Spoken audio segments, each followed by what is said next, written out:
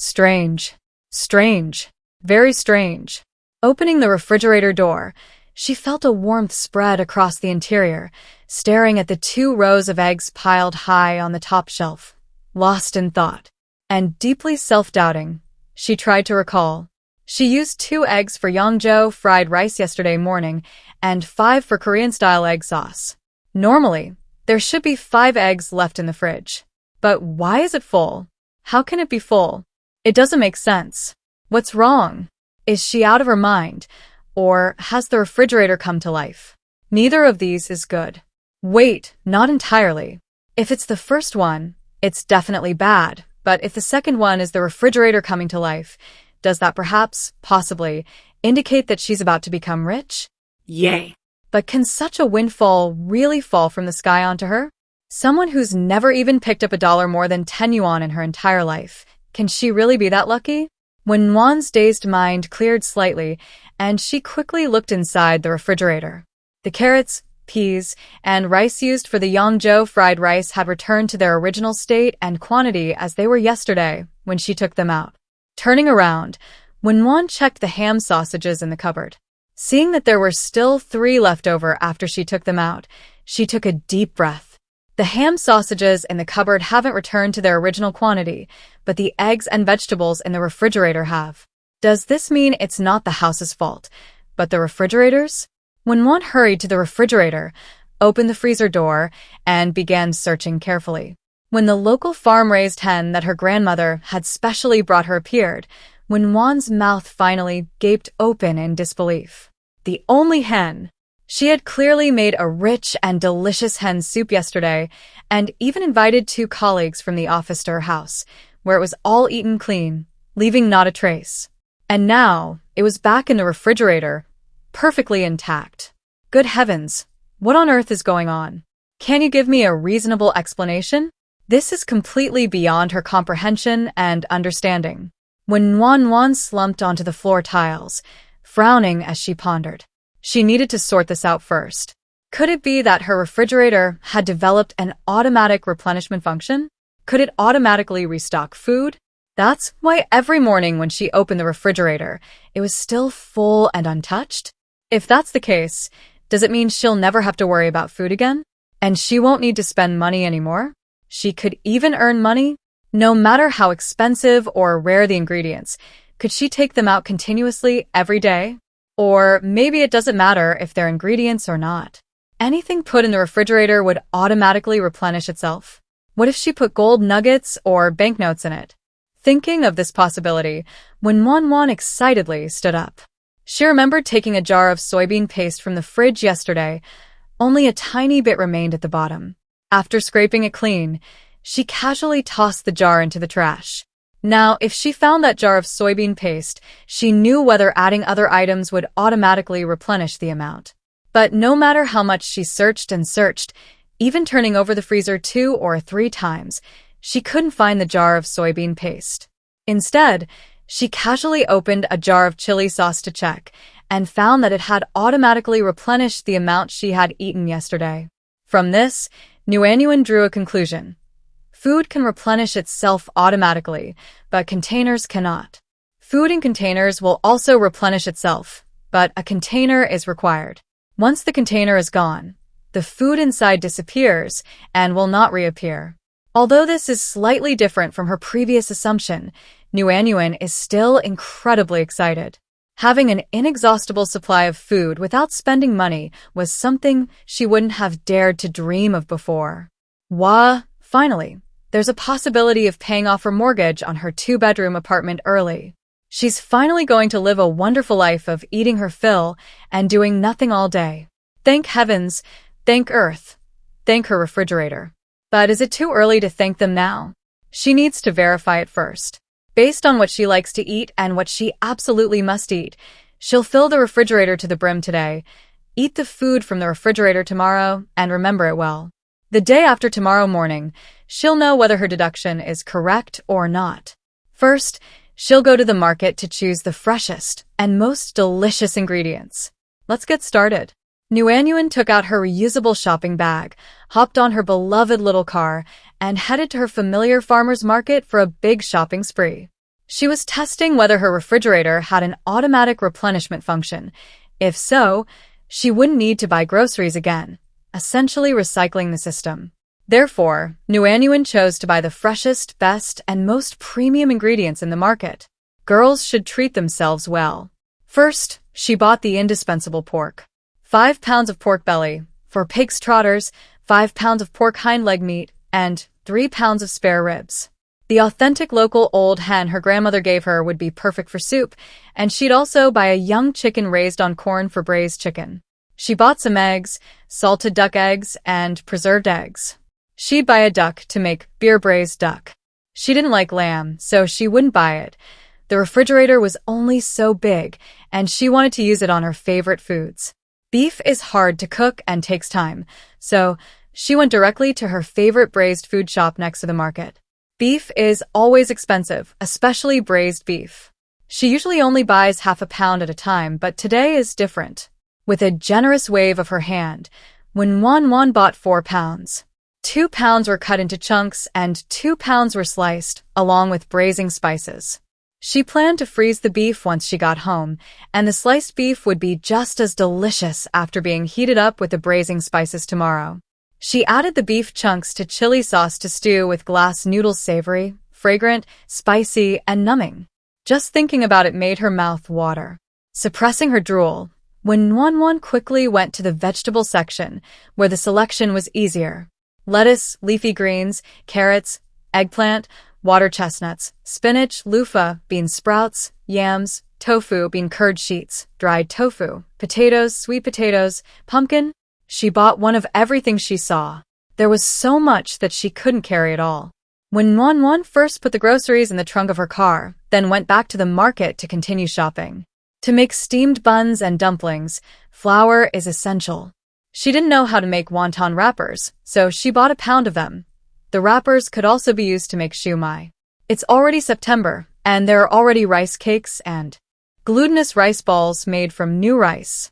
Warmly, I think of stir-fried salted pork and cabbage with rice cakes, and the image of baking steaming hot rice cakes in the oven in winter. It's like returning to a carefree childhood. Bye. Rice cakes and glutinous rice balls are a must. I also bought small portions of chili sauce, chopped chili sauce, soybean paste, sweet chili sauce, etc., 1 bottle of each. Next to the stall, there's an old lady making fermented rice wine and glutinous rice balls.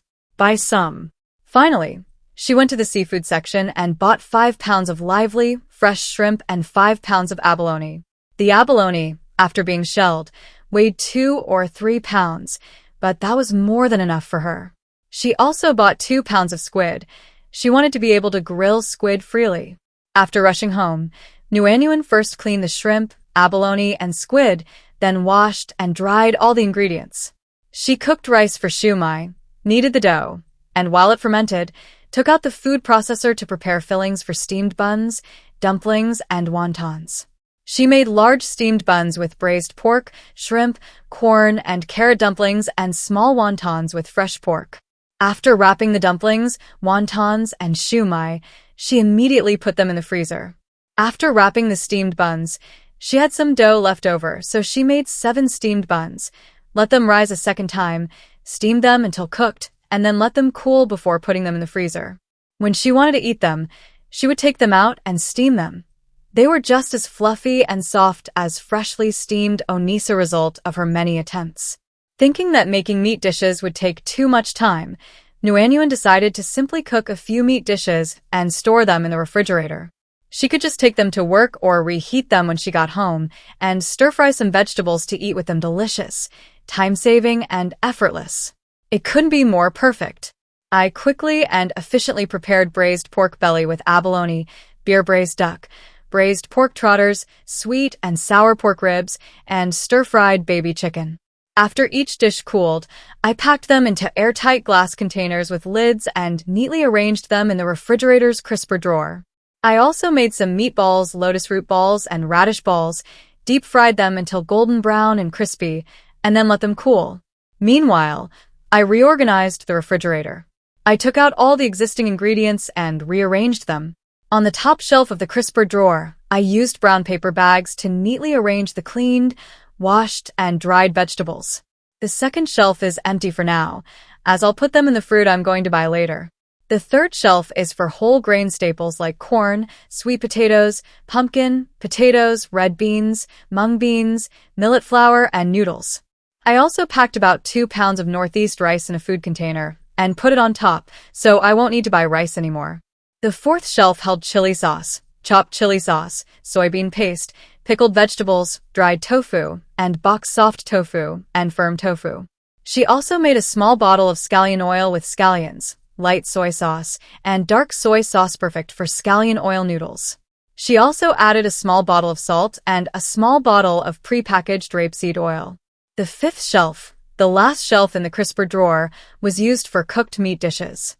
Seeing there was still space, she added a small bottle of homemade osmanthus sugar and plum wine she had soaked in April.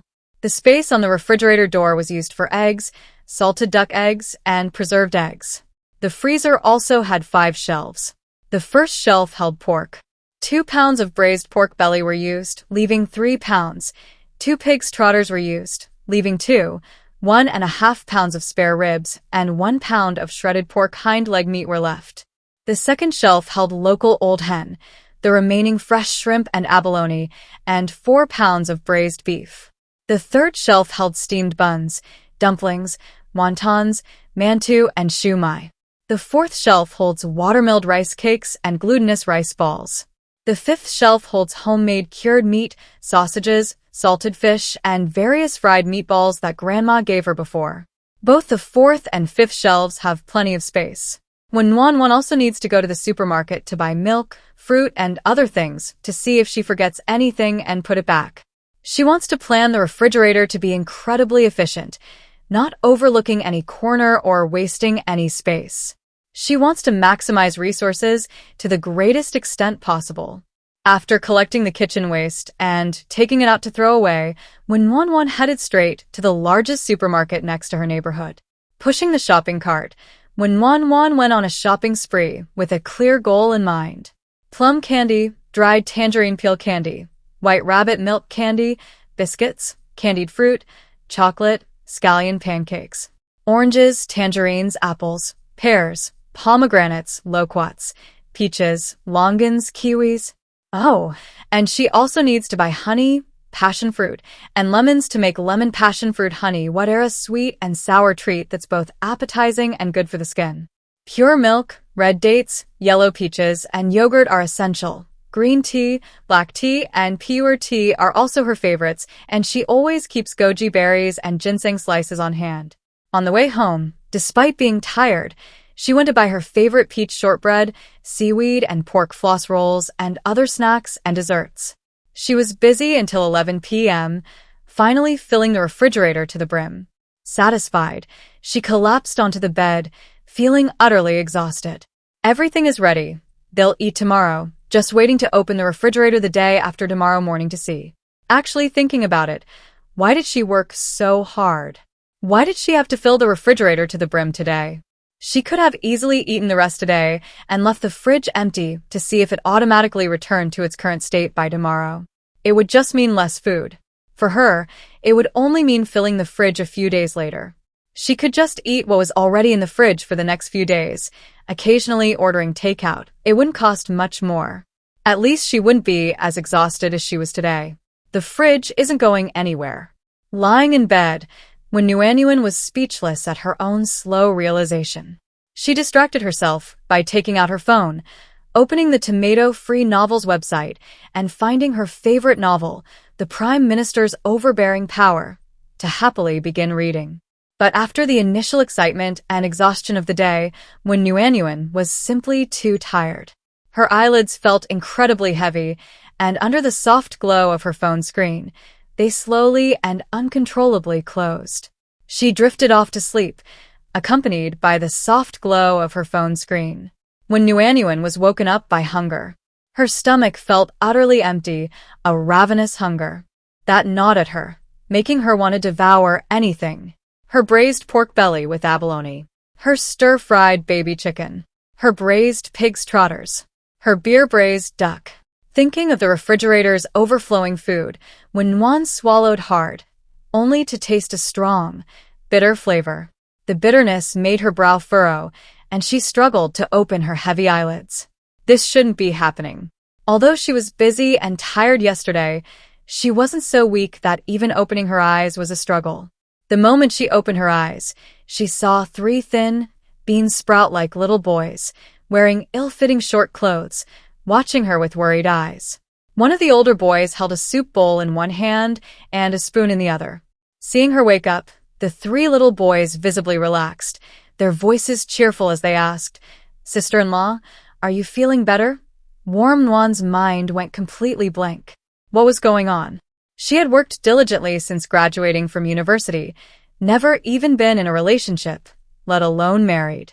How could she be sister-in-law? And these were 3 thin, malnourished little boys, like bean sprouts that would collapse in the wind. Did such poverty still exist in the 21st century? No, that's not right. These 3 little boys with their hair tied up, even in their extremely ill-fitting, short, tattered clothes, it was still clear that their attire was definitely not modern.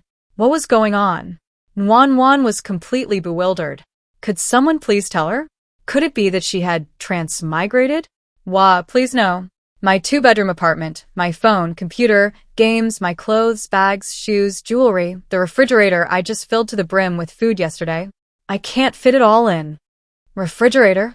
The moment the word flashed through Nwan's mind, her refrigerator appeared upright right in front of her, just an arm's length away from opening the door. Good heavens! Gasping in disbelief, Nwan stared at the refrigerator that looked exactly like hers. The little boy, holding the soup bowl, looked at Nwan's incredulous face, assuming she was still reeling from marrying into their family. He gave his 2 younger brothers a wink, then placed the bowl on the stool beside the bed, instructing, "Sister-in-law, this is several hundred years old, he show wu, polygonum multiflorum. We couldn't bear to sell it. Remember to drink it." Seeing Nwan's lack of reaction, the 3 left the room cautiously, glancing back several times. After they closed the door, Nwan couldn't resist any longer and quickly opened the refrigerator door. The contents of the crisper drawer came into view. The first shelf was neatly arranged with vegetables. The second shelf held a wide variety of fruits and various candies and snacks. The third shelf contained pumpkin, corn, and sweet potatoes. Feeling weak and hungry, Nwan quickly reached for a white rabbit milk candy, unwrapped it, and popped it into her mouth. The rich, milky flavor made her truly realize this wasn't a dream. After eating several milk candies, she finally recovered and began peeling an orange while pondering her current situation. She looked around the room. It was a spacious, clean, and tidy brick house. This family seemed well off. But the 3 bean sprouts who had called her sister-in-law were clearly thin and frail, looking like they could be blown away by a gust of wind. They didn't seem to fit into the brick house at all. In her mind, no matter the era, a family that could afford a brick house wouldn't be too poor, at least not starving. What was causing this family's hunger? Warm Nwan's gaze drifted to the half-bowl of thick, dark medicine on the wooden stool beside the bed. She remembered that this was probably the source of the bitter taste in her mouth when she first woke up. Thinking of that intensely bitter taste, Warm Nwan's face immediately scrunched up reflexively. Then she remembered what the eldest little boy had said. "Sister-in-law, this is over 100 years old, he show wu, polygonum multiflorum. We couldn't bear to sell it. Remember to drink it, sister-in-law." Over 100 years old, he show wu? Couldn't bear to sell it? Sister-in-law. When Nwan felt all the blood rush to her head, her mouth and eyes widening in shock. She finally understood her current situation. It turned out she hadn't transmigrated. She had transmigrated into a book. She had transmigrated into the novel she had been following, the Prime Minister's overbearing power, as the wife, or rather, ex-wife, of the male protagonist, Leng Xiao. This was a classic male-oriented wish fulfillment novel. The male protagonist, Leng Xiao, suffered a sudden family tragedy in his childhood. His father died, his mother fell ill, and medical treatment exhausted the family's last penny, leaving them in debt. He was abandoned by his new wife and lived with his 3 younger brothers in a thatched hut, eating meager rations and enduring hunger and cold. Then, in the 3rd year, Leng Xiao achieved the highest rank in the imperial examinations, passing all 3 levels of the examinations. What followed was a meteoric rise to power as a courtier, seemingly effortlessly leveling up and conquering all obstacles. Along this path, countless stunningly beautiful women flocked to him. They all succumbed to the male lead. They were only interested in him. Drunk on the lap of beauties, awake to wield power over the world, perfectly encapsulates Leng Xiao's life. As for which woman the male lead loved most, sorry, he loved none of them. Don't ask, the answer is cold and ruthless. And who was she? She was Wenwan, the woman Leng Xiao had betrothed to since childhood to bring good fortune to his mother. Yes, she shared the same name, and it was this coincidence that led a girl like her to read this male-oriented novel. Even the marriage alliance to ward off bad luck failed. Leng Xiao's mother still passed away, leaving behind 3 frail younger brothers and a family struggling to make ends meet. How could Wenwan, who had been pampered since childhood, willingly marry into such a family? How could she willingly endure a life of poverty and despair? Of course, she planned her escape, to break free from these people. In fact, on their wedding night, Wenwan was unwilling, and Leng Xiao didn't force her. He merely promised, with a cold expression, that after he passed the imperial examinations and went to the capital, he would find her a good match and escort her to her wedding as her elder brother. This was also a way of repaying Wenwan's parents for keeping their promise to marry their daughter to Leng Xiao's mother to ward off bad luck when the male lead was impoverished. The male lead had done more than enough. After all, in a small place like Tongcheng, it would be difficult to hide Wenwan's previous marriage, and finding a good husband would be hard. But going to the capital was different. The distance was vast, and without official registration, the two were not considered husband and wife. But Wenwan didn't see it that way. She thought it was just Leng Xiao stalling for time. How could Leng Xiao possibly let her, so beautiful in every way, marry someone else? Besides, could he really pass the imperial examinations just like that? Tongcheng, this small place, hadn't produced a single scholar in over a decade. She didn't believe the poor and struggling Leng family could produce such a talent. In the book, it was during this hunger strike that Wenwan was saved by a century-old Hishou Wu Polygonum multiflorum that the Leng family had accidentally unearthed. However, she didn't attribute it to the Leng family. She believed it was just her destiny. She quickly recovered her strength, packed up all her dowry money, and moved to the city. Meanwhile, the Leng brothers, who had hoped to pay off their debts by selling the century-old Hishou Wu, could only watch helplessly as their 3 brick houses were sold to someone else for a pittance. This resulted in the 4 brothers living in a thatched hut, eating meager rations and suffering from hunger and cold, leading a miserable existence. Originally, Wenwan, with her substantial dowry, could have lived comfortably in the city. However, upon learning of Leng Xiao's immense power and influence, she recklessly approached him, using the excuse that her parents had kept their promise to marry her off to him during the Leng family's decline to bring good fortune. After much arguing and protest, she finally managed to stay. Then, seeing the strong, tall, and incredibly powerful Leng Xiao, she was unwilling to let go and was determined to have him. No doubt, the protagonist of a male-oriented novel isn't an ordinary person with ordinary methods. Wenwan had abandoned them, abandoning their lives, and now that they were wealthy and powerful, she shamelessly fawned over them, acting arrogantly and recklessly. Even an ordinary person wouldn't tolerate this, let alone Leng Xiao. Moreover, Leng Xiao wasn't an ordinary person. He was the ruthless and meticulous prime minister. Warmth died a gruesome and silent death. Her body, mangled and bloodied, was buried in the wilderness. Warmth shuddered at the description of her death. Even the food in her mouth lost its flavor. She didn't want to. She was wrong. She shouldn't have been greedy. Someone who'd never even picked up more than 10 yuan in their life should be prepared when a windfall suddenly falls from the sky. Just look at her, transmigrated into this absolute male-centric novel, becoming a minor, insignificant villainous cannon fodder. She's practically just a supporting character who exaggerates the male lead's hardships and pads the word count to intensify the hatred factor. What should she do? God, if she returns to her original world after getting rid of the refrigerator, do you think she still has a chance? She didn't know if she could return it to the refrigerator, but the chance was definitely gone. She decided to play it safe, develop stealthily, and avoid recklessness. After much painful reflection, when Wan decided to pull herself together, in fact, there was no other way but to accept the situation. She wouldn't act recklessly or cause trouble. She would share the hardships with the Lung family. She refused to believe that Lung Xiao would still not let her go. Besides, Lung Xiao had already promised to find her a good match after he passed the imperial examinations and to escort her to her wedding as her elder brother.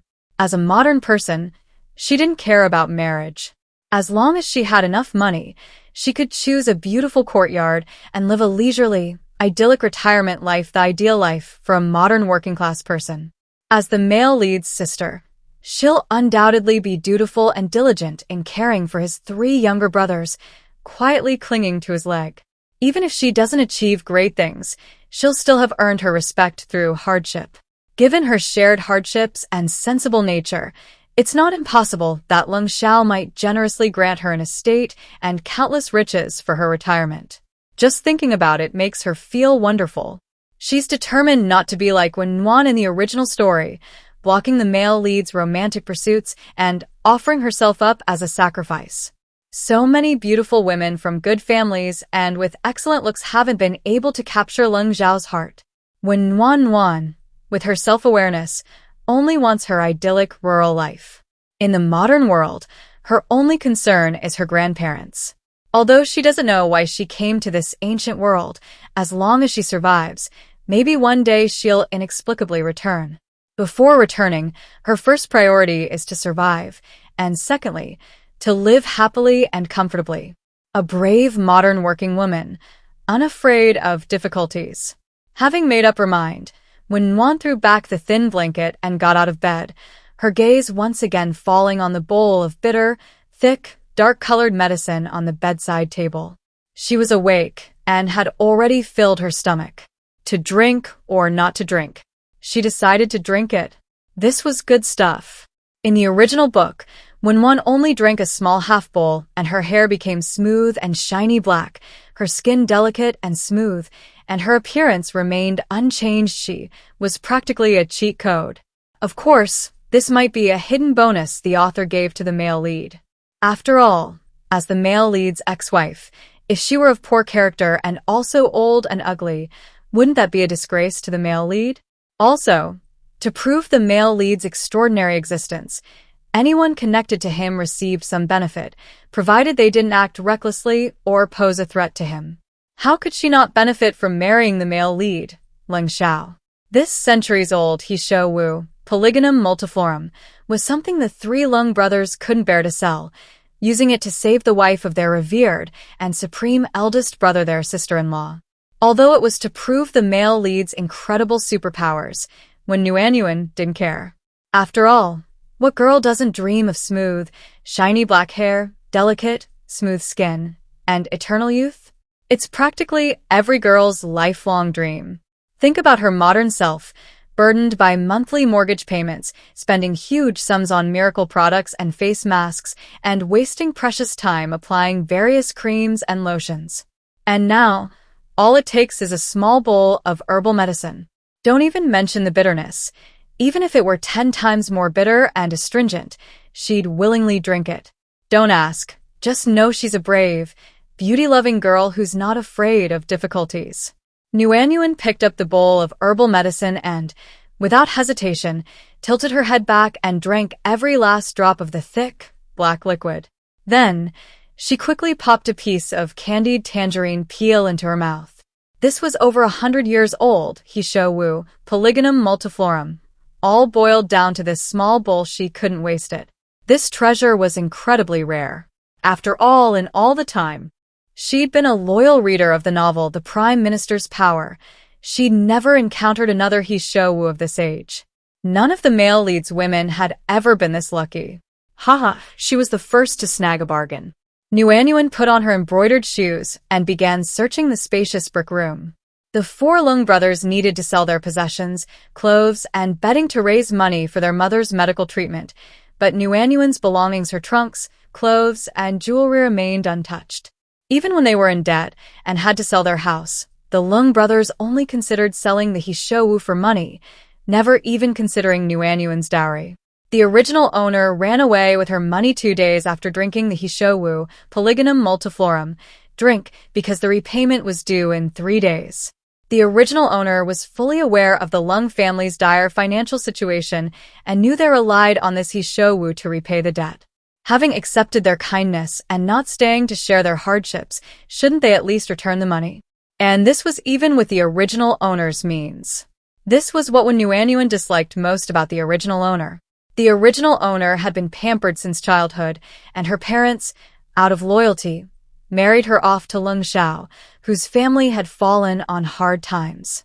Naturally, the Wen family had given her the best of their ability in terms of dowry.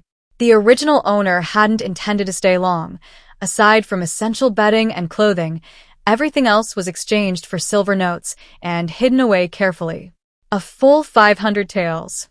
This was also the main reason why the original owner could live comfortably in the city after leaving the Lung family.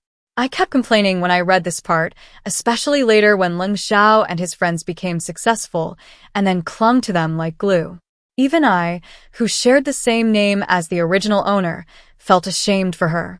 When Wan, educated in modern times, felt that whether the original owner disliked Lung Xiao due to the Lung family's poverty, lack of affection, or rebellion against her parents, and thus fled the Lung family to live a carefree life in the city, that was understandable. Everyone has selfish moments. But you foolishly went on a hunger strike, and someone kindly saved you with their only possessions. If you wanted to die, fine, but since you chose to live, shouldn't you at least repay that kindness? The Lung family owed 60 taels of silver, which wasn't an insurmountable debt for the original owner, who had 500 taels in silver notes.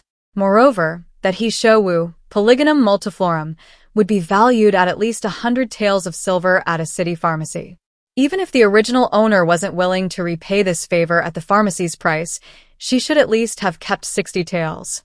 She shouldn't have let the four Lung brothers huddle in a leaky, drafty thatched hut during the long, cold winter, adding insult to injury for these four who had never experienced a good day growing up. It's one thing for the original owner not to be grateful, but she could have lived her carefree life to the fullest. Why, after learning that Lung Xiao held a high position and wielded great power, did she chase after him to the capital, shamelessly demanding that he acknowledge her as his first wife? Well, in the end, her tragic death was to be expected. In fact, it would have been unfair to the readers who followed the story if she hadn't died a horrible death. What was initially a terrifying, tragic, and satisfying scene for Wenwan now only evokes fear. Wah! The thought of dying like that sends shivers down her spine. Fortunately, she had transmigrated relatively early, and before everything was set in stone, she still had a chance to make amends. She absolutely refused to let herself end up like that or die that way. She wasn't the original owner of this body. She wouldn't be ungrateful or recklessly approach Lung Xiao.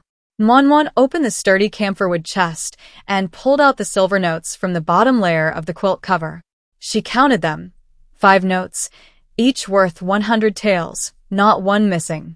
She took one and put it in her purse, feeling the many loose silver coins inside a real sense of security. After taking out another, she scattered the remaining 3 notes throughout the room before finally feeling at ease.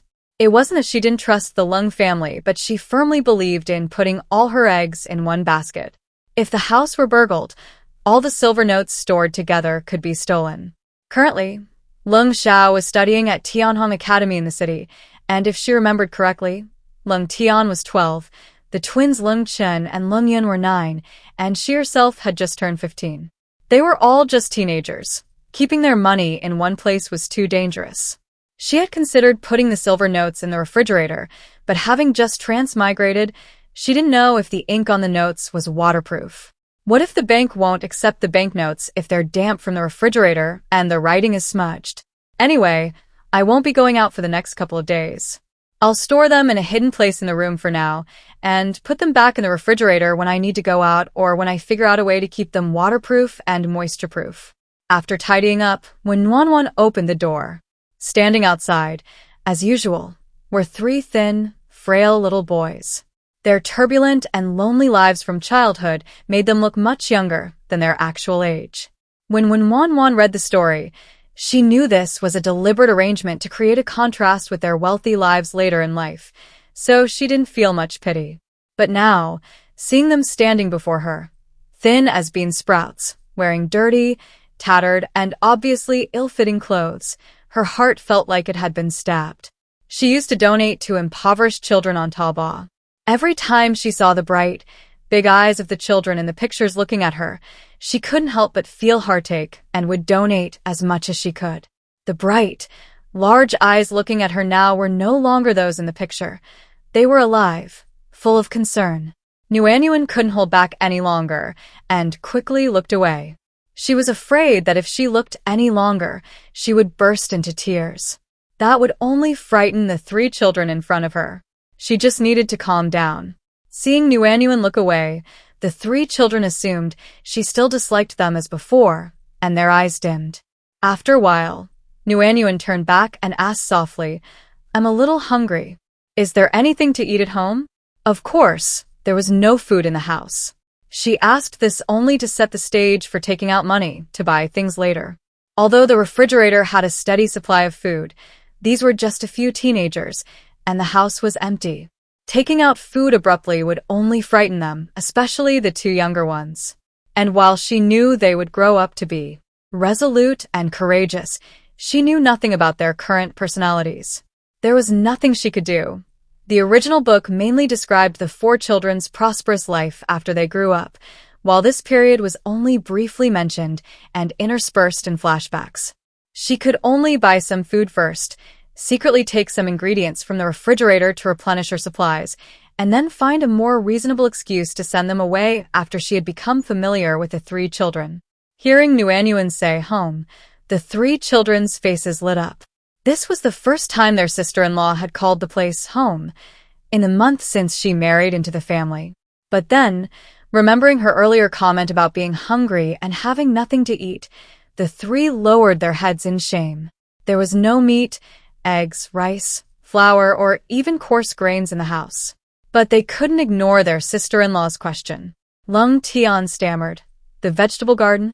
There are some cabbages for the winter, sister-in-law." Sister-in-law. He wanted to ask if she wanted to eat, but with only vegetables and no rice or oil, how could his sister-in-law possibly eat? She had clearly stated before that she wanted to eat well. They ate everything they could find in the house. They had hoped to sell the Hishowu, Polygonum multiflorum, to pay off their debts and buy some food, but the doctor they called said their sister-in-law was beyond saving. Undeterred, they could only boil the Hishowu to try and save her. This was their eldest brother's wife. If anything happened to her, how could the three brothers face their revered elder brother? Moreover, it was their eldest brother who found the Hishowu, Polygonum multiflorum, only instructing them to dry it and sell it in the city for a good price. The eldest brother had to look after the three brothers in between his studies. They couldn't let anything happen to their sister-in-law. But now their sister-in-law said she was hungry and they had no food to offer. Looking at the three children, heads bowed in shame, when Wanwan couldn't help but sigh at their unwavering obedience to Lung Xiao since childhood, always following his lead. Even she, as Lung Xiao's wife, benefited from this, enjoying absolute attention and respect. Even though the three of them themselves were eating meager rations, they still thought of giving her good food, feeling ashamed for not having enough. They were so understanding it was heartbreaking. Thankfully, she had transmigrated. "The three little ones follow me, and I'll treat you to the best of everything. Chicken, duck, fish, and meat to your heart's content. From this point on, she'll reach the pinnacle of life." That's a bit of an exaggeration. Reaching the pinnacle of life still depends on your eldest brother. Clearing her throat, when Wanwan generously handed over a silver note. "Here, this is my dowry. Keep it. It'll help you pay off your debts when the creditors come knocking." She then pulled out a few loose silver coins from her purse. She didn't know their value. Modern people don't recognize tales of silver. Go buy some rice and flour from the wealthy families in the village. The amount in the silver note was too large. They probably couldn't afford to buy food in this small village. Besides, wealth shouldn't be flaunted. If the villagers knew they had a huge sum of money, it might attract the attention of petty thieves. It's always good to be cautious. The three little ones' eyes were filled with tears. They seemed never to have expected Wenwan to lend a helping hand. In fact, Wenwan wouldn't have helped them, but what could she do? She was Wenwan now. Of course, things are different now. Lung Tian's outstretched hand trembled, but thankfully, he didn't say anything superfluous or polite. Thinking about it, it makes sense. Given the current situation, they're barely getting enough to eat, and they're almost homeless. When Wenwan has already offered money, if he were to politely decline, it would either be pretentious, hypocritical, or a sign of not understanding the situation. Fortunately, these three in front of him will all be incredibly capable in the future. At such a young age, they already know how to assess the situation and recognize the current reality. Here are 3 taels and 2 taels of silver. 1 tael is enough to buy rice and flour. If we're frugal, it'll last us 2 or 3 months. There's no more than that in the village, Lung Tian explained. When we come back, we'll add plenty of vegetables from the garden. That should last my sister-in-law 2 or 3 months. The 3 of us can just eat vegetables, or we can hunt some wild game and gather some herbs in the mountains behind the village to exchange for copper coins. Then we can buy some sweet potatoes, corn, and other grains enough to get us through the winter. Wow, so cheap? When Wan clicked her tongue, suddenly realizing how wealthy she was, thinking about the 400 silver coins she still had. Plus the groceries in the refrigerator, she wouldn't need to spend any more money on food, feeling incredibly secure. She waved her little hand with the air of someone who had booked out a jewelry store. Then see if any store still sells eggs, hens, or other food. I'll buy them all with this spare silver. I want to eat well. She had no choice. How else could she secretly replenish her refrigerator stock if she didn't buy eggs and hens? She needed to show the 3 children first. The more the merrier. Having brought a refrigerator with her and possessing a considerable sum of money, she wasn't going to deprive herself. Whether in modern times or ancient times, she would do everything in her power to live a life free from worries about food and clothing, with delicious food always by her side. People always have to look forward. Maybe after diligently completing the plot here, she'll be able to return to the modern world. So, since she's already transmigrated, she might as well live well. After all, life is life, no matter where she lives, right?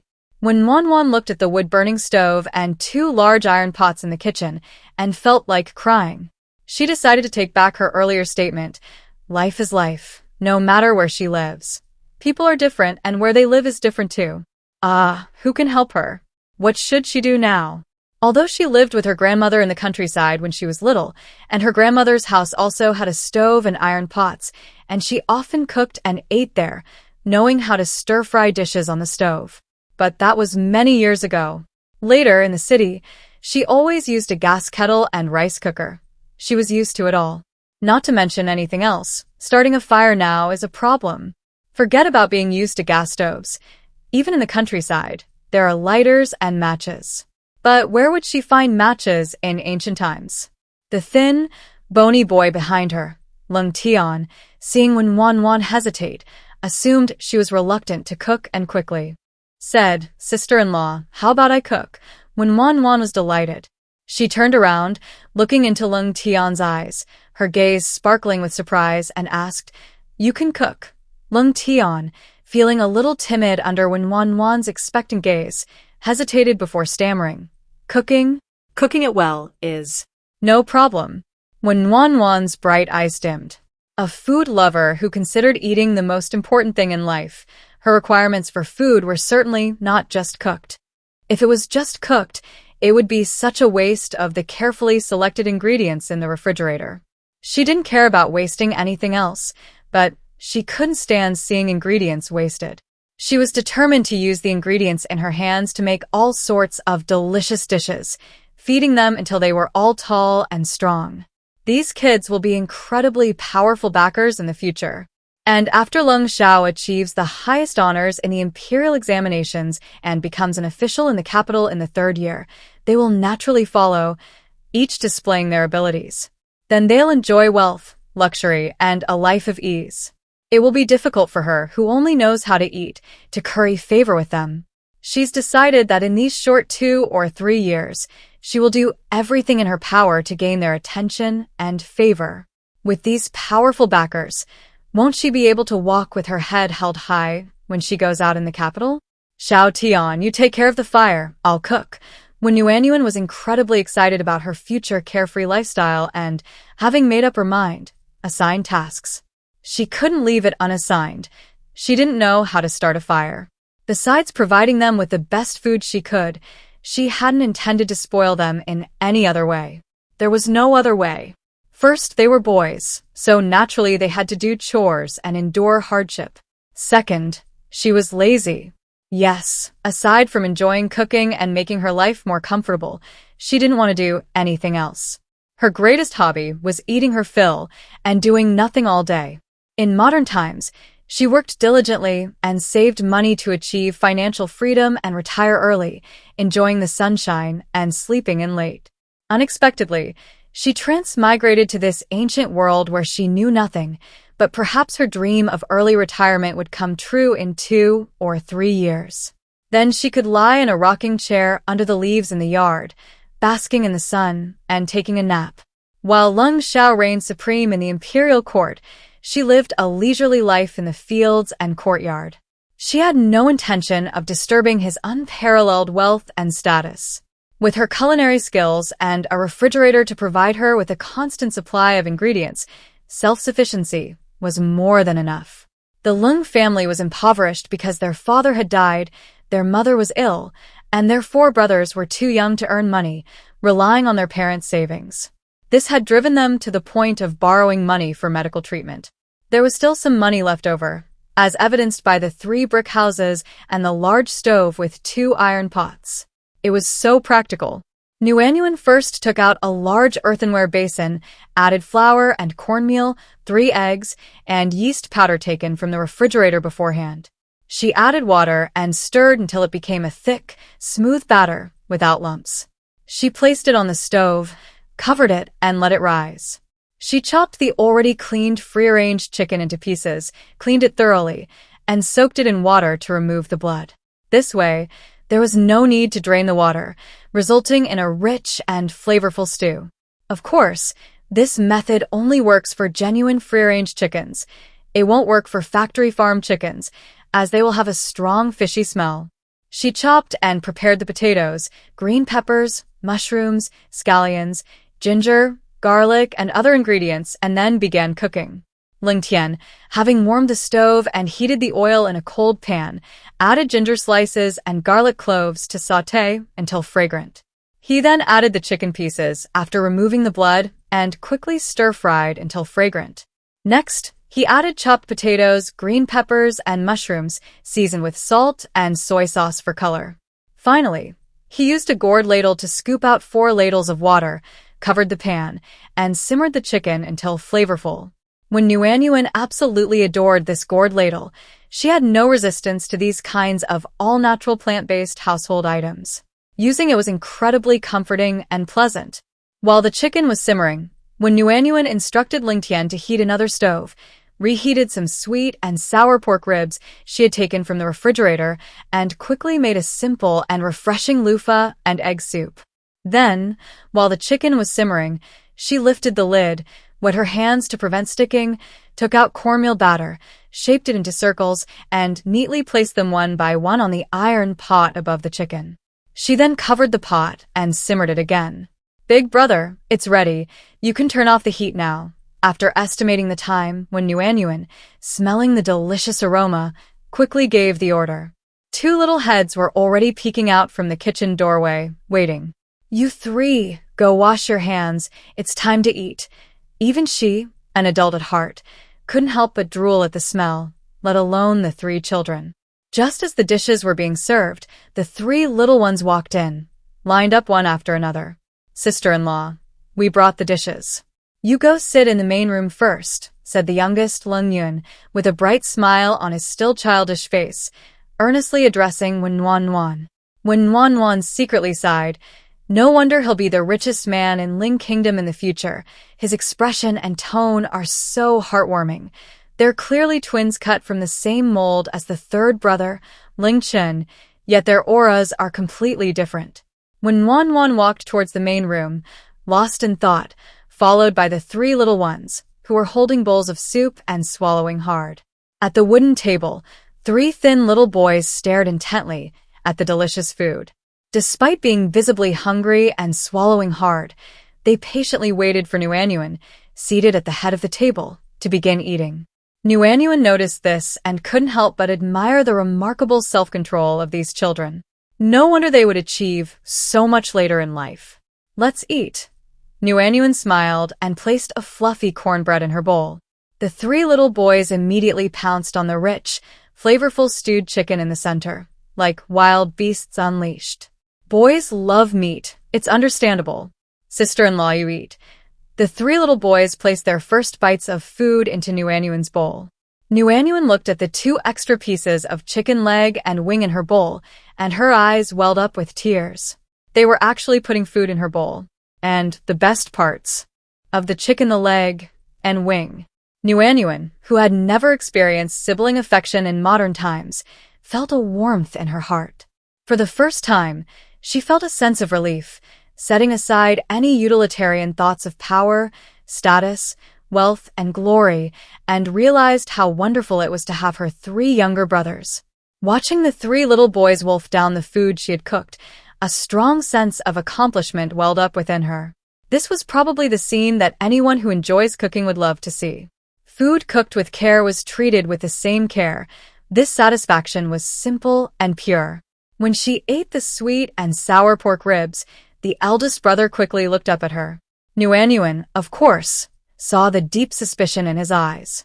She smiled faintly, watching him hesitate, wanting to speak but not daring to, before finally burying his head back in his food. The eldest brother had bought the vegetables, and everyone knew he had killed the chicken. Only he knew whether there were pork ribs or not, so his suspicion was normal, and she didn't intend to hide it from him. Living together long-term would inevitably involve a constant stream of food, and someone would need to cover for her undoubtedly, her younger brother. But what excuse could she give? What kind of excuse would be convincing? When Nuan finally understood the meaning of her grandparents' often repeated saying, "A half-grown boy can eat his father out of house and home," she was experiencing it firsthand. A whole chicken stewed with potatoes, green peppers, and mushrooms filled the soup bowl to 8/10 full. A large portion of sweet and sour pork ribs, a bowl of loofah and egg soup, and 7 or 8 fluffy cornmeal and egg pancakes were all eaten clean. Not even a drop of the chicken broth was left. The three brothers used it to dip their cornmeal and egg pancakes. And she ate almost nothing. "Sister-in-law, haven't we eaten too much?" her third brother, Lung Yun, asked anxiously. This was the best meal he'd ever had in his life, and the only one he could remember that he felt truly full. In fact, it wasn't just Lung Yun who felt this way. Lung Tian and Lung Chin felt the same way. Even before their mother fell ill, she couldn't cook. She often made a pot of vegetable porridge or steamed sweet potatoes and potatoes with stir-fried vegetables. Occasionally, their eldest brother would come back from a vacation with some game, and they could eat meat, though in small portions, so they had to eat sparingly. After their mother fell ill, they sold their land for medical treatment, and even porridge became a luxury. Fortunately, they were older now. Lung Tian would grow vegetables in the yard and gather firewood and charcoal from the hill behind the house to sell for copper coins. Lung Yun and Lung Chun, being younger, could only forage for hazelnuts, wild vegetables, and wild fruits at the foot of the mountain. Even the game their eldest brother occasionally hunted was only sold in the city to buy medicine for their mother. They hadn't eaten meat in a long time and had almost forgotten what it tasted like. But today, not only did they have enough meat to fill their stomachs, it was also surprisingly delicious, better than anything they had ever eaten before. After finishing, looking at the bone scraps on the warm table and comparing them to the bone scraps in front of them, the three unconsciously lowered their heads. They had eaten too much, so much that their sister-in-law hadn't had any. And their sister-in-law had finally accepted them, cooking delicious food for them while refusing to eat herself, yet they had devoured it all without any restraint. Wouldn't their sister-in-law think they were spoiled? Didn't she deserve their kindness? You're all growing so fast. You need to eat more to grow bigger. When Wanwan looked at the little heads hanging low, feeling guilty that they ate so much while she ate so little. So innocent and adorable. She didn't eat less because they ate quickly and in large quantities. Had they forgotten the 2 chicken legs and 1 chicken wing they'd given her at the beginning? That would have been enough to fill a girl with a small appetite. Besides, she'd also eaten a hearty, soft egg and cornbread pancake, along with potatoes, mushrooms, and a full bowl of loofah and egg soup. Did these kids think that not eating meat meant they weren't getting any? Or was she being considerate and not eating any herself? When Wanwan was both amused and exasperated. She wasn't as kind as they thought, nor was she that selfless. She simply preferred a balanced diet of meat and vegetables. She wondered if anyone else, like her, preferred the tender, flavorful side dishes and stews. Wanwan smiled warmly and said softly, "Don't overthink it. Your sister-in-law has eaten her fill too, and you'll need energy to work this afternoon." The 3 little heads snapped up, their eyes sparkling as they waited for Wanwan's instructions. Wanwan chuckled to herself. These future big shots had been won over by a single meal and were now eager to work. She couldn't even imagine what it would be like years from now. But there was no other way now. This empty house was missing so many things. And if she remembered correctly, the winters here were exceptionally cold. With heavy snowfall, nowhere would be possible. To make the long winter comfortable, she needed to start preparing now. I see the beds in the room are all kangs, heated brick beds, connected to the kitchen stove. Will we need a lot of firewood in winter? Yes, we used to stock up on firewood well in advance, but this year we don't have enough food because we don't have any fields. We can only gather wild vegetables and fruits to store. The second brother bit his lip and spoke with difficulty. Warm, Wan understood. The primary condition for survival was food, so preparing food for winter was definitely their priority.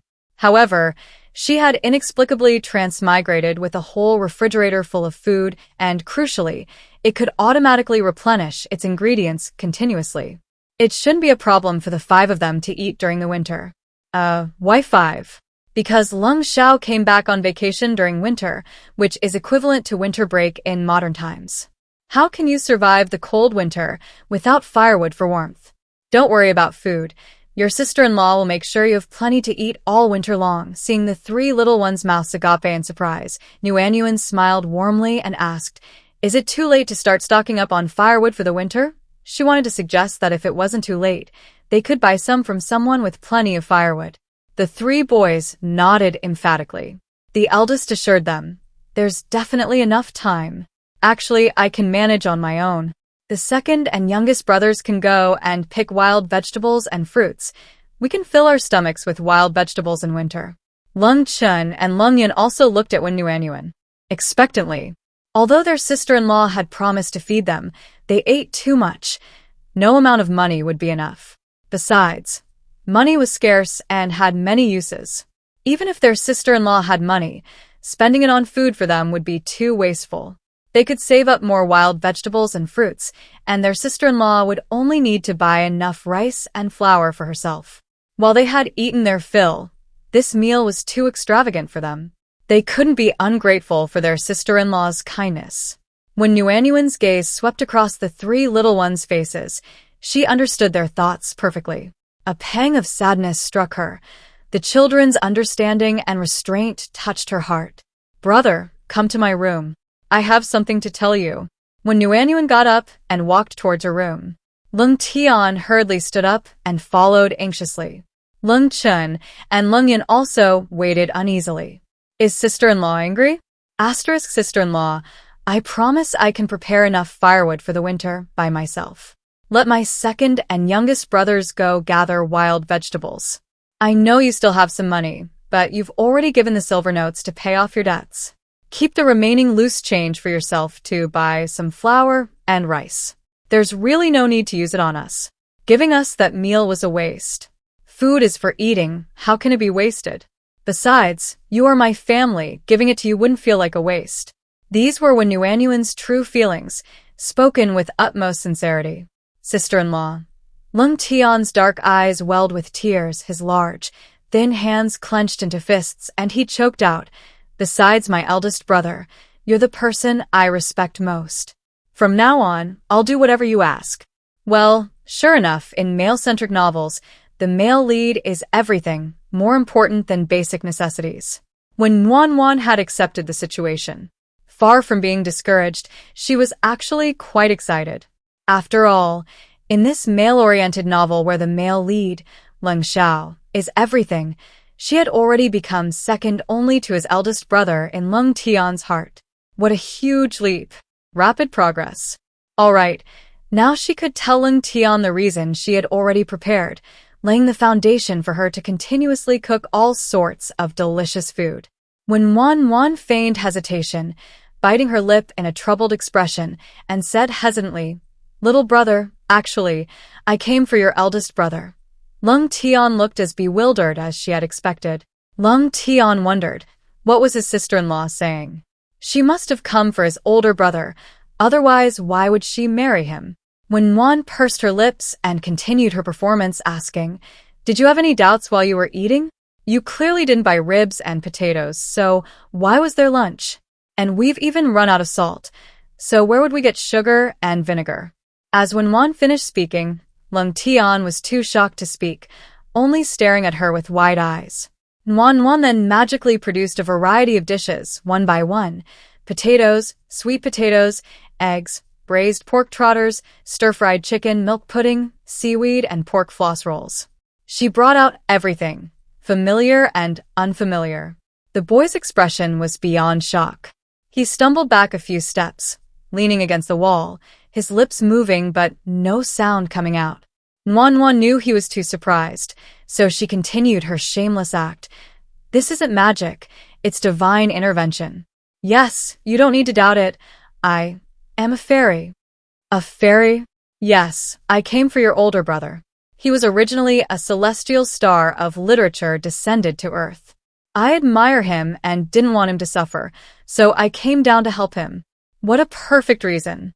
In ancient times, who didn't believe in gods and ghosts? Anyway, he couldn't explain how she could conjure food. Such an unbelievable thing had actually happened. What could he do but believe? "This is my treasure. It can produce all sorts of food. I've only told you. You can't tell anyone else. After all, a fairy has descended to Earth. I'm afraid it'll cause a commotion, and everyone will scramble for it." After saying all that, when Wan, seeing that Lung Tian, who was still unsteady on his feet, hadn't spoken, finally remembered to ask his thoughts. "What are your thoughts?" "Why a fairy and not a ghost or monster?" Lung Tian asked timidly. He wasn't questioning. He was simply confused. A fairy could also be a ghost or monster. After all, both could magically produce all sorts of food. Wan took a deep breath, telling herself not to get angry, but a surge of rage still rose within her, and she finally snapped, yelling, "Have you ever seen such a beautiful and kind-hearted demon? Do you think ghosts and monsters have such wonderful treasures, able to produce all sorts of delicious ingredients every day? As far as I know, ghosts and monsters live by sucking the life essence of people. What use would they have for such treasures? Forget about tempting people. They could just capture them and eat them directly. Wouldn't that be the same? And can humans even defeat ghosts and monsters?" Wan fired off a barrage of questions at Lung Tian, her fair face flushed with anger. Lung Tian, who wasn't afraid to hunt alone in the deep mountains and forests, involuntarily shrank back in fear. His sister-in-law, who seemed so gentle and good-natured, was unexpectedly terrifying when angered. However, Lung Tian finally became certain that his sister-in-law was indeed not a ghost or monster. After all, aside from the reasons his sister-in-law gave, what ghost or monster would get so angry and turn red-faced from being mistaken for one? This was his sister-in-law, the sister-in-law who had come for his older brother. She timidly raised her hand, and seeing Wen Yuanyuan hesitate, Lung Tian quickly said, I believe you. Sister-in-law, I believe you're a fairy. A fairy with a fiery temper, no less. Lung Tian thought silently, but dared not say it aloud. His angry sister-in-law was terrifying. When Nuanyuan gave a soft snort, deciding that a fairy wouldn't hold a grudge against a mortal. She had said she was a fairy and she had to be a fairy. The amount of food my precious item takes out each day is fixed. If I don't take it out, it won't increase the next day. So, I try to take out all the food every day. You can see there are quite a few kinds of food. What should we use to store them? This morning I looked around our house and found that besides having a lot of bamboo baskets, we're basically lacking everything else. Fortunately, bamboo baskets are good for storing things, but we still don't have nearly enough. See if any family in the village knows how to weave them, and we can go buy some more. Actually, it wasn't just about food storage containers. She had already quickly looked around that morning, and the house was truly empty. She pawned everything she could: clothes, shoes, socks, sheets, blankets. Even the kitchen dishes were just enough for necessities. She'd planned to cook 2 vegetable dishes for lunch, but couldn't find any plates to hold them. She did have some airtight glass bowls in the refrigerator for storing cooked food, but she was worried about using them. Firstly, she didn't want to frighten her 3 children. More importantly, she was concerned about the fragility of glass. If one broke and the dish was left unreserved, would it never be in her refrigerator again? In this family of scarcity and food shortages, she couldn't afford to take the risk. To be on the safe side, she decided that every morning she would take all the food out of the kitchen at once, sort it, clean the containers, and then put them all in the refrigerator, doing her best to prevent any accidents. Therefore, the most pressing issue now was needing a large quantity of containers for storing food. The rest of the household supplies could be purchased when she went to town. No need to buy them. Those were all woven by my second brother. Not just bamboo items, but all these tables, chairs, wooden basins, and bowls in the house were made by him, Lung Tian explained to his sister-in-law. Back then, they pawned everything they could for silver. What the pawn shop didn't want, they traded with the villagers for food. If it weren't for his second brother's natural skill, they wouldn't have had any extra money to buy tables, chairs, bamboo baskets, and the like. No longer afraid, he stepped forward, carefully examining the various foods neatly arranged on the cotton cloth on the ground. Corn, sweet potatoes, pumpkin, red beans, mung beans, millet flour, rice, cured meat, sausages, pork, pig's trotters, steamed buns, dumplings, wontons, mantu, shumai, and all sorts of other foods he couldn't name or had never seen before. His sister-in-law was truly a fairy descended to earth, bringing many rare foods that only existed in heaven and didn't belong to the mortal world. Great. Second brother knows the skill too. This afternoon, you store firewood for winter, second brother weave bamboo baskets at home, and youngest brother tidy up the vegetables in the yard and the woodshed. When Wan reassigned the afternoon tasks. Okay. Lung Tian nodded without objection. By the way, you can't tell anyone about my treasure. They're both young, and might easily let it slip. If the villagers find out, I'm afraid it will arouse the greed of those with ill intentions. When Wan reminded him worriedly. Actually, even without her reminder, Lung Tian wouldn't have told his 2 younger brothers. Although they were both exceptionally intelligent from a young age, they were only 9 years old. He was even more worried about the treasure being exposed than his sister-in-law. Because he knew all too well how coveted his sister-in-law's treasure was in this village, where people often went hungry, the kind of thing people would risk their lives for. Human nature can't withstand testing, and not all the people in the village were simple and kind. Having lived here for 7 or 8 years, he had long understood this principle thanks to his elder brother's guidance. Go out and tell your second and youngest brothers about the work we need to do this afternoon. I'll put the food into my treasure box first, and then take it to the kitchen to put away. Otherwise, it'll be hard to explain if they see it. After saying this, when Wan picked up the food items from the cotton cloth on the ground one by one and put them into the refrigerator. In Lung Tian's eyes, it was as if the food items had vanished into thin air. This completely overturned his understanding of the world. Taking a deep breath and exhaling slowly, Lung Tian opened the door and went out, carefully closing it tightly behind him. Second brother, what did sister-in-law say? Lung Chun and Lung Yun, who had already tidied the table and washed the dishes, ran up to him anxiously, asking as soon as they saw him come out. Lung Tian patted his two younger brothers' shoulders reassuringly, saying earnestly and respectfully, "From now on, we must listen to sister-in-law as we would to our eldest brother." "Then, aren't we going to gather wild vegetables and fruits?" Lung Yun stammered. "Yes, sister-in-law said we can eat like this every day from now on." Lung Tian grinned broadly. Lung Chen and Lung Yun were initially shocked and speechless for a moment. Thinking of their lunch, they asked incredulously, "Every day can be as good as lunch?" Every day. How wonderful that would be. It was something he couldn't even dream of, something he couldn't believe. Lung Tian understood his two younger brothers' disbelief. In fact, he couldn't believe it either. If he hadn't seen his sister-in-law conjure up so many delicious things he'd never seen before, he wouldn't have believed it either. He nodded firmly. He thought to himself, maybe it's even better than lunch. However, he didn't expect it to be better than lunch. He was already satisfied with just cornmeal porridge and vegetables to fill his stomach.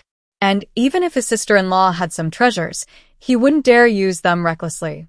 After all, they belonged to his sister-in-law. What if it drained her magic power? His sister-in-law hadn't mentioned how to use them, probably to avoid worrying them, but since she was so good to them, they should consider her feelings too.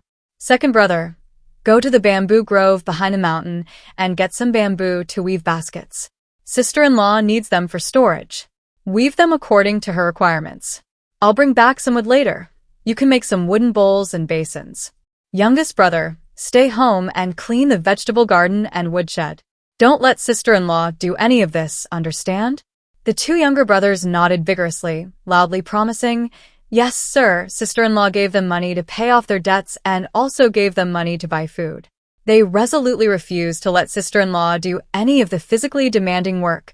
They couldn't let her get tired. Eldest brother, second brother, wait a moment. Nuanyuan called out from inside the house. Lung Tian and Lung Chen, who were about to leave, paused, patiently waiting for Nuanyuan's instructions. A moment later, when Wan returned with 2 cotton cloth bundles, handing them to her. "These are peach shortbreads. They're delicious. Take them with you when you get hungry on the mountain." Turning to her younger brother, she said, "I also have some on the table. If you're tired from working, just grab some." The three wanted to say no, but when Wan's firm stance made it hard to refuse. They took the bundles, their voices slightly choked with emotion. "Thank you, sister-in-law. Be careful. Eldest brother, come back early. I'll make you something delicious tonight," when Wan gently instructed. Her second brother had just finished cutting bamboo and was back home weaving baskets. She only needed to remind her eldest brother to come back early, but both of them needed to be careful. The two nodded, tears welling in their eyes, and walked quickly out of the courtyard towards the back of the mountain. When Wan shook her head, what an easily satisfied and grateful bunch of adorable children. She then gathered up the bamboo baskets in the yard. When his sister-in-law saw Lung Yun packing up the bamboo baskets, the clever younger brother ran to the woodshed and carried out a large pile of bamboo products of various sizes and dimensions. This time it was when Nuanyuan's turn to be surprised. She had thought she already had enough bamboo products at home, but compared to what she had in the woodshed, it was nothing. "Sister-in-law, these are the bamboo products third brother has been weaving these past few days, preparing to sell. Take a look and see if there's anything suitable." Broken winnowing baskets, round bamboo baskets, drying trays, household bamboo plates. All sorts of styles and sizes were available. These are practically storage boxes and organizers. And they're all completely natural and pollution-free. It's unexpectedly good. This is more than enough. "Little brother, go tell third brother he doesn't need to weave anymore." After washing and drying the bamboo baskets, Nuanyuan carried them all into the kitchen and arranged them neatly on the floor, already planning their storage methods. The large whole bamboo baskets were used to store eggs, salted eggs, preserved eggs, sweet potatoes, pumpkins, etc. The round, holeless bamboo baskets were used to store rice. They were large enough to store any leftover rice each day. Another similar basket was used, with a cotton cloth bag made inside. Each day, she would pour flour from the refrigerator box into the bag and tie it closed. The smaller baskets were used to store mung beans, red beans, millet, tea leaves, goji berries, ginseng slices, etc. Cured meat, sausages, and salted fish were hung in the yard to dry completely, then brought inside and hung in the kitchen. Snacks and desserts were kept in her room. The weather was already getting chilly at the end of August, especially in the mornings and evenings. The temperature difference between the north and south was significant, and now that she was in the north, she needed to prepare for winter. The steamed buns, dumplings, and shumai she had prepared earlier should be enough for the 4 of them to eat that day. They wouldn't need flour, noodles, rice, or other grains that can be stored for a long time. Once Lung Xiao returns, he has a big appetite, so they'll probably need some. Besides, she was born in the south and is used to eating hot white rice. She definitely can't go a long time without it. The drying rack is flat and wide, perfect for storing washed and drained fresh vegetables and fruits. The vegetables and fruits she put in the refrigerator were the freshest and tenderest. They won't be crowded together and will be easily visible when placed on the drying rack. Fresh meat, tofu, dried tofu, golden and crispy meatballs, lotus root balls, radish balls, and steamed buns, dumplings, and shumai are each placed on a household bamboo tray, conveniently available as needed each day. Rice cakes and glutinous rice cakes need to be soaked in water in a wooden bucket. Right now, the only things they don't have are storage containers for seasonings and canned goods. Well, her second brother could make some wooden bowls to store chili sauce, chopped chili sauce, soybean paste, and especially salt. Salt has always been controlled by the imperial court and is very precious. She only kept a small bottle in the refrigerator, so it shouldn't go to waste. Then she could make some wooden cups to store rapeseed oil, scallion oil, osmanthus sugar, and plum wine. She could replace them with porcelain cups when she went to town later. These are enough for now. Ideally, she could also make a sturdy shelf, so everything would be neat, wouldn't take up much kitchen space, and would be easy to access. Warm Nuan knew her refrigerator could automatically replenish itself daily, but one should be prepared for unforeseen circumstances. What if the refrigerator suddenly malfunctioned or she suddenly needed a large amount of food in an emergency? This accumulated food would come in handy. Although she hoped that day would never come, it's better to be prepared. Those who have experienced being confined to their homes understand how important it is to have enough food. Because of that, many people's thinking changed. They became grateful to their parents who loved to hoard food and understood the importance of building strong walls and storing ample grain. The sense of security that comes from having enough food is something nothing else can provide. When Nuan felt that she might have been a little hamster in her past life because she loved hoarding things. Sister-in-law. Hearing a call from the yard, when Nuan came out to see what was happening and found Lung Chen and Lung Yun carrying a thick piece of wood back. We knew sister-in-law didn't need the bamboo baskets anymore, so we went to find second brother and got some boxwood. Didn't sister-in-law say she also needed wooden bowls and basins? How big should they be? I'll make them. Lung Chen's clear voice explained everything in detail. When Nuan realized the importance of having the right teammates, they were so efficient. She didn't even need to give any further instructions. They had already thought of all the follow-up issues. Fast, steady, and accurate. We need a few wooden bowls to hold the seasonings and a few wooden basins to hold the vegetables, about the size of soup bowls. How many can you make this afternoon? And wooden cups, but no rush. We can make them tomorrow. 3 wooden bowls and 2 wooden basins can be made before the meal, and 5 or 6 wooden cups can be made after the meal. Lung Chen estimated the time and gave a conservative estimate. Wow, so fast? Second brother is amazing. When Nuan was pleasantly surprised that he could finish in just one afternoon and praised him with delight. Lung Chen scratched his head sheepishly. It was the first time he'd received such high praise, making him feel useful even with this inexpensive skill. Oh, right, I also want a storage rack, when Nuan carefully explained the size and shape to Lung Chen. After receiving his assurance that it was fine, she smiled warmly and said, "There's tea on the table in the main room, along with pastries and candies. You two can eat them while you rest." I'll organize the ingredients in the kitchen. Lung Yun, being a child at heart and naturally active, thanked Wan, and immediately skipped off to the main room. As the older brother, Lung Chen, though the same age as Lung Yun's twins, was noticeably more mature, introverted, and shy. He quietly sat back down on the low stool and began making wooden bowls. When Wan turned and went into the kitchen, she needed to organize the ingredients and also pick out what they would eat for dinner. For lunch, they had stewed chicken and ribs. For dinner, they reheated braised pork belly with abalone, braised pig's trotters, and steamed lotus root balls and radish balls. She had made a small batch, so they steamed them all together. 5 Korean-style braised eggs she had made earlier were also served. They stir-fried bean sprouts and made a cucumber salad. 4 steamed buns were heated up for the main course. All done. Simple and delicious indeed. Warm Nguyen was very satisfied. When dinner was served, the 3 brothers were almost cheering with joy. "Sister-in-law, isn't this too expensive?" Lung Chen asked anxiously. As soon as he finished speaking, Lung Yun's round eyes also looked over, his cheerful expression dimming, replaced by a hint of unease. This was because he was afraid of not knowing where his next meal would come from. Warm Nguyen, remembering the hardships and displacement her 4 brothers had endured during their upbringing, understood this ingrained anxiety and worry. Sister-in-law carefully calculated the cost.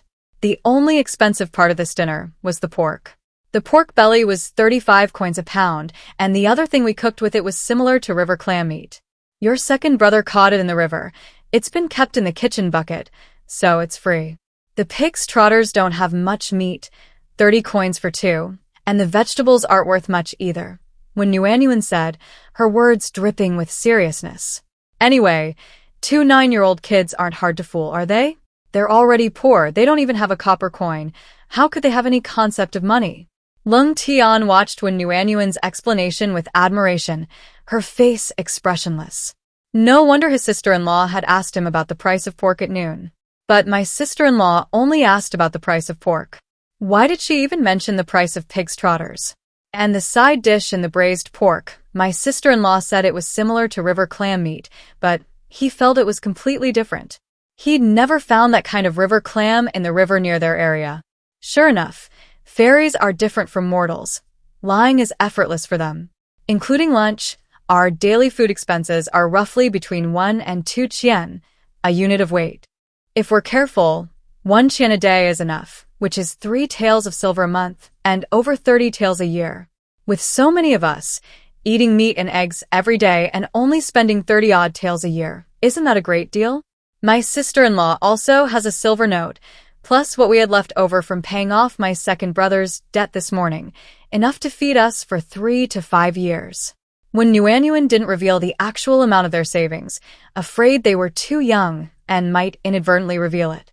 Moreover, by today's standards, it would definitely be much more than that, several times higher. For example, just the braised pork belly with abalone used 2 jin, a unit of weight, of pork belly and abalone is something you can't buy even with money in this remote mountainous area. But what can she do? She has a refrigerator. Everything is free. And it's best not to put too much pressure on the children. She read posts from many people saying they were instilled with the idea from childhood that their families were so poor they could barely afford food, as if they might be homeless and sleeping on the streets at any moment. They worried constantly about what would happen if their parents lost their jobs or stopped earning money, causing them to be hesitant to spend money even as adults. They couldn't afford things they liked, couldn't afford the food they wanted, and were afraid to invest. Even though they had the means to treat themselves well, subconsciously, they always felt unworthy. When Wan thought that her brothers had already suffered too much, she should make up for it as much as she could now. Not just materially, but also emotionally. After all, no amount of delicacies and fine clothes could make up for the lack of childhood. Lung Tian and Lung Chen exchanged glances and remained silent. Lung Yun, sensing something was wrong, pressed, "Sister-in-law, is this how the accounts are calculated?" "Of course not." When Wan silently complained to herself. With a grin, she replied, "Oh, that's enough. You haven't even learned arithmetic yet. You'll understand when you do. If either of you had even a primary school diploma, you wouldn't be fooled. These kids who haven't been to school are so easy to fool. No wonder later generations implemented 9-year compulsory education. Even if it's not 3 to 5 years, it's fine. By then we'll be grown up and earn lots of money for our sister-in-law, Lung Chin continued calmly. The other two nodded emphatically. Oh my god, when Yuanyuan has broken down again. Does this mean she's won over all 3 kids? This is only the second meal. Future generals and billionaires, shouldn't you be a little more reserved and make it a bit more difficult? No, the above is just her random thoughts. Please don't increase the difficulty. She transmigrated from her own modern 2-bedroom apartment to this utterly destitute home, and as a cannon fodder character destined for a miserable end, her fate couldn't be more tragic. Couldn't heaven, considering her diligence and hard work, offer her a little guidance? For example, everyone else who transmigrates into a book gets a system. What about her? Everyone else gets a newbie gift pack. What about her? Everyone else has tasks and assessments, with rewards for completion. What about her? More than anything, she wanted to know clearly why she'd transmigrated here. What tasks did she need to complete to return? She'd arrived, but where was the original owner? Even if she had to endure this life of scarcity in place of the original owner, she should at least have some kind of hint. Otherwise, she'd rather go back to her tiny apartment, which she'd barely scraped together for a down payment and was burdened with a mortgage. After waiting for ages, there was no notification sound. When Nuan slumped her shoulders in dejection, then she thought, maybe the refrigerator was her reward. There's no such thing as a free lunch. Even going to catch the bus just happened to be on the bus she needed, like a windfall falling from the sky, and she was foolishly accepting it. She was being sold out and still counting the money for them. When Wan felt a little worried, but life had to go on. Not only did she have to survive, but she had to survive in a fulfilling and vibrant way. Like lunch, it was another clean plate campaign. She ate everything clean. When Wan was genuinely surprised this time. At noon, she thought they'd eaten so much because they were hungry and hadn't eaten breakfast. She'd eaten a hearty lunch, even had peach shortbread in the afternoon, and the dinner menu was even bigger than lunch. Yet she'd finished it all. Are you all full? When Yuanyuan had initially wanted to ask if they were stuffed and needed to digest, but fearing they'd think she was complaining about their large meals, she changed her mind at the last minute. The 3 boys hesitated for a moment before nodding slightly. Looking at their hesitant expressions, when Yuanyuan understood perfectly well, they still had room to eat. She really wanted to ask the author of The Prime Minister's Overbearing Power. This is illogical. 3 teenagers plus herself for people, 6 dishes, and 4 thick steamed buns. How could they not be full? She'd originally brought out the beer braised duck to reheat it, but then thought it would be wasteful if they couldn't finish it, so she put it back. Now she realized it could be eaten even reheated. No wonder they gave her a whole refrigerator full of food. Lung Xiao hasn't come back yet. If he does, this refrigerator will probably be just enough. When Yuanyuan couldn't imagine what would have happened if she had been lazy or careless after discovering the refrigerator's anomaly, or had delayed checking it for a few days because she was afraid of getting tired and hadn't filled it up properly. If she had arrived with only a meager amount of food, she'd be devastated. Luckily, she was a woman of action. Luckily, she had meticulously planned the refrigerator's contents, filling it to the brim, leaving no space unused. Only then could she live a comfortable life in this ancient world where food and clothing were scarce. Tomorrow, I'll make even more. You're all growing. Eat more to gain weight, so you won't feel the pulling pain when you grow taller. In modern times, this is called growing pains. How did you manage before? Were you able to eat your fill? In winter and spring, when food was scarce, we didn't have enough to eat. Summer and autumn were better, especially autumn, when there were plenty of wild vegetables and fruits. We'd eat the ones that wouldn't keep well first.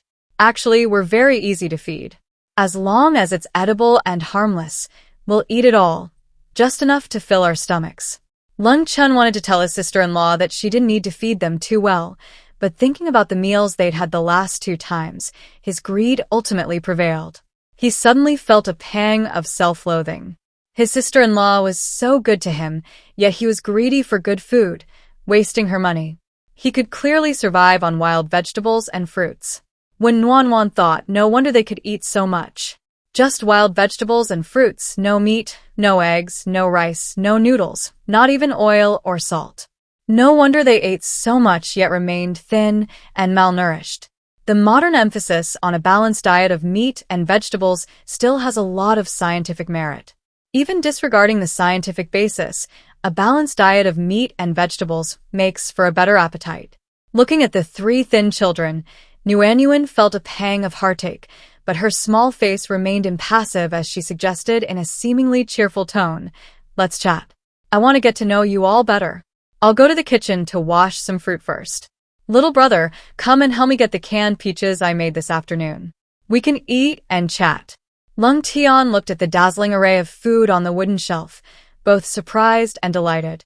He touched this, looked at that, and occasionally glanced up at the cured meat, salted fish, and sausages on the wooden forks on the wall, his face displaying a variety of expressions, but mostly joy and satisfaction. "Sister-in-law, is there really so much left over today?" Lung Tian asked incredulously. They had eaten better than during the New Year today. He couldn't believe there was still leftovers. In the village, let alone eating this well, even cornmeal porridge with vegetables was rarely enough to fill one up. This must have taken a lot of magical power from his sister-in-law. His sister-in-law was so good to them. When Wan wanted to say that because she lived alone, she had bought a two-door refrigerator instead of a double-door one. This was already the most she had ever managed to pack. But she couldn't say that she had cultivated a fairy-like image. And thankfully, she had bought the current refrigerator. If it had been a double-door one, it might not have come with her. So she was quite content. One shouldn't be too greedy. Thinking Lung Tian felt her treasure chest contained too little when Nuan explained, "Well, I was afraid we'd get tired of eating the same things all the time, so I prepared a variety of ingredients in small quantities. There are also some snacks in the room." "You've saved so much on just the first day. Sister-in-law, you must hide the treasure chest well, and I'll do my best to guard it. We won't go hungry this winter." Lung Tian's dark eyes were practically overflowing with joy.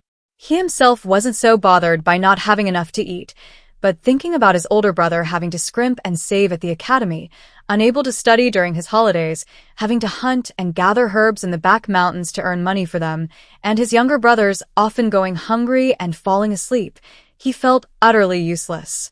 If only he were as capable as his older brother, or even just half as capable, able to hunt and gather herbs to earn money, he could ensure he, his younger brothers, and his older brother had enough to eat, and that his brother wouldn't have to worry about anything at the academy. He couldn't do it, but his sister-in-law did. She really came to save them. Yes, it feels so good not to go hungry or worry about food. So, keep a close watch on the kitchen, okay? Don't let my second brother and youngest brother see it. I was thinking that if they find out after we come back from the city, we can say it's from shopping. What do you think?" Knowing that her eldest brother wasn't worried about the lack of food, Nuan confidently shared her thoughts, while also asking for his opinion. Lung Tian nodded.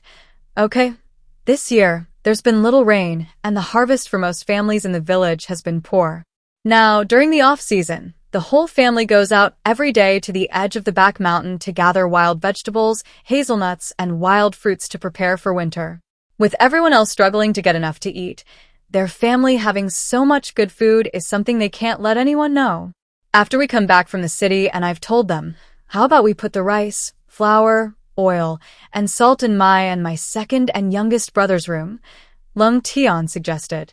The laws of Ling Kingdom are quite strict. Stealing in the kitchen might be risky, since you might not get caught, but stealing in the bedroom is extremely risky, especially when there are several people in the house. He's strong. Everyone in the village knows that, which is why the village thugs and ruffians don't dare to bully them, the widow and her orphan.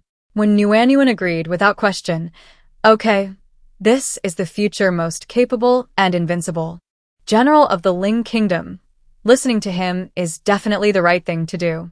Although her younger brother's achievements were mainly due to the guidance of Lung Xiao, the strategist behind the scenes, Lung Xiao isn't here right now. How could she, a transmigrator, understand things like the native inhabitants? It's safer to follow her younger brother's advice. Besides, what her younger brother said makes a lot of sense. Even in her era of rapid economic development, theft is still possible. Living alone, she had 3 locks on her front door.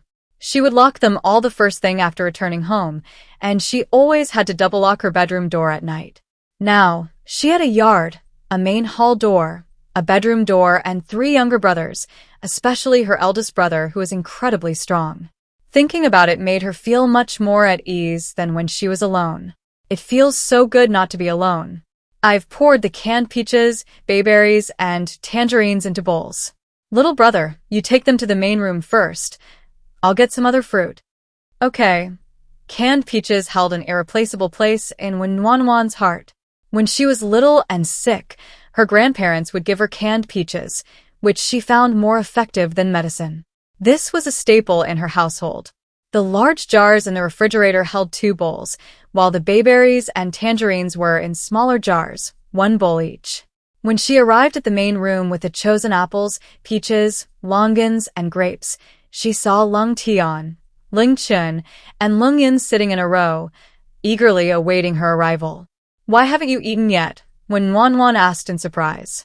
The younger brother, Lung Yun, replied with a grin, "The 3 are different. We'll eat after you choose, sister-in-law." When Wan's lips unconsciously curved into a slow, sweet smile.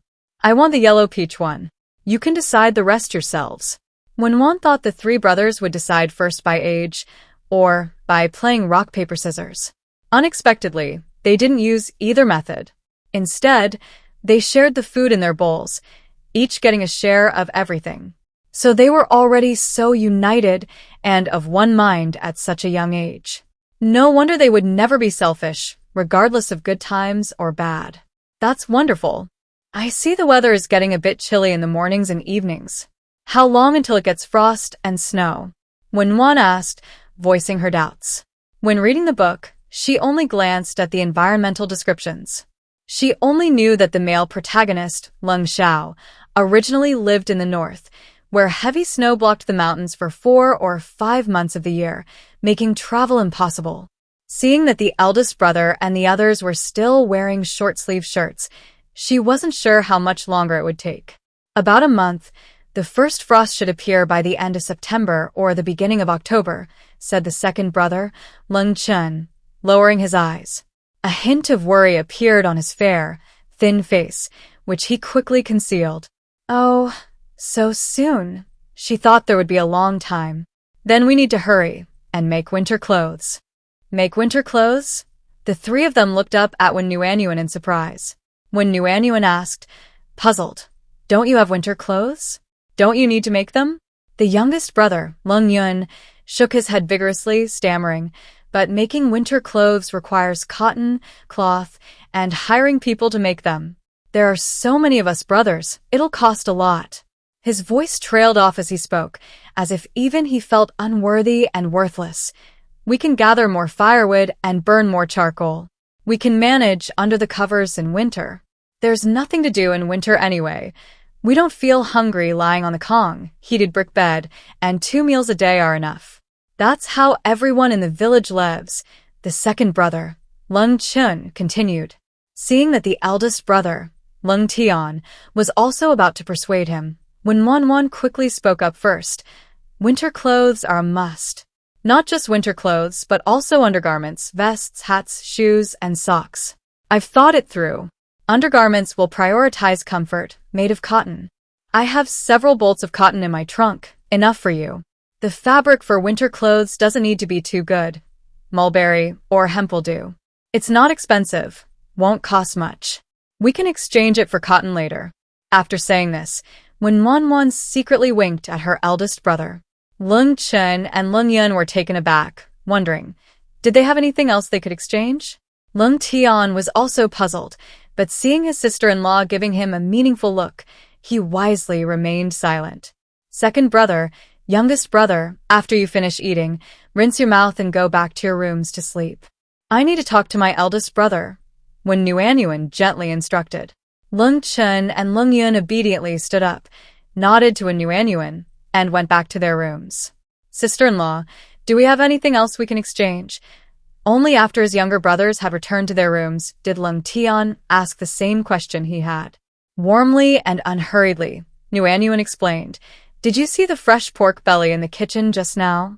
It's about 3 jin, 1.5 kilograms, plus 1.5 jin, 0.75 kilograms, of ribs and 2 pig's trotters. We'll have more of these tomorrow. I calculated that we can't finish it all right now, and the temperature won't keep it for long. We also have enough cured meat for now, so we don't need to make any more. I was thinking, why don't we just exchange it for cotton? What do you think?" Lung Tian suddenly realized and immediately agreed without hesitation. Great. Cotton is 12 when a jin, and pork belly is 35 when a jin. 1 jin of pork belly can be exchanged for almost 3 jin of cotton, and 3 jin of pork belly can be exchanged for almost 9 jin of cotton. After deducting the cotton seeds and losses, it's probably enough to make a 7 or 8 jin, 3.5 to 4 caddies cotton quilt. That way, his sister-in-law wouldn't have to bring out any cash. There'll be a big piece of pork belly like this tomorrow. Take it along with the ribs and trotters to exchange. You'll probably get about 6 pounds of pork belly, 3 pounds of ribs, and 4 trotters. Exchange it all for cotton to make 2 8-pound quilts. Bring the rest back to me." There was no other way.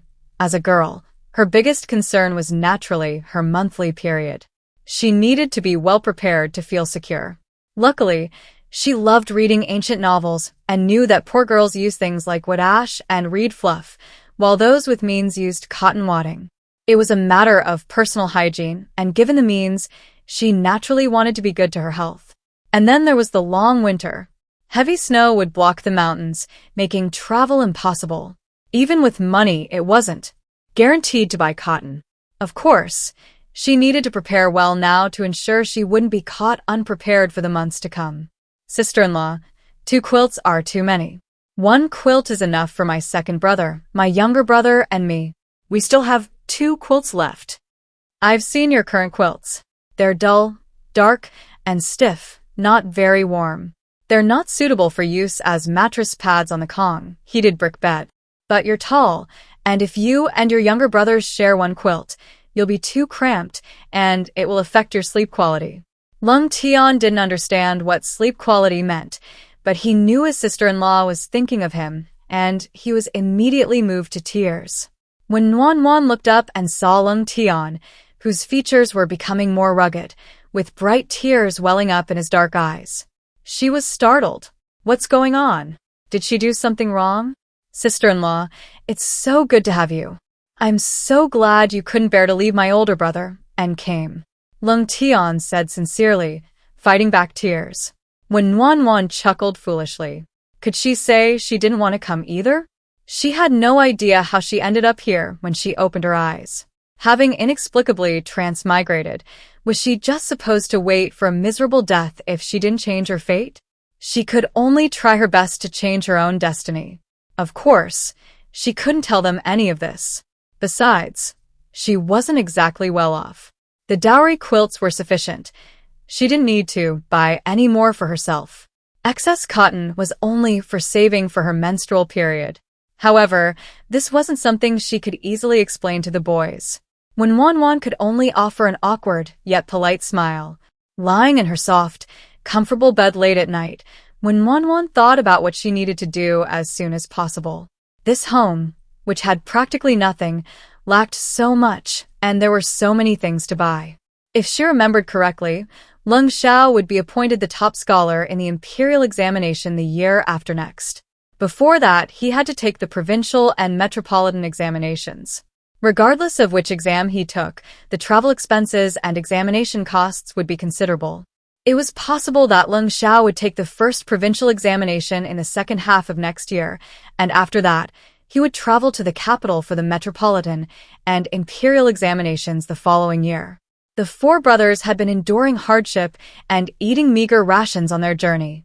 If she wanted to have a more comfortable journey to the capital, she needed to prepare plenty of money. She should use food as much as possible for bartering, saving her money for when needed. Once she gets to the city, she should look into ways to earn money, ideally finding ways to increase her income because she can't just sit around and do nothing.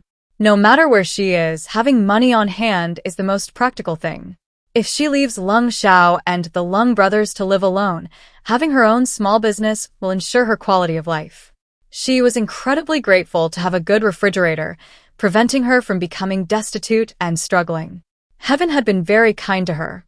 When Wan fell asleep with a satisfied smile. The first thing when Wan did upon waking the next day was open the refrigerator. It was overflowing with food, exactly as she had stocked up. Vegetables, rice, flour, oil, salt, and the empty glass jars she had emptied yesterday were now full of yellow peaches, bayberries, tangerines, braised pork trotters, braised pork belly with abalone. The entire refrigerator was perfectly restored. A warm smile bloomed on her face. She examined the food with delight, more pleased than when looking at any jewelry. As she looked, a slight, incredulous brow furrowed on her face. Wait, isn't her refrigerator a little different? It seems bigger? Warmly observing, she gestured with her hands to gauge the size. Finally, she concluded that the space had indeed increased. There was about half a fist's width of empty space on the right side of the refrigerator. It wasn't a large space. She might not have noticed it unless the door was open wide.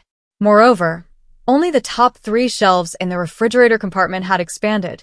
The bottom 2 shelves and the 5 shelves in the freezer compartment remained the same. It was amazing. Although it was the same space, the expansion of only the top 3 shelves didn't look strange at all.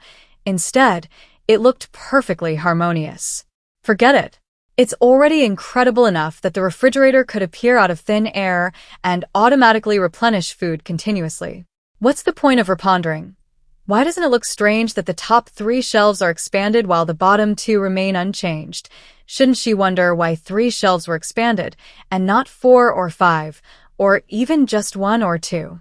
Is there a pattern? How can she expand the remaining shelves?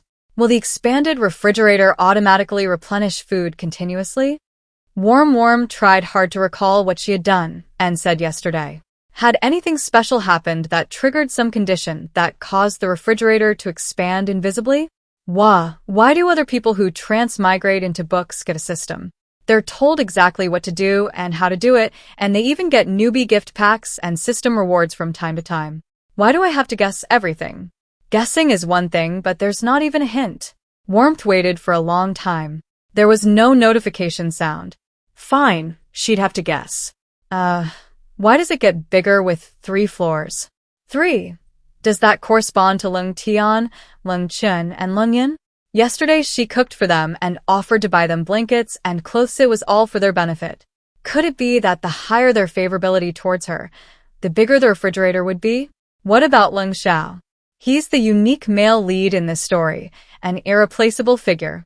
Does that mean his influence is greater? Never mind, she'll try it first. Anyway, she was prepared to latch onto their coattails from the start. After all, this isn't a society governed by law. One's life and fortune are determined by the words of the powerful, and personal safety is far from guaranteed. And in her original world, she would never even be qualified to meet one person of their caliber, let alone 4. Now, not only can she see him, but she can also establish a connection and even make the refrigerator bigger. Of course, she needs to cultivate this relationship and build goodwill. Warm gave herself a silent cheer. Little brother, come in and get the wontons. A small handful of dried shrimp and shredded seaweed are placed in a soup bowl, then a spoonful of prepared scallion oil is poured in. The boiling water used to cook the wontons is then added to dissolve it, and a flavorful wonton soup base is ready. This is a lazy little secret that Warm discovered. When making scallion oil, the ingredients include oil, salt, sugar, light soy sauce, dark soy sauce, and scallions. When she was making the wonton soup base, she thought, aren't these 2 the same? Why not just use scallion oil instead? It's quick and delicious. Then, after trying it once, she discovered that scallion oil is more delicious than adding each seasoning individually because the scallion oil has already cooked the light and dark soy sauce, removing the raw taste of the soy sauce and resulting in a better flavor. Oh dear, she's truly an unremarkable little genius at cooking actually. It's laziness that makes her that way. Sister-in-law. Lung Tian came in and saw the fragrant wontons in the soup bowl. His dark eyes almost lit up. Use a tray, be careful, it's hot, when Nuanyuan warned without turning her head. Her small hands were quickly transferring steamed buns and shumai from another large iron pot into a wooden basin. Her braised pork buns, though not as thick as those from the north, had thin skins, generous fillings, and a rich, savory flavor. One bite and the broth would drip all over your hands. No exaggeration, they were incredibly delicious. She could eat 3 in one go. The shumai filling was made with shiitake mushrooms, peas, carrots, corn, and chopped sausage, mixed with seasonings and glutinous rice. The homemade filling was rich, savory, and soft, even better than the ones sold in stores. When Lung Tian saw the 2 wooden basins piled high with buns and shumai, he couldn't help but swallow hard. Sister-in-law, is all of this what we ate this morning? Yes, there are only 6 braised pork buns a day, so I steamed today's and yesterday's together. There are over 20 shumai in total over the past 2 days, plus 4 bowls of fresh pork wontons. We definitely can't finish them all, so it's good that you can take some with you when you go to exchange your cotton padding. Nuanyuan answered matter-of-factly. These cooked foods won't keep long in this weather, so of course they need to be steamed together and eaten as soon as possible. She had initially considered saving some steamed buns and shumai for her younger brother, but then thought that since they couldn't finish them anyway, she could just let them cool down and pack them up. Second brother, little brother, wash your hands quickly, come and eat breakfast, when Nuanyuan called out to the 2 men working in the yard as she carried the steamed buns and shumai to the main room. Lung Yin put down the firewood he was tidying and skipped towards the well to fetch water to wash his hands, while Lung Chen also put down the wooden basin he was polishing and stood up. When the 2 men saw the abundant food on the wooden table, their expressions were exactly the same as Lung Tian's earlier. Surprise mixed with disbelief. This is breakfast. They felt that their sister-in-law was constantly overturning their understanding. White flour, refined rice. Could breakfast be this lavish, this good? Eat quickly, what are you waiting for? When Nuanyuan urged. The 3 sat down, stunned. They unconsciously wiped their clean hands on their clothes before reaching out in disbelief to touch the soft, white steamed buns. Even after holding them, they still felt it was unreal. They took a small bite, and the rich, savory flavor of the braised meat was so delicious they wanted to swallow it whole. They ate 3 buns in a row. Only after their sister-in-law reminded them did they hurriedly drink some wonton soup. The savory aroma refreshed their understanding of deliciousness once again.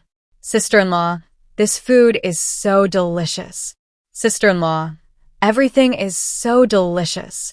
Eat slowly, don't rush. Drink some soup to calm your nerves, don't choke. When Wanwan watched the 3 wolfing down their food, anxiously telling one and reminding the other. Personally, she thought her cooking was quite good, but her brothers were being too enthusiastic. So enthusiastic that she began to doubt. Was her cooking really that good? Seeing them eat so heartily, her appetite improved too, and she could continue eating. In the end, when Wanwan ate a small bowl of wontons, a steamed bun and 3 shumai, while the remaining wontons, buns, and shumai were all devoured by the 3 brothers. When Wanwan, who had originally hoped to pack some leftovers for Lung Tian to eat on the road, sighed and resignedly got up to go into the kitchen to steam some buns. The appetites of these young boys were indeed ferocious. She had been absolutely certain they wouldn't be able to finish them. Next time, she would never boast like that again. Little brother, how long will it take you to go to town to exchange cotton? When Wanwan asked while waiting for the steamed buns to be ready. About half an hour, about an hour and a half round trip, plus going to the cotton fluffing place. I won't be home until afternoon at the earliest. Sister-in-law, you don't need to wait for me for lunch. Lung Tian neatly and carefully placed the pork belly, pig's trotters, and ribs into the bamboo basket. Wanwan converted the time to modern hours. 1 shurchen equals 2 hours. The round trip would take 3 hours, plus the journey to exchange cotton and to get cotton quilts fluffed. There was no way she'd be back for lunch. She needed to prepare extra food for her younger brother. He had a big appetite. Wait, it takes an hour and a half to get to town and back. How long would it take to get to the city? Wan was shocked. She only knew that areas near mountains were considered remote, since towns were located in densely populated areas, which were usually flat and open plains, something she'd learned in middle school geography. But she hadn't expected it to be this far from where they lived. She asked, trembling, "It takes an hour and a half to get to town and back. How long will it take to get to the city?" Lung Tian smiled. "Don't worry, sister-in-law. The city and town are north and south of our village, respectively. The distances aren't much different. It only takes an hour to get to the city." An hour? Just that? When Wan took a deep breath. That's 4 hours round trip. And that's with her younger brother and his family, who are used to walking on mountain and dirt roads. For her, it would take more than 5 hours.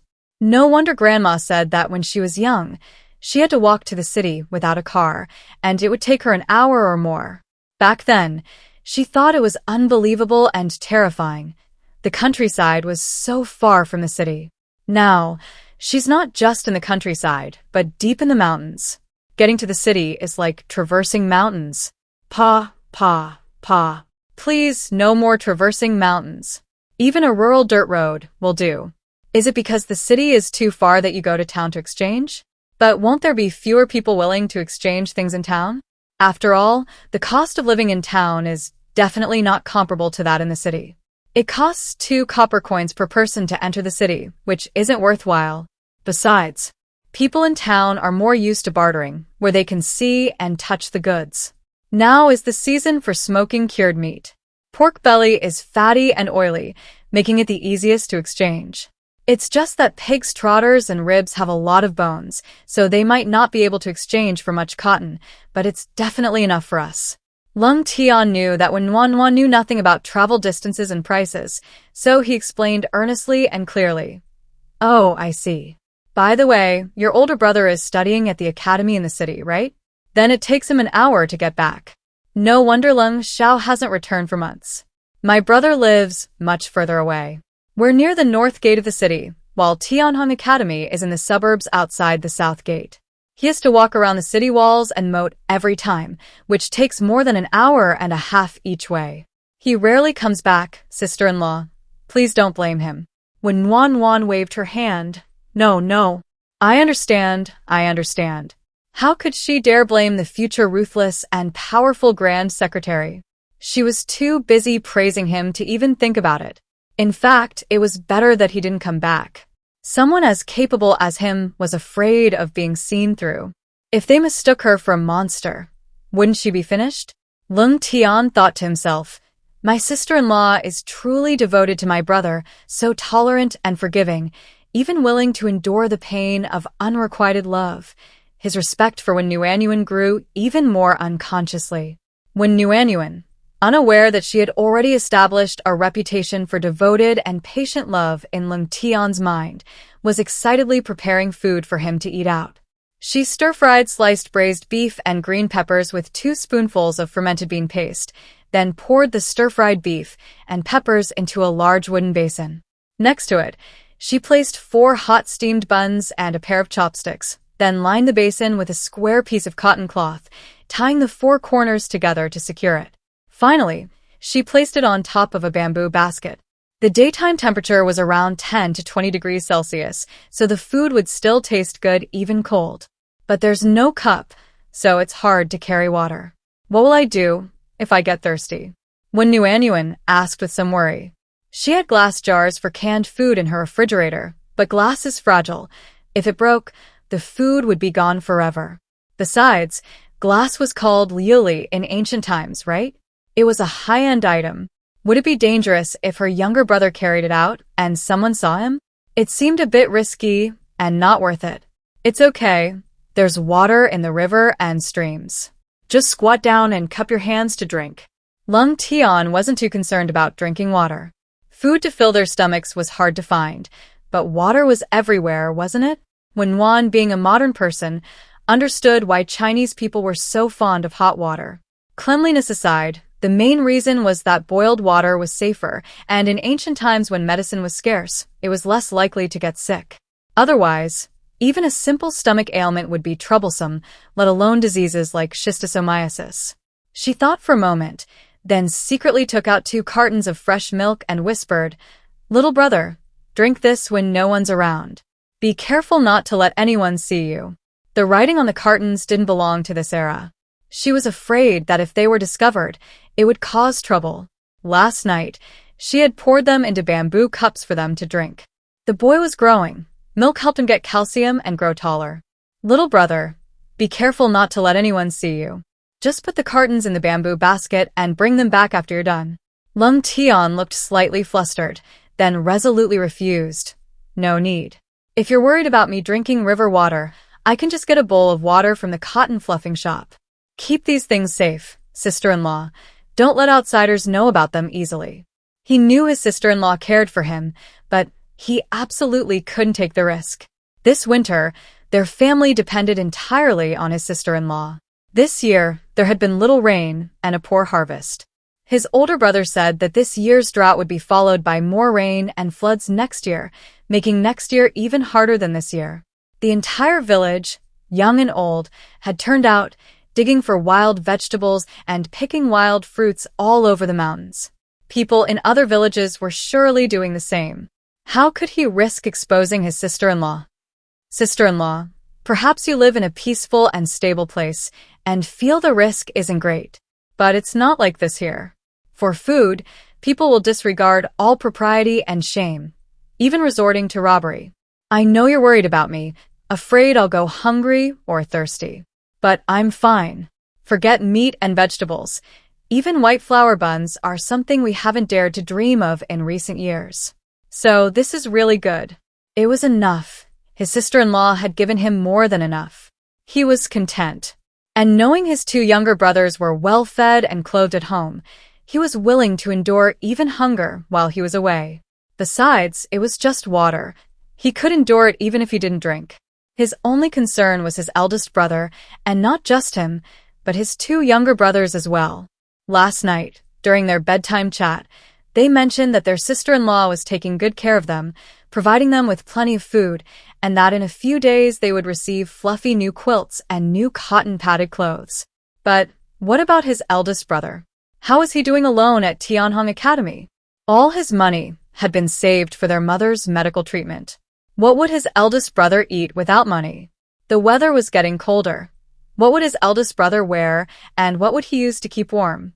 Originally, their food, clothing, and shelter belonged to their eldest brother, and their sister-in-law's care and concern also belonged to him. But now they were enjoying their eldest brother's blessings, while he alone was suffering. When Wan was stunned after hearing Lung Tian's words. She hadn't expected a 12-year-old child to see through human nature and worldly affairs so clearly. My younger brother is right. She's only been here 2 days, and her mindset hasn't quite changed yet. She's only thinking about the risks, but she hasn't realized how heavy the price would be. After his words, when Wan finally understood, she had to firmly guard against letting any labeled items from the refrigerator slip out and become known to outsiders. On second thought, if all the food containers in the refrigerator were gone, the food inside would never appear again. Wasn't that a way to prevent labeled items from leaving? Younger brother, you see through people's nature so clearly.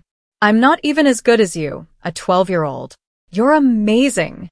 When Wan praised him with a beaming smile, Lung Tian was embarrassed by Wan's earnest praise. And it wasn't him who was amazing.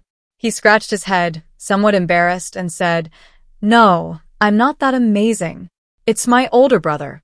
Every time he comes back, he teaches me about human relationships and how to conduct myself." Oh, that future Grand Secretary who will hold the power of the world, no wonder he's a master at manipulating people's hearts.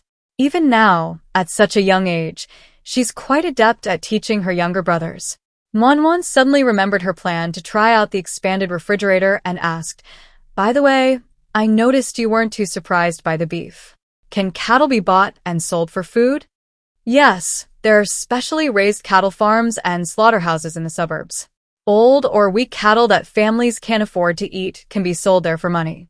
Ordinary families with money can also buy them to eat. There are no restrictions." "That's good. Nuan breathed a sigh of relief and immediately became lively, blurting out her thoughts. The debt collectors will be coming tomorrow. After we pay off the debts, let's go to town. We can also take some food to your older brother and buy some daily necessities. Nuan was startled and quickly corrected herself, almost saying she'd also visit Leng Xiao. That would be completely out of character, as she had told her younger brother before that she was there for Leng Xiao. Luckily, she didn't give herself away. She'll have to be more careful in the future. I've thought about it. Cooked food doesn't keep well in this weather. I'll make some beef bean paste, beef chili sauce, and some long-lasting steamed buns and pancakes. I'll also pack some cooked food for him to eat that day. Then you can bring him some food every few days. I think it'll be better than what he eats at the academy, right? And when the quilts and clothes are ready, I'll send him some too. Wouldn't it be considered being kind to Leng Xiao? By sending things, she'd know if the increased refrigerator size was related to Leng Xiao. Would being kind to them lead to its expansion? She just realized even more clearly how many benefits the increased refrigerator size brought. Not to mention anything else, just getting water would be a problem. In cold weather, boys could ask for water when they went out, but she couldn't. This era placed many restrictions on girls. In the north, winter temperatures can drop to -20 or 30 degrees Celsius. Without a thermos, wouldn't water freeze solid? But she wouldn't have to worry about the refrigerator space. Even the water and ice in the freezer compartment were far superior. If the refrigerator were larger, she could put some cooled boiled water in it and drink it wherever she went. She then extended her thoughts further, thinking she could exchange her silver notes for gold and silver ingots and store them in the expanded refrigerator space. She could take them with her wherever she went and never have to worry about them being stolen or robbed again. Oh, dear. The more she thought about it, the more urgent it seemed to be to expand the refrigerator. While secretly calculating her plans, when Nuan looked up at Leng Tian with a smug grin, only to be startled. This child, why are you kneeling down? Nuan had never been knelt to before. 1,000 thoughts raced through her mind in an instant. Before her brain could process it, her hands reacted first, helping Leng Tian to his feet. She said gently, "Don't kneel." What happened? She hadn't said anything, so why was her younger brother kneeling? The boy's head was bowed, his voice choked with emotion. "Sister-in-law, you're not only good to us, but you also think of our older brother outside. You're the only one who's truly good to us." Their family had suffered a sudden misfortune, forced to wander from childhood, witnessing the coldness of human nature and the harshness of the world. They had finally settled in this remote mountain village, thinking they would finally live a peaceful life, but then their mother passed away, leaving them not only without food but also heavily in debt. If it weren't for her sister-in-law. So her younger brother was grateful to her, and in such a grand way. Nuan felt truly ashamed. She didn't deserve this truthful gratitude. She could only laugh it off. It's nothing, we're family. It's only natural to be good to family. Don't be so formal next time. Mainly, she wasn't used to kneeling. She doubted modern people would be used to it either. We're family, no need for formalities. Pack your things and hurry back. We don't lack food for now, but we lack everything else. There are so many things to do, when Nuan changed the subject. But what she said was true. They'd only just gotten the cotton. They still needed to fluff quilts and make cotton clothes, which would take time and effort. They'd only just started gathering firewood for winter, and they still needed to go to town to buy necessities. Oh dear, just thinking about it made her realize how much she needed to do. Leng Tian understood, of course. Without another word, he slung his bamboo basket over his shoulder and nodded to Nuan. "Sister-in-law, I'm going to town." "Okay, be careful out there," when Nuan reminded him worriedly. Although she knew they would grow up to be very capable people, at this moment, Leng Tian was just a boy in her eyes, her incredibly obedient and sensible younger brother. "It's all right, don't worry." Leng Tian walked to the courtyard gate, turned around and instructed his two younger brothers, "You two don't go out this morning. Take out all the wild vegetables you picked and dried earlier to dry. I'll go gather firewood when I come back at noon." "Okay, second brother," Leng Yun replied cheerfully. Leng Chun, being perceptive, understood his second brother's unspoken meaning and softly assured him, "No matter what happens, one of us will be with sister-in-law." Second brother, don't be distracted while you're out handling things. The village is safer than outside, and our brother and I can protect ourselves and sister-in-law. Right now, with the harvest just over and abundant produce, everyone is frantically picking and stockpiling, and no one is thinking of stealing. The real danger will come when the snow melts and food becomes scarce. Lung Tian and Lung Chun exchanged a glance, immediately understanding. They nodded slightly and quickly left. After Lung Tian left, Lung Chun immediately closed the courtyard gate and used a wooden stick to barricade it. Watching her brother's farewell and witnessing Lung Chen's actions, when Wan finally grasped the true meaning of the unknown dangers brought about by the changing environment. This was, after all, a remote and impoverished ancient place, a place where human rights were disregarded and safety was not guaranteed. Strength was the greatest protection. Nuanyuan surveyed the large courtyard. It was sturdy, high, roofed with thick adobe bricks, densely covered with sharpened wooden sticks and bamboo spikes of varying heights. Unlike the haphazardly woven wooden gates found elsewhere, the courtyard gate consisted of 2 equally thick wooden planks with a bolt lock. The ground around the perimeter of the courtyard, near the wall, was also entirely studded with sharpened wooden sticks and bamboo spikes. For this small village, the security was remarkably comprehensive. Nuanyuan thought that the Lung family, despite their past as a wealthy family fallen on hard times, still understood the importance of security, even in this remote mountain village. They knew the importance of good infrastructure, even with limited funds. 3 brick houses, a kitchen and woodshed along the right side of the courtyard, and a large courtyard complete with a well, vegetable garden, and cellar. All the amenities were there. It was because of the Lung family's initial investment that she enjoyed such convenient living today.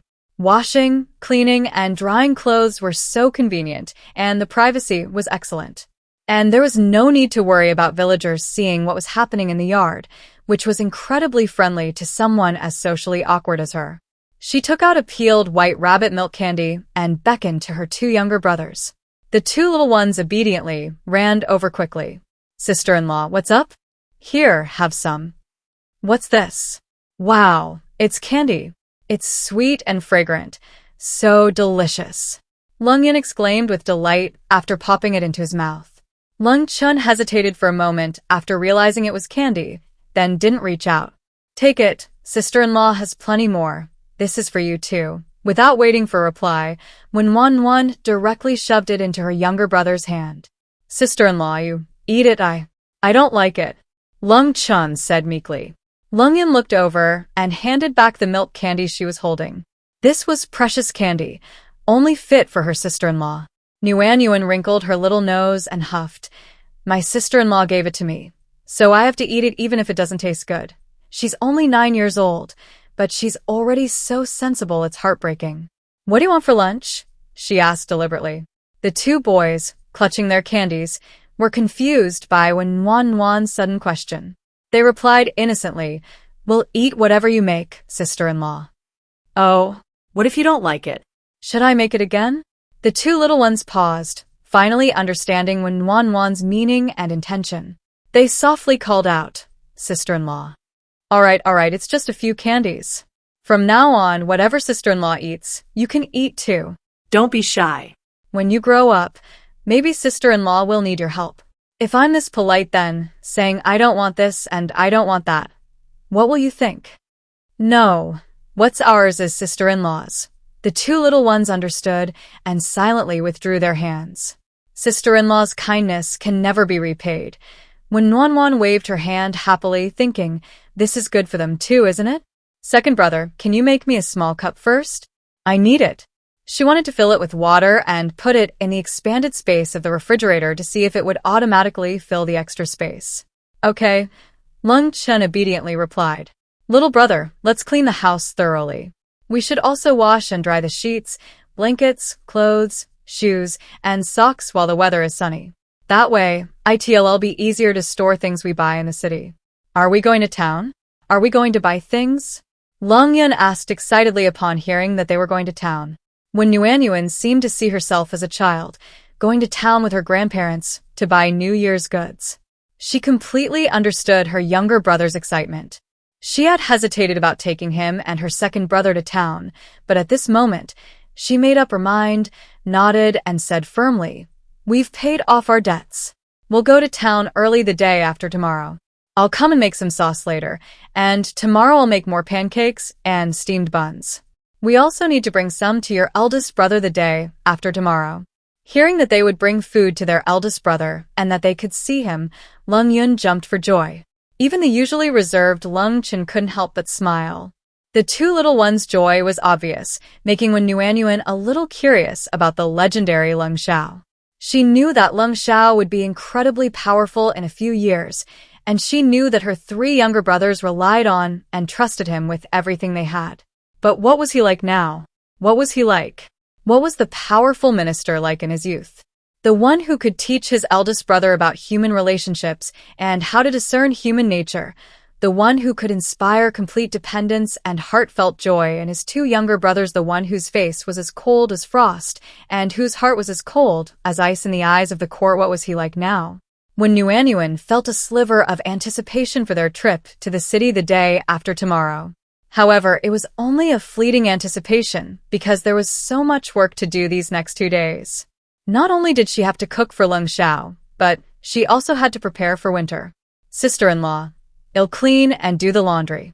You just need to make the sauce and cook the dishes," Lung Yun said, his youthful face full of enthusiasm. "Okay," Nuan replied. "While the sun is strong, let's take the bedding out to air it first." All right. Lung Yun first ran to the yard to set up a bamboo pole before running to the room to fetch the bedding. Then he moved the table and chairs to the well, drew water, washed them clean, and placed them in the sun to dry. He filled a wooden basin with water, took a rag and a long bamboo pole, and went into the room to sweep away the dust and cobwebs from the high places. He did everything methodically, without needing Nuan to tell him what to do first. Nuan watched with admiration, then turned to Lung Chen and discussed, "Second brother, is it easy to make a matching lid for the wooden basin? Without a lid, the food will easily spill when we deliver it to your eldest brother." "Yes, I can make it fit perfectly, but I can't make sure the soup won't spill," Lung Chen said, lowering his head somewhat ashamedly.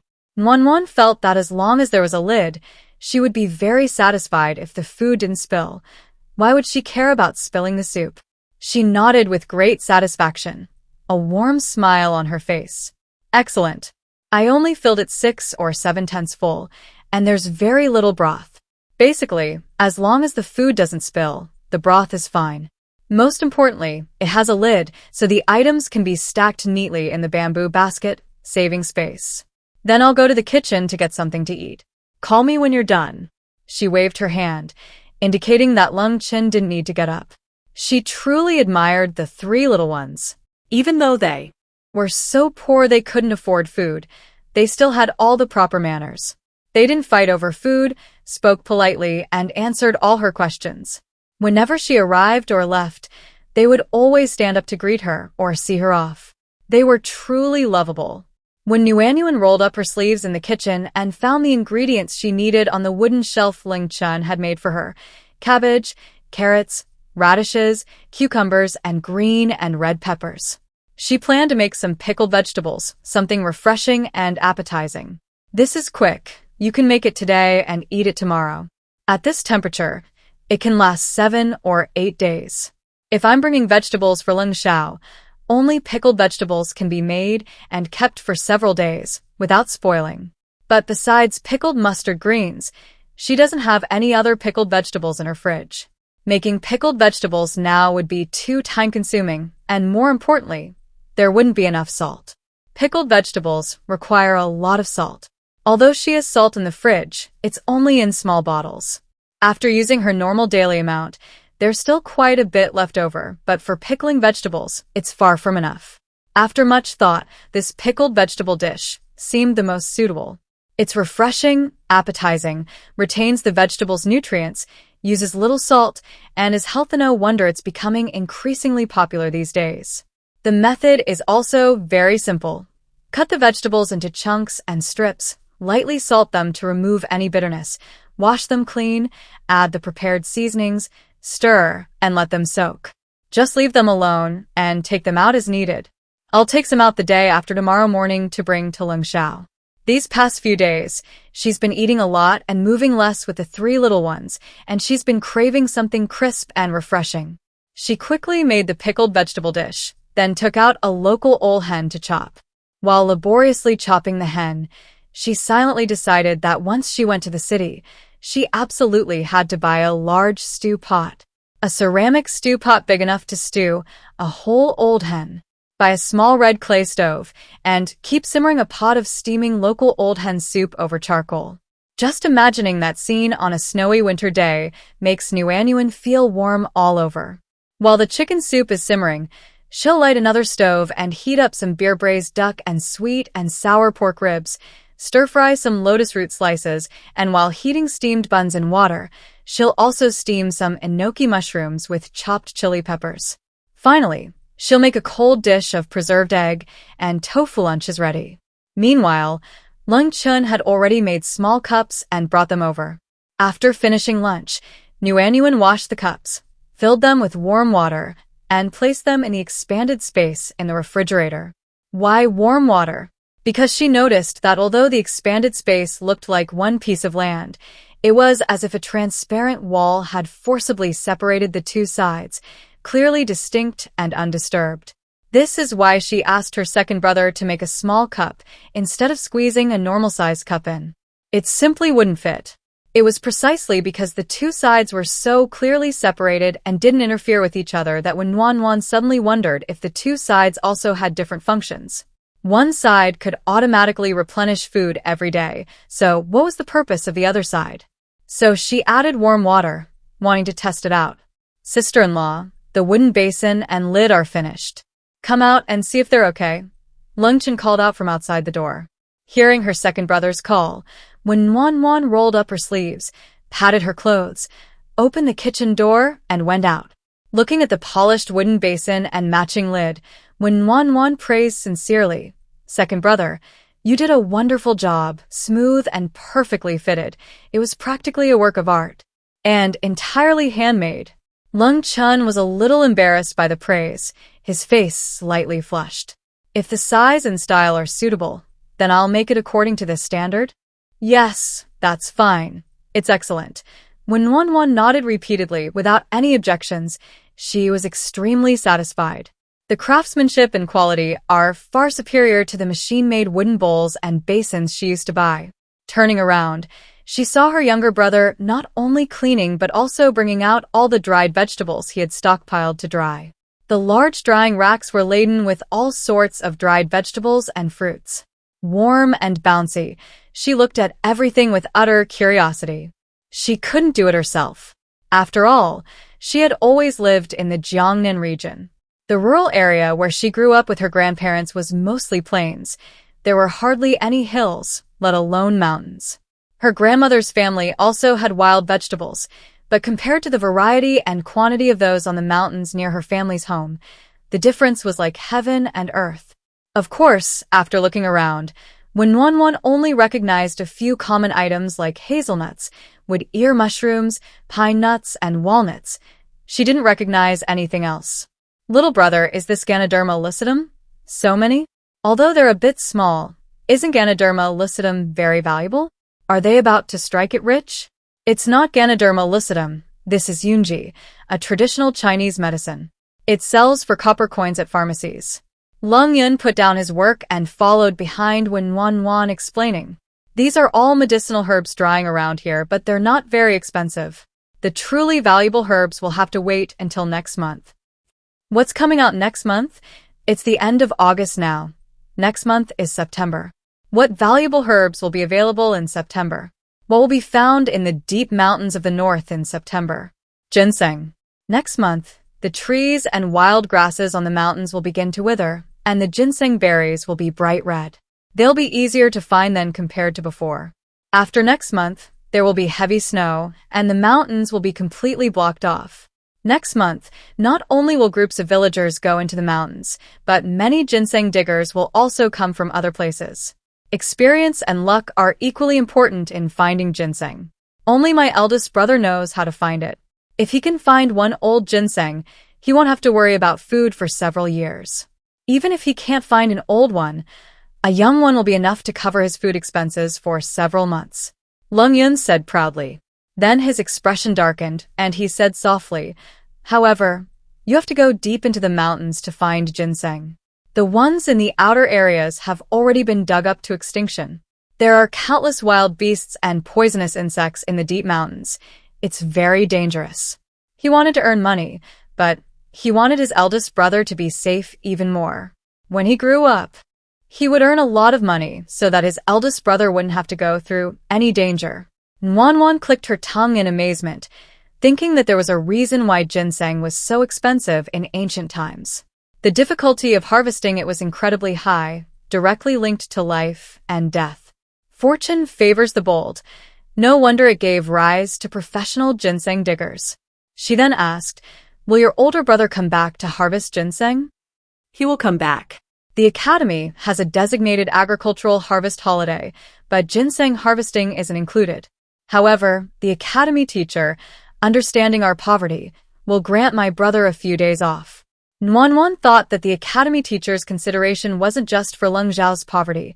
Most importantly, it was because Lung Xiao was so knowledgeable. A top student would always receive preferential treatment from the teacher, regardless of the era.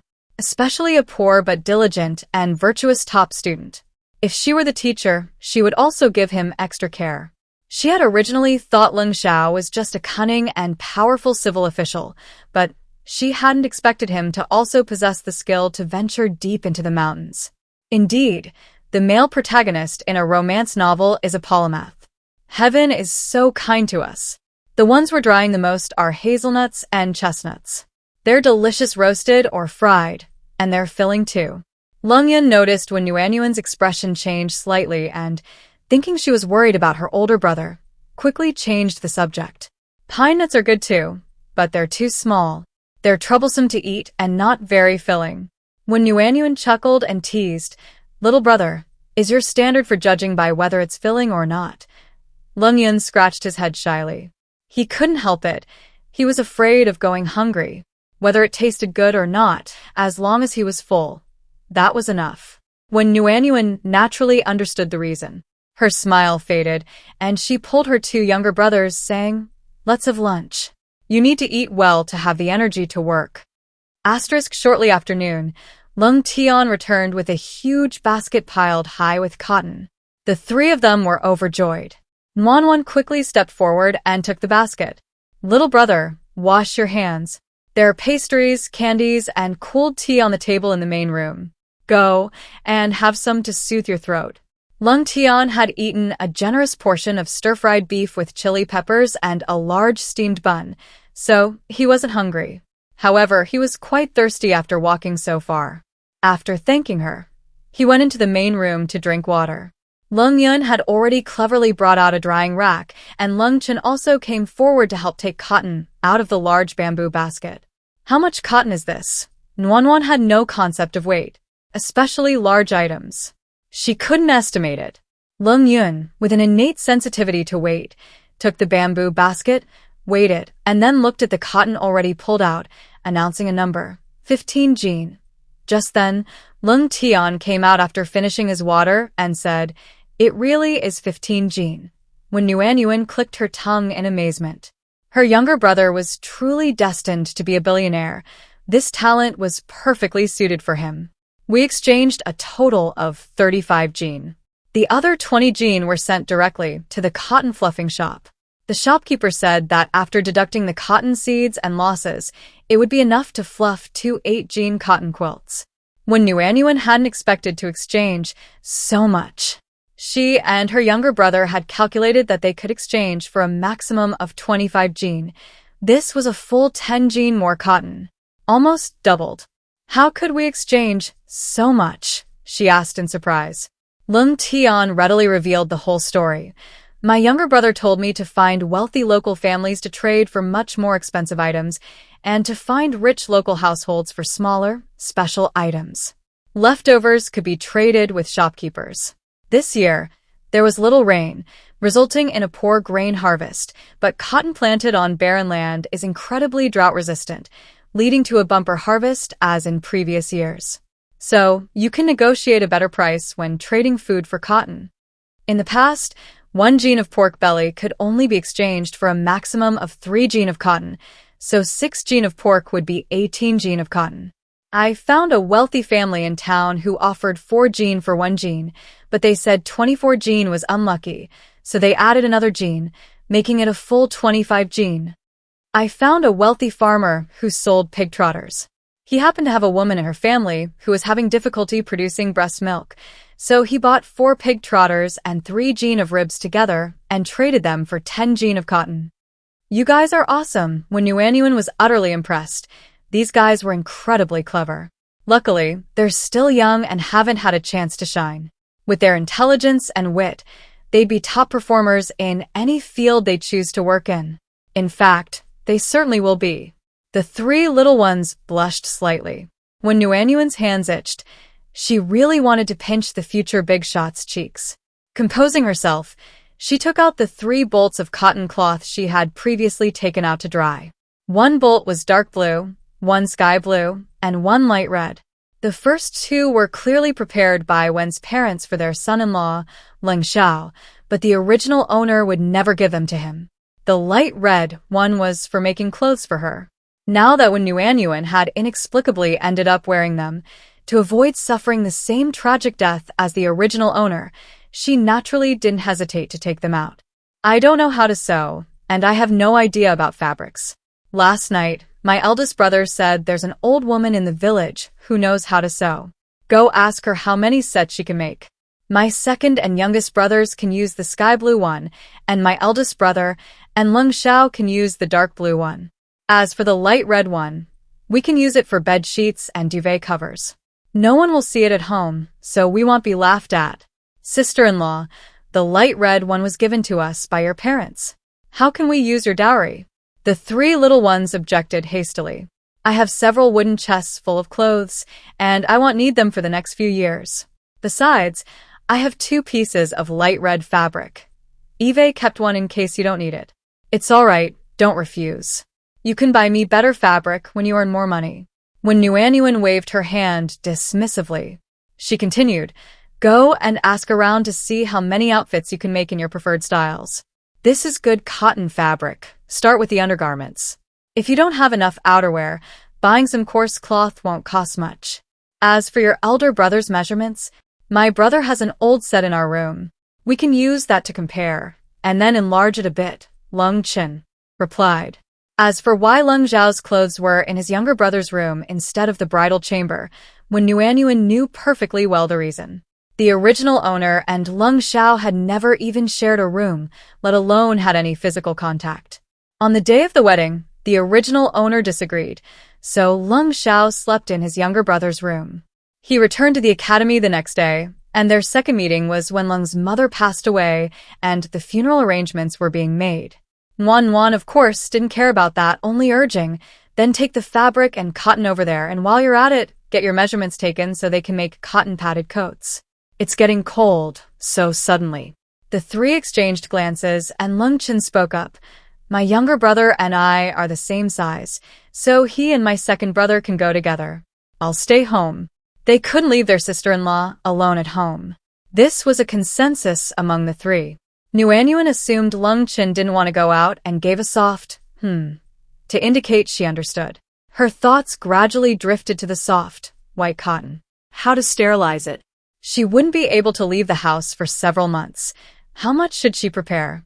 Perhaps she should boil it in water, dry it, and store it away. She could also stuff some into the middle layer of her menstrual belt each time she needed it. She checked the box and found 7 or 8 belts. If she changed 3 or 4 a day, they would be gone in 2 or 3 days. What if it rained or snowed, and they didn't dry that quickly? Nuanyuan decided to buy a needle and thread and sew some more small pieces of cotton fabric. It was always better to have plenty of these items for peace of mind. Although she didn't know how to tailor clothes or make shoes, she could still sew simple fabric strips. Who hadn't sewed a sandbag as a child? With a quick decision, Nuanyuan picked out some fluffy white cotton and carefully removed the cotton seeds, dry twigs, and withered leaves. Under the blazing sun, just as the light was getting dazzling, a loud banging came from the wooden door. Lung Tian and Lung Yun had returned, their rosy cheeks beaming with excitement. Sister-in-law, my second brother and youngest brother aren't very tall, so we can make 2 sets of undergarments and 2 sets of cotton-padded coats for each of them, plus a lined jacket. Lung Tian reported excitedly. So many? When Nuanyuan felt the bolt of cloth was heavy, even rolled up, she couldn't estimate how many meters it was. Lay it out flat. It must be quite long. But making so many clothes was indeed beyond her expectations. However, her second and youngest brothers weren't very tall after all. What about you and your eldest brother? How many sets can we make? My second brother said that eldest brother can't wear anything too worn or old at the academy, so he only made 2 sets of undergarments for him and 2 sets of long cotton-padded coats. Lung Yun answered for her second brother. No, it's just that I often go up the mountain to gather firewood, dig wild vegetables, and pick wild fruits. It would be such a waste to tear such fine cotton clothes. Besides, I'm much shorter than my older brother, so he can definitely give me his clothes if he can't wear them. It wouldn't be a waste, right? Lung Tian explained casually. He genuinely felt he was the type of person who couldn't handle fine food. Even the most expensive fabric wouldn't feel as comfortable on him as coarse linen. He wouldn't have to worry about them getting damaged by branches or vines on the mountain, or about getting them dirty with mud or oil. If he were to wear such good cotton winter clothes, he would be constantly worried. It would be a burden, a pointless struggle. As for wearing his older brother's clothes, isn't that what every family does? Luckily, he has an older brother. If he had an older sister, she would have to wear all sorts of colorful clothes too. Thinking about it, things are already very good. He has food and clothing. Moreover, the eldest brother was calm and composed. The clothes he received were still brand new. But the younger brothers, who had taken his clothes, were in a much worse situation, previously only able to wear tattered garments. They were the ones who deserved newer, better clothes. I don't need many clothes. Give my cotton-padded coat and jacket to my second brother, Lung Chin said. No need. Well, buy another bolt of cloth when we go to town the day after tomorrow. Younger brother, you have a lot of work to do. You should have more clothes made for yourself. Thinking of the overflowing clothes in her wardrobe and the clothes she had only recently bought but no longer wanted, when Nuanyuan felt a pang of sadness. A bowl of porridge, a meal, should remind us of the hard work involved in obtaining them. A thread, a strand, should remind us of the difficulty in producing them. In times of scarcity, they lived earnestly and diligently. What's rare is their brotherly affection and respect. Lung Tian glanced at his 2 younger brothers, then at his sister-in-law, knowing he couldn't refuse anyway. He chuckled sheepishly. Okay, but could you just buy some coarse linen, sister-in-law? I'm not used to wearing nice clothes, and they're not suitable for going up the mountain. When Nuanyuan considered the practicalities and, seeing her younger brother's relaxed and sincere expression, nodded in agreement. All right, but what about shoes? In this freezing weather, keeping feet warm is of utmost importance. The cold starts in the feet. Aunt Zhu said that scraps from 2 bolts of cloth can make 2 pairs of cloth shoes. The wages are only half the price of clothes. A set of clothes is 80 coins, and shoes are 40 coins. Since we made a lot, we'll round it down to 1 tael and 3 mace. 1 tael and 3 mace, when Nuanyuan asked in surprise. That's not right. 16 sets of clothes and 2 pairs of cloth shoes, 80 coins per set. How come the labor cost is only 1 tael and 3 mace? Wait, did she make a mistake in the conversion? She always thought 1 tael of silver equaled 100 coins, but actually 1 mace equals 100 coins. 1 tael equals 10 mace, which means 1 tael is equivalent to 1,000 coins. That makes the labor cost for the clothes and shoes correct. Wah, I can't blame her. She watched period dramas, and every hero just pulled out a silver ingot and said, "Keep the change." How was she supposed to know that 1 tael of silver had such strong purchasing power? She completely forgot about the unit of measurement, money, and naturally converted between taels and coins. Didn't she also make mistakes when she was haphazardly calculating living expenses before? Why didn't the three little ones point that out? Oh, right, they can't count. Luckily, the three little ones have never been to school and don't know arithmetic, so they didn't understand at all. But won't they get bullied rotten when they go out now? The worst part is they won't even know where they got the short end of the stick. Sigh. It seems she'll have to teach them math this winter. Getting the three little ones literate is a long and arduous task. She can't let them suffer from a lack of education. Although she doesn't know professional teaching, her grandmother taught her the multiplication tables by slapping her on the palm of her hand. She already knows them by heart. Once she teaches the three little ones, they won't get scammed anymore. Wah, I'm so grateful to my country for giving me the right and opportunity to be educated. It allowed me to be alone in this strange place, able to deceive others instead of being deceived.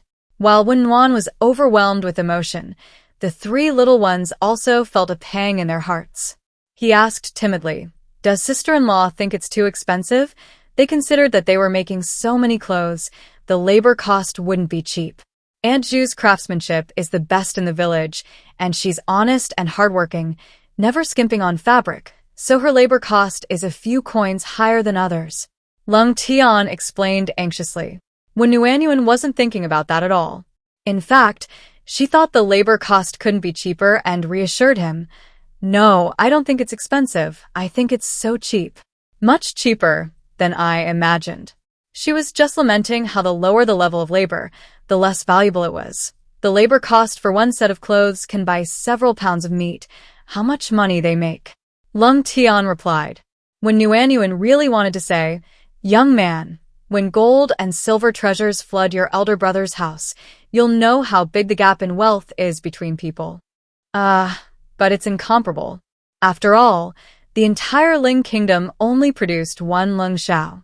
When Nuan smiled gently, a person's time and energy are limited. Even if they work day and night, the rewards will be limited. Lung Yun immediately understood and continued, "So, if you want to make big money, shouldn't you gather them all together to work, and then sell these goods at a higher price like a clothing store?" It's not just clothing stores, but also restaurants, fabric shops, rice shops, and so on. Isn't that the same principle? A person can't rely solely on themselves. They need to learn to manage and utilize others effectively. When Monwan felt she was going a bit too far with a 9-year-old, and her thinking leaned towards modernity, so she stopped there.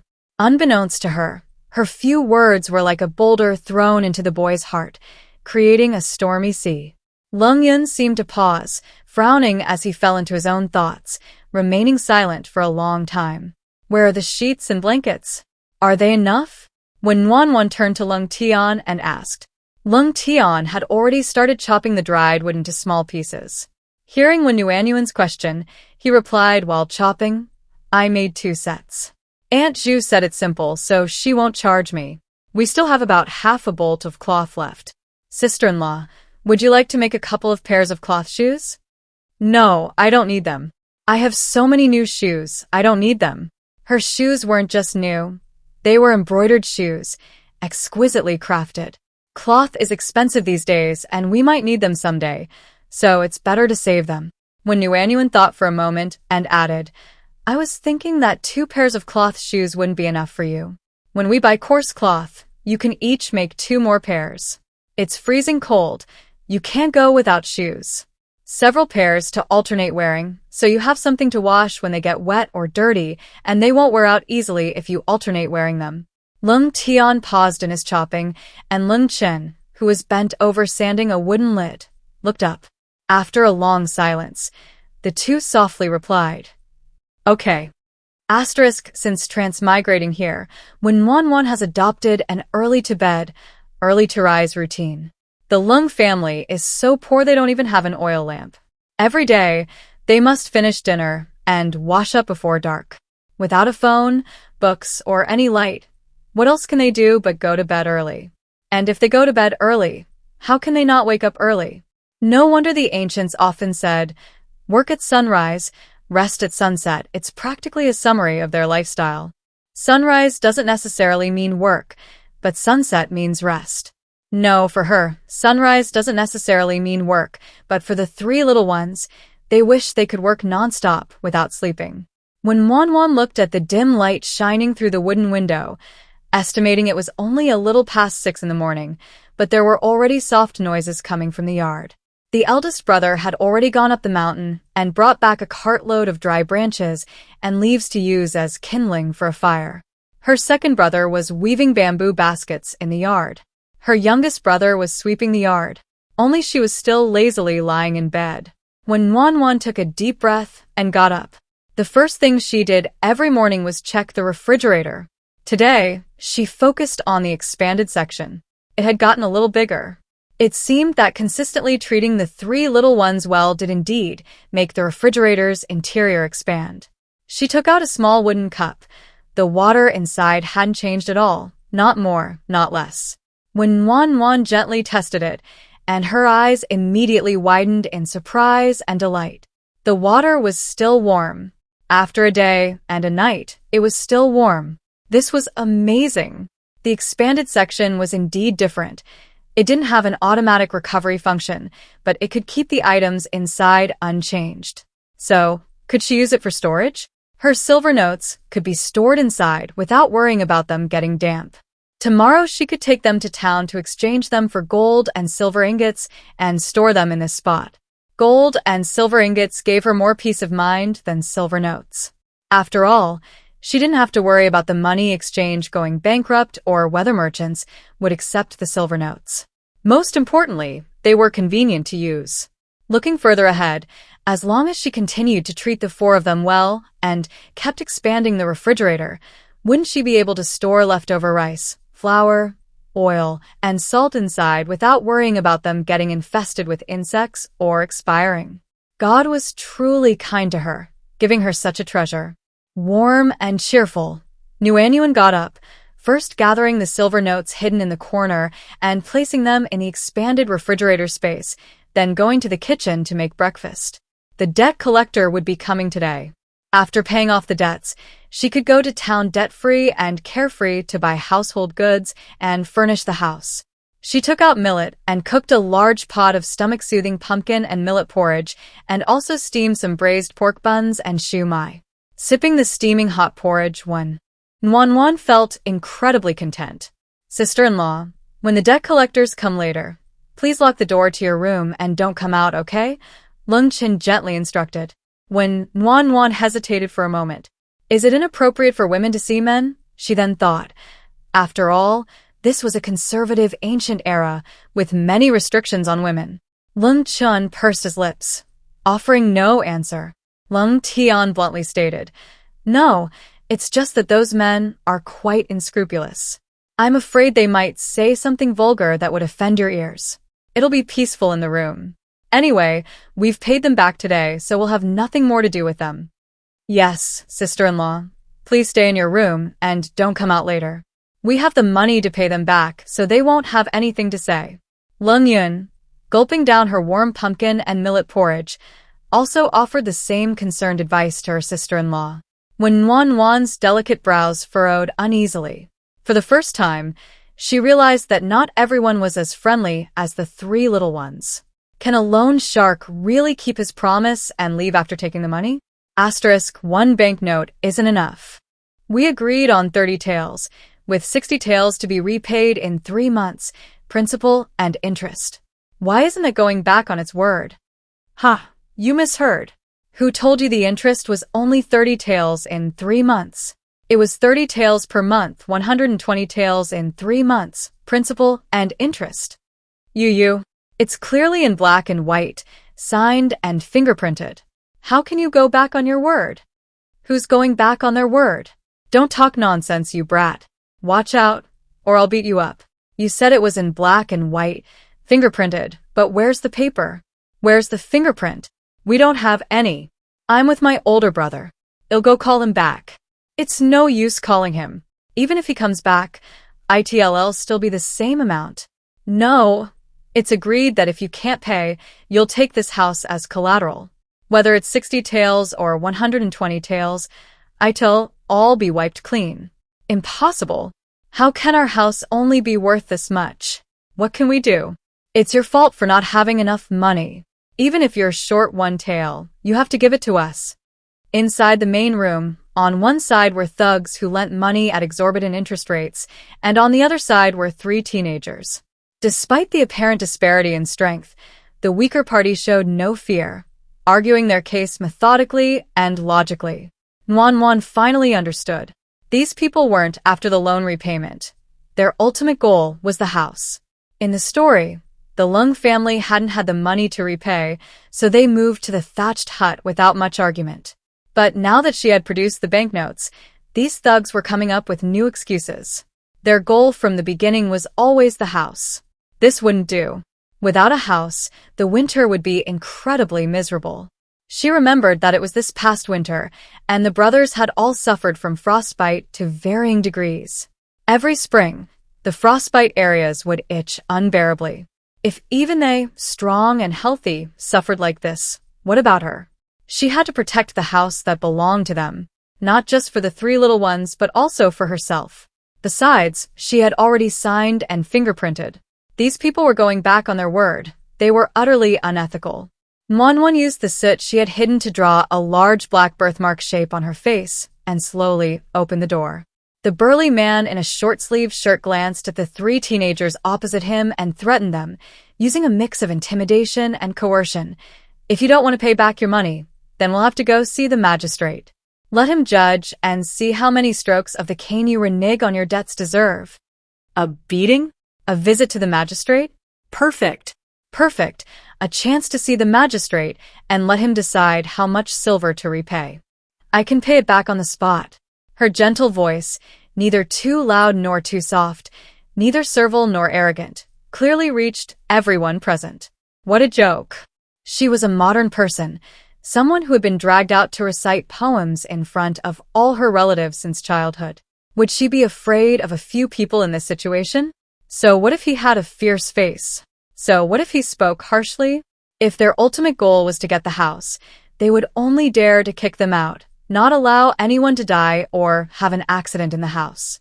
A house where someone has died or had an accident, let alone in superstitious ancient times, even modern people would feel some unease. Even if it could be sold, it would be as cheap as it could possibly be. At that point, let alone 60 taels, someone might not even dare to buy it for 10 taels. Everyone in the main room turned to look at the source of the voice, and were startled when they saw Wan Nuan with a large black spot on her face. The 3 little ones pursed their lips, silently agreeing, without saying a word. The thugs collecting exorbitant fees turned their heads away as if they had seen something filthy and offensive. The leader, Lida, was taken aback. He knew he couldn't go to the officials. If he did, the written contract with fingerprints would be presented, and it would be crystal clear, leaving no room for forgery. The master had racked his brains over this, but hadn't found a way to cheat. This shouldn't be happening. He'd used this method to secretly swindle countless people before. How could he have failed this time? The master said it was drafted by Lung's eldest son, and he wouldn't accept the previous drafts. He wanted to come while Lung's eldest son was away and have his younger brother put his fingerprint on the mortgage paper, leaving no room for denial. Lida sneered, "You think you can just see the officials whenever you want? Besides, for such a trivial matter, you need to see the officials? What are they doing feeding us? If you don't pay up now, you won't leave this house alive." As soon as Lida finished speaking, the men behind him, their faces contorted with rage, began to stir. Meanwhile, Lung Tian, wielding a sharpened, curved wood-chopping knife, strode up to Wan, shielding her sister-in-law and 2 younger brothers behind him. Lung Chun and Lung Tian, holding sharpened wooden sticks, flanked Wan, protecting her on either side. As soon as Lida finished speaking, Wan perked up. Oh ho, she's the kind of person who responds better to kindness than force. If someone treats her well, she'll repay them tenfold. But if you try to be unreasonable or act shamelessly, she won't tolerate it. What's that saying again? Enduring it only makes you angrier. Backing down only makes you feel cheated. Wan was on high alert, not allowing the slightest mistake, or she would regret it later. Regret for not performing well on the spot. Fine, let me see what you've got. I remember that murder not only costs the perpetrator their life, but also their parents, siblings, and children, right? Oh, how could I forget? People in your line of work don't care about the lives of their parents, siblings, and children, right? Anyway, in ancient times, collective punishment was the law, so it was always accurate. Thinking about it, it made sense. Without collective punishment, how could these troublemakers be controlled? As soon as Nwan spoke, the faces of the 6 or 7 men opposite her immediately changed. Who doesn't have relatives or family members? Who wouldn't take this seriously? They're just doing this job to make a living. How could they risk their whole family? Seeing the fearless, almost reckless stance of the people opposite them, the thugs behind Lyda unconsciously pulled their feet back. When Nwan glanced at their expressions and movements, knowing she'd guessed correctly, and continued, "Or is it that your master is the law in Ling Kingdom? Can he cover up everything and disregard the law? Well, we have no choice. Kill us then. It's pointless to run anywhere. We might as well die in this house, saving us the trouble." Lyda's expression changed several times. Before coming, his master had repeatedly warned him that nothing could happen to the house, otherwise it would be stuck with them. Then, forget about selling it. They'd lose everything. Thinking about it, it made sense. In this remote, impoverished mountain valley, even 3 large brick houses were unaffordable for the surrounding people. If it weren't for the Bai family patriarch consulting a feng shui master who favored this land, saying it had a mountain behind and water in front, a jade belt encircling the waist configuration, capable of producing generals and ministers, and offering 180 taels to have the master intervene, why would the master have lent 30 taels to the Lung family? The master originally intended to acquire the house for 30 taels, netting a profit of 150 taels, but unexpectedly, the Lung family preferred to pay exorbitant interest rather than sell. The key now is that they can't actually take action. This auspicious feng shui site is all about the feng shui itself, but even the best feng shui can't withstand unforeseen events. If something really goes wrong, not only will the Bai family patriarch not want it, but who would? Even if it were given to him for free, he wouldn't dare to live there. Lyda pondered this for a while, sorting out the intricacies, and immediately made up his mind. Taking action is out of the question. Meeting with the officials is also out of the question. The only thing left is to discuss the money. Clearing his throat a few times, Lyda's tone softened. "We brothers are just after money. We don't want to do anything immoral. Besides, you did take our money.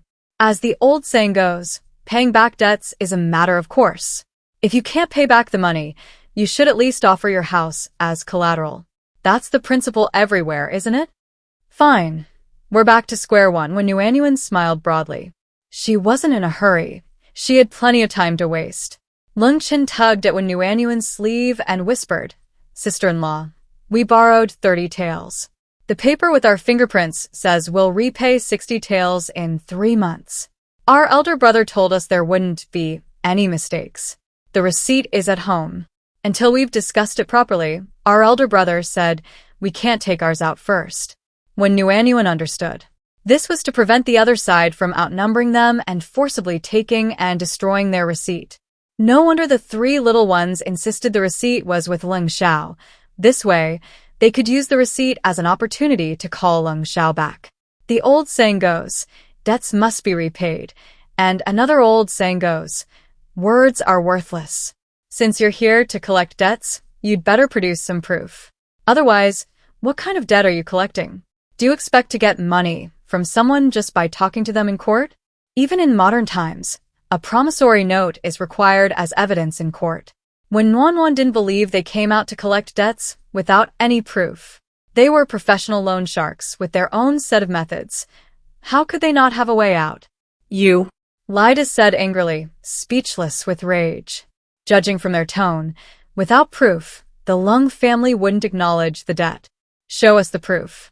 If it's written in black and white that it's 120 taels, even if it's different from what we verbally agreed on, we'll admit defeat and return 120 taels. But if it's not, you won't get a single tael more. When Nuan said leisurely, if it says 120 taels, do you even have the money to pay? This 100-tael silver note is all you have, isn't it? What nonsense. Lai Zhao's eyes darted around, deciding to try and bluff. It seemed the Lung family wasn't going to back down. If he could get 120 taels back, that would be great.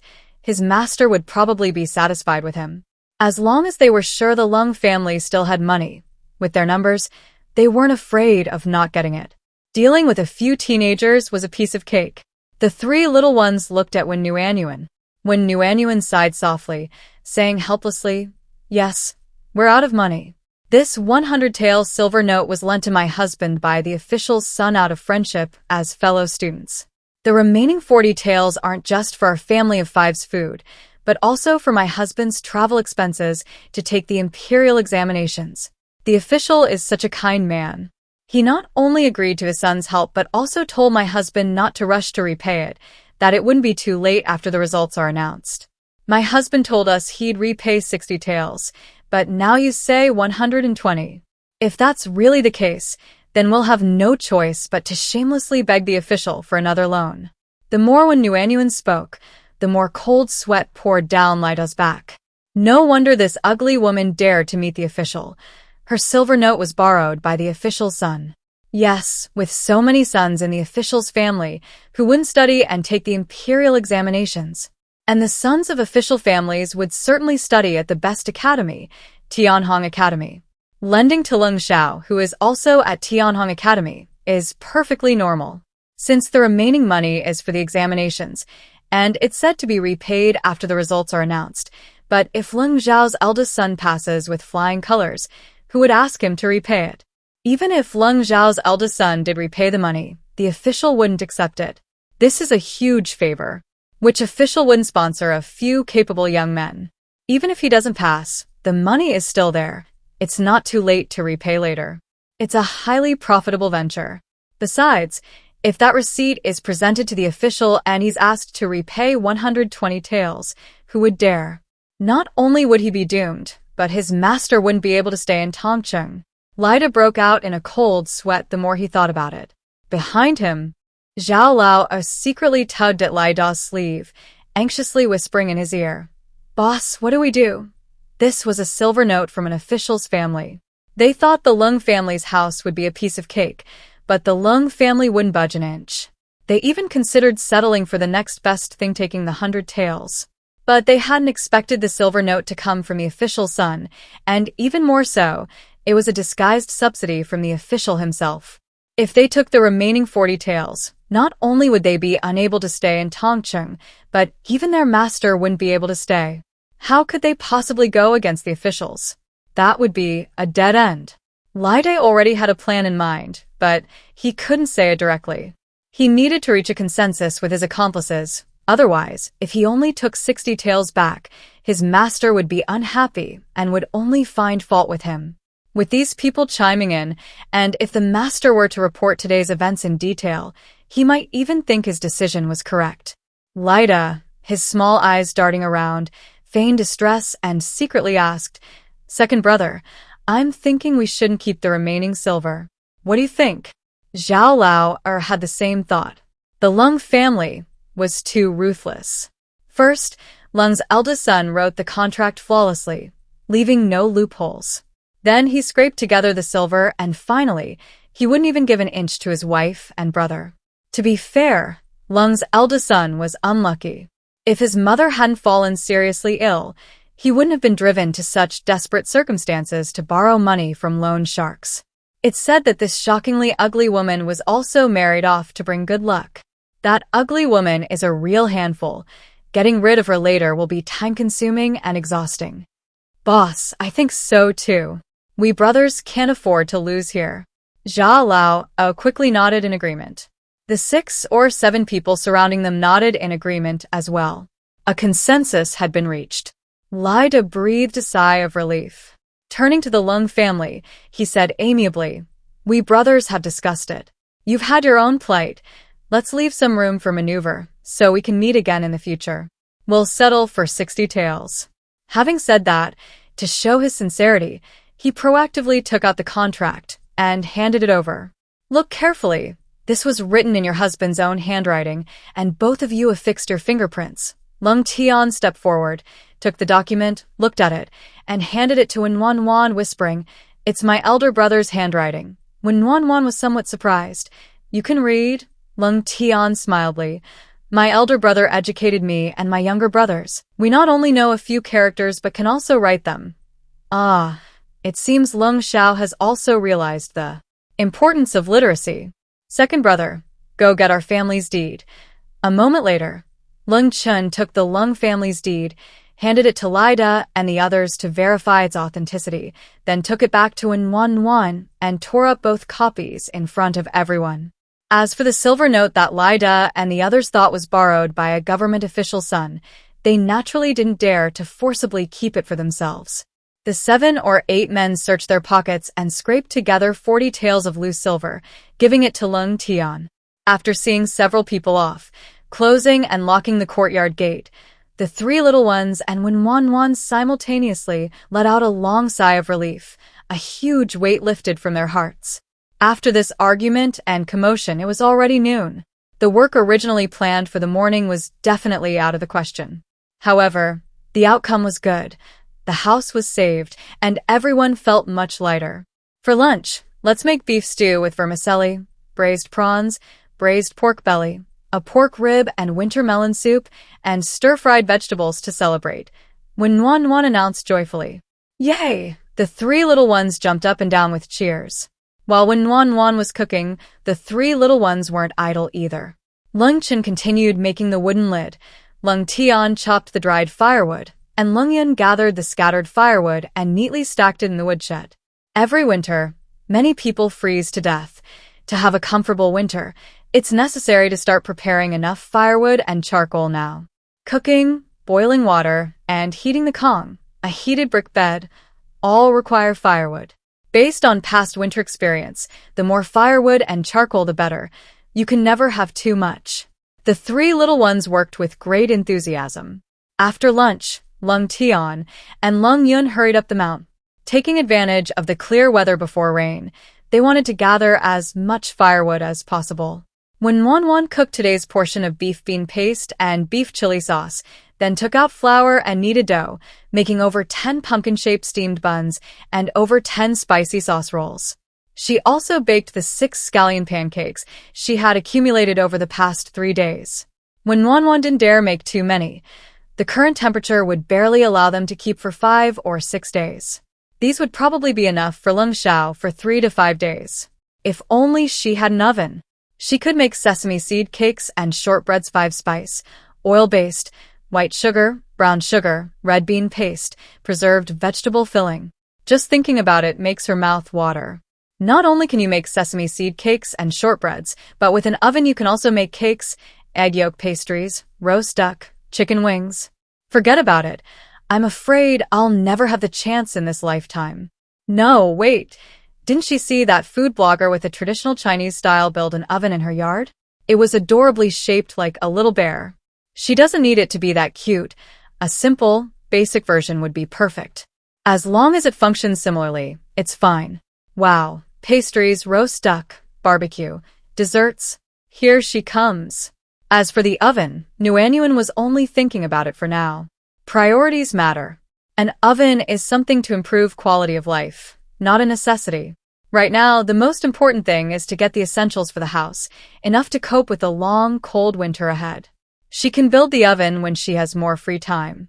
Then she'll have the time and ingredients and can leisurely and thoughtfully prepare food, enjoying herself immensely. Thinking about going to town to buy necessities tomorrow morning, Nuanyuan felt it necessary to write it down. As her teacher often said, a bad pen is worse than a good memory. Besides, she didn't have a good memory. How could she not write it down? Going to town wasn't easy. It took her younger brother and his family 2 hours walking there. She didn't know how long it would take her. If she forgot to buy any necessities, well, she'd just have to carry them without using them. Second brother, do you have any paper at home? Holding a small, charred stick, when Nuanyuan asked Lung Chen, who was doing woodworking in the yard. Only she and her second brother were home. Her 2 younger brothers had brought back a cartload of firewood, taken a sip of water, and gone back up the mountain. They kept going back and forth. When Nuanyuan wanted them to rest, but they both refused, saying that they wouldn't be tired after eating. Chopping firewood was easier than digging for wild vegetables or picking fruit. Firewood was heavier than wild vegetables and fruit, so how could it be easier? When Nuanyuan belatedly realized, it wasn't physical ease, but mental ease. She didn't have to think about what to eat next or what to eat in winter while chopping firewood, nor did she have to worry about whether there would be enough to eat while digging for wild vegetables or picking fruit. She could focus solely on chopping as much firewood as possible. Her body might be tired, but her mind wouldn't. When a person is full of hope, they are full of energy. Seeing that when Nuanyuan was holding a half-burnt twig, Lung Chin knew she was going to jot something down. He replied, "I have some scraps of paper left by my brother. I'll give them to you." When he came out, he had brought not only paper, but also pen and ink. When Nuanyuan quickly waved her hand, smiling brightly, "I don't need a brush. I'm not used to it. Grinding ink takes too much time. A charcoal pencil is perfectly fine for me." As a modern person, although she knew how to hold a pen, knowing how to hold it and knowing how to write are two completely different things.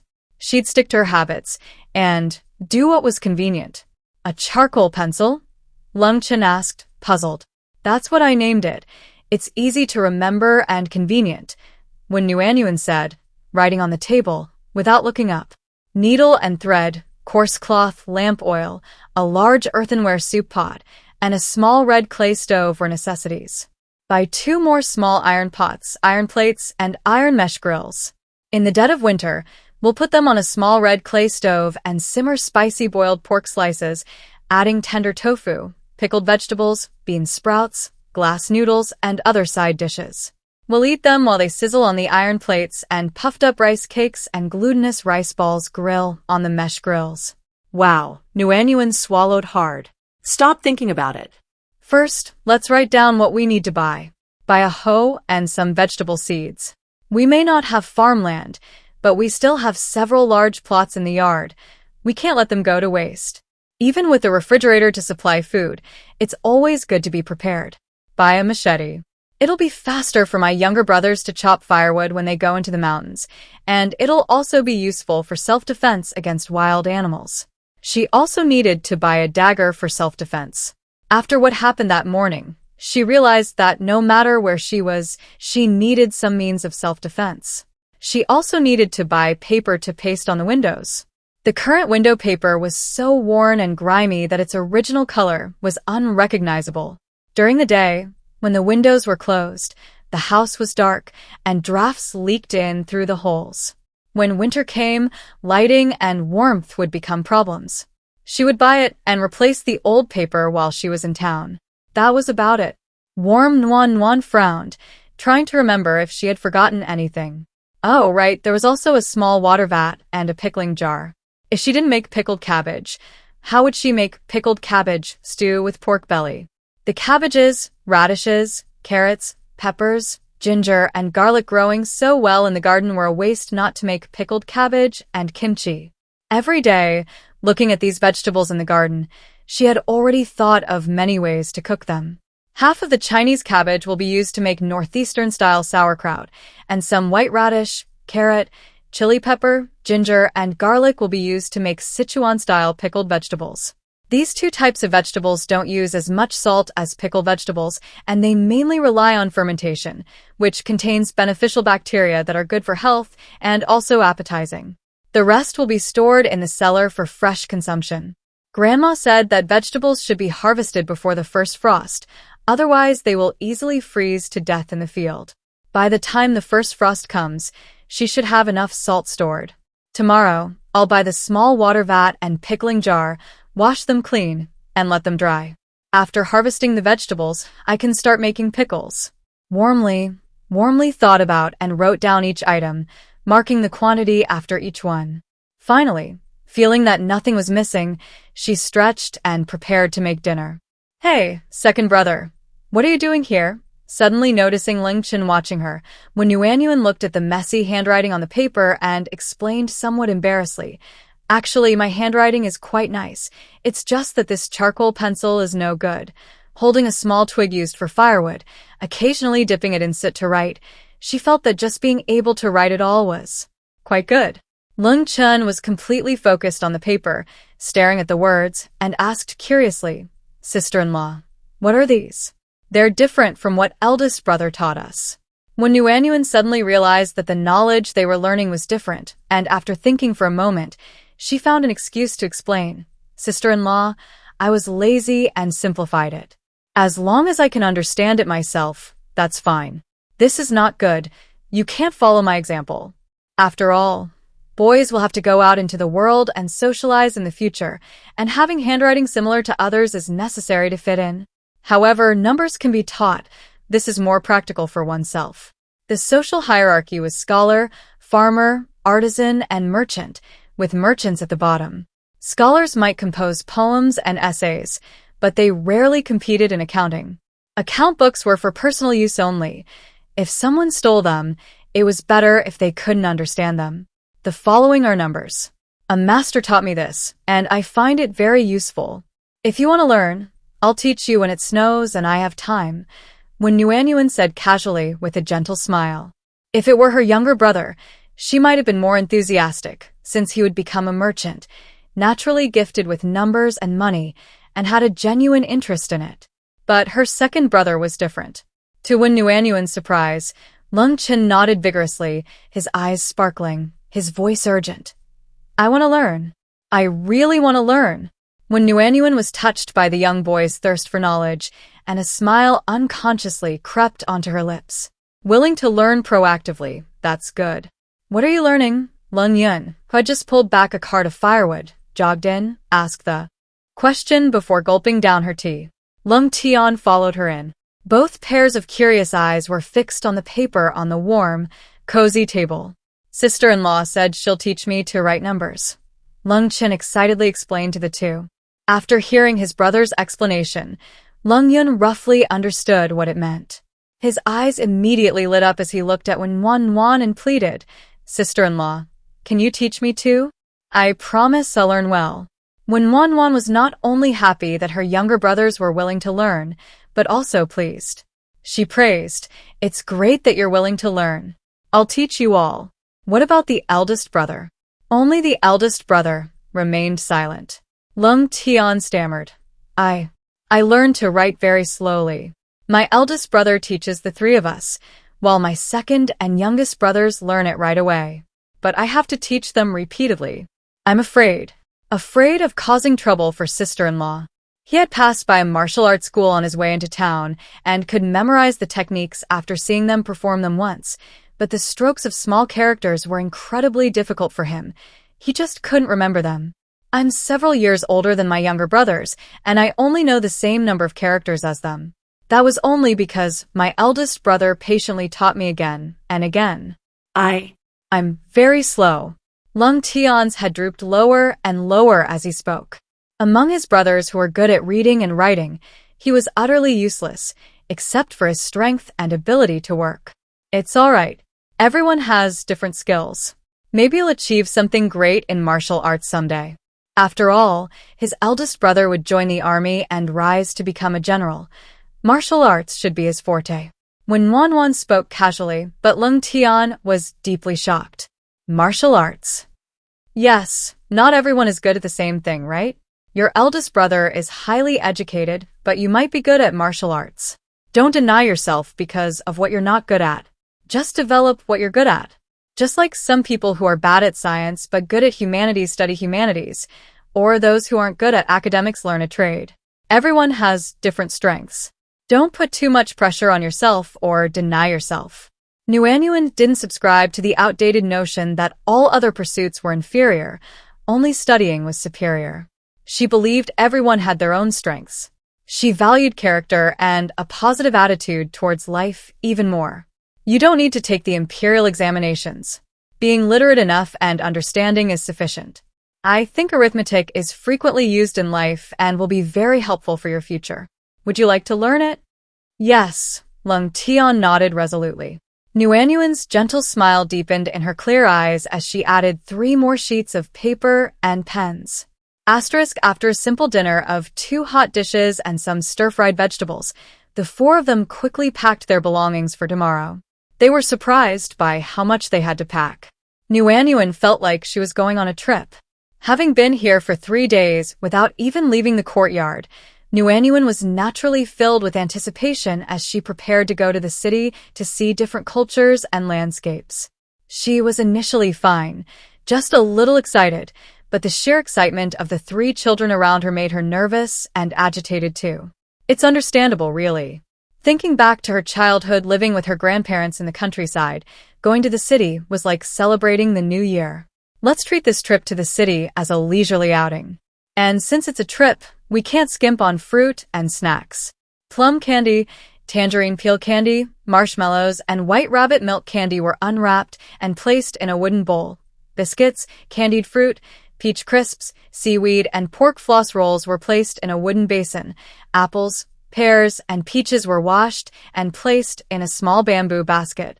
For lung shao, braised pork trotters, stir-fried chicken, braised pork belly, 3 kinds of fried meatballs, beef bean paste, and beef chili sauce were sorted, packed, and covered with wooden lids. Neatly arranged white steamed buns, pumpkin-shaped steamed buns, and spicy flour rolls were placed in a woven bamboo basket, along with half a basin of pickled vegetables, boiled tea eggs, and salted duck eggs. With over a dozen basins of various sizes, when Nuanyuan was worried. The weight wasn't the main issue. The problem was the sheer number of items. How could she possibly carry them all? There's too much. Which one should we remove? When Nuanyuan asked the 3 little ones, troubled.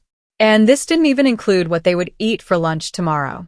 She planned to heat up some lunch food while cooking breakfast tomorrow morning and put it in the larger compartment of the refrigerator to keep it warm so she could have a hot meal at noon. Sister-in-law, don't remove anything. It'll fit. We can pull the cart tomorrow. Lung Tian looked at the food she had prepared for her older brother, reluctant to remove any of it. The snacks and fruit her sister-in-law had prepared weren't heavy, so there was no need to remove them. It's so far. Won't pulling the cart be too tiring? When Nuanyuan asked worriedly. It's not tiring. It's easier than carrying it on your back. My second and youngest brothers can help push it, otherwise we won't be able to bring the goods back. Lung Tian reassured when Nuanyuan. Lung Yan added, when we went to sell things before, we also used carts. Only the village chief's family had an ox cart. Everyone else used a cart or a wheelbarrow. It's easier than carrying goods on your back, and you can carry more.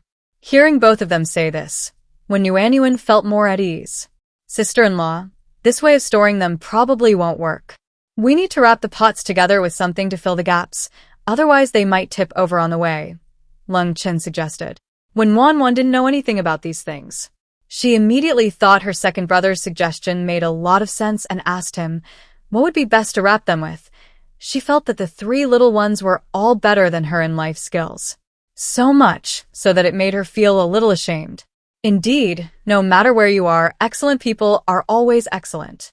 How about using clean thatch or straw? We can use it as a lining when we come back, Lung Chen replied. Okay, fine. When Nuanyuan had no objections, but then suddenly remembered something. She took out the loose silver from that morning, poured it on the table, divided it into 4 portions of different sizes, and beckoned the 3 little ones forward. When you're out and about, you must carry some money. It's more convenient if something unexpected happens, or if you need to buy small items or food. Also, it's safer to spread your money out. Even if one person's money is stolen or lost, the rest will have enough. She had always believed in not putting all your eggs in one basket, and she had always acted accordingly. This portion is about 20 taels, eldest brother. You take it with you. When you see your eldest brother, give him half. Second brother and youngest brother, each of you take 5 taels. She kept 10 taels for herself and put them in her purse. When Nuanyuan placed the silver in the 3 little ones' palms as she spoke. The 3 little ones held the large sum of money, their hands trembling. They could barely speak. Sister-in-law, this is too much, isn't it? Don't you have hidden pockets in your clothes? Just put them separately. Don't worry, it's okay if you lose them. You all need to learn how to use money eventually. When we buy needles and thread, your sister-in-law will make each of you a purse so you can keep your own little stash. Do we need to learn how to use money? Lung Tian asked cautiously. The other two little ones were equally puzzled. When Wan proudly tossed her head, imparting her life experience to her three younger brothers. Of course, earning money is an art, and so is using money.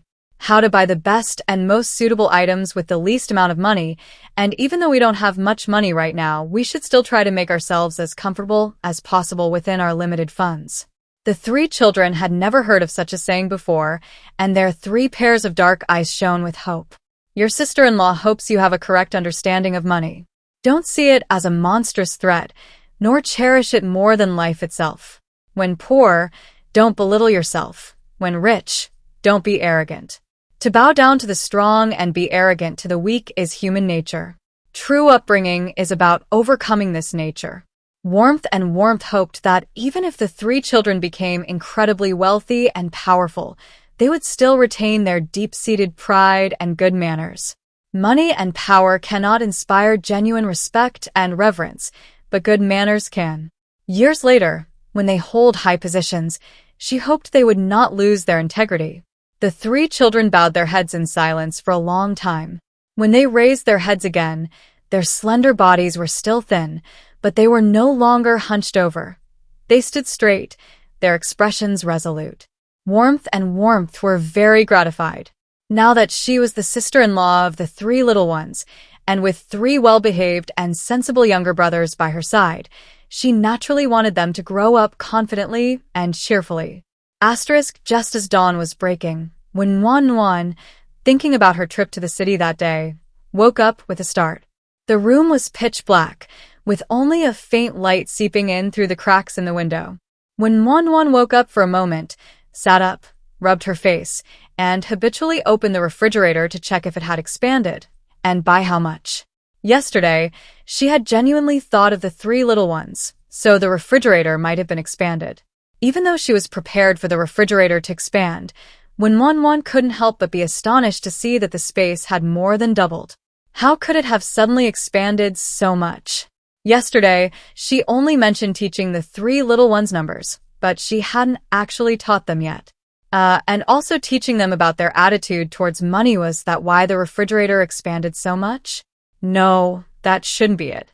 Not only was the upper part of the refrigerator enlarged, but the lower part was too. The difference was that the lower part wasn't divided into individual freezer compartments. It was now a single, integrated unit, like a storage box.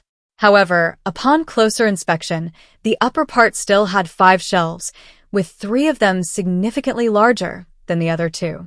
It seemed that for the sake of the 3 little ones, she only enlarged the space of the top 3 shelves. But what else did she do yesterday? Did she do something that could double the size of the entire refrigerator? When Wan immediately thought of the ruthless people who lent money at exorbitant interest rates yesterday morning. Could it be because she went out and saved the house? Well, after all, this house didn't just belong to her and the 3 little ones. Lung Xiao also had a share, so the overall enlargement of the refrigerator made sense. When Wan breathed a sigh of relief, thankful that she had left the room yesterday and saved the house. Not having a system was really troublesome. Everything had to be guessed. Other people's transmigration stories are so much better. The system directly issues tasks, clearly outlining what to do, what results to expect, and what the rewards are. It even provides on-site guidance or hints from time to time. How wonderful! Warm Nuanyuan was practically drooling with envy. Unlike her, who had to guess and make decisions on her own. But in that situation, wouldn't any normal person choose to go out and help like her? I've already developed some affection for the 3 little ones after spending 2 days with them, and since they need a place to stay, I definitely choose to help. The difficulty level isn't high, which is quite good. You won't make the wrong choice. Well, if it were the original owner, she wouldn't have chosen to help. She had spent over 3 months with the 3 boys, even being saved by them, yet she showed no gratitude. Knowing the repayment deadline, she packed her bags and went off to live a comfortable life. So, later, when the Lung brothers were incredibly wealthy and powerful, the original owner went to see them. She expected the three boys, who had been so respectful, to treat her the same way, but found their attitude completely different. Forget respect, they didn't even look at her properly. The original owner wanted to talk to them about their childhood friendship, but found there was nothing to talk about. She wanted to complain, but found only the Lung brothers were suffering, and it was her fault. She wanted them to be magnanimous and repay evil with kindness, but they only coldly said, "Repay evil with kindness, then how will you repay kindness? Repay evil with justice, and repay kindness with kindness." In the end, having no other choice, the original owner stubbornly insisted that her eldest sister-in-law was like a mother to her, and that the three of them should be filial to her. The ending was predictable. It couldn't be more tragic. When Wan shrank back, she wasn't the original owner, and she didn't want the three little ones to be filial. She only hoped that when the four of them achieved success, they could buy her a beautiful little courtyard in the mountains and rivers, where she could live a leisurely retirement life in the countryside. That wasn't a high request, was it? For this small goal, she would try her best to be good to them. When Wan thought she was the first one up, so she quietly opened the door, afraid of waking the three little ones. She planned to go to the kitchen to make breakfast first before waking the three little ones, letting them sleep a little longer. Especially the eldest brother. After all, it was the eldest brother who did most of the pulling and hauling. But when she opened the main room door, she found that the three little ones were already up, quietly loading the cart in the yard. Sister-in-law. The three little ones stood up straight and greeted her respectfully as soon as they saw when Wan come out. "Did we make any noise and disturb you?" Lung Chen asked, feeling a little guilty. It's no wonder they thought that way. These past few days, their sister-in-law had often gotten up before the sun was high in the sky and always looked like she hadn't slept well. When Wan laughed and laughed it off. "No way, I'm very diligent, okay? I woke up by myself." She wanted to be a good sister-in-law. She couldn't leave behind an image of being lazy and always sleeping in. When Wan walked around the cart, looking at the items neatly arranged and the gaps already stuffed with straw, and couldn't help but praise, "You did a very good job, very thoughtful." The three little ones scratched their heads shyly. They replied bashfully, "We used to do it this way when we sold goods in the city." Hearing this, when Wan noticed, in the dim light, that the cart not only contained food but also many bamboo and wooden products. Beside the cart were two large baskets, one filled with herbs, the other containing sections of bamboo tubes. Bamboo tubes? What are you going to do with those bamboo tubes? Can you sell them? When Nuanyuan asked curiously. Lung Yun grinned. "To drink water. So we won't be thirsty on the way here and in the city." When Nuanyuan opened her mouth and said, "Oh, she had a refrigerator with milk, yogurt, and now she could put water in it, so she never thought about bringing water on long trips." But the three little ones were different, especially her eldest brother. Even though he knew she had a treasure, he never asked her to use it or to use it for him. They relied on themselves first. They gathered firewood, collected herbs, planted vegetables, and wove bamboo products. They did everything they could. They didn't overly depend on her treasure, showing self-reliance and a sense of crisis. Her understanding nature made her want to be extra kind to them. "When we get to town, let's see if there are any water bags or jugs. Bamboo tubes are heavy and don't seal well. They leak easily." When Nuanyuan said softly. These were essential items. Even if they knew she had the treasure later, they wouldn't be together all the time. They'd need it when they were apart. Besides, they could take it with them when they went up the mountain so they wouldn't have to endure thirst. "You have money on you. If you need anything in town, decide for yourself whether to buy it or not. Don't ask me," when Wan instructed. After all, her options were limited, and she didn't know what the boys truly needed. It was better for them to decide for themselves. "Thank you, sister-in-law." The three little ones practically jumped for joy.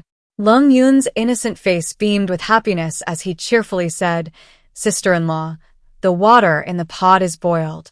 When Wan nodded and went to the kitchen.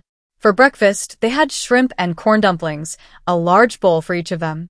When Wan also heated up several large steamed buns with braised pork, shumai, steamed buns, boiled eggs, and braised beef, stuffing them all into the enlarged section of the refrigerator.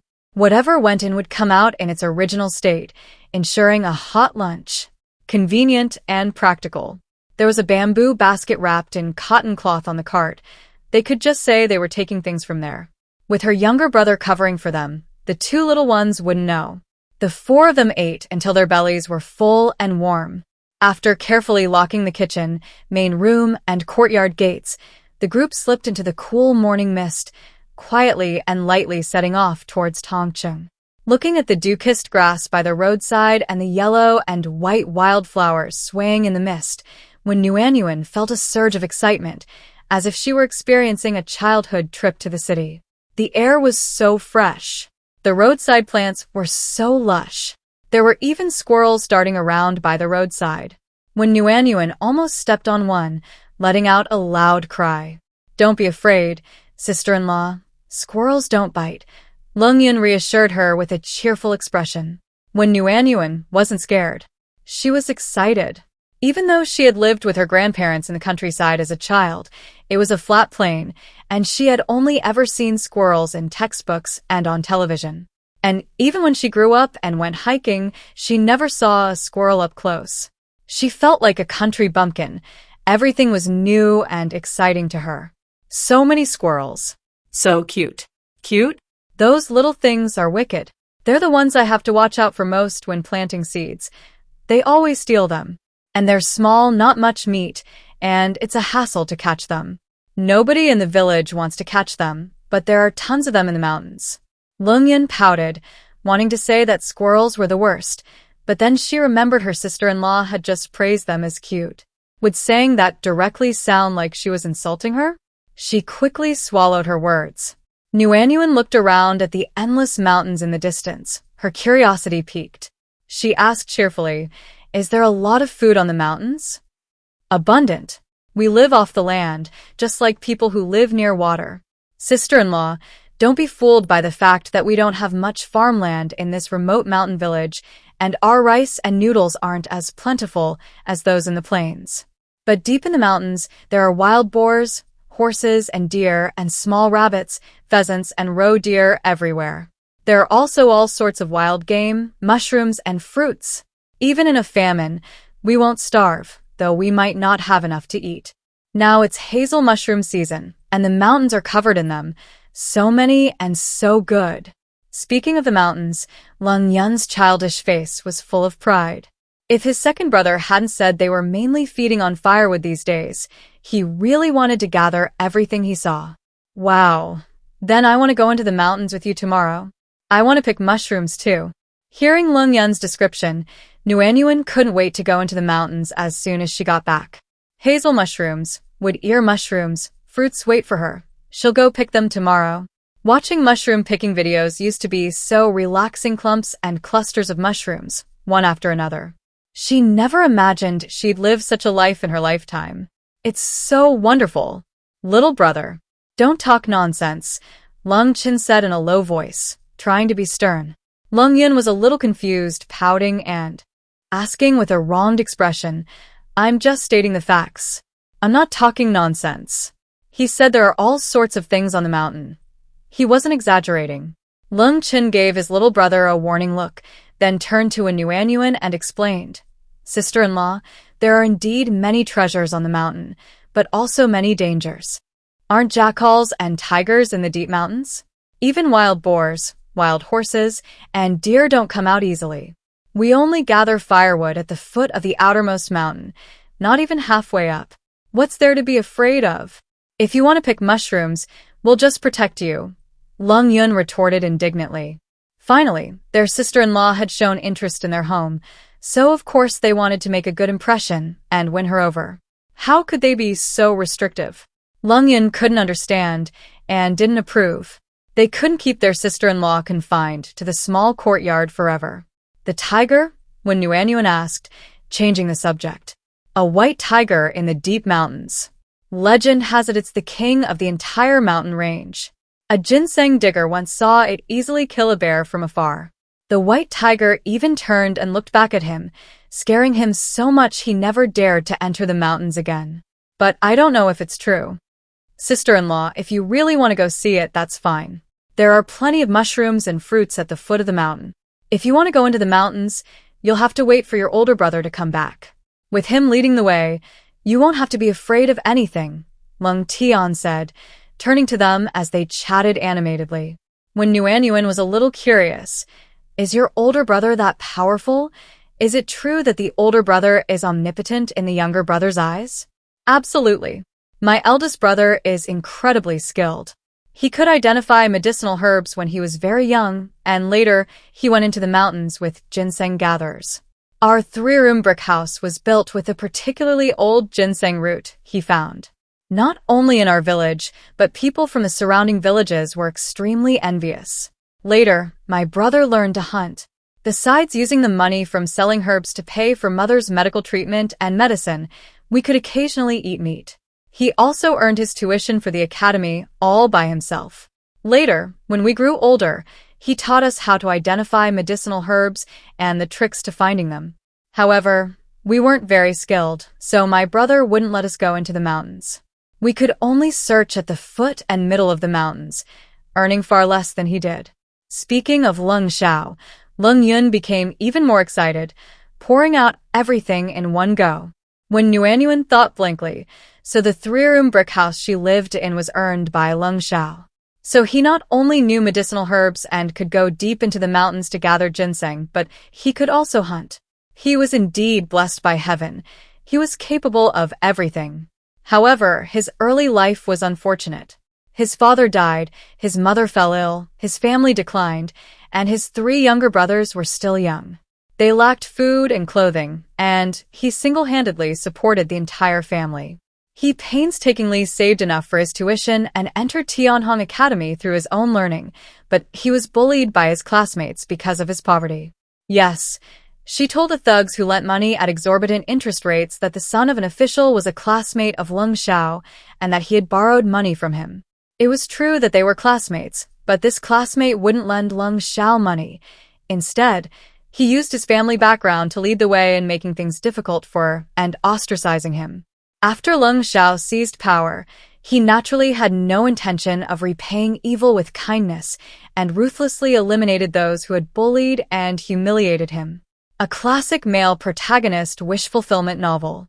She only knew that in a few years, Lung Xiao would rise to the highest ranks of the 3 ministers, wielding immense power and getting whatever he wanted. His life a smooth, unstoppable journey.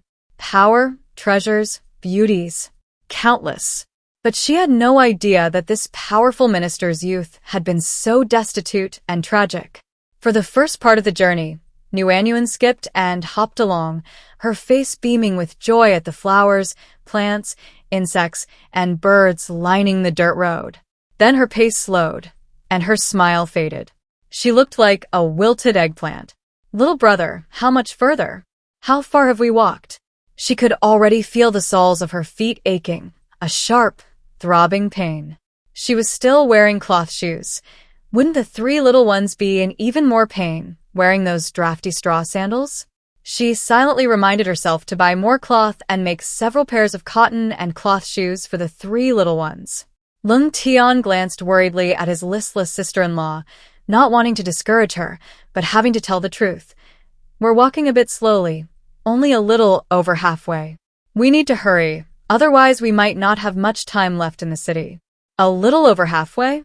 It's a little over 2 hours' journey to Tongcheng, so that translates to almost an hour's walk so far. Good heavens, that means at least another hour's walk. When Wan's face fell even more. She finally understood why they say, to get rich, build roads first. Not only do you need to build roads, but you also need transportation. Spending 4 or 5 hours round trip on the road, what efficiency is that? Just wanting to go into town to sell or buy something, a whole day is gone. What do you mean by not spending much time in town? When Wan continued to ask. They weren't going to be spending much time in town anyway. Lung Tian looked up at the sun and estimated the time. It's probably around Chinshi, 7 to 9 a.m.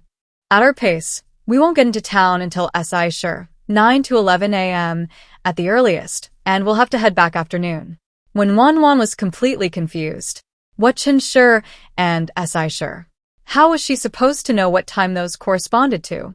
She could only convert it herself based on her existing knowledge, since she would be using it frequently in the future, and she needed to take this opportunity to adapt and get used to it as quickly as possible. They set off around 6 a.m., and after walking for about an hour, it should be 7 o'clock or 8 a.m. It would still take about an hour to arrive, so SI sure should refer to after 9 a.m. In ancient times, time was divided into 12 two-hour periods. Chen Shi would be around 7 to 9 a.m., and SI Shi would be 9 to 11 a.m.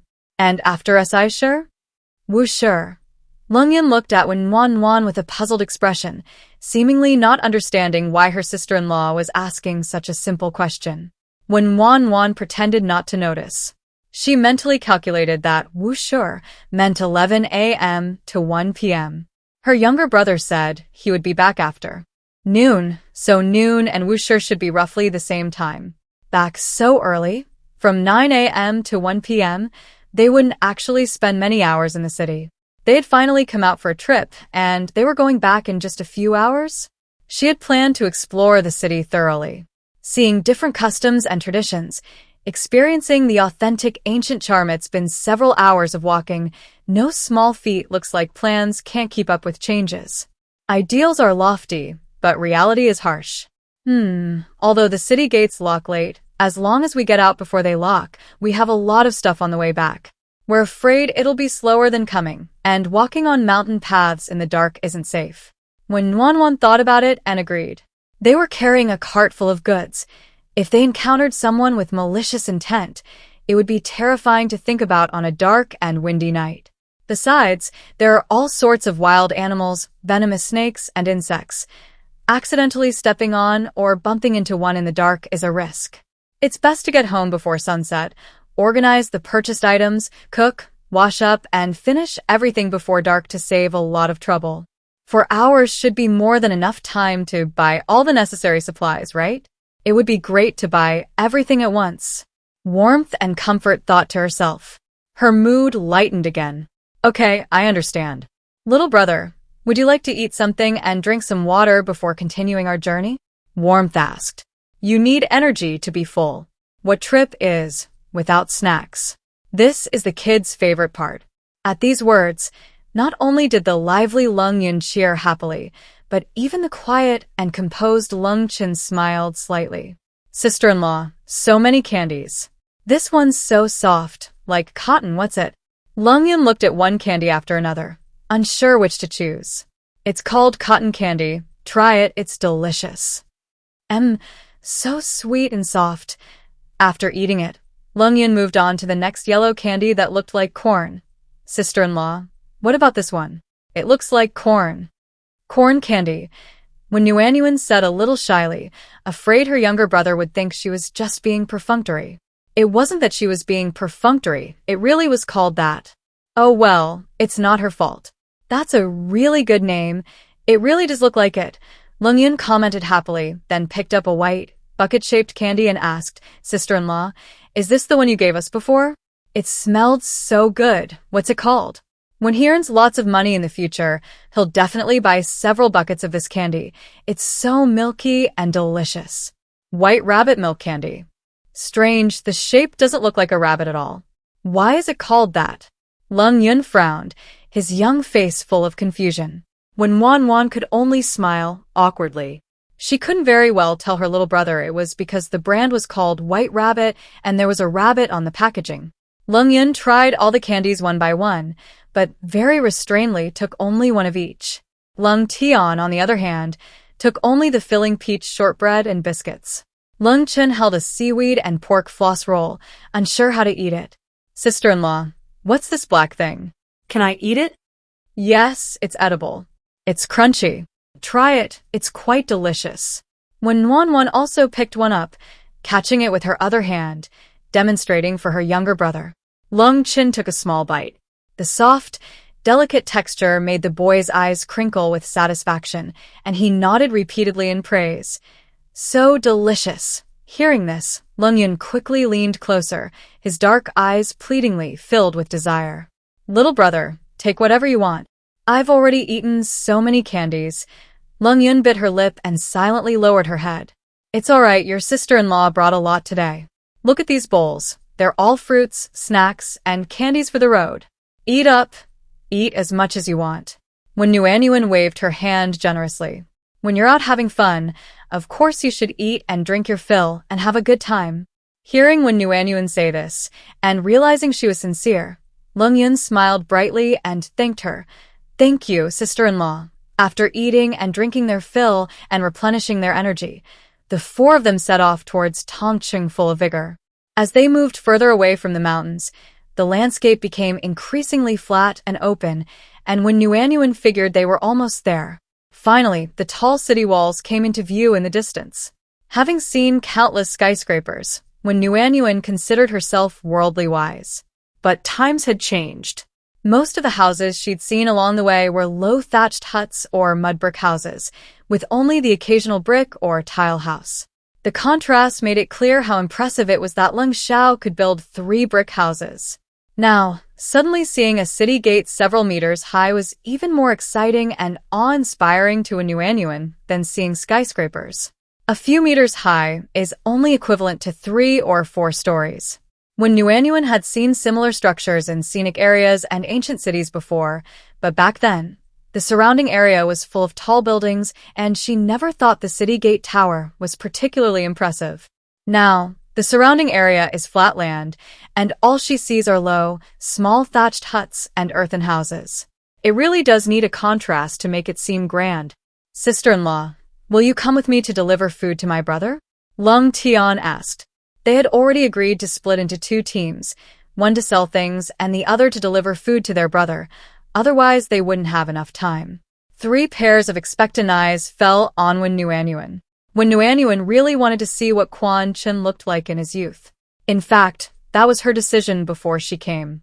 But after walking for more than 2 hours on dirt roads in cloth shoes, with her legs aching and her feet sore, and with several more hours of walking ahead, when Nuanyuan, despite her curiosity about what Quan Chen would look like in his youth, resolutely chose to refuse without hesitation. Heavens have mercy on her. It would take at least another hour to get to Tianhong Academy, even at her younger brother's pace. After delivering the food, she'd have to rush to town to shop nonstop. She chose to stroll leisurely through town. After all, Leng Xiao would be going into the mountains to gather ginseng next month. Wouldn't he have to go home eventually? Wouldn't she be able to see him when she got home? Even if she was incredibly curious, she would have to suppress it. She couldn't help it. Her mind wanted to see him, but her legs and feet said, no, she didn't want to. Sighing, when Wan said, feigning helplessness, sister-in-law wants to see him too, but look how slowly I walk. I'm afraid I'll inconvenience you. It's all right. How about you sit on the cart and I'll pull you along? Lung Tian kindly suggested. How can that be? When Wan was stunned, immediately refusing. After thinking for a moment, he said, how about this? You deliver the food to Leng Xiao and my second and youngest brothers, and I will go sell herbs and bamboo baskets. Once we've sold them, we'll go buy the things the family needs. You can meet us after you deliver the food. Okay, but if you go with me, sister-in-law, we definitely won't have time to buy the necessary items when we get back. I'm afraid you'll have to suffer the pain of missing me. Lung Tian also considered the limited time. The earliest they could get back to the city was noon, and there really wouldn't be enough time to buy the items. Especially since they needed to buy a lot of things this time, and they had to go to many places. He was afraid his sister-in-law would have to wait until next month to see her eldest brother. When Nuanyuan secretly breathed a sigh of relief and quickly waved her hand to indicate that it was all right. She wanted to say that she wasn't wronged at all. She was just curious, so what was there to suffer for missing him? But of course, she couldn't say that. She had told her eldest brother that she was deeply in love with Leng Xiao and had come specifically for him. Where should we meet? I should be able to come in from the north gate around noon, Lung Tian asked. This question completely exposed Wen Nuanyuan's ignorance. She knew nothing about the city's layout, nor which street or shop was which, and dared not offer advice.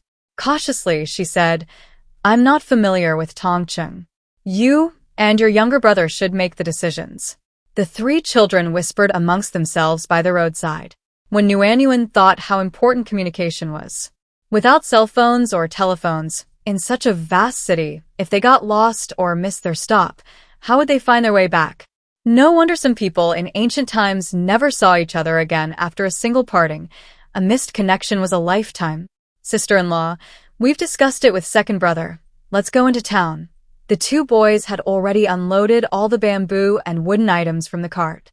The smaller, heavier items were packed into large bamboo baskets on their backs, while the larger, lighter items were carried in their hands, their arms bulging. When Nguyen nodded, deliberately waiting for Lung Tian to walk a short distance before calling out, "Big brother, wait." Turning to her two younger brothers, whose hands were full, she said, "Wait here, I'll go get something from Big brother's cart." She then jogged over.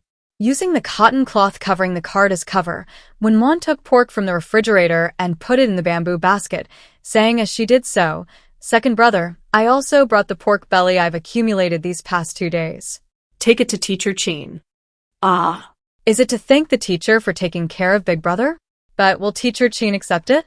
Lung Tian knew that other students often gave gifts to their teachers besides tuition fees. Master Chin had been very kind to her elder brother, but their family was poor and had nothing good to give him. What if she directly offered him 2 large pieces of pork belly, weighing a full 6 pounds? Would the master refuse? It's all right, just say good things come in pairs. If it weren't for Master Chin's protection all these years, how could your brother have stayed at the academy with peace of mind? Now that we have some food, we should express our gratitude within our means. She couldn't see Lung Xiao today. How could she improve their relationship?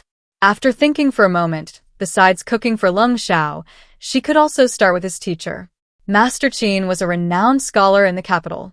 As he aged, he had returned to his hometown of Tongcheng a few years ago to become a teacher, wanting to return to his roots. He valued Lung Xiao's talent and took him in at Tianhong Academy, waiving his lodging and meal fees for cleaning the academy and copying books. The tuition fee was essentially the same as the living expenses. Accommodation and meals were extra. Those living nearby could go home and avoid these costs, but Lung Xiao lived so far away that he couldn't stay at the academy. Lung Tian's voice was hoarse, choked with emotion as he said, "Sister-in-law, you're so good to my older brother." She thought of everything for her brother. He, as the younger brother, had never considered his older brother's situation. Only his sister-in-law truly put herself in his brother's shoes. When Nguyen felt a little ashamed, but laughed it off, saying, "Go and come back soon," she casually took a basket covered with a cotton cloth from the cart, preparing a container for lunch. Lung Tian nodded heavily, tears welling in his eyes, and said goodbye. When Nguyen watched her younger brother pull the cart away quickly, inwardly marveling at the vast difference between people. Resignedly dragging her heavy body, when Nguyen walked towards the 2 little ones. After paying the copper coins to enter the city, the 3 of them first went to their usual shop to sell their woven goods. There were so many, and they were so bulky. Carrying them would be too cumbersome and inconvenient for anything. When Nguyen finally realized just how cheap these baskets and wooden basins, which she considered eco-friendly and practical, really were.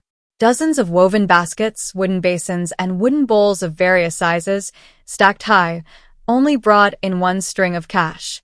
The 2 little ones were especially happy. Isn't that a bit low? When Nguyen felt a little sorry for her younger brother, who had woven for so long. No, it's not low at all. It's very good. Broken rice is only 10 or so coins a pound, and coarse grains are only about 10 coins a pound. 1 string of cash can buy many pounds. Weaving these things doesn't cost anything. The bamboo and wood are from the mountains and are free. Many people can make these and sell them, but third brother's skill is so good that he can command this price.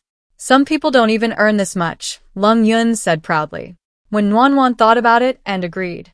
With no cost, and many people knowing how, naturally the price wouldn't be high. The same thing would fetch a different price in the capital. Besides, for a child of her second brother's age, this was indeed a lot of money.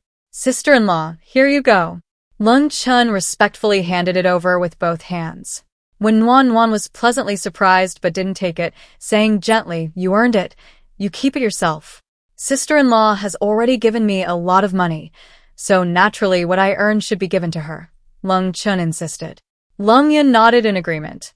If their sister-in-law's money was for them, then what they earned should naturally go to their sister-in-law. When Wan felt a warm glow inside and happily took the money, putting it away. Come on, now that we've earned some money, let's buy some food and supplies.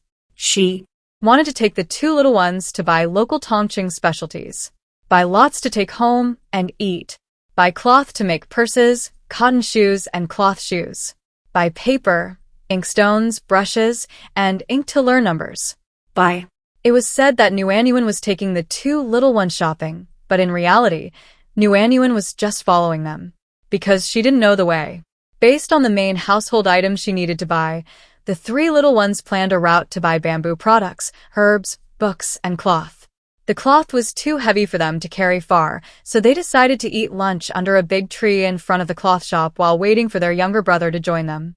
After meeting up, they would buy heavier iron products and pottery items like earthenware pots and stoves. These two types were on the same street. After shopping, they would exit the city through the west gate, walk along the moat back to the main road they came from, and go home. The younger brother had even asked for her opinion beforehand. What opinion could Nuanyuan possibly have? The route was well-planned and organized. She was too busy applauding to have any objections. The younger brother was indeed a future military commander. He remembered the route and shop layout exceptionally well, and his itinerary planning was impeccable. Wan thought to herself, sure enough, professional tasks should be left to professionals. Candied hawthorns, fresh candied hawthorns. The loud cry rang out from afar. Wan saw Lungyan's little head eagerly peeking out. This child really loves sweets. Wan thought happily. But she loved them too. Candied hawthorns and roasted sweet potatoes were must-buys for her when she went shopping in winter. Even though she didn't love them as much as she did when she was a child, she still bought them without fail. Perhaps she was buying that taste from her memories. I didn't expect to find candied hawthorns in Tongqing now. But that's normal, since it gets cold early here. I can't apply the habits I developed from living in the Jiangnan region. Little brother, want some? Go buy some. Lungyan shook his head, his bright eyes fixed on the candied hawthorn skewers, but he said, I ate a lot of delicious candies on the way here, and candied hawthorns are expensive, 8 coins a skewer. Hawthorns are everywhere on the mountain, but I've tried them, and they're very, very sour. Most importantly, they make you hungry very easily afterward. Nobody in our village wants to pick them. When Wan wanted to say that 8 coins a skewer wasn't expensive, but thinking about how her second brother had made so many handicrafts, dozens of items, and only earned 1 string of coins, a skewer of candied hawthorns could buy a pound of coarse grains for the 3 little ones. If they were frugal and added plenty of vegetables, it would be enough for several days. Naturally, she couldn't bear to buy them. But the 3 little ones probably all wanted to eat them. Only reason prevented them from satisfying their cravings. The bright red fruit paired with a clear, sweet syrup. What child could resist the temptation of such a snack? Hawthorns aren't expensive, but the syrup on them is. We've come all this way to town, so of course we should eat what we want. Otherwise we'll be craving it all the time when we get home. We'll buy some and try them. If we don't like them, we won't miss them anymore. If we do like them, you can pick some hawthorns when you go up the mountain to chop firewood, and I'll make them for you at home. When Nuanyuan persuaded, changing her approach. The joy of shopping and eating is irreplaceable. The taste of childhood is the same. Even if you can eat whatever you wanted as a child every day as an adult, you can never find that original taste again. She did everything she could to ensure their childhood had no regrets. Lungyan was clearly tempted and hesitantly asked, really? He used to only secretly swallow his saliva when he saw them, never daring to think of spending 8 coins just to buy a single skewer of candied hawthorns that wouldn't fill him up. Too expensive and too wasteful. Of course you can. Sister-in-law, go buy them. How many skewers do you want? When Wan understood her little brother's thoughts perfectly, after all, she had been that age herself. She readily granted her little brother's wish, without hesitation. 1 skewer. 1 skewer is enough. Lungyan quickly replied with delight. There are 9 hawthorns on 1 skewer. His sister-in-law can eat 3 first, and he and his second and third brothers can each have 2. Each hawthorn costs almost a coin. 2 is already a lot, very good. When Wan returned with a radiant smile, holding 4 skewers of candied hawthorns, the 2 little ones were speechless with joy and shock. They felt as if Wan was radiating a gentle light, the best thing imaginable. Here, 1 skewer each. I'll put the other one in the bamboo basket for your younger brother. Wan stuffed the candied hawthorns into the hands of her 2 stunned brothers. Even if they could make them themselves at home, buying them on the street and making them at home feels completely different. It's all about the atmosphere. Besides, the hawthorns for these candied hawthorns were really beautiful, big, round, and most importantly, without any wormholes. She hated candied hawthorns with wormholes the most, and these were better than the ones she'd bought before. After the 2 little ones realized what was happening, they smiled brightly and said, "Thank you, sister-in-law." The 3 of them, each holding a skewer of candied hawthorns, ate as they walked towards the pharmacy. "Do you always go to that pharmacy to buy herbs?" Wan asked casually, taking a bite of the sweet and sour candied hawthorn, her mood cheerful. Lung Chen quickly swallowed the candied hawthorn and replied earnestly, "Yes, the manager of Rengsentang has excellent medical ethics. They never shortchange customers on the weight of delivered herbs or arbitrarily lower prices. My elder brother told us to dry the herbs and deliver them directly. After checking the weight with the manager, we settle accounts monthly, which is very convenient." "Oh, so it was Lung Xiao who ordered it. Then there's no mistake." When Nuanyuan was quite calm now when she heard anything related to Lung Xiao. After all, Lung Xiao was favored by heaven. He was practically omnipotent.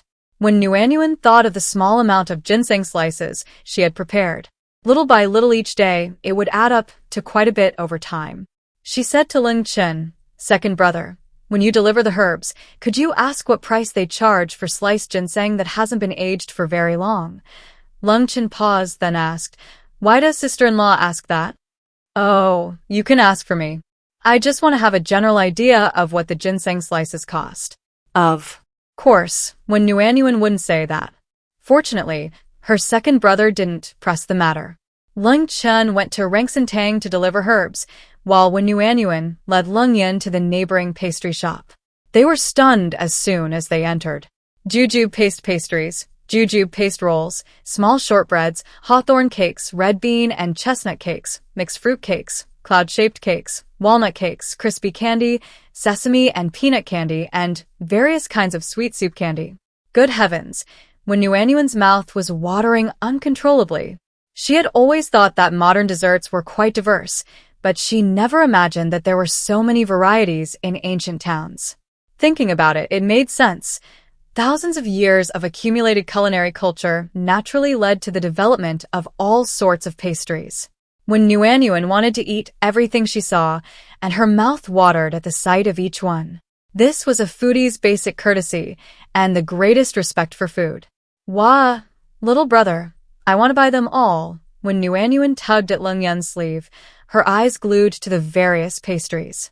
Lung Yun, equally captivated, swallowed hard and hesitantly suggested, "How about we buy some?" When the 2 emerged from the pastry shop, they were carrying 7 or 8 portions. When Nuanyuan muttered to herself, "Let's buy these first, and then we'll buy the rest when you go to town, little brother." When Lung Chen came out after selling the medicinal herbs and saw what the 2 were carrying, he was startled. However, seeing the 2 smiling faces, he swallowed his words and silently placed the pastries into the basket on his back. Speaking of which, the oil paper for wrapping pastries is so convenient. Shall we buy some to take back? That way you can bring some with you when you go into the mountains. Not only pastries, but also candy and fruit are easy to wrap. Okay, the bookstore sells them. By the way, second brother, did you ask about the price of ginseng slices? Manager Sun said that prices vary greatly depending on weight, quality, and origin. Top-grade ginseng is very scarce. Pharmacies in the capital frequently come to buy it, and it's often extremely difficult to find even a single ginseng root, costing hundreds or even thousands of taels of silver. Meanwhile, ginseng that's already been sliced and is of shorter age is worthless. Even at the price of ginseng rootlets, it's cheaper than the price of whole ginseng. When Wan felt a chill run down her spine upon hearing this. She should have known better than to be lazy and buy a few fresh ginseng roots from the pharmacy to keep on hand. A 2-pack of fresh ginseng only costs 268 yuan at the pharmacy next to her house. Why didn't she think of buying fresh ginseng to stew with an old hen? If she had thought that way, she wouldn't be worrying about making money now. Manager Sun said he can only offer half a tael of silver per tael of ginseng. Lung Chin continued. The shift from despair to joy perfectly describes Wen Wanwan's feelings at this moment. Ginseng was indeed a rare commodity in ancient times. I said it's worthless, yet it's only half a tael of silver per ginseng. And that's the lowest price for the worst quality ginseng. It's even less than the price of whole ginseng. Then what would whole ginseng and medium to high-grade ginseng cost? Oh, right. Manager Sun said top-grade ginseng could cost hundreds or even thousands of taels per plant. Thinking about it, it makes sense since ginseng in ancient times could only be wild. Without artificial cultivation, the yield was low, and with few nourishing varieties and high demand, of course it was expensive. She had small bottles of ginseng slices, very few, only a few dozen grams, equivalent to about 1 tael. That means she'd earn half a tael of silver a day just from ginseng slices. Although it couldn't compare to others making a fortune, it was still very good for her. She took back her earlier statement about not buying fresh ginseng. She was very satisfied and content with the ginseng slices too. One shouldn't be too greedy. Moreover, half a tael a day adds up to 15 taels a month. This would provide Lung Xiao with travel expenses for the imperial examinations and allow them to buy a house and other household items in the capital. Lung Chun, seeing his sister-in-law's overflowing joy, asked, puzzled. Manager Sun said that ginseng can be sold for 1 tael of silver per ginseng. Although top-quality ginseng is extremely difficult to find, my brother has found several medium-quality ones. Sister-in-law, you don't need to worry too much about expenses. Thinking that when Yuanyuan was concerned about household expenses, Lung Chin quickly reassured her. And when Yuanyuan nodded happily. It would be even better if Lung Xiao could earn money. After all, they were a family of 5, and with so many people eating, their house wouldn't be small, especially in the expensive capital. There were also various official favors and social obligations. There were too many places to spend money. Saving more money was always a good thing. They went to the bookstore and bought paper, inkstones, brushes, ink, and oil paper, of course, buying only the cheapest quality. After all, it was for the 4 of them, whose handwriting wasn't very good, and buying the best wouldn't be cost-effective. Besides, the 3 little ones wouldn't be pursuing the imperial examinations. As long as they could write and use the paper, that was enough. Honestly, even the cheapest ones were quite expensive. 3 sets cost 2 taels and 6 mace. Studying really is expensive. When Wanwan then picked out a set of mid to high quality paper for Lung Xiao, which cost 3 taels and 1 mace. Her heart was bleeding as she sighed. Investments are necessary. Just before leaving, she found some rough straw paper in a corner by the gate. When Wanwan was pleasantly surprised, and an idea popped into her head. Her eyes sparkled as she asked, "Shopkeeper, how much is this?" "Sister-in-law, we don't need to buy this. It's too rough. We'd rather write on the wooden board with water. It would save us money." Lung Yun, worried that when Yuanyuan would be taken advantage of, quickly tugged at her sleeve. The shopkeeper overheard this and, with a heavy heart, quoted a price. "Madam, don't underestimate this rough paper. It's good for the children to practice with. How about this? These 2 large bundles are only 1 string of cash. How about it?" Even Lung Chen and Lung Yun were tempted by this price. When Yuanyuan was extremely satisfied and immediately bought it. She had been using mulberry leaves for the past few days, but after a while, not only mulberry leaves, but all the leaves would wither and fall off. She simply couldn't accept using twigs and broken tiles. Now everything was finally all right. Her biggest worry was finally solved. "Oh, right, there's one more thing," said Lung Chen, second brother, "where can I buy toothbrushes, things for brushing teeth?" "Sister-in-law, aren't willow twigs good?" I'm not used to them." "Oh, the general store up ahead has some, and they also have soap. Why don't you buy some too, sister-in-law?" Lung Chin felt a pang of sadness thinking about how hard his sister-in-law had suffered in their family. After her second brother reminded her, when Wanwan realized she had forgotten about Soapit's modern soap, used for bathing, washing hands, and shampooing. She quickly nodded. At the general store, when Wanwan's eyes were opened to a whole new world of wonder. This place reminded her of the department stores from her childhood. They sold everything.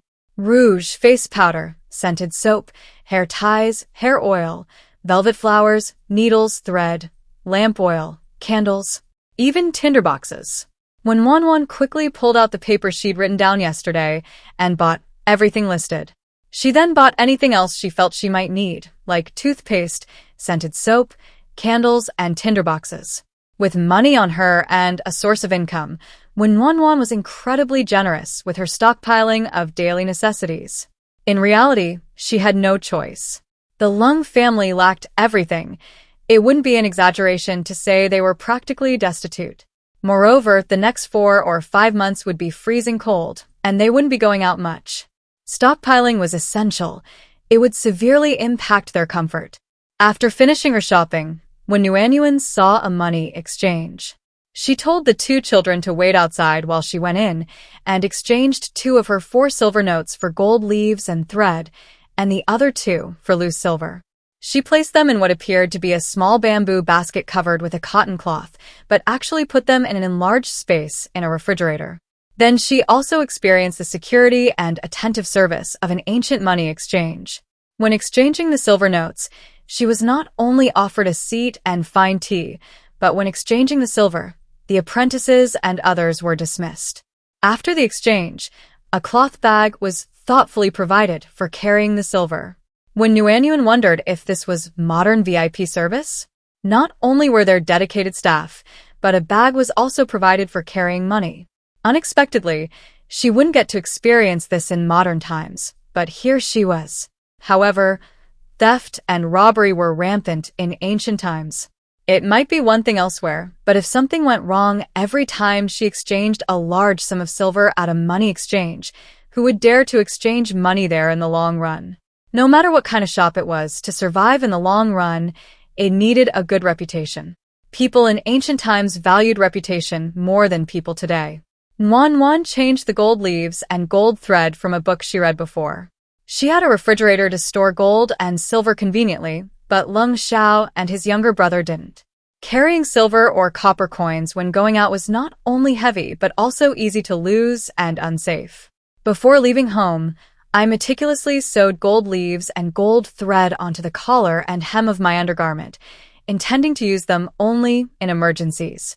It's fine if I never need them, but if I do, they might be a lifesaver. When traveling, it's always better to be prepared. When Nuanyuan had initially thought she could leisurely stroll around shopping for daily necessities, after all, she could easily spend at least 4 hours in the city. Besides, how big could an ancient city be? But once inside, when Nuanyuan was dismayed to find that it was not only much larger than she had imagined, but more importantly, she had to walk the entire way. Everywhere she went, she had to walk. Not only that, but the distances between shops were quite far. She felt it would take at least 20 minutes. This meant she barely saw anything, spending the entire time walking. Luckily, she bought a skewer of candied hawthorns and some pastries along the way. Otherwise, if she wanted to specifically buy them, forget it. She simply didn't have the time. They were now heading towards the largest fabric shop in the city. Sister-in-law, just cross the street and turn the corner, and you'll be there, Ling Yun excitedly pointed out to Nuanyuan. When Nuanyuan felt like crying. Why was there such a huge difference between her and others? Her 2 younger brothers were perfectly fine, full of energy and high spirits, while she was like a salted fish, too exhausted to even turn over. Sister-in-law, are you tired? Do you want to rest for a while? The usually quiet Ling Chen, much more perceptive, noticed her sister-in-law's listless expression and asked with concern. When Wanwan wanted to admit she was truly tired, after all, she'd been up since 5 a.m. and it was probably past 11 a.m., constantly walking with very little rest. But resting was definitely out of the question. When Wanwan was too embarrassed to ask, Her two younger brothers were carrying large bamboo baskets filled to the brim, and their hands were already overflowing with more items. She, on the other hand, was only carrying an empty bamboo basket covered with a cotton cloth, traveling light. If she were to suggest resting now and waste time, Wenwanwan would be too proud to admit it. "It's all right. We can rest after buying some fabric at the cloth shop," Wenwanwan said, sounding a little thirsty. The water in the bamboo tube was finished. "I was too cautious to drink the tea at the money exchange, and now I think it's such a waste to have those tea leaves. I should have poured water into the tube and taken it with me." "Oh well, it's always better to be cautious when you're out and about. I'll ask the shopkeeper for some water when I get to the fabric shop.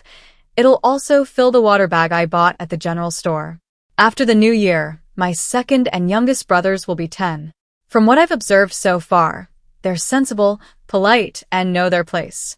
I'll observe them for a few more months. If it's a good match, I'll tell them about the treasure. That way, whether at home or out, having them as cover will make getting things much easier. At least in situations like this, the three of them can find a quiet, secluded place to take the water from the expanded refrigerator compartment and drink it. If it's not a good match, I'll just have to keep it from them, even if it's more troublesome. Sister-in-law, we've arrived." When Nuanyuan looked up and saw the largest fabric shop in Tongcheng, its wooden lintel adorned with carved beams and painted rafters, quite impressive. Truly classical style. It seems the gap between rich and poor is quite large no matter where you are. There are low thatched huts and grand wooden buildings. And this is just the difference in small Tongcheng. In the capital, wouldn't it be a world of difference? "Madam, please come in. What would you like to buy?" The shopkeeper's enthusiastic greeting came from afar. There's a saying that you should respect someone's appearance before their character, so when going out, Nuanyuan usually makes sure to dress appropriately and elegantly. Today she chose a beige, wide-sleeved silk robe paired with a pomegranate-colored skirt. It wasn't overly extravagant, but because it was made of silk and embroidered with delicate, auspicious cloud patterns on the collar, cuffs, and hem, it looked refreshing, elegant, and sophisticated. She just couldn't quite manage to style her hair. Finally, she cleverly tied it up and secured it with a translucent white jade hairpin. She knew the common knowledge that married women should wear their hair up. The waiter, who dealt with countless customers from all over the country every day, naturally had a keen eye.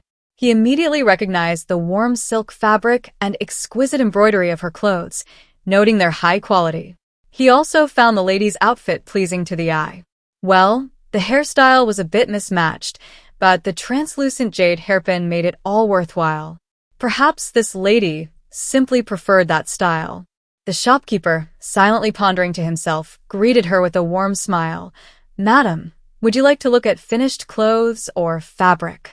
For yourself or for your husband?" When Nuanyuan was browsing the various fabrics behind the counter when she heard the shopkeeper's question, she gently nudged the two little ones forward and said softly, "Buy this for my little brother." The shopkeeper's gaze finally fell on the two children and he froze. The rough linen clothes were clearly ill-fitting, far too short and tattered. The only redeeming quality was that they were relatively clean, but compared to the lady before him, the difference was too great. Even someone as knowledgeable as him would have assumed these two little boys were servants. Could it be that this lady? Seeing the shopkeeper's stunned expression, when Nuanyuan knew what he was thinking without even guessing, but there was nothing she could do. The two children only had two sets of clothes, both equally short, ill-fitting, and tattered, except for this one, which was relatively clean. "I haven't been their sister-in-law for long, and their clothes are getting a bit too small. I was thinking of buying some fabric to make a couple of new outfits. Do you have any recommendations, young man?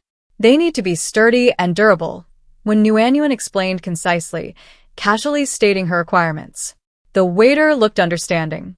So she was a newlywed bride. No wonder her clothes were so different. However, with such a stark difference in their backgrounds, how did they even become related? But this lady is truly kind. Not only does she not look down on her husband's family's poverty, but she's also kindly brought her husband's younger brother to buy new clothes. It's a rare sight indeed. The shopkeeper immediately began enthusiastically recommending, "Madam, Please look, this is undyed cotton fabric, suitable for making undergarments, spring and summer single-layer garments, and cotton-padded coats. If you need to do chores frequently, look at this linen fabric. It's perfect for outerwear or winter clothing for hiking and working in the fields. It can also be used as shoe uppers, durable and resistant to scratches from branches and vines. When Wan touched the fabric, the cotton was soft, while the linen was rough and thick. Considering her 3 little ones often went hiking, she figured she could make 2 sets of linen outerwear for each of them, and 1 set for Lung Xiao, who only occasionally went hiking. Adding the shoe uppers, she'd need to buy a bolt of linen.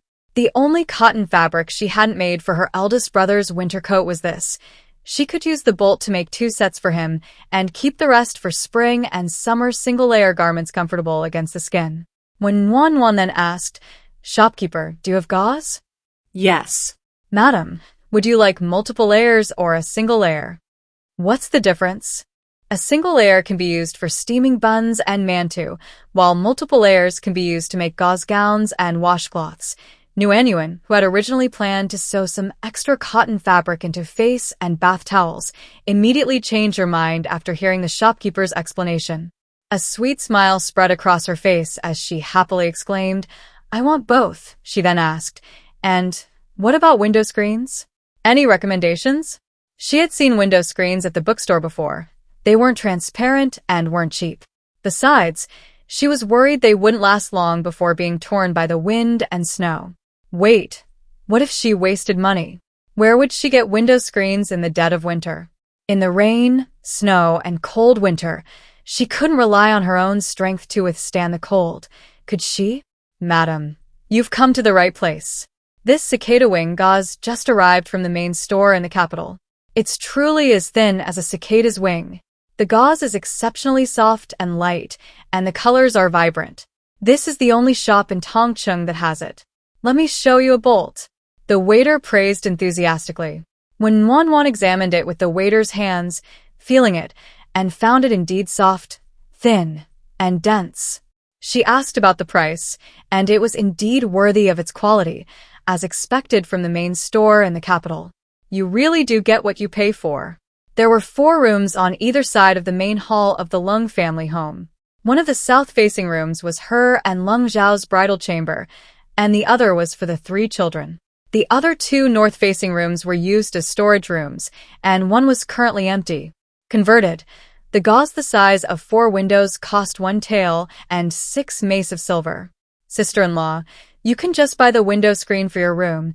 It's not very expensive," Lung Qin gently advised, seeing how much Wan really wanted it. Although he thought it was expensive, his sister-in-law deserved such good quality. If it were sheer gauze for his brother and sister-in-law's room, it would only cost 8 yen, approximately 30 grams.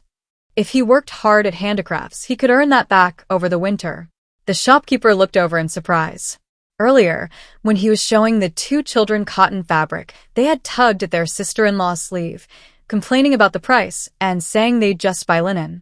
Now, buying the sheer gauze, which even he thought was expensive, for window coverings, they were actually saying it wasn't pricey. These 2 kids no wonder their sister-in-law brought them here to choose the fabric herself. It was definitely worth it. The shopkeeper had a vague guess in his mind that this lady would either not buy anything at all, or she would buy 2. Wan turned to the 2 children and said, "With the heavy snow in winter, we can only stay indoors. This gauze is light, soft, and translucent. It will reflect the snowflakes, making the room bright and comfortable, won't it? We'll even save on lamp oil money." "Sister-in-law," the 2 children realized what their sister-in-law was thinking and were about to try to persuade her again, but Wan stopped them with a hand gesture. "Waiter, 2 servings, please," Wan said softly. "All right, madam, please choose a style. We have various patterns, auspicious cloud patterns, 10,000 blessings patterns, butterfly and insect patterns. Which one would you like, madam?" The waiter, who had been expecting this, asked cheerfully. He was right after all. This family thinks of each other. Such a blessed family will surely have an increasingly prosperous life. 1 auspicious cloud pattern, 1 10,000 blessing pattern, 1 bolt of cotton cloth, 1 bolt of coarse cloth, 3 feet of single-layer gauze, and 7 feet of multi-layer gauze. All right, the waiter excitedly went to collect the fabrics. When Wan paid the money and instructed, "Waiter, please leave the fabrics in your shop for a while.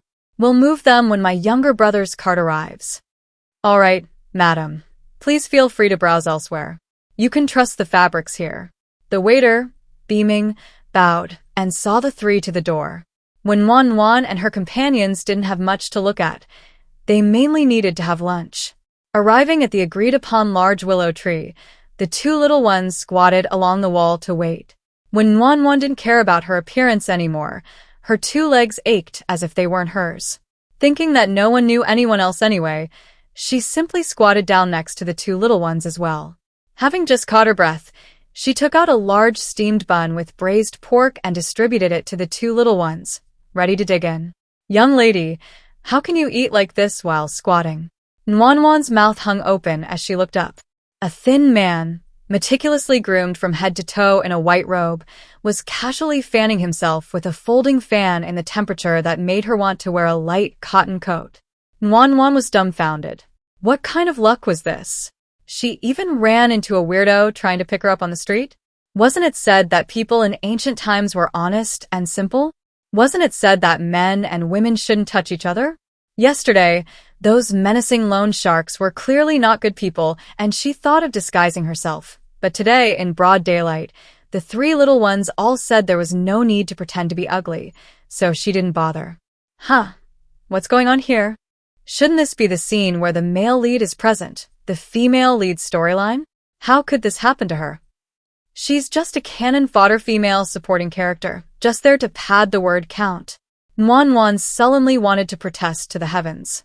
Over there, Ming, fanning himself with a folding fan, struck what he considered a dashing pose and deliberately lowered his voice, asking, "It would be my honor to invite you, young lady, to a restaurant for a chat."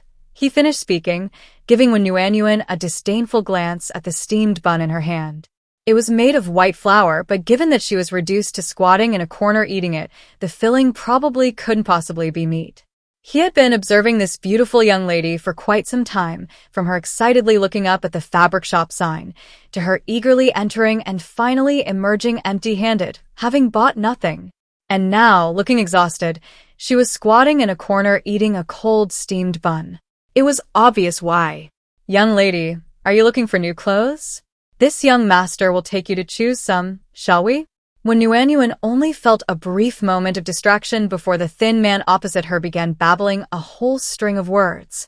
In the few days since she transmigrated, she had looked in the water and, even in the blurry reflection, her beauty was undeniable. But as the male lead's first wife in a male-centric novel, she should naturally possess an elegant and refined air, not be some seductive mistress. That would be a slap in the face to the male lead. But now, why is this elegant and refined first wife being approached by a playboy? And in a plot that only a female lead would encounter? When Wan was bewildered and utterly shocked. Ming, who hadn't received a response, shook his head and sighed. He hadn't expected this delicate beauty to be so dim-witted.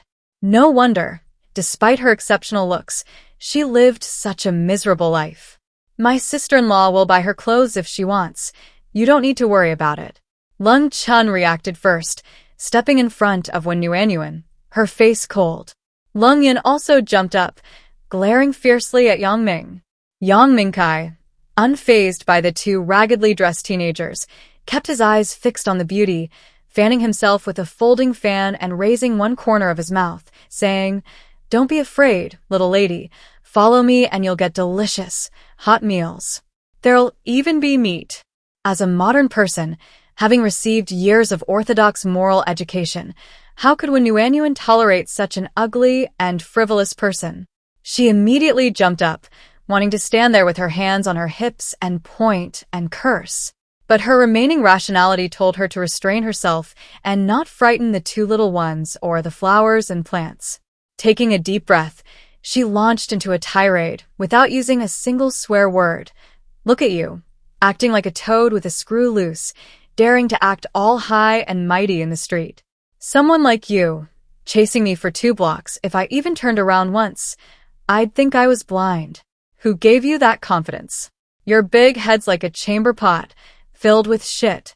And you have such a hoarse voice. Can't you speak properly? Would speaking properly ruin your voice? You're a toad pretending to be a frog, ugly as candy. A toad crawling on your foot. If it doesn't bite, it'll make you sick.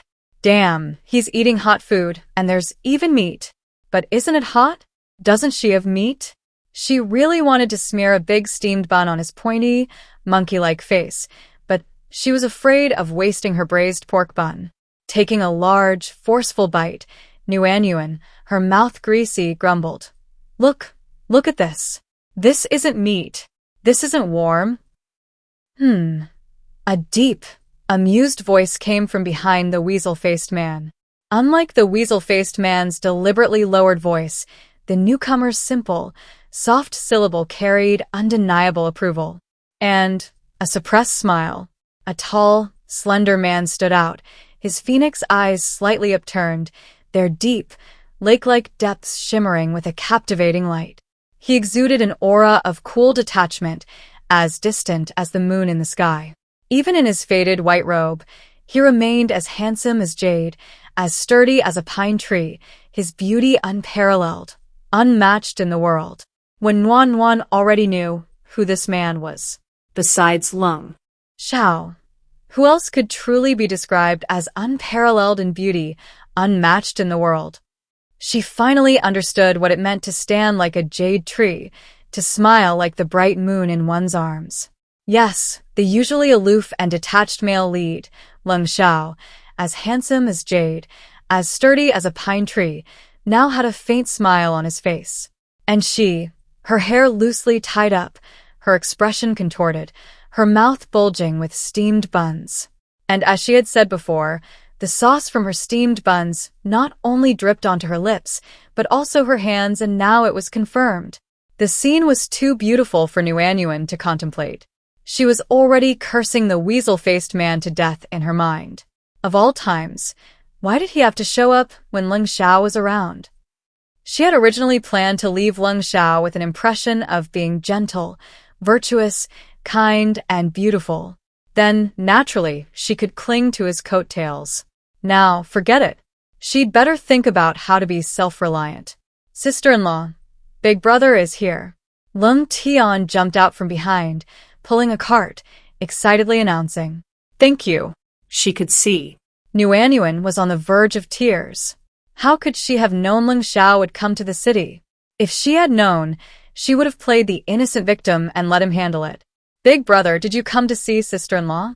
This man is disgusting, daring to harass her. Lung Yin angrily pointed at the weasel-faced man. Yes, I saw him. Lung Xiao's deep voice held a hidden smile.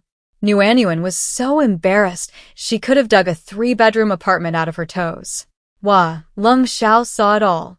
He even saw and heard her pointing at the weasel-faced man with his hands on his hips, calling him an ugly toad, saying his head looked like a dung bucket, etc.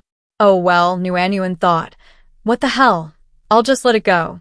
As long as she wasn't embarrassed, it was everyone else who was. Lung Xiao's smiling gaze shifted to Yangming. His beautiful, almond-shaped eyes were now sinister and ruthless, sending chills down one's spine. Let's go.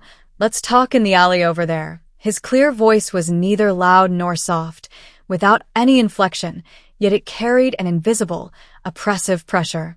Yangming seemed to sense danger, shaking his head violently and trying to run away. But the tall and slender Lung Xiao grabbed him, carrying him like a chick, and strode him into the alley.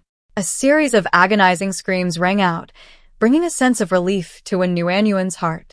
Serves him right. Doesn't he realize how important reputation is to a woman? Lust-driven scum. Lung Xiao emerged, twirling his wrists after his workout. His well-defined muscles bulged subtly, yet his face remained aloof and cold. It was as if he hadn't just gone to beat someone up, but rather to savor tea and compose a poem. When Nguyen's previous perception was completely overturned. She had imagined a young, powerful official to be a weak, scholarly man who only talked and never fought. But hearing the agonizing screams coming from the alleyway not far away and looking at Leng Zhao's nonchalant and carefree expression, he seemed utterly incompatible with the image of a weak scholar. He was, in short, completely devoid of any sense of weakness. Let's go. Leng Zhao raised his eyes expressionlessly. Seeing the girl's stunned expression, he lowered his gaze, concealing the ruthlessness in his eyes, and asked softly, "Did I scare you?" Ha! When Nuanyuan snapped out of her daze and replied naturally, "No, you chased away the bad guys for me. How could I be scared?" She wasn't someone who couldn't distinguish right from wrong and didn't know what was good for her. A clear, crisp voice responded softly. The three little ones followed behind them obediently, even keeping a small distance between them. When Nuanyuan inwardly refused, she didn't need their obedience and thoughtfulness. What was she going to do now? The thought of this exceptionally talented young man beside her, who would one day ruthlessly and coldly order the elimination of her, made her instinctively uneasy. The descriptions of those methods and the atmosphere had already sent shivers down her spine when she read them. Now, it was truly becoming her. "I heard from my younger brother that you admire me and came here for me." The cool, indifferent voice revealed no emotion. When Wan thought, that makes sense. How could someone who can control everything in just a few years easily let me see their emotions? Such a person, let alone becoming the all-powerful prime minister, would have died 800 times over before that. "You're a fairy and you have a treasure?" the cool voice continued. When Wan felt a little embarrassed. If she had maintained her composure before, she could have shamelessly admitted it. But what fairy would have messy hair? What fairy would stand with her hands on her hips pointing and cursing? What fairy would eat a steamed bun with greasy mouth? Even if she could shamelessly admit it, Leng Zhao's meticulous mind wouldn't believe her. Sigh, her younger brother really tells Leng Zhao everything, without the slightest concealment. As expected, she was ranked number 1 in everyone's hearts. Her influence was overwhelming. The treasure is real, but I'm not a fairy. Would you believe me if I said I didn't know why I came here? Actually, I'm quite confused myself. It really wasn't intentional. When Wan shyly counted on her fingers, her expression unconsciously somewhat dejected. Leng Zhao was different from her younger brother. Would he believe such a bizarre thing? Would he treat her like a monster and send her to the authorities? Or would he distrust her and be wary of her? Having transmigrated to this world, when Wan felt uneasy, afraid of being distrusted, afraid of being feared. Just consider it as coming here for me. His deep voice remained calm, as if he were talking about something insignificant and unrelated to him. When Wan looked up at Leng Zhao in surprise, he lowered his eyes, smiling faintly. A gentle breeze, a clear and bright moon. Is that all there is to it? When Nuanyuan inwardly exclaimed in admiration. No wonder he's the male lead. His open-mindedness, his acceptance, his intelligence, and emotional intelligence are truly something I can't match. Even his reasoning is so considerate. Since Leng Zhao is so understanding, I have to show my sincerity too. Don't worry, I won't cling to you. You said before that if I meet a suitable match in the capital, you'd escort me to my wedding as my brother. I think that's a wonderful suggestion. Actually, whether there's a suitable match or not, and whether I get married or not, doesn't really matter to a Nuanyuan. What she's after is Leng Zhao's status as her brother. With this powerful backer, not only in the capital but throughout the entire world, who would dare bully her? In this ancient world where human life was cheap, having a powerful backer was practically a cheat code. Whether it was her imagination or not, she noticed that Leng Zhao's expression darkened slightly as soon as she finished speaking. When Wan felt uneasy, wondering if he had discovered her true thoughts.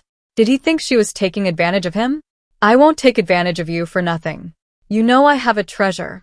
During this time, I will treat the three little ones and you very, very well, ensuring you have no worries about food and clothing. In return, once you have power and influence, you can look after me. You won't lose out, right? Isn't this a good deal? When Wan offered bait, Leng Zhao remained silent. After a long silence, When Wanwan thought he wouldn't agree, and a sense of unease began to rise within her. Finally, Lung Xiao spoke. Okay. Fireworks exploded in Wanwan's heart. Great. Lung Xiao agreed. With the issue between her and Lung Xiao resolved, when Yuanyuan's anxious heart finally settled. From now on, she could peacefully and happily live her life. After loading the purchased fabric onto a cart at the fabric shop, the group of 5 headed towards the blacksmith shop near the west gate. Oh, right, this is the paper, inkstone, and writing brush I bought for you. It's perfect that you can take it back to the academy now. I was planning to bring it to you when your older brother brought you your cotton-padded coat. Wanwan seemingly took the paper, inkstone, and writing brush from a bamboo basket, but actually from a refrigerator-like storage area, and handed them over. She also took out some shumai, steamed buns, and boiled eggs to distribute. No need.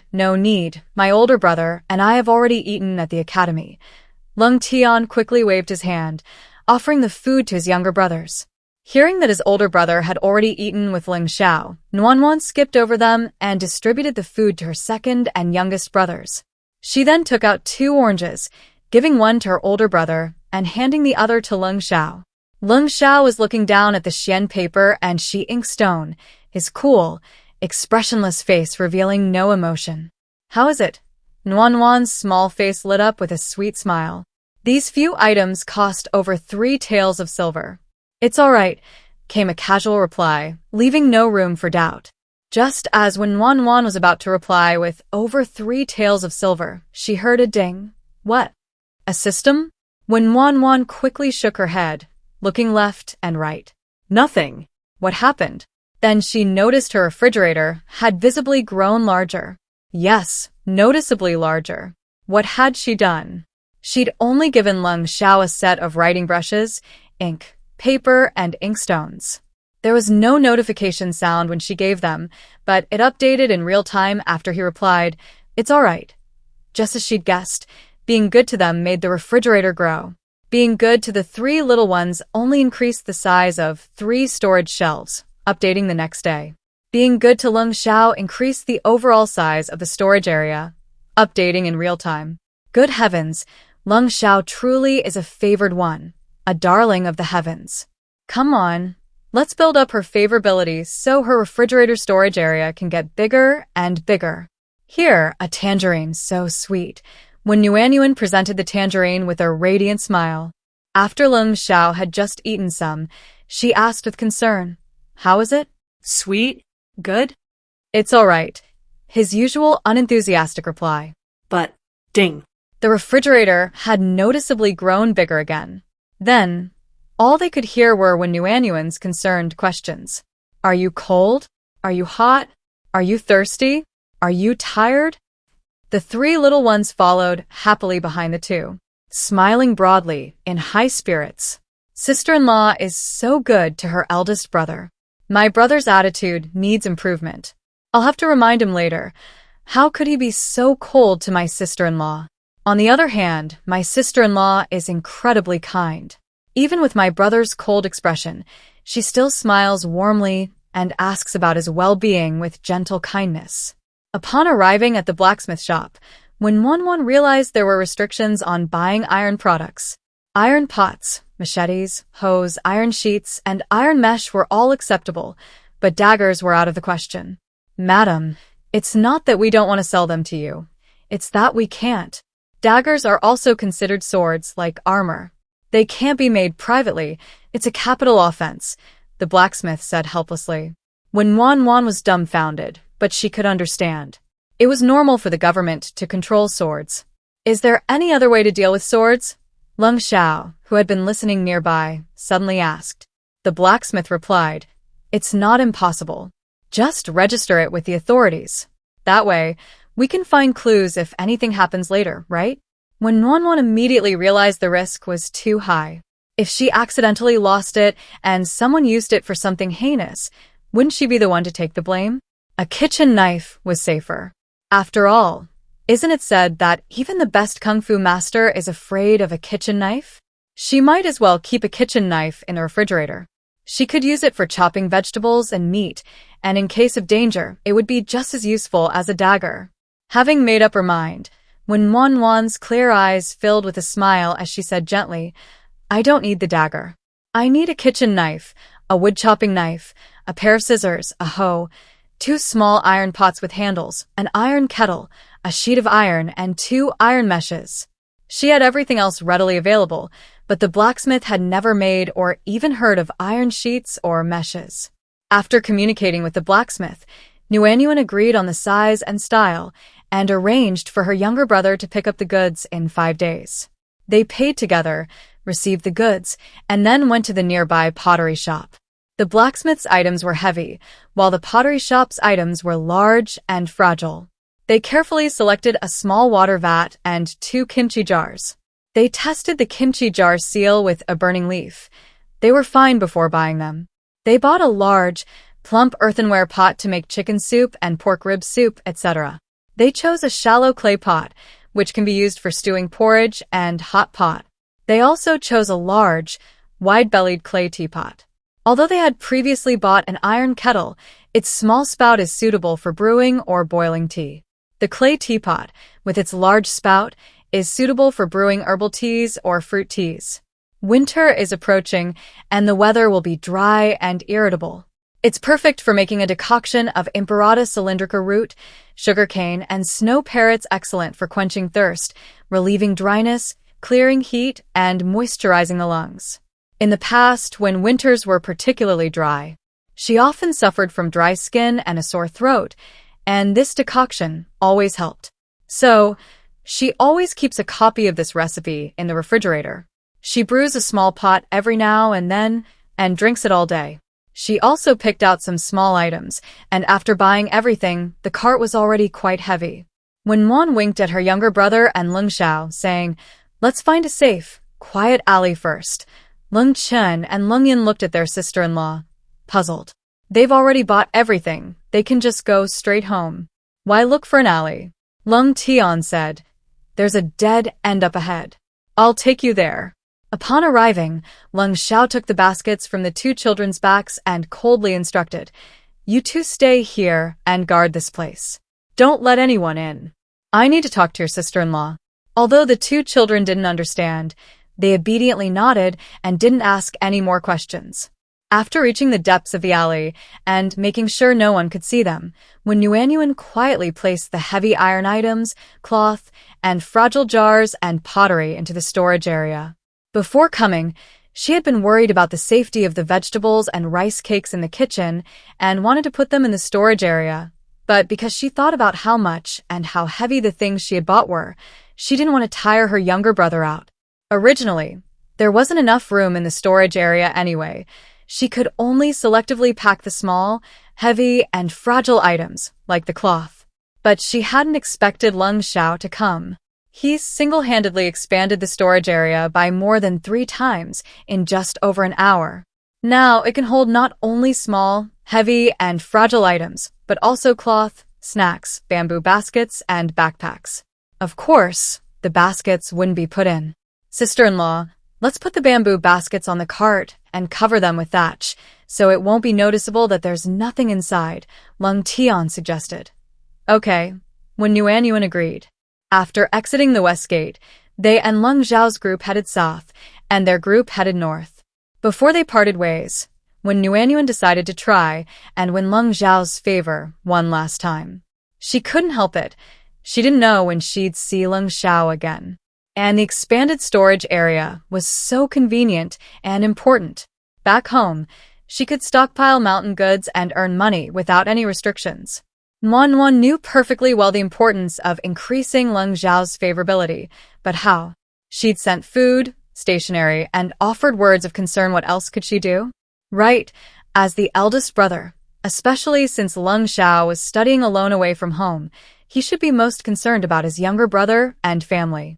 Wan's eyes sparkled, her face beaming with smiles, and her tone was as virtuous as could be. "You can focus on your studies at the academy. Don't worry about home. I'll take good care of your brothers. It's okay if you don't come back." She silently gave herself a thumbs up. What a model wife. But she waited and waited, and the expected ding never came. Wait, something's not right. She looked up at Lung Zhao's face calm and aloof, his emotions unreadable. Oh well, he'd probably maxed out his favorability for today. She'd have to try again next time. Having reached a conclusion, when Nuanyuan didn't dwell on it. Having abandoned the idea of expanding the storage room, her speech became much more casual. The cooked food I brought you won't keep well, so you can share it with your classmates and eat it sooner. I'll have your younger brother bring you more in a few days. Don't give away the salted duck eggs, okay? They're sea duck eggs, each one using oil. So delicious. I only put 2 in my treasure chest, and I haven't eaten any of them in the past 3 days. I brought them all for you. I didn't bring many vegetables this time. Remember to eat some fruit to supplement your nutrition.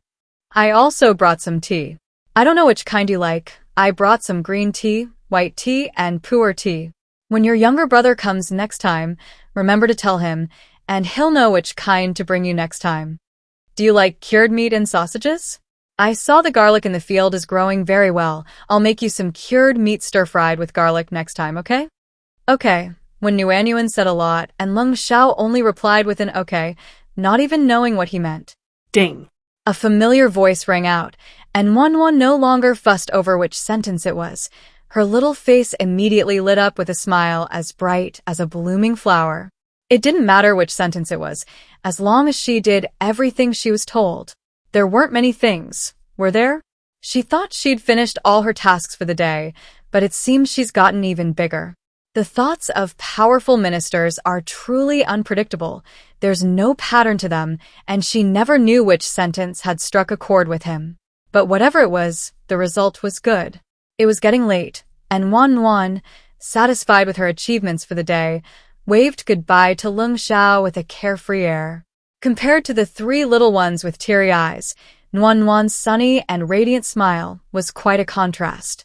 Lung Zhao looked at Nuanwan with a deep gaze, then turned to his 3 younger brothers. Go back. They'll see each other again next month. Asterisk on the way back, the 4 of them walked even faster than they had on the way there. They were mainly satisfied with their food and the large amount of supplies they had bought. Seeing that Lung Zhao had eased the 3 children's longing and expanded Nuanwan's storage room, the 4 of them were very content. Now, the 3 children only wanted to quickly return to their little home to stock up on winter supplies for the coming cold winter and to raise money for their eldest brother's journey to the imperial examinations. Nuanwan thought further ahead. After all, she knew that when Lung Zhao went to take the examinations, there was a disaster in their area, which was why she had taken the 3 children with her to the capital, enduring a very difficult and miserable journey. Not only did the 4 of them suffer, but all the refugees endured a miserable existence. In comparison, the 4 Lung brothers, at least, all made it to the capital. You must understand that in a famine, even without fleeing, one could only wait to die. On the journey, some large families of 12 or more people were lucky to have half survive. Many perished, leaving only 1 or 2 members, or even extinction. When Nuanyuan hadn't experienced it herself, but she'd heard her grandmother talk about it. At the time, she listened as an outsider, feeling heartache, fear, but not true panic. But now it's different, because she will experience and face it. The crucial problem is, she doesn't know when it will happen, nor is she sure if it's a flood or a drought. It's no wonder she didn't read the text carefully. The Prime Minister's Overbearing Power is a serialized novel, already several million words long. Who remembers what was written at the beginning after reading to the end? Furthermore, the male protagonist, Lung Zhao, is portrayed as an invincible figure in the court and officialdom from the very beginning. There's no description of his tragic situation back home or on his journey to the imperial examinations after the disaster. If it weren't for the original owner of this body, this pitiful supporting female character who is just padding the word count, causing trouble and triggering memories for Lung Zhao and the 3 little ones, there wouldn't have been any scattered descriptions. Otherwise, she wouldn't even know this. But she didn't remember the specifics, since these were only briefly mentioned in the original text. As a working woman, she worked diligently every day, and when she came home, she would relax and read a book. She felt it was already quite an achievement to remember so much. Fortunately, she brought a refrigerator and had plenty of food. Whether it was a flood or a drought, she wouldn't have to worry about food and drink. She only needed to prepare for disaster years and the unknown risks on her way to the examinations. She needed to stock up on plenty of food and water and save as much money as possible. Although she wouldn't have to worry about food and drink, who would complain about having too much food and money? Moreover, living in the capital, not to mention buying land and incurring social expenses, even just buying a house for the whole family would be a considerable sum. This was the fundamental reason she wanted to make the storage room as large as possible. She had so many things to use and carry. Having a mobile storage space would be convenient and safe. If they settled in the capital, the belongings they bought here wouldn't be wasted, and it would save them a lot of money. "Sister-in-law, you sit on the cart, I'll pull you," Lung Tian said, seeing Wan frown, thinking she was tired. The return trip was even easier than the journey there, and for the past 3 days, they had eaten their fill every meal, with meat, salt, and flavor. Lung Tian felt more energetic than ever before. No need. When Wan quickly refused. Even if she couldn't walk, she couldn't let her younger brother pull her. Her second and youngest brothers didn't know the cart was empty. "It's all right. I usually carry much heavier loads than you, sister-in-law," Lung Tian reassured her. Wan refused to get in the cart. Even if her younger brother was pulling an empty cart, it was still pulling a cart. She was tired from walking such a long distance empty-handed, let alone pulling a cart all day round trip. She refused without hesitation. "Younger brother, should we buy a cow to raise? That way, they wouldn't need to pull the cart into town." Lung Yun asked, puzzled. With second brother here, why raise a cow? Wan couldn't help but burst out laughing. Sorry, younger brother's words were too ambiguous. Not only did Wan laugh, but Lung Chen also laughed. The person involved didn't quite grasp the situation. Lung Tian replied, "Raising cattle requires building a cow sheet, hiring people to graze them, cut grass, and clean up the manure. We don't have land, and we only come to the city occasionally, buying only small amounts each time. The oxen are slow at pulling goods, even slower than me. Raising cattle isn't profitable. Yes, we can carry goods in bamboo baskets. Raising cattle to sell for money is too slow," Lung Yun added. If there weren't other ways to earn money, raising cattle to sell for money would be fine, but his second brother could hunt and gather herbs, and he could help with that too. His younger brother could weave. Mainly, calves aren't cheap either.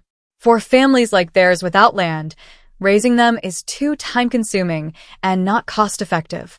When Wan nodded understandingly, "It seems raising cattle isn't suitable for their family. If only we had horses. Horses are fast. It would be convenient to deliver food to our eldest brother, or bring him back. We could even install a carriage to carry people and goods, but horses are too expensive," Lung Chen sighed. When Yuanyuan was intrigued, her heart leaped with joy. Having a carriage on her journey to the imperial examinations amidst famine was a world of difference compared to walking. Especially after today, she truly understood the importance of having a carriage. No wonder so many people were willing to take out loans to buy carriages, incurring hefty annual maintenance costs because having a carriage was so convenient, especially in ancient times when one had to walk the entire distance. Today, traveling light, her legs ached as if they were broken. The thought of walking from Tongqing to the capital, exposed to the sun and rain, without enough food or sleep, was terrifying. Having made up her mind, when Yuanyuan decided to save more money and try to buy 2 horses. Why 2? Because there were many of them, plus the carriage and other items that had to be stored outside. Firstly, 1 horse would be too heavy for 5 people. Secondly, if 1 horse got sick or had an accident, the other could take its place. Of course, if you really can't afford one, even just 1 carriage would be wonderful. On the journey of fleeing famine and traveling for the exams, having a carriage to shelter you from the wind and rain would be incredibly convenient. While struggling along the long dirt road, Yuanyuan dreamed of having a carriage. It seems there's a difference between people and lazy bums. After all, people need dreams. La. Her current dream is to have a carriage. As the sun set, the sky was painted a vibrant orange red. Lung Chen and Lung Yun went into the courtyard, grabbed their machetes, and headed to the back mountain to chop firewood before nightfall. They planned to bring it back after Lung Tian unloaded the goods, allowing them to gather more herbs and store food before the long winter arrived. When Wan moved the goods from the storage area, and Lung Tian carefully categorized everything, placing each item in its proper place. Brother, it's getting colder. Later, take the hemp cloth and find someone to make a few sets of outerwear and shoes. Okay. Have Aunt Zhu make the quilt covers and undergarments first. Put the cotton padded clothes later. Okay. After giving these detailed instructions, when Wan went to the kitchen to prepare dinner. After Ling Chun returned, Lung Tian pulled the cart to the back mountain to find his younger brother and retrieve the firewood. After quickly finishing dinner, Lung Tian and Lung Yun, under the cover of darkness, took the hemp cloth and copper coins to Aunt Zhang's house to discuss the amount of money. After washing up, when Wan fell asleep the moment her head hit the pillow. A whole day of nonstop walking had completely cured her insomnia and other related problems. With exhaustion, sleeplessness was simply out of the question. When Wan slept until the sun was high in the sky, only to find it blazing brightly when she went outside. Her second brother had already woven several bamboo baskets in the yard, and her two younger brothers had hauled 2 or 3 cartloads of firewood home. When Wan immediately felt a surge of guilt. I'm sorry, I woke up late. Are you hungry? I'll go make something to eat. When Wan apologized, her face flushed. Thinking back to how she had boasted to Lung Xiao yesterday that she would take good care of the 3 little ones, she'd already broken her promise on the very first day. No, there's rice and vegetables in the kitchen. We made vegetable porridge and ate our fill. I guess you were tired and slept soundly, so we didn't wake you. We left it warm in the pot. Go and eat something to tide you over, Lung Chin said with a light smile. Before, they didn't even have brown rice. Now they have meat, rice, and vegetables, all thanks to her sister-in-law. They couldn't always expect her to cook for them. When Nuanyuan went to the kitchen and lifted the lid of the pot to see a small bowl of vegetable porridge warming in a double boiler with a poached egg on top, her eyes immediately welled up with tears. Since leaving her grandparents to study in another city, no one had ever left her hot food. It felt so good to have family caring for her, to have loved ones who cared for her, just like when she was a child, feeling so beautiful and touching. For lunch, Nuanyuan stewed a pot of pork rib and yam soup, heated up beer braised duck, braised prawns, fried chive and egg pancakes, and stir-fried a dish of green peppers, pickled mustard greens, shredded pork, and mushrooms with greens. It was quite a feast. The 3 little ones ate with gusto, their mouths greasy and full of satisfaction. After changing the window screens to sheer gauze, Nuanyuan went up the mountain with the 3 little ones.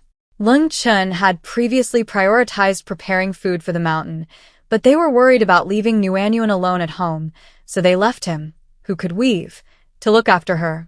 Now that Nuanyuan was also going up the mountain, the 3 little ones went together without any worries.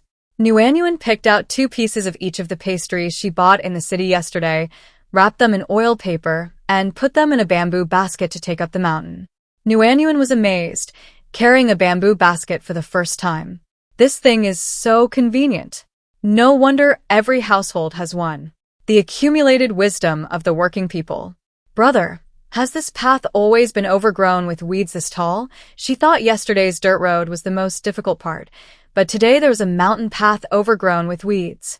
This completely shattered when Wan's understanding of road conditions. No. When Wan was just starting to feel a surge of joy. When she heard Lung Tian continue, there are not only weeds ahead, but also gravel and bushes. Thank you, well said. Don't say that again next time. Sister-in-law, here. When Wan looked at the branch Lung Yan handed her, completely bewildered. No need, I can walk. She wasn't old enough to need a cane. Besides, she was wearing her oldest and cheapest clothes today, so she didn't need to worry about scratching them. With this branch, you can push snakes away. Are you as unafraid of snakes as we are? Snakes? When Wan jumped 3 feet high, she almost burst into tears on the spot. It was her greatest fear in life. Wah, what a human torment. Is it too late for her to go back now? It's all right, sister-in-law, come with us. Even the snakes were scared away by us. When Nuan suppressed her urge to go home and carefully made her way up the mountain between the three of them. When she saw the bright red persimmons and hawthorns on the branches, the heavy pears, all sorts of wild fruits she'd never seen before, and the clusters of mushrooms covering the mountainside, all thoughts of snakes, insects, rodents, and the difficult mountain path were completely forgotten. Good heavens, this is so relaxing. So much delicious food, and the best part is, it's all free. When Nuan was even more excited than when she went to the city yesterday. One moment she was skipping and jumping, picking persimmons and pears. The next she was picking hazelnuts and mushrooms and gathering hazelnuts. The phrase, a bear breaking off corn cobs, perfectly describes her current state. When Nuan had climbed mountains before mountains in scenic areas. The entire path was lined with lush, verdant trees. This was now a pristine, wild mountain range, where trees of all shapes and colors, each unique, created a breathtakingly beautiful scene. Not only beautiful, but also practical. Food was everywhere. This was only at the foot of the mountain, not even halfway up. If they reached the summit, if they crossed this mountain and reached the depths of the mountains, how many treasures awaited them? This touched upon a blind spot in Nuan's limited knowledge. She couldn't imagine it. Sister-in-law, the good fruit in the lower parts has already been picked clean by the villagers. The rest aren't good. Lungyun cut a bamboo pole, attached a cloth bag to the end, and quickly climbed to a fork in the tree, calling down, Sister-in-law, the fruit at the top is the best, big and sweet. I'll pick some, you can take them. When Nuan nodded excitedly, the two worked together seamlessly, picking a large bamboo basket full of pears, and then another basket of persimmons. Nuan had always wanted to try frozen pears from northeast China, but people there said the variety was key. Now, she finally had the chance to eat the most authentic frozen pears. She'd make dried persimmons. She'd make a lot at once, store them in the freezer, and take them out whenever she wanted. Whatever she put in would come out exactly the same, perfect as ever. Little brother, pick lots of hawthorns too. Candied hawthorn skewers, hawthorn cake, hawthorn rolls, hawthorn slices, hawthorn snowballs. Just thinking about it made her mouth water. Lung Tian and Lung Chin chopped firewood, watching with smiles as when Nuan, and Lung Yun chattered excitedly, picking this and that. How wonderful! With my sister-in-law, everything is different. Having grown up in the plains, Nuan had never seen anything like this before. She felt like a bee in a honey pot, an ant in a sugar jar, a squirrel in a nut heap overwhelmed with wealth. It was so abundant, a treasure trove everywhere. Edible, delicious, so much. She wished she had the power to be in two places at once, or 48 hours a day. To be constantly picking and gathering on the mountain. Actually, the food in the refrigerator wasn't just enough for her family. There was plenty left over each day. She could easily be lazy if she wanted to, but she just couldn't control her excited heart. Looking at all the delicious food scattered around, her foodie mind was already filled with countless ways to prepare it. This was even more exciting than finding money. Well, at least there was a storage room to prevent the food from spoiling. She could store more to change things up. Besides, she didn't know what the future held on the journey to escape famine and after arriving in Beijing. It was always good to have extra food on hand. Having found a good reason for herself, when Nuan felt even more motivated. Excitedly, she shouldered her bamboo basket and set off. Having her skillful second brother at home was so convenient. He could do everything and it was so easy for her. Big brother, second brother, little brother, let's go. After locking the main room door, when Nuan urged the three little ones who were standing motionless in the yard. Sister-in-law, don't you want to rest for a day? Lung Tian asked worriedly. The two little ones also looked at Nuan with concern. Nuan looked confused. Why should I rest? The weather is so nice today. Of course we should take the opportunity to go up the mountain to forage for food. Sister-in-law, you haven't rested for the past few days since you came back from the city. Aren't you tired?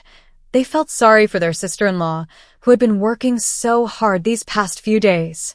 She got up early at dawn to make breakfast, steaming buns and mantou. After eating, she went up the mountain with them, picking mushrooms, wood ear fungus and oyster mushrooms nonstop, gathering hazelnuts, chestnuts, walnuts, persimmons, hawthorns, pears, and red dates. At noon, they ate the steamed buns, mantu, and shumai they had brought on the mountain. In the evening, they returned to cook dinner for them. After a quick meal, they continued shelling walnuts and picking out impurities from the ingredients under the oil lamp. Sanshao felt a bitter taste in her mouth. Her sister-in-law was working so hard because of them. They must have eaten too much, and her sister-in-law didn't want them to go hungry, so she painstakingly stored food. I'm not tired. We can rest when it rains, and we can't go up the mountain, when Wan waved her hand dismissively. She found picking particularly enjoyable, even more so than when she used to pick peaches, cherries, and figs at orchards. After all, those orchards only allowed you to pick 1 or 2 kinds of fruit each time, and the entrance fee was quite expensive, plus the price for any excess fruit wasn't cheap either. So when these bright red, heavy fruits were placed before her for free, could she resist the temptation? No, of course she couldn't. She didn't want it either. She just wanted to follow her heart and picking and picking, finding a great sense of accomplishment in seeing her overflowing harvest. Compared to her previous physically and mentally taxing job, she felt no fatigue at all, at least not mental. No need to clock in and out, no need to deal with interpersonal relationships, no backstabbing among superiors and colleagues just going up the mountain every day to pick several large bamboo baskets of food. Just looking at them brought her joy and satisfaction. After dinner, under the oil lamp, she meticulously sorted through the leftover leaves and twigs from the ingredients, storing the fresh ones in the storage room and laying out the rest to dry in the yard the next day. For someone who used to frequently work overtime and pull all-nighters, this was nothing. At least she enjoyed it. She didn't experience the pain of working overtime at all. It really is true that you have to do what you love. The only drawback was that the oil lamp was too dim. The tiny flame was so faint and strained her eyes. Candles were okay, but they burned quickly and were quite expensive. She'd save them for when she really needed them. Using them for selecting ingredients wasn't economical. Wow, she's a real savvy homemaker.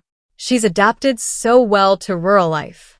However, if she could, she'd still like a light bulb safe, bright and flameless. Sigh, it's just wishful thinking. In ancient times, how could there be a way to light a place without an open flame?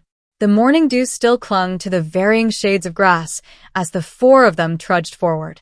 Hey, Lung family, you're up early today. A cheerful voice came from behind them.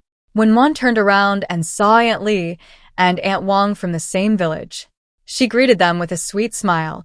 Hello, Aunt Li, hello, Aunt Wang. These past few days, they'd been heading into the mountains early, managing to encounter a few villagers.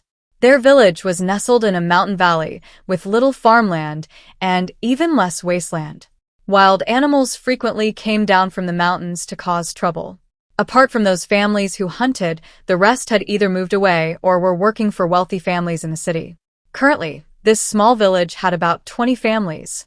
Most of them hunted and gathered herbs to earn money, and occasionally went up the mountain to forage for food. It's understandable, really.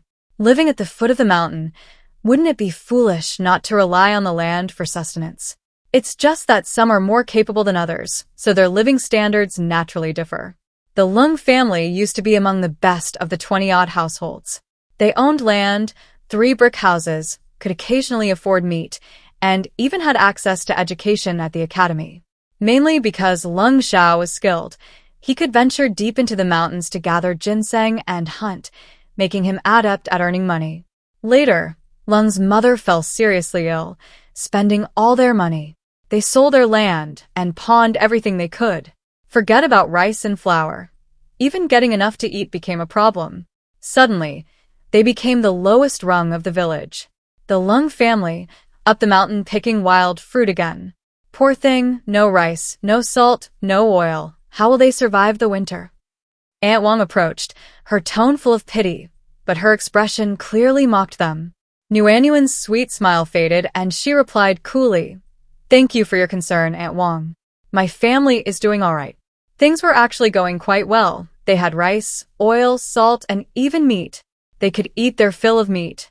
However, She wouldn't tell anyone that the three little ones said there had been little rain this year.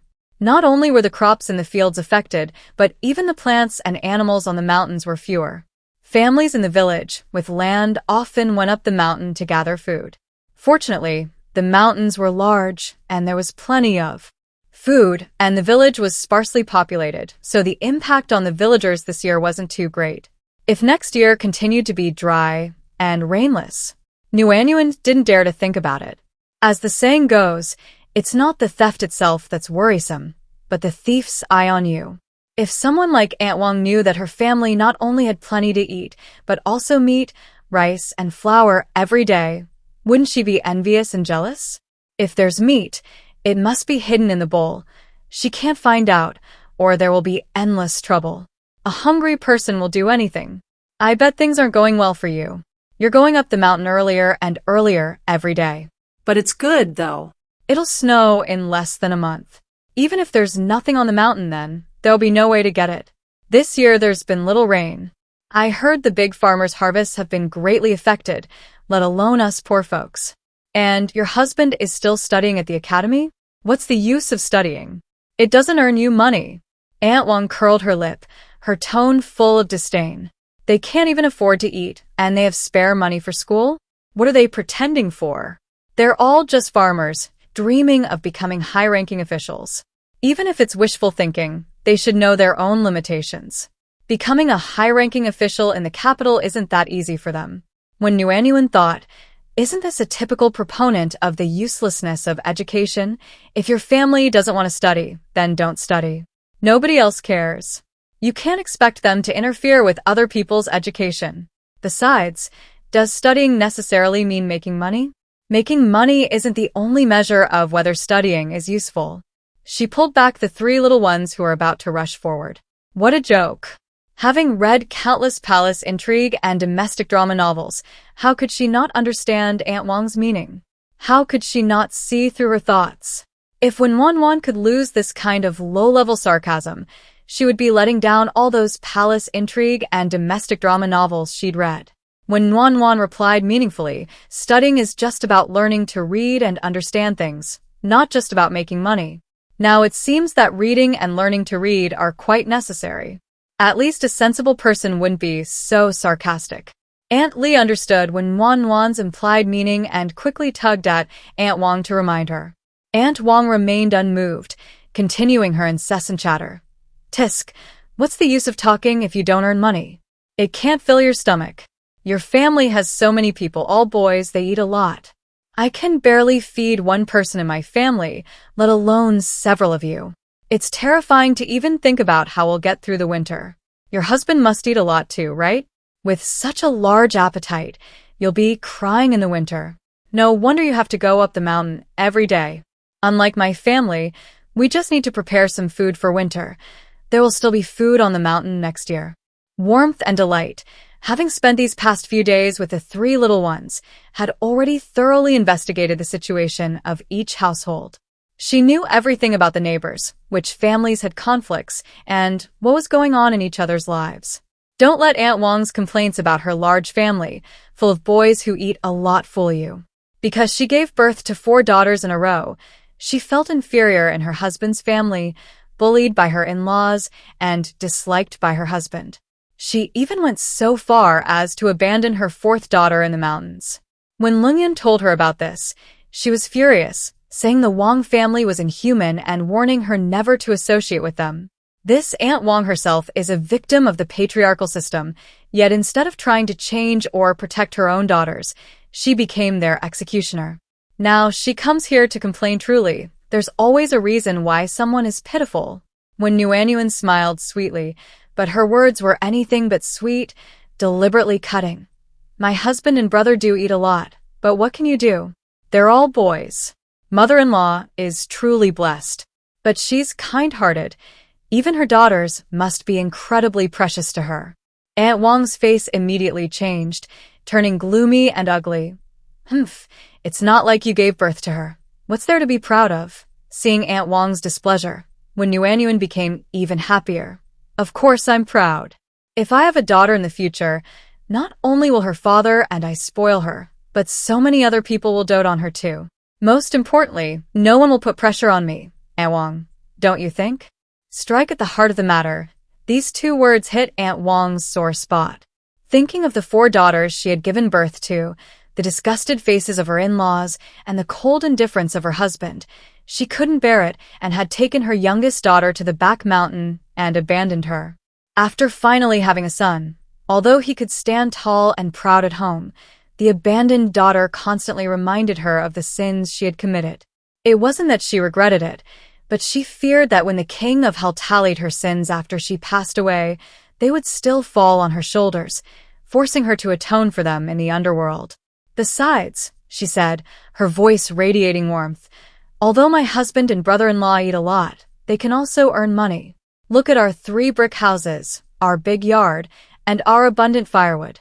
The other day, my husband even sent some money to pay off our debts and buy grain. We're hardworking, so we won't have any problem eating and staying warm this winter. Warm and sweet smiles filled her with joy. Aunt Wang clearly didn't believe her, but after being stung by Wen Yuanyuan's sharp words, she dared not continue her mockery. She turned to Aunt Li and made small talk. Why haven't the Zhu and Zhang families come? I haven't seen them for days. Don't you know? The Lung family took several bolts of cloth to make clothes, 3 or 4 of which are cotton. The tailoring and sewing fees alone would be several taels of silver. Of course, they haven't been out gathering wild vegetables and fruits these days. The rest of the family has enough to eat anyway. These wild fruits and vegetables are all right with rice and noodles, but without rice and noodles, they're really good for digestion. Their 2 families will save quite a bit of money this winter. Maybe they can even make new clothes for the new year. They'll have enough to eat and wear, but that's something to envy. Aunt Li's envy was practically overflowing, and she was deliberately saying it for Aunt Wang's benefit. Aunt Wang's eyes lit up. Don't let their thinness fool you.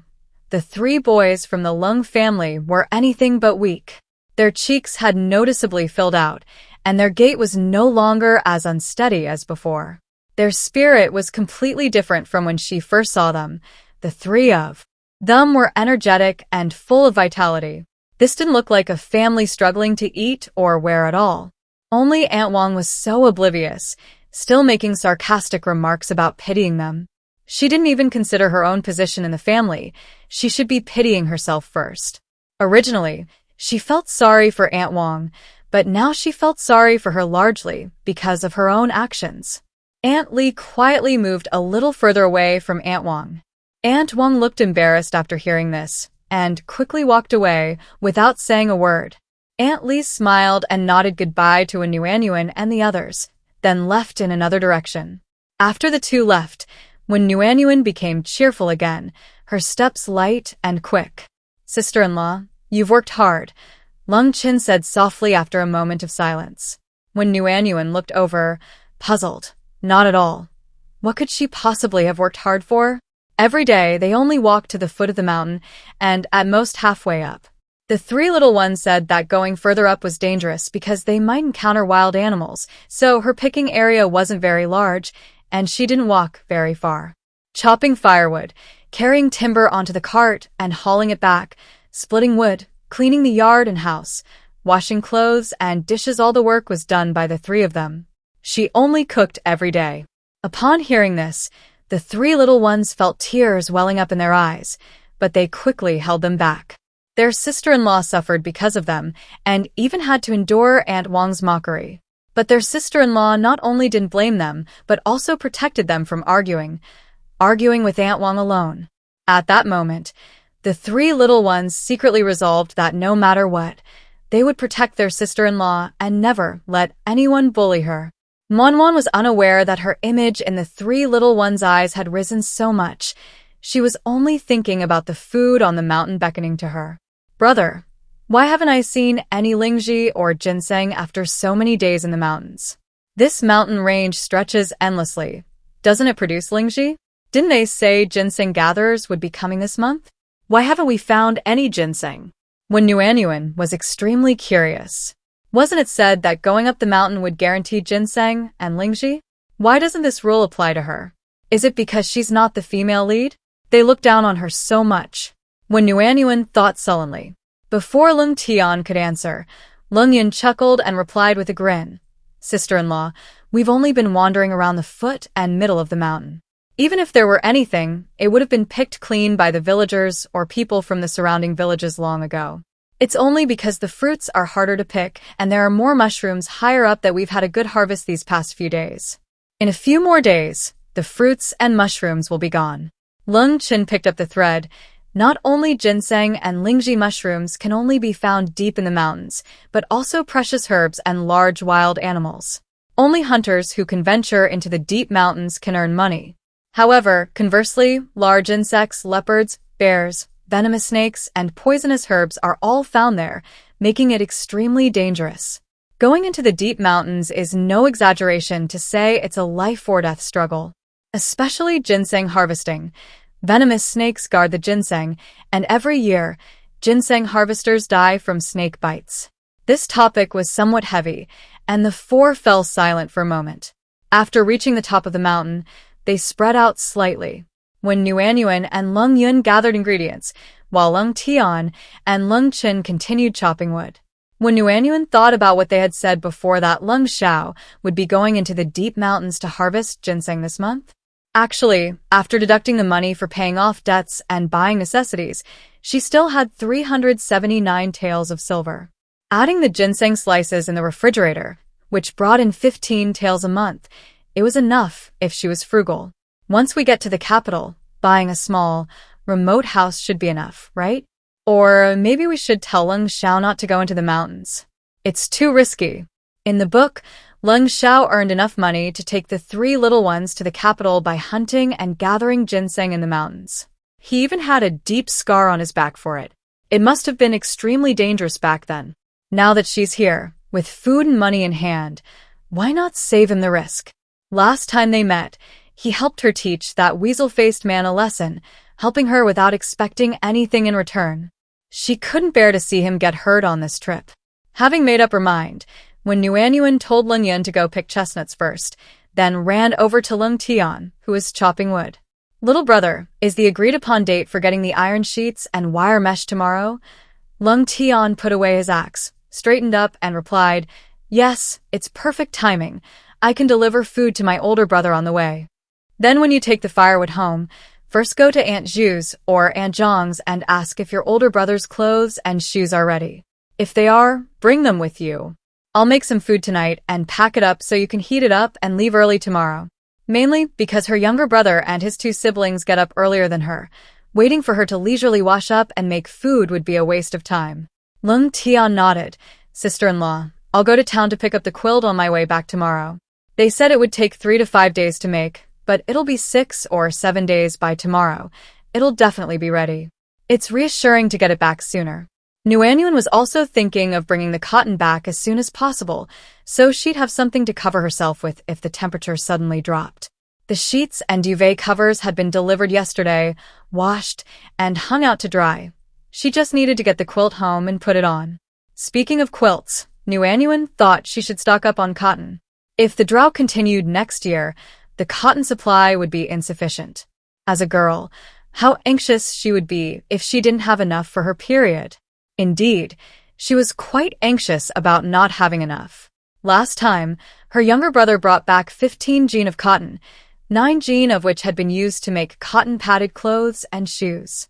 She had boiled, dried, and stored the remaining 6 jean, which was enough for this winter, but she was worried that the cotton wouldn't grow well next year without rain. Younger brother, when can you find some time to go to town and exchange some more cotton?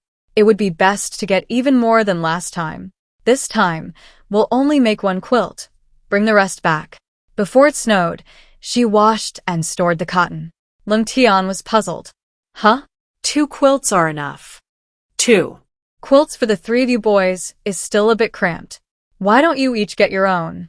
That way, you can have everything you need all at once, and you'll all be warm and comfortable this winter. After saying this, when Wanwan secretly whispered her concerns to Lung Tian, You said there's been little rain this year, and I'm worried that if it continues to be dry next year, there will be a drought. I'm thinking of stocking up on some cotton in my treasure trove. Tomorrow you'll be taller, and it'll be easier to make cotton-padded clothes and shoes. 3 quilts were made, and 2 sets of winter clothes and shoes were made for each person. The several dozen kilograms of cotton they had stocked were enough for the next 2 years. Once the drought is over, or when they go to the capital, as long as they have money, buying these things will be easy. Lung Tian was startled when he heard about the drought. As someone who relied on the mountains for a living, he understood all too well how much damage drought could do to the plants and animals on the mountains, and how much it affected those of them who toiled in the mountains for a living. "Sister-in-law, will there be a drought?" she asked worriedly. "Right, sister-in-law is a little fairy. She has treasures, so naturally she'd know the weather." When Wanwan shook her head, her reply ambiguous. "I'm not very clear about rain and snow, just a vague impression, but I think it's better to be prepared." Mainly because she couldn't remember. "Tomorrow, if you have time in town, ask how much a horse costs, and it would be best to ask about feeding. If there's a drought, we might need to go to the capital with your older brother for the imperial examinations. Having a horse would be much more convenient." Of the 5 of them, she was probably the weakest. Although the 2 little ones were only 9 years old, poor children mature early. Their ability to walk, do chores, and carry things made her feel ashamed. Not to mention the incredibly strong Lung Tian and the omnipotent Lung Xiao. Although she knew the 3 little ones would protect her, her legs were already aching from walking so much on the road, let alone during a drought. The sun would be blazing, and she'd be thirsty and exhausted. She figured it was best to plan ahead. Not only would she suffer less, but the 3 little ones could also suffer less. Okay. Lung Tian also realized the importance of having a horse. They could set up a carriage, and her sister-in-law wouldn't have to walk. Besides, the drought would cause many people to leave their homes, and there would definitely be all sorts of sordid things and lewd people on the way. The 4 men didn't care, but her sister-in-law couldn't. It would be safer for her in the carriage. Pots and pans, blankets, clothes, shoes. There's so much to bring. We really can't do without a car. By the way, tell your older brother not to go into the mountains. It sounded quite dangerous. We have food and money now, so let's not risk going to gather ginseng. Lung Tian looked up at Wen Wanwan with delight and gratitude, saying gratefully, "Okay," because they needed to deliver food to Lung Xiao tomorrow, when Nuanyuan and Lung Chen returned early in the afternoon. They had promised to make him stir-fried garlic sprouts with cured pork, and they couldn't forget that. 2 sections of cured sausage were steamed, a large portion of braised pork ribs, and stewed cabbage. This time there were quite a few pickled vegetables, so they would only bring 3 salted duck eggs. Adding meat buns, steamed buns, spicy flour rolls, and the essential beef sauce, it should last for 5 days. While making the flour rolls, when Nuanyuan realized that noodles were still the most convenient when traveling. Things like buns and dumplings, whether with or without vegetables, were nutritious, delicious, and easy to carry. Unlike rice, they didn't require cooking over a fire or using bowls and chopsticks. They could just eat with their hands to fill their stomachs. Why didn't she make more buns, dumplings, steamed buns, flour rolls, and egg pancakes and store them in the pantry? How convenient it would be to just take them out and eat them while fleeing from famine. And she initially put 2 jin of rice in the refrigerator, but a full 5 jin of flour. 5 jin a day, 50 jin in 10 days. That's 150 jin a month. How many buns, dumplings, steamed buns, and twisted rolls could that make? Once the harvest season on the mountain is over, she and her skillful second brother will build an oven, and then they'll make batches of various fillings of pastries, flatbreads, and steamed cakes. After they're done, while they're still hot, they'll be placed on top of the storage room, neatly stacked layer by layer. Wow, just thinking about it gives me a sense of security. As for water, that's of utmost importance. She had 2 large cartons of fresh milk and several bottles of peach, red date, and grain-flavored yogurt in the refrigerator. While these can't replace water, they can alleviate the daily water consumption requirement for each person. The lower shelf of the storage room can be shaped with her mind. It seems she needs to designate a specific area for storing water. The food she's gathered on the mountain these past few days is also stored in a separate area. It's good that they keep to themselves and don't interfere with each other. Now it depends on how much horses my younger brother finds out tomorrow. With a carriage, if it's 30 or 50 tails, buying 2 wouldn't be a bad idea. Warm and Cozy thought to herself. The next day, when Warm and Cozy came out, Lung Tian had already set off with the groceries. My younger brother had been to many places today, which would take time, so warm and cozy guest he had gotten up before dawn. With my younger brother gone today, she and the two little ones couldn't pull the cart, so the three of them continued to forage for food at the foot and halfway up the mountain. Meanwhile, Lung Tian arrived at Tianhong Academy carrying a large bamboo basket of food. He found Lung Xiao with practiced ease. Big brother. Lung Tian's dark face was filled with joy. He showed utmost respect and reverence to his older brother. Lung Xiao nodded coolly. Having long been accustomed to his elder brother's aloof nature, Lung Tian's enthusiasm remained unaffected. He put down the bamboo basket and began taking out the food his sister-in-law had prepared, one item at a time. As he did so, he explained warmly, "My sister-in-law was worried you wouldn't have enough tea, so she asked me to bring some more. She also told me to remember to ask you which kind you like." White tea. My sister-in-law said there was a lot of pickled vegetables this time and too much salt isn't healthy, so she only brought 3 salted duck eggs for you this time. My sister-in-law said the cotton-padded clothes and shoes aren't finished yet. This batch includes cloth shoes and undergarments. She'll bring them over next time. Lung Tian looked up at his elder brother, puzzled as to why he stopped after saying just one word. Lung Xiao paused, then asked in a low, calm voice, "What has your sister-in-law been doing these past few days? Why hasn't she come?" "Sister-in-law, brother, she's been working so hard. These past few days, she's been going up the mountain early every morning, picking fruit, gathering chestnuts, picking mushrooms, and foraging for wild vegetables. She's even working by candlelight at night." Lung Tian, usually so carefree and outspoken, choked up as she spoke. Lung Xiao was clearly taken aback. "She's that tired? Didn't she have a treasure?" She told him that the food inside wasn't just enough for them, it was more than enough. He had assumed she'd be sleeping in, living a leisurely life. After all, she always seemed like a petite and graceful woman to him. He hadn't expected her to be so diligent. Lung Tian glanced around to make sure no one was watching before lowering his voice and saying, "My sister-in-law said next year might continue to be dry, even a drought. She told me to stockpile as much food as possible and buy more cotton, saying to hoard as much as we need." Lung Xiao's sharp brows furrowed. A drought? This year's crop harvest has already been significantly affected. If the drought continues next year, everything on this land, plants, animals, and people will suffer. Whether we stay or flee, it won't be easy. It's good that she's planning ahead. "What else did your sister-in-law say?" "She also told me to ask how much horses cost." Lung Xiao nodded, signaling Lung Tian to continue. "She also told me to tell you not to go into the mountains to collect ginseng. She said we have enough food, and there are ginseng slices in the treasure that can be sold for silver. It's not much, but if we're careful, it'll be enough. She doesn't want you to take the risk." Last night, when his sister-in-law told him this, he finally understood why she had made him ask about prices when they went to town last time. So his sister-in-law already knew all along. She hadn't just sent him to ask for no reason. Lung Xiao's usually aloof expression softened slightly, a smile appearing in his phoenix eyes. Even his low, husky voice became lighter. "She really said she was afraid I'd take the risk?" "Yes." Lung Tian didn't understand. Shouldn't his older brother be concerned about whether or not to go into the mountains? Why was he asking what his sister-in-law said? But that wasn't important. What mattered was his older brother's thoughts. "Brother, are you still going into the mountains?" Out of concern for his brother's safety, he definitely didn't want him to go into the mountains. His brother had sacrificed so much for this family, he didn't want him to take any more risks.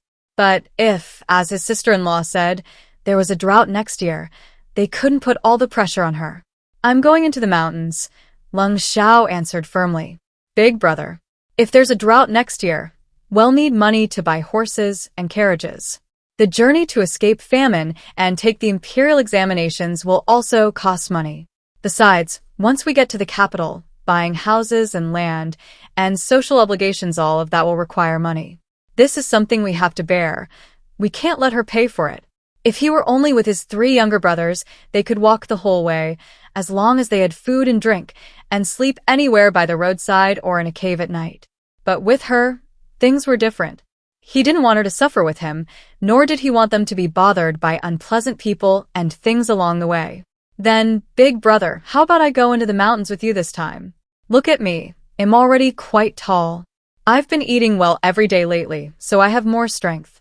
I can do anything, whether it's digging for ginseng or hunting. Lung Tian's dark face was full of anticipation. He wanted to go. Having only ever been able to hunt rabbits, pheasants, and ducks on the outskirts, he wanted to test his skills in the deep mountains. Being able to venture into the mountains would be an affirmation of his growth. He wanted to contribute to his family. Lung Zhao's phoenix eyes swept over him, meeting his younger brother's resolute and courageous gaze. In an instant, he realized he had grown up. A boy who would be 13 after the new year certainly needed some experience. He himself had gone into the mountains when he was 10, hadn't he? Okay. Ding ding asterisk ding. Asterisk when Nuan, who was gathering food up in the mountains, heard a series of notification sounds. She was a little dazed. This time should be when her younger brother was bringing Lung Xiao the things she had prepared. Did this mean she had successfully built up her favorability? Wow, so many notification sounds. That means her storage room can be expanded quite a bit. But there were no notification sounds when her younger brother brought food the first time. They only appeared after they met. She always thought that building favorability only worked face-to-face. It seems remotely works too, but the prerequisite is gaining Lung Zhao's approval.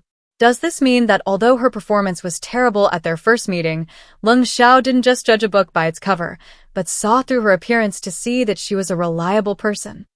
Thinking this, when Nuan smiled broadly, Lung Xiao really has good taste. But she wouldn't let him down. She said that once he achieved success and power, she would only seek his protection, like a brother and sister. Absolutely no drama. And she would never use her status as his ex-wife to demand responsibility. As a single woman who hadn't even been in a relationship for over 20 years, she deeply understood that love wasn't everything. Sustenance was. Love couldn't compare to the sweetness of sustenance. Especially in ancient times, with its completely different ideologies and constant dangers, simply surviving comfortably was already a feat. Wouldn't it be better to focus her energy on making money? Her life plan was simple: to sincerely care for the four of them while they were poor and destitute, ensuring they had enough to eat and wear. Once they had power, money, and wealth, they would surely protect her out of consideration for their shared hardships. Then she would have a refrigerator, a storage room, and money. She could go out for leisure on sunny days and stay warm and drink tea indoors when it rained or snowed. Is there anything more fragrant than this? No. Sister-in-law, come quick. The persimmons here are so red and big. I'll pick some.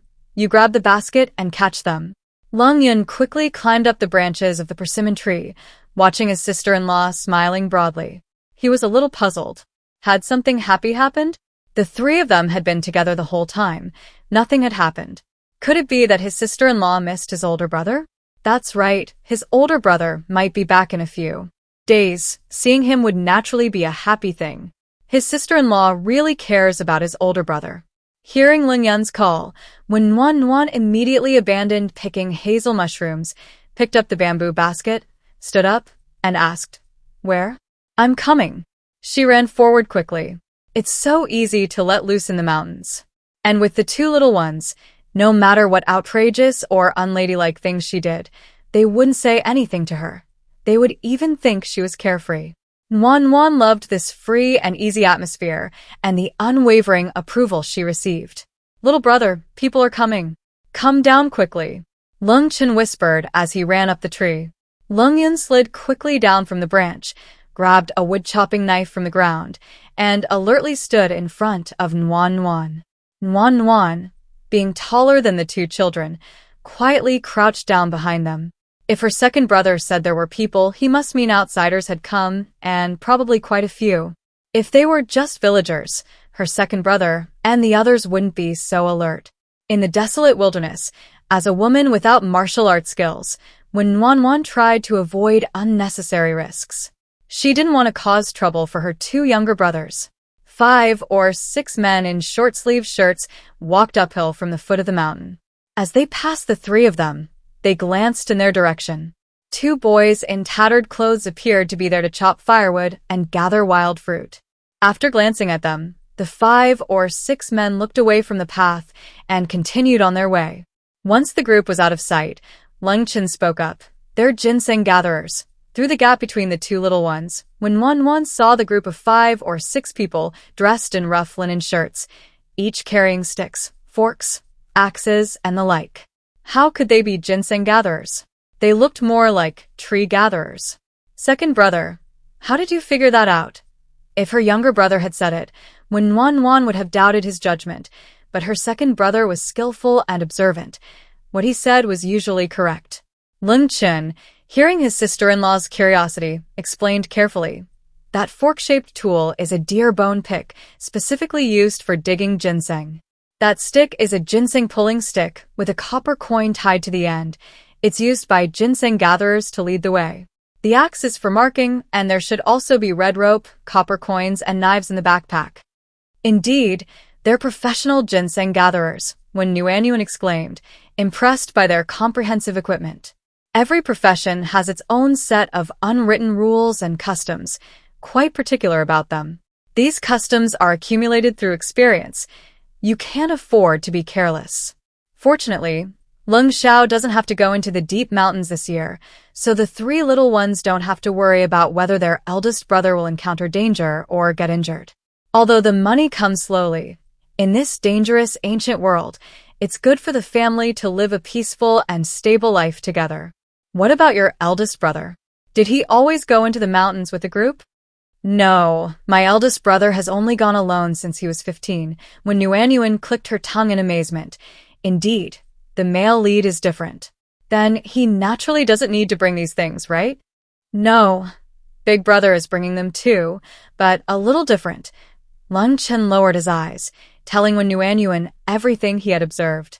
Ever since the family's land was sold to pay for mother's medical treatment, he had been desperately trying to earn money.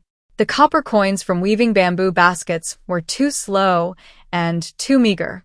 Which family living off the land wouldn't want to go deep into the mountains to hunt and gather ginseng to earn money? When Nuanyuan was curious, what would be different? In the academy, Lung Tianjing asked incredulously, "Big Brother, you're going to the city too?" He was only going to the city to get iron mesh and iron sheets and to ask about the price of horses.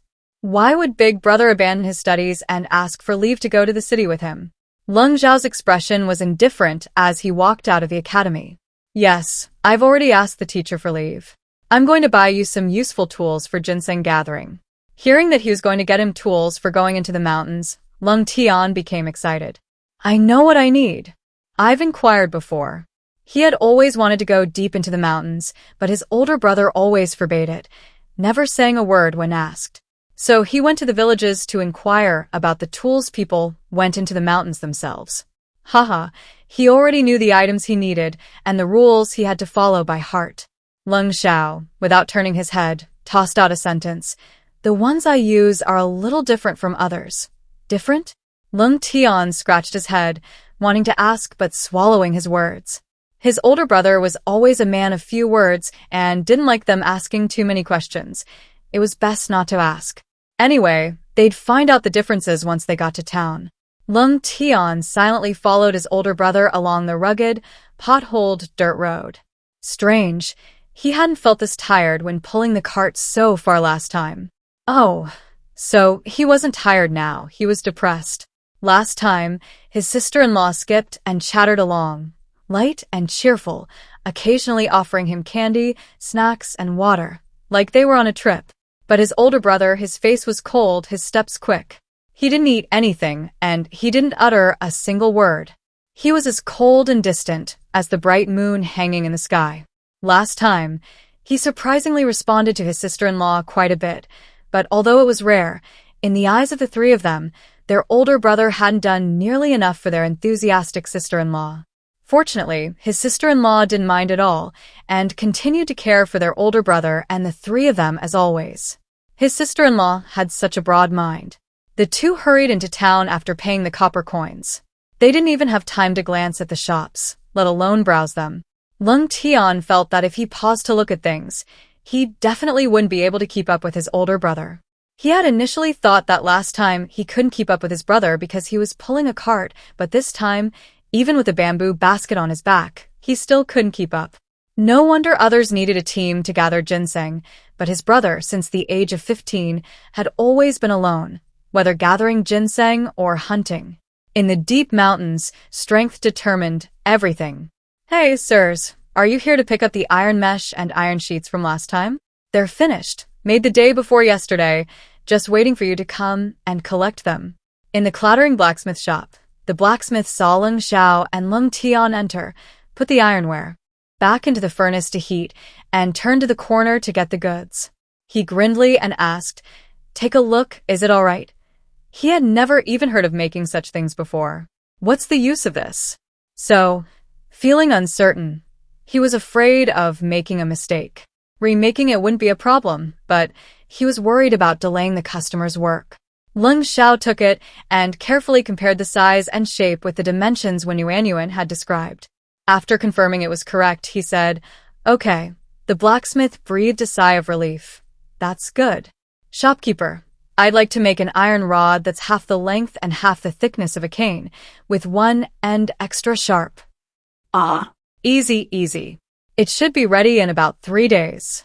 The blacksmith thought to himself, this family is really strange. All their custom-made items are these oddities. And an axe. We have axes in stock. Okay.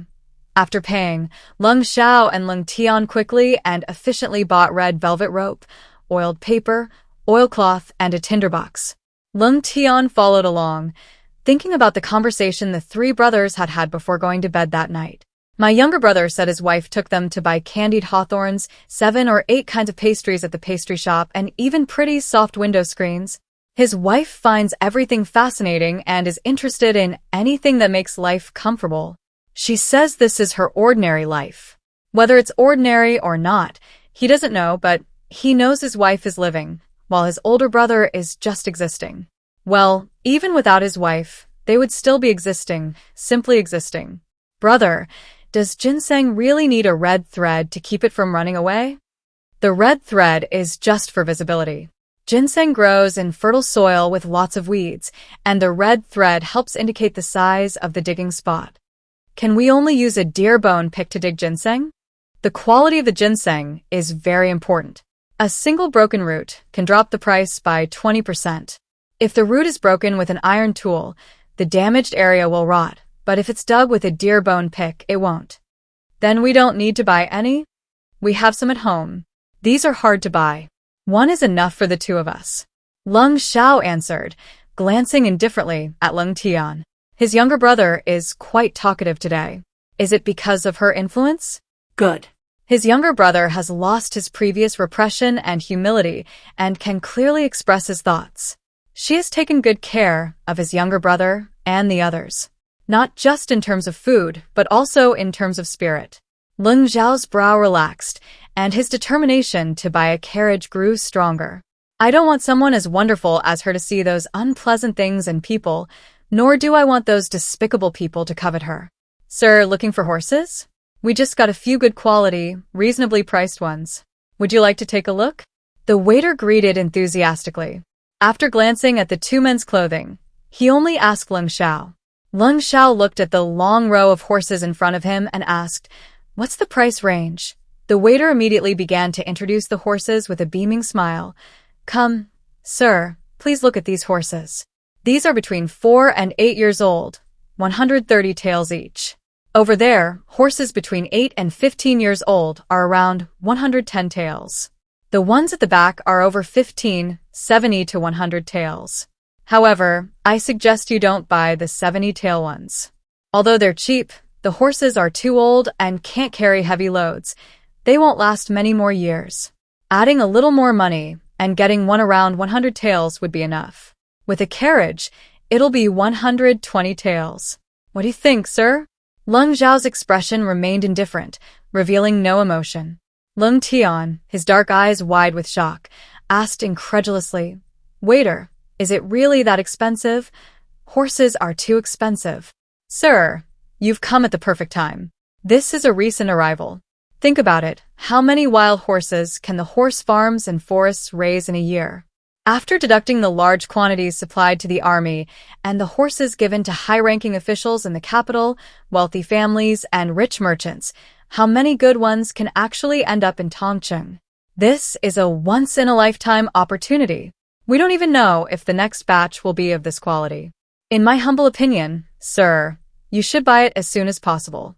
The sooner you buy it, the sooner you can use it, right? The waiter had already figured out the buyer's psychology, and every word he said hit the nail on the head.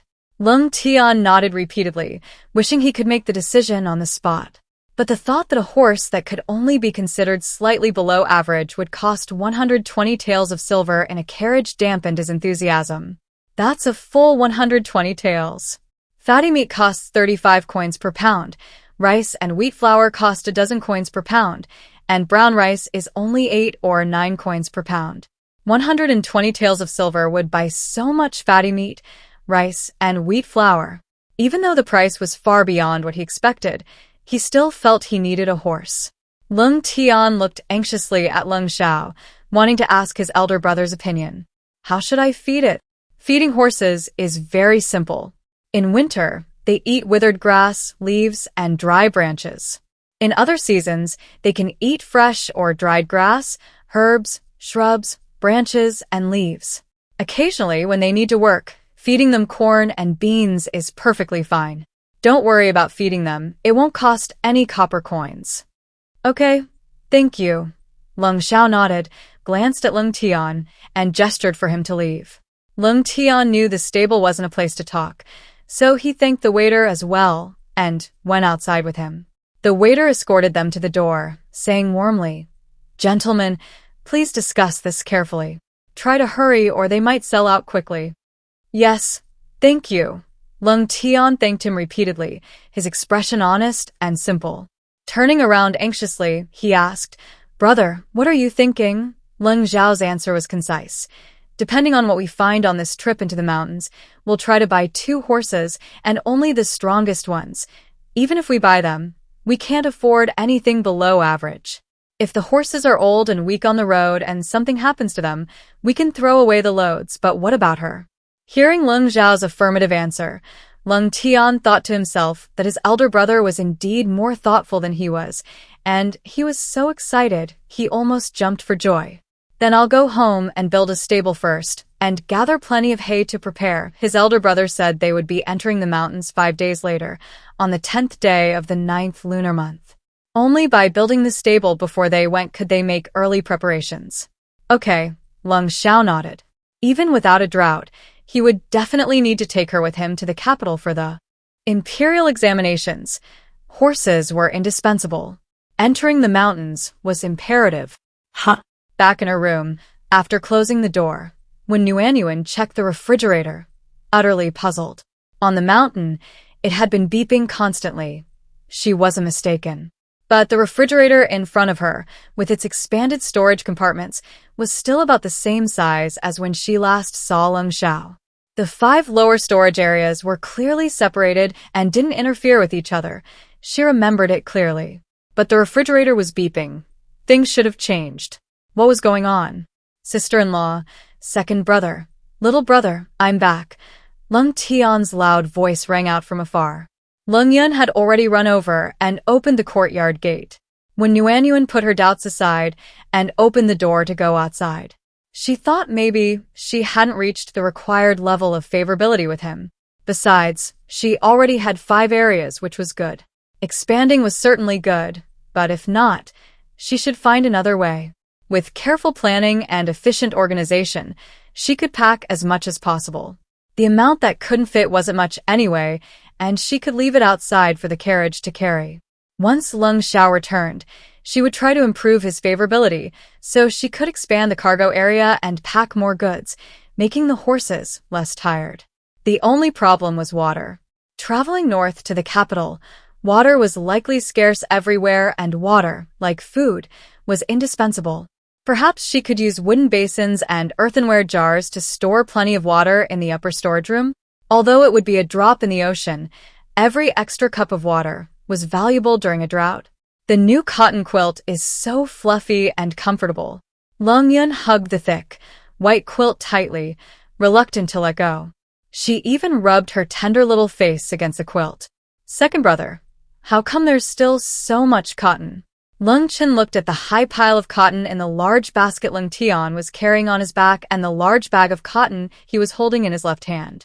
Oh, my sister-in-law asked me to exchange them. Not only these, but about 10 jean, 5 caddies, will be sent to the cotton shop, and she'll also make a big cotton quilt. We can pick them up in 3 days. She said the 3 of us will each have a quilt, and it'll be comfortable. Lung Tian tossed the 2 quilts he was carrying in his right hand to Lung Yun, who carried them back to the room. He placed the cotton in a clean spot and unloaded the basket. Turning around, he saw when Yuan had already brought him a large bowl of tea, which he gulped down. My sister-in-law is so good. My brother and I have been running around all day, and we haven't had anything to eat or drink. Yuan waited until Lung Tian finished his tea before asking, have you inquired about the horses' feeding and prices? Lung Tian had already overcome his initial hesitation about the high prices, and with his older brother's advice, he felt more confident. Now, focused on hunting and gathering ginseng in the mountains to earn money for horses, he answered loudly and energetically, yes, I have. The horse dealers said feeding them is very convenient. They feed them fresh grass when available and dry hay and fallen leaves when not. They can occasionally feed them beans or something similar while they're working. However, the horses are quite expensive. Lung Yun, who had overheard the conversation about buying horses in his room, put down his quilt and ran out to listen intently. Lung Chin also put down the bamboo basket he was preparing to weave and listened attentively. Yuan thought with amusement, they really are a bunch of boys. They just love horses, carriages, knives, and swords. Unlike her practical considerations, the 3 boys simply loved them. How expensive? How much is a decent horse? If it's about the same price as she expected, she'll buy 2, plus a pony for the 2 little ones. Lung Yin paused, then answered truthfully. A decent one is 130 taels, a mid-range one is around 110 taels, and a lower-end one is between 70 and 100 taels. A gasp escaped the 2 little ones. Lung Yun understood. When he first heard the price, if his older brother hadn't been there to keep him in check, he probably would have reacted even more dramatically than his brothers. Even with his older brother present, he was still incredibly shocked. When Yuan was also greatly surprised. She had never imagined it would be so expensive. This was far beyond her expectations. Horses were so expensive. No wonder only the village chief's family in the entire village owned an ox and had an ox cart. Owning an ox cart or a mule was considered very good. Is a horse equivalent to a sports car in her area? Or even a supercar? It's simply something an ordinary family like her couldn't afford. Sigh, it's a bit expensive. It seems her wish to buy 2 horses is dashed, let alone a pony for her 2 little ones. When Yuan thought with a touch of dejection. Her 379 taels of silver, which she had previously thought was an incredible amount, enough to buy countless things and do countless things. Now it seems that it was because she had only bought necessities, and even then, only mid to low-end necessities. For example, while she bought whole bolts of cloth, they were coarse linen, and even the better ones were just cotton. If it were brocade, silk, satin, or suzhou embroidery, she probably couldn't afford even 1 horse with her savings. Besides, horses are different from cloth. Cheaper cloth is more durable and wear-resistant, but cheap horses might frequently have problems. She either shouldn't buy one, or at least buy a mid-range one. It seems good transportation is a luxury everywhere. She couldn't afford it before, so it's understandable that she can't afford it here. How about we ask about mules? When Yuan asked instead. A mule cart would be quite nice. It can carry things and people. She tried to improve Lung Zhao's favorability, expand the storage room, and put everything that could fit in there. Most of them would walk, but when they got tired, they could take turns riding in the mule cart. Most importantly, it would save money. Horse-drawn carriages were beyond her comprehension. They were so expensive. House prices in the capital must be incredibly high. Converted to the prices of houses in her time, they would be astronomical, beyond her imagination. Although she really wanted a carriage, she'd save money wherever possible. Having spare cash makes one feel less anxious. My brother said to buy horses, and only the best ones. We've already decided to go into the mountains. Lung Tian seized the opportunity to announce their decision. My brother said there will be many expenses in the future, and this is our responsibility. They are men, and men should shoulder their responsibilities. If they are afraid of getting hurt and dare not do anything, they will not only fail to protect their family, but will also be a useless burden. When Nuanyuan was truly shocked. After the shock, she wondered if this was an unavoidable hardship that Lung Xiao was destined to endure. However, a person with a strong will and a deep understanding of the situation would not back down because of danger or fear of injury. Having figured it out, when Nuanyuan stopped worrying and said to the three little ones, "Okay, I'll go make dinner first. Second brother, can you talk to big brother and ask him to take me too?" Lung Yun tugged at his second brother's hand. He wanted to go. Lung Chen also stared at Lung Tian. "I wanted to."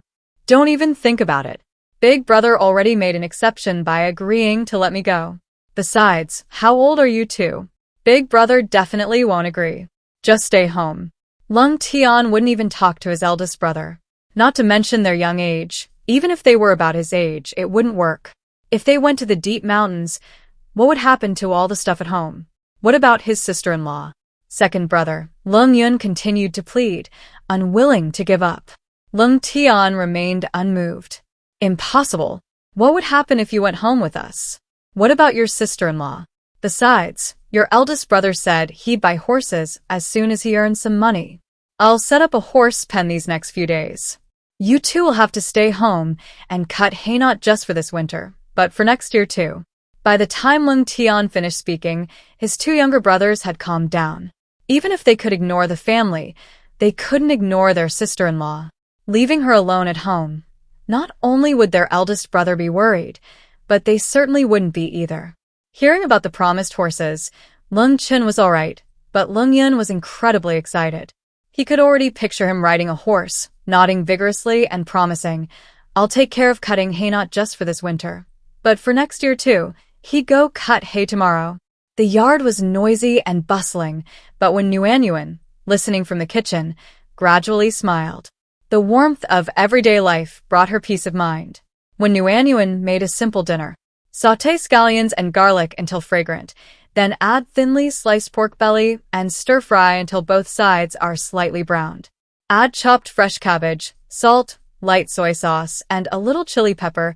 Stir-fry until cooked, then ladle in several large ladles of water, followed by rice cakes and glutinous rice balls, and simmer together. In a separate pan, fry 8 golden brown poached eggs. This simple and quick dinner, with meat, vegetables, eggs, and a staple food, was ready. Served with a generous amount of beef chili sauce, the 4 of them ate their fill and enjoyed it immensely. The 3 little ones were incredibly satisfied. Before it got dark, the 2 younger ones cleared the dishes and went into the kitchen to wash them. "Big brother, fetch some well water. I'll try to store a few buckets," Nuanyuan whispered after the 2 younger ones had gone into the kitchen. Lung Tian immediately understood. Next year's drought necessitated water storage this year, which was why he had his younger brothers cut plenty of grass and prepare enough fodder for the horses for next year. "Okay."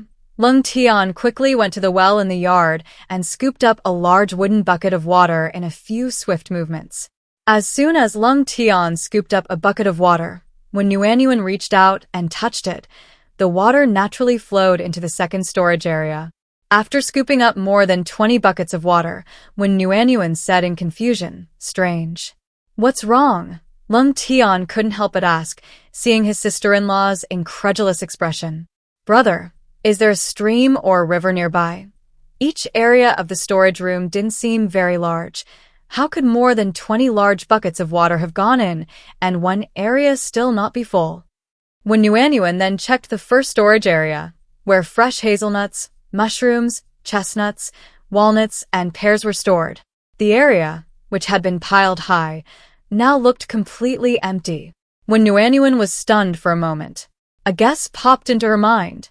Could it be that the constant ringing notifications on the mountain weren't just increasing in number, but rather in capacity? Good heavens, this is too good to be true. Happiness came too fast. She couldn't quite handle it. There's a river to the left of our house. The water is crystal clear, and it's not far, just a short walk. People in the village used to go there to wash clothes and vegetables, but this year there's been less rain, so fewer people go, Lung Tian replied, puzzled. Then what are we waiting for? Let's go before it gets completely dark. When Wan suppressed her excitement, wanting only to go and try it out as soon as possible to confirm her guess. After greeting the two little ones, the two hurried towards the river. After walking for more than 10 minutes, when Nuanyuan began to seriously doubt whether this was really the few steps her younger brother had described. If this wasn't far, would it take several hours to be considered far? While muttering to herself, when Nuanyuan suddenly heard her younger brother say, "We're here." Looking out in the dim moonlight, she indeed saw a river, not wide, but quite deep. Rivers nestled in mountain valleys are indeed not wide. Fortunately, the water was indeed exceptionally clear, just as her younger brother had said. This river originates from a mountain spring, sweeter than well water. Villagers come here to fetch water for cooking when they have free time. Hearing it was spring water, when Nuanyuan became even more excited. Great. Pure, natural, and pollution-free. We can just boil it and drink it on the way. How convenient. Sister-in-law, there's a flat, large rock over here for washing vegetables. Step on it to avoid falling into the river. Lung Tian called out. When Nuanyuan happily stepped on it, carefully looked around to make sure no one was watching, and then dipped her hand into the river. She could clearly feel the river water rushing into the second storage area, pouring in relentlessly. But after quite a while, even her hand, which was already lower than the water, was still not full. Is this a bottomless pit? When Nuanyuan thought happily. But whether it's a bottomless pit or not doesn't matter, because she felt that the water currently stored was enough for the 5 of them for their journey next year. Not just for drinking, but maybe even enough for an occasional bath. After a long while, when she could faintly sense the shimmering water in the second storage area, when Wan withdrew her hand and said happily, "Big brother, my treasure seems to have expanded. It can store so much water now, we won't have to worry about water next year." That's wonderful. Lung Tian was even more excited than when Wan. Big brother even considered sending us to the capital first, but he was worried about the safety of the 4 of us on the road. Now we don't have to worry about water, and Big Brother doesn't have to feel guilty. He can wait peacefully until after the provincial examinations in August before we set off together. When Wan was stunned, she had guessed that her big brother would tell Lung Xiao about the possible drought. After all, Lung Xiao was the backbone of the 3 little ones. They would tell Lung Xiao everything, no matter when, where, or what happened. They trusted him completely and obeyed him absolutely, without hiding anything from him. Before, when reading books, she only thought it was part of the male protagonist's halo. Now, having experienced it firsthand, she only believed that Lung Xiao truly deserved the 3 little ones' complete trust and absolute obedience. After all, Lung Xiao had undoubtedly given the most and never complained when it came to his parents, his 3 younger brothers, and the family. But now, she hadn't expected that Lung Xiao was already considering sending them to another place for refuge.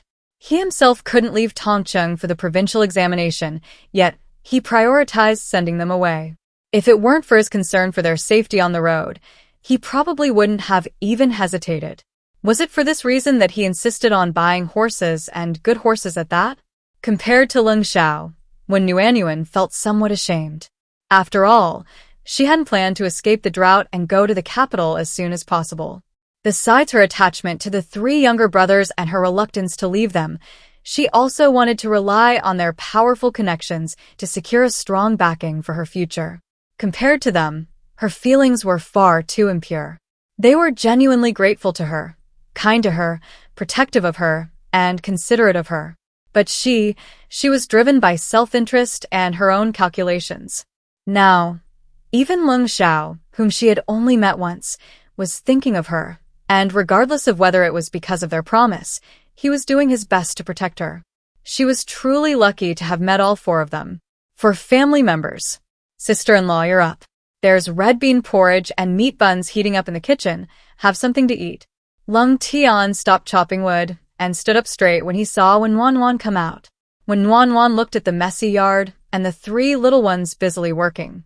The eldest brother was chopping branches from a thick tree. The youngest was digging a hole next to the woodshed, and next to the second brother was a large bundle of dried reeds. Reeds, she thought. What are you doing? Oh, building a stable. Lung Yun, who was engrossed in digging, looked up happily when he heard Wan's question. Building a stable? Didn't the eldest brother just mention it yesterday evening? So quickly? These three little ones are really action-oriented. That's fast. But don't we need to make a plan? I've thought about it. We'll build a wall around the woodshed. That way we don't have to worry about those two walls, saving trouble.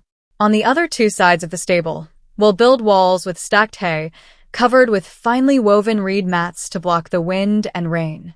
We'll leave an entrance facing the yard, make a door with wooden planks, and then thatch the roof. Lung Tian explained clearly and logically. When Nuanyuan listened, increasingly self-reflective.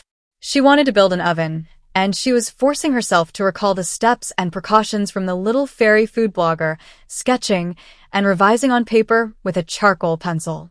The key was that she still hadn't reached a conclusion, fearing that what she made wouldn't be usable. Why did her younger brother and the others seem to have such clear steps and make things so simple to do?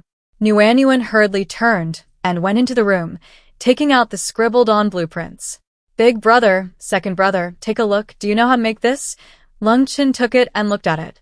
What will sister-in-law use it for? Shortcakes or something like that.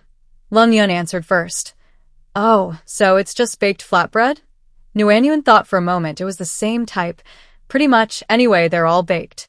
Does anyone here know how? Hunters' families usually know how to make them.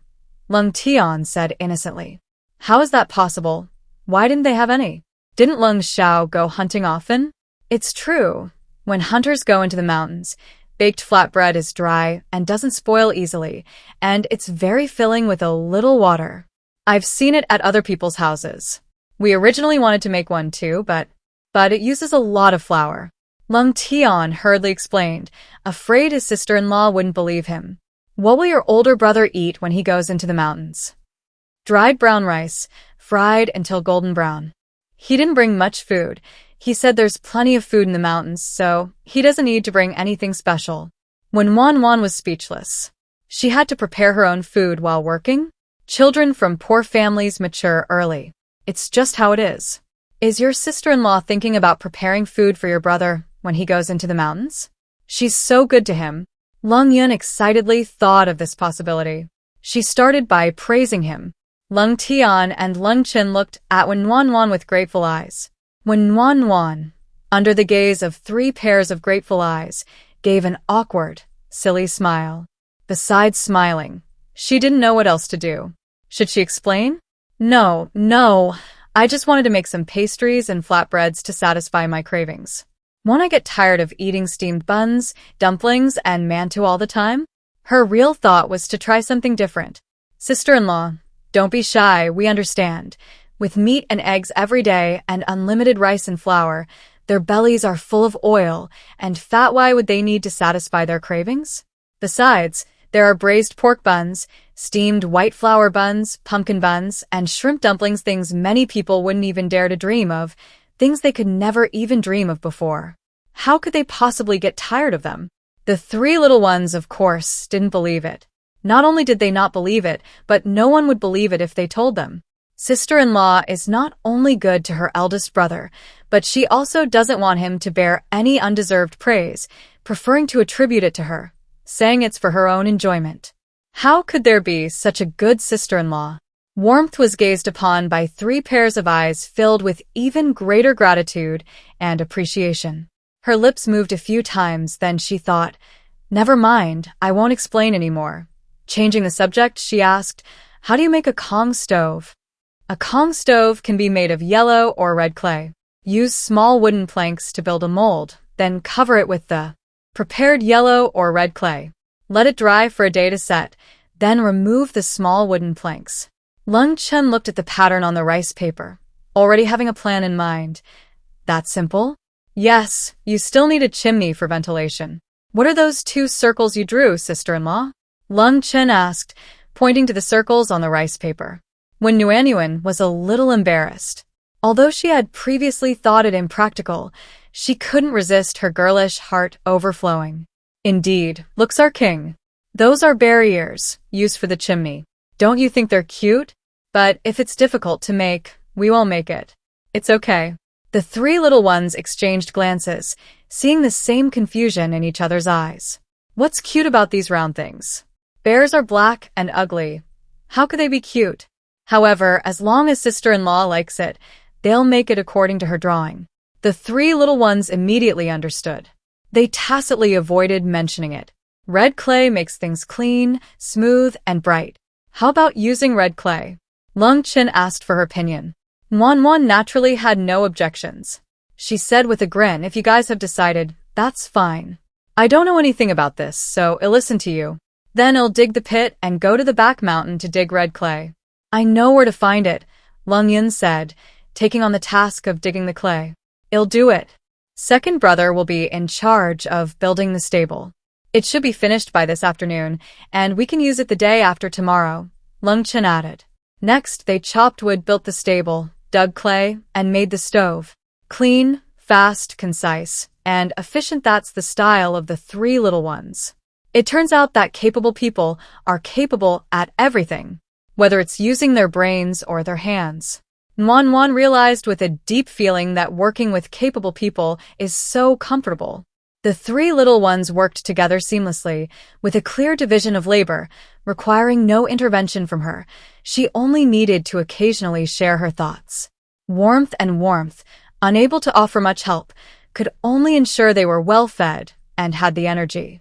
Every morning after breakfast, she brewed a large pot of tea and boiled a large earthenware pot of Imperata cylindrica and pear soup, a refreshing and lung-moistening drink, perfect for autumn. Speaking of which, it's still autumn, only the 9th day of the 9th lunar month. Why is she already feeling cold and wanting to wear a down jacket? The 9th day of the 9th lunar month, tomorrow Lung Xiao is going into the mountains. These past few days, the 3 little ones have said they've seen many groups of people going into the mountains to harvest ginseng, and these are just on their own mountain path. The mountain range stretched endlessly, and who knew how many other groups of people were traveling along the other roads? Lung Xiao's chosen date was naturally based on his experience.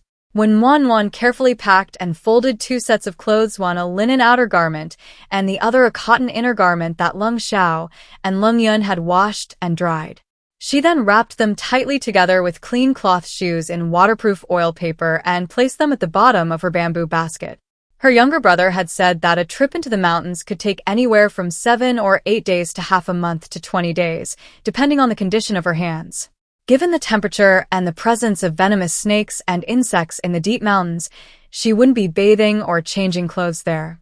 The clothes and shoes when Nuanyuan prepared weren't for washing. They were mainly to have a dry set in case of rain or accidental contact with spring water. She had seen on the news that temperatures could drop suddenly in the wild, and the biggest danger was hypothermia, so it was best to bring a warm blanket for short outdoor activities. Lung Xiao's journey into the mountains would be long, so bringing blankets wasn't practical. Clean clothes were more useful. They could wear them in case the temperature dropped and change if they got wet. After packing the clothes, when Nuanyuan took out small pieces of oil paper to wrap the food. That morning, she had made 4 kinds of pastries: spicy, flaky, sesame, and osmanthus sugar. The flaky and sesame ones were savory, and the osmanthus sugar was made directly from the osmanthus jam she had in the refrigerator, simple and convenient. When Nuanyuan prepared enough food for the 2 of them for 15 days, keeping extra just in case they couldn't finish it all. The mountains were dangerous, and they couldn't go hungry. She wrapped 20 of each kind: spicy, flaky, and sesame. She had initially worried they wouldn't like it too sweet, but considering they might get tired of the salty and spicy food in the mountains, she still wrapped 10 osmanthus sugar ones in as well. The braised beef was sliced and packed in 1-pound bags for easy handling. She had packed about 10 pounds. She also wrapped about a dozen bags of soda crackers in oil paper. These were foods that would store easily. When Nuanyuan prepared some egg pancakes for dinner, some rolled with kimchi, some with beef sauce, all wrapped in parchment paper enough for the first 2 days in the mountains.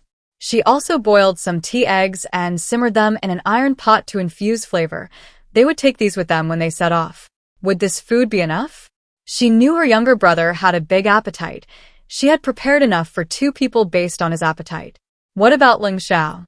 How was his appetite? Was this enough for him? What are you thinking about? A deep voice asked gently. Thinking about whether there's enough food, when Nuanyuan answered instinctively. Then, she suddenly looked up at the tall, slender figure standing there. When Nuanyuan abruptly stood up, stammering in surprise, Ling Xiao, how did you get back? His handsome phoenix eyes gradually filled with a smile, reaching deep into his depths. The aura that had been as cold and distant as the moon on a distant horizon dissipated, as if the ice and snow had just melted. We're leaving tomorrow morning, so naturally we should come back to rest today. Rest? Warm Nuanyuan's mouth gaped slightly in surprise. Realizing that this was rather unseemly, she quickly closed her mouth and lowered her head. Stay calm, don't panic, it's really not a big deal. Where will you rest? Before Ling Xiao could answer, she hurriedly added, I'm a restless sleeper, so you should squeeze in with your younger brother and the others tonight. Ling Xiao glanced at her silently. Warm Nuanyuan thought her eyesight was quite good. She could actually see a hint of grievance in Ling Xiao's gaze. How could that be? This is the male lead. He wouldn't easily show signs of grievance.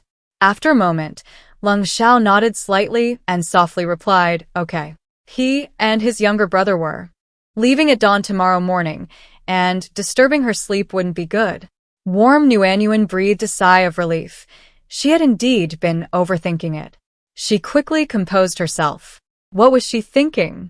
She and Ling Xiao had clearly agreed that she was just clinging to his coattails, using his power to protect her. She had even promised not to cause him any trouble, not to be clingy, and not to act up. How could she have imagined Ling Xiao being aggrieved? She was so shallow, she could imagine anything. Sitting back on the edge of the bed, she took out the food from the bamboo basket while explaining, check this. I've packed a set of clothes and shoes, 70 shortbreads, over 10 pounds of braised beef, and some biscuits, just small dry biscuits. After dinner, I'll make some egg pancakes and boil some tea eggs. Take them tomorrow morning. Is that enough? The setting sun shone through the thin, sheer curtains, casting a soft golden glow on the gentle figure sitting on the edge of the bed. Ling Xiao listened quietly, his gaze fixed on the soft figure beside the bed, his expression momentarily dazed.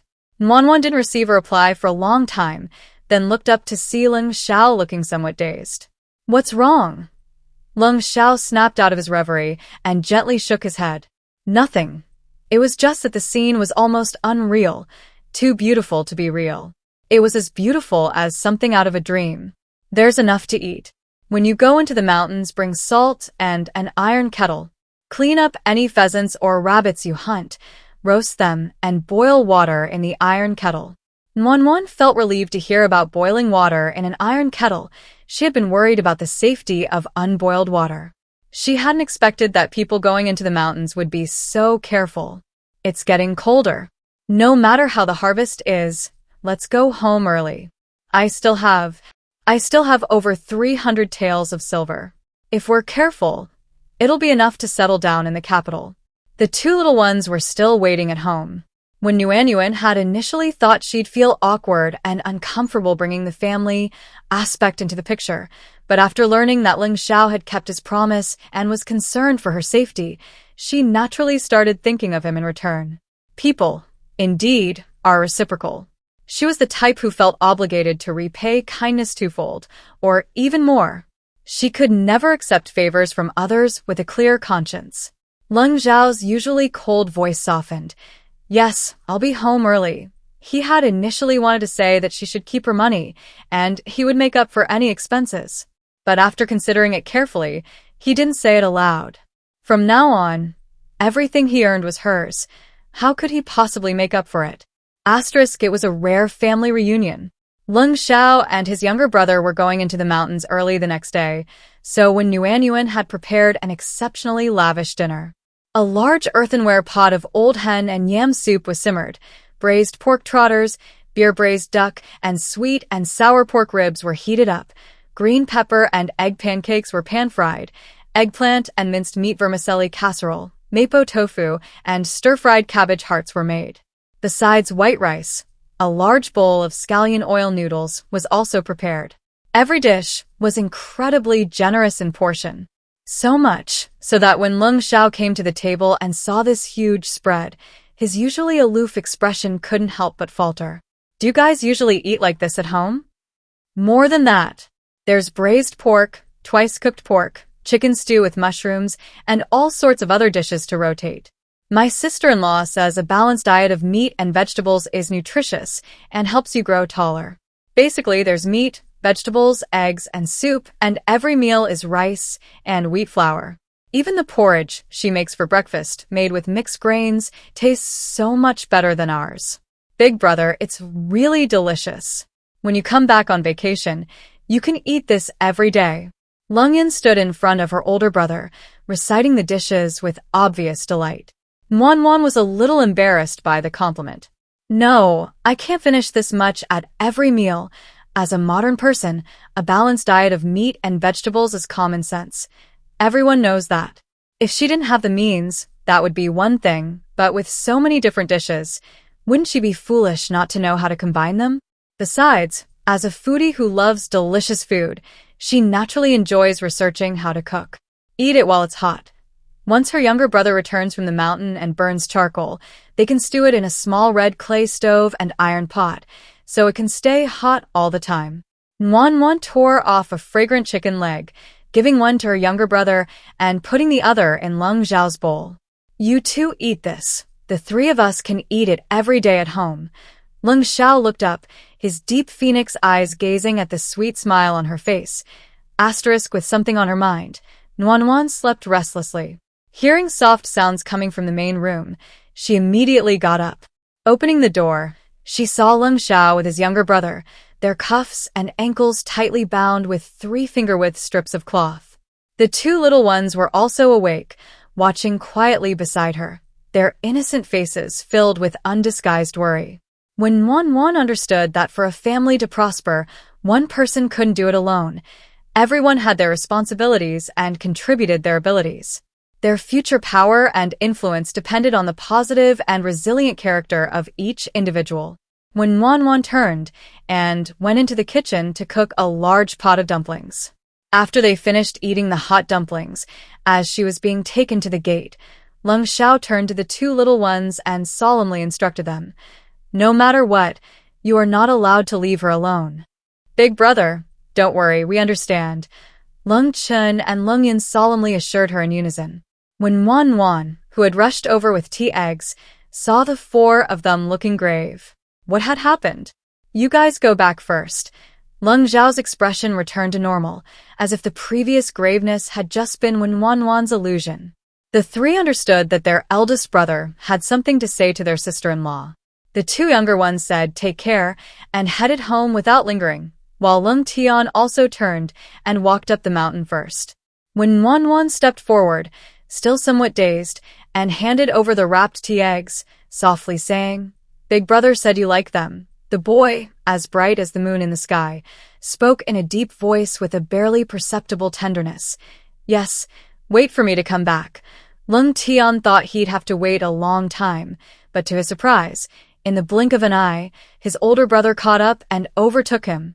"Brother, didn't you say goodbye to sister-in-law?" "I did.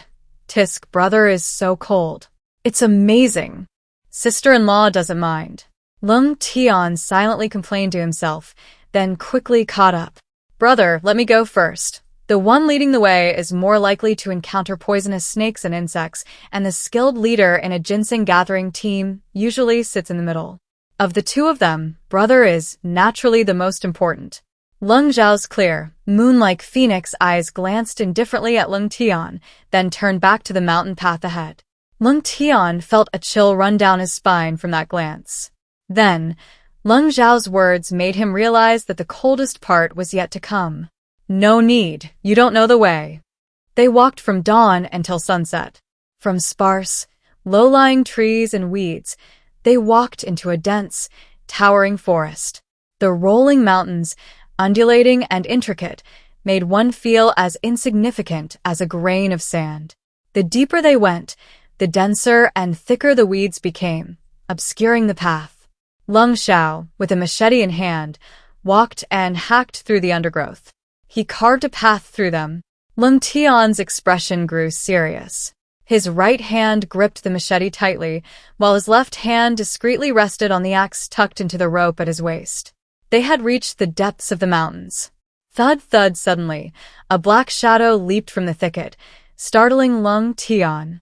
Before he could react, Lung Xiao was already thrusting a custom-made, incredibly sharp iron rod at one end towards him. His movements were incredibly fast. From the moment the shadowy figure appeared to the moment Lung Xiao stabbed it, and then, without even looking, pulled it out and threw it at Lung Tian behind him, it all happened in an instant. Lung Tian, still shaken, instinctively reached out to catch it, only to find it was a plump pheasant. Phew! Even the pheasants in the deep mountains were much fatter. After letting out a long breath, Lung Tian realized how vast the difference was between him and his elder brother. Faced with unknown danger, he was still gripped by fear, while his brother had already reacted quickly and swiftly eliminated the threat. Brother, you don't have time to learn slowly. You can only adapt quickly. This isn't just about your life. It can also concern me if necessary, Lung Xiao said succinctly. Lung Tian's expression turned serious. He knew that every year, ginseng gatherers and hunters couldn't escape these deep mountains. There's a cave not far ahead and a stream about an incense stick's worth of distance to the left. Go clean the pheasant, and while you're at it, fetch some water and gather some dry firewood to bring back to the cave, Lung Xiao instructed. Okay. When he reached the cave carrying the cleaned pheasant and a kettle full of water, he saw that Lung Xiao had already chopped down some dry wood and started a fire. He skewered the pheasant on a sharpened, thick stick and placed it on the fire along with the kettle. Silence fell between the two. Lung Tian was somewhat unaccustomed to this silent atmosphere. After all, these past few days with his two younger sisters-in-law had been filled with laughter and cheerful conversation. Wanting to say something, Lung Tian glanced at his older brother and noticed that his brother seemed slightly lost in thought behind the flickering firelight. How could this be? His usually calm and composed older brother was lost in thought? What's your older brother thinking? Is he thinking about how to find ginseng? Ginseng was indeed hard to find. He'd initially thought that finding it deep in the mountains wouldn't be too difficult, if not easy. But who knew the trees in the deep mountains were so much larger than those on the outskirts?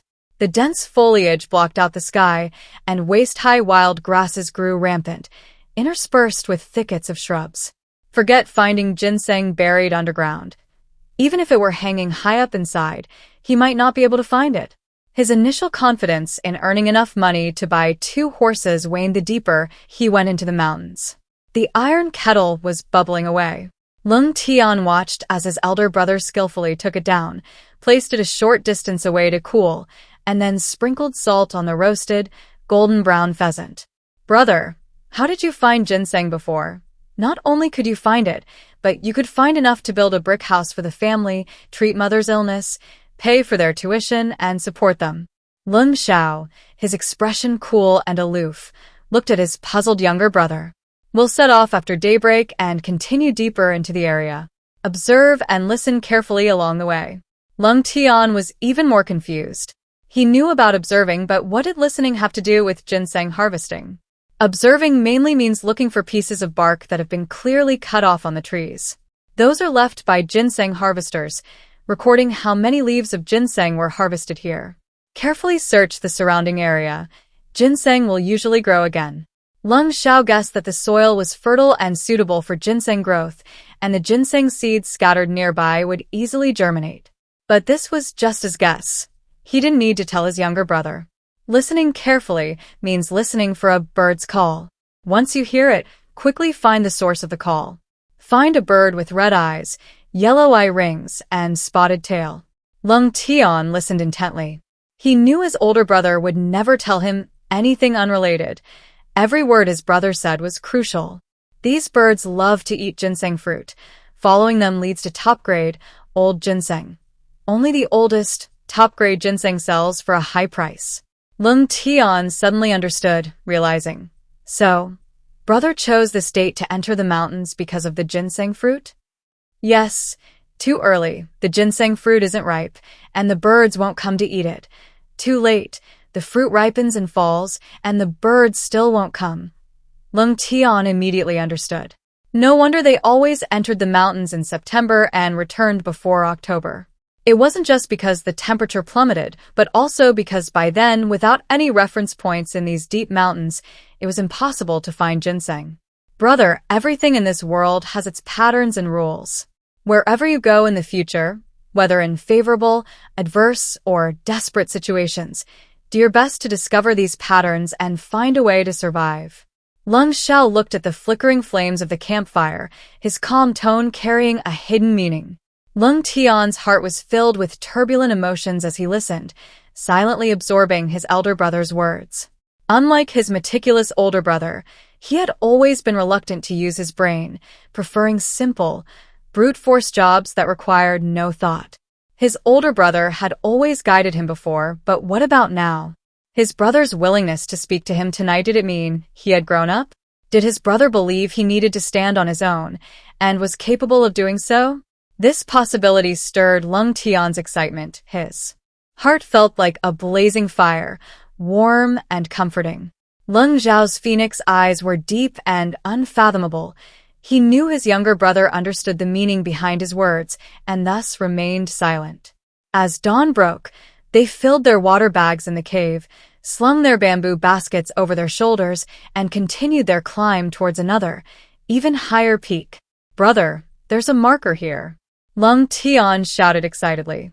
After his brother successfully found 2 ginseng plants, he finally spotted a possible spot. Lung Xiao looked at the marker on the branch, and the two of them searched carefully. Strange, why aren't there any red ginseng fruits? Ginseng fruits are conspicuous. If they were there, they would be easy to find. They hadn't seen any yet. Was there no ginseng here? Ginseng under 5 years old doesn't bear fruit. Check if any are flowering, Lung Xiao pointed out. With this guidance, Lung Tian carefully sifted through the weeds, examining every detail. Found it. After his initial elation, he finally remembered to take out the red velvet rope and tie it up. He then pulled a machete from the hemp rope at his waist, cleared away the weeds around the ginseng, and prepared to dig it up with a deer bone pick. You can dig closer, no need to go this far. Why? This lampstand ginseng is only 4 years old. Its roots can't spread too wide or deep. Oh. Lung Tian was a little disappointed. He'd finally found one that was only 4 years old. It probably only weighed a few coins. Could it even sell for a tael of silver? When would he be able to find one that was 20 years old or older? And when would he be able to save enough silver to buy a horse? Upwards, with more sunlight, the chances of finding an older one are higher. Lung Tian felt a little embarrassed that his older brother had seen through his thoughts, but at the same time, his brother's words boosted his confidence. He dug out the ginseng with great enthusiasm, carefully wrapping it, along with the moss, in the red cloth he had brought and putting it in his bamboo basket. For 8 or 9 days in a row, he ate flatbread when hungry, drank water from his water bag when thirsty, and slept in the cave he had discovered at night. Although his clothes and shoes were torn and riddled with countless holes, the thought of the 20-odd ginseng plants in his basket brought an irrepressible smile to Lung Tian's dark face. Although there were only 4 trees over 20 years old, those 4 were enough to buy horses. There were also about 10 younger trees. If you combine them, they could sell for several dozen taels of silver, enough for your elder brother's journey to the imperial examinations. Lung Tian, contemplating this fruitful trip, couldn't stop grinning. Looking up, he saw his elder brother's furrowed brow and asked, puzzled, "We've already harvested so much in just 8 or 9 days. We can buy horses and have enough for next year's journey. What are you worried about, brother?" What was there to worry about? He was overjoyed. We can only stay on the mountain for 7 more days at most. After 7 days, regardless of whether we've harvested anything, we must return. That's all right.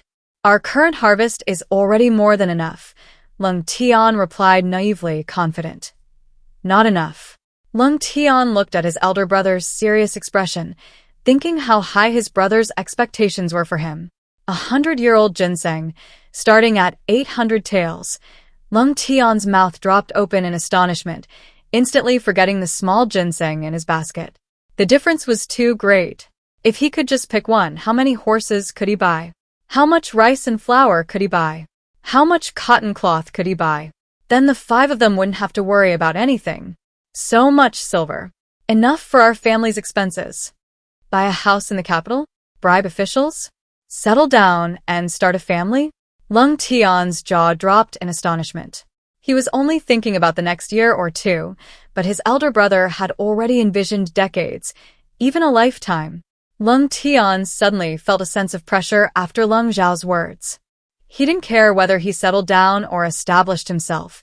He felt it was perfectly fine to stay with his elder brother and sister-in-law for life. But his younger brothers couldn't be like that. They had to settle down, establish themselves, and not be poor anymore.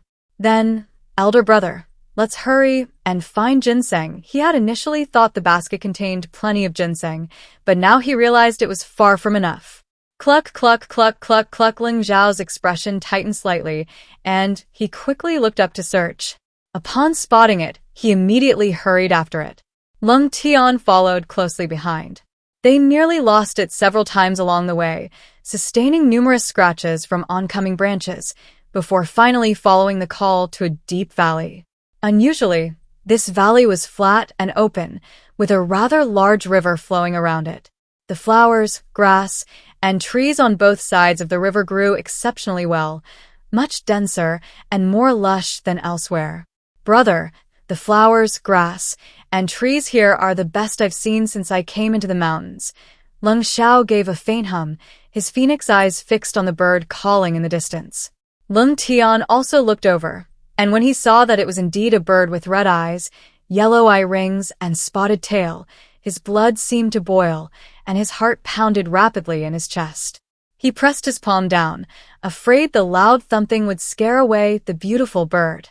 The bird looked around, observing something, before finally flying to a spot and pecking at the fruit. It was ginseng fruit. Lung Tian, itching to approach, was stopped by Lung Xiao. Knowing his elder brother wouldn't stop him without reason, Lung Tian suppressed his excitement and waited patiently. The satisfied bird, oblivious to the slow movement of the withered branch beside it, remained completely unaware. The withered branch moved again. A venomous snake suddenly leaped up, its jaws wide open, and swallowed the unaware bird whole. Lung Tian thought with lingering fear, if he had chased the bird away, would he have been the one bitten? Brother, it turns out the saying that ginseng is guarded by venomous snakes is true. There weren't any when we dug it up before. I thought it was just a rumor. But rumors are unreliable. It's not that the snake is guarding the ginseng, it's that the snake knows this bird loves to eat ginseng fruit, and it's guarding the ginseng to eat the bird. Is that how it is? After waiting quietly for a while, until the snake, which looked like a withered branch, slithered away, Lung Xiao finally spoke. Go. Judging from the area his older brother had marked for digging, Lung Tian guessed that this ginseng was definitely not short-lived. Possibly 100 years old. His blood boiled again, and Lung Tian, not daring to be careless, knelt beside the ginseng, concentrating on digging carefully, bit by bit. Lung Xiao also stared intently, occasionally offering guidance. The two, completely focused on the ginseng, didn't notice a white mass slowly and silently approaching. When Lung Xiao felt something biting his trouser leg, he reflexively stabbed it with an iron spike. But after seeing what it was, he stopped himself just in time. Big brother, look. Holy crap. What's that? Lung Tian turned around and was utterly shocked to see a fluffy white ball. This white ball was still nibbling at his brother's trouser leg. Lung Xiao stretched out his leg and brushed the white ball away, but it quickly stuck back, as if it thought he was playing with it. What is this? Lung Tian was full of questions. Thinking of something, Lung Zhao's expression changed slightly, and he said in a deep voice, Little brother, dig faster. Lung Tian suppressed his curiosity and focused on digging for ginseng. Suddenly, a deafening roar echoed from the mountain stream not far away. Strangely, the little white ball, which he couldn't chase away before, suddenly and reluctantly rushed towards the other side after the roar. It was incredibly fast. Lung Tian had stood up after the roar and was watching the opposite bank. He saw the white ball swim across the narrow river with remarkable skill, its movements even somewhat graceful and beautiful. "Big brother, what is that thing? It's so much fun!" Lung Tian exclaimed in amazement.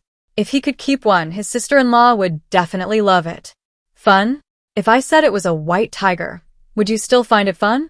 Lung Zhao's expression grew even colder. What? A white tiger? This is actually a white tiger cub? Then what about that roar earlier? "Climb a tree." "Tigers can't climb trees," Lung Zhao commanded in a deep voice. "Oh, okay." Lung Tian had already given up on the idea of keeping one for his sister-in-law. Hearing his brother's words, he quickly climbed up a thick tree and sat down on a branch. Then he saw that his brother had also climbed an even thicker tree, but he was standing, looking down at the situation on the opposite bank. Lung Tian belatedly realized why this flat terrain with water sources could grow century-old ginseng. It was because of the white tiger. No human or herbivorous wild animal dared to come. This entire area was the white tiger's territory. If he could think of this, his elder brother naturally could too. Was his elder brother now thinking about how to escape the tiger's territory? But could they escape? That cub, which looked like it had just been weaned, was already incredibly fast. Imagine how fast a fully grown, ferocious white tiger would be. Lung Tian's heart sank. The roars from the opposite bank of the river continued incessantly, each one more urgent than the last. Lung Zhao frowned, watching intently. After a long while, a robust white tiger leaped down first, roaring in the opposite direction of the river. Behind the white tiger were 3 white cubs. "Big brother, White Ball is among them too," Lung Tian said quietly to Lung Zhao, forgetting his fear and staring intently at the unusual situation on the opposite bank. The main problem was that this large white tiger was behaving very strangely. Shouldn't it be attacking them? Why is it roaring at nothing on the other side? Lung Zhao's gaze was deep, fixed on the obviously more lively and mischievous White Ball. Meanwhile, from the previously empty woods on the opposite bank, a dozen wolves slowly emerged. One wolf, clearly dominating the pack, had silver fur that shimmered in the sunlight. It stood tall and straight, its expression resolute, its ears erect and pointing forward, distinct from the subservient wolves around it. Lung Zhao immediately recognized it. This was the Wolf King. "Brother, something's not right."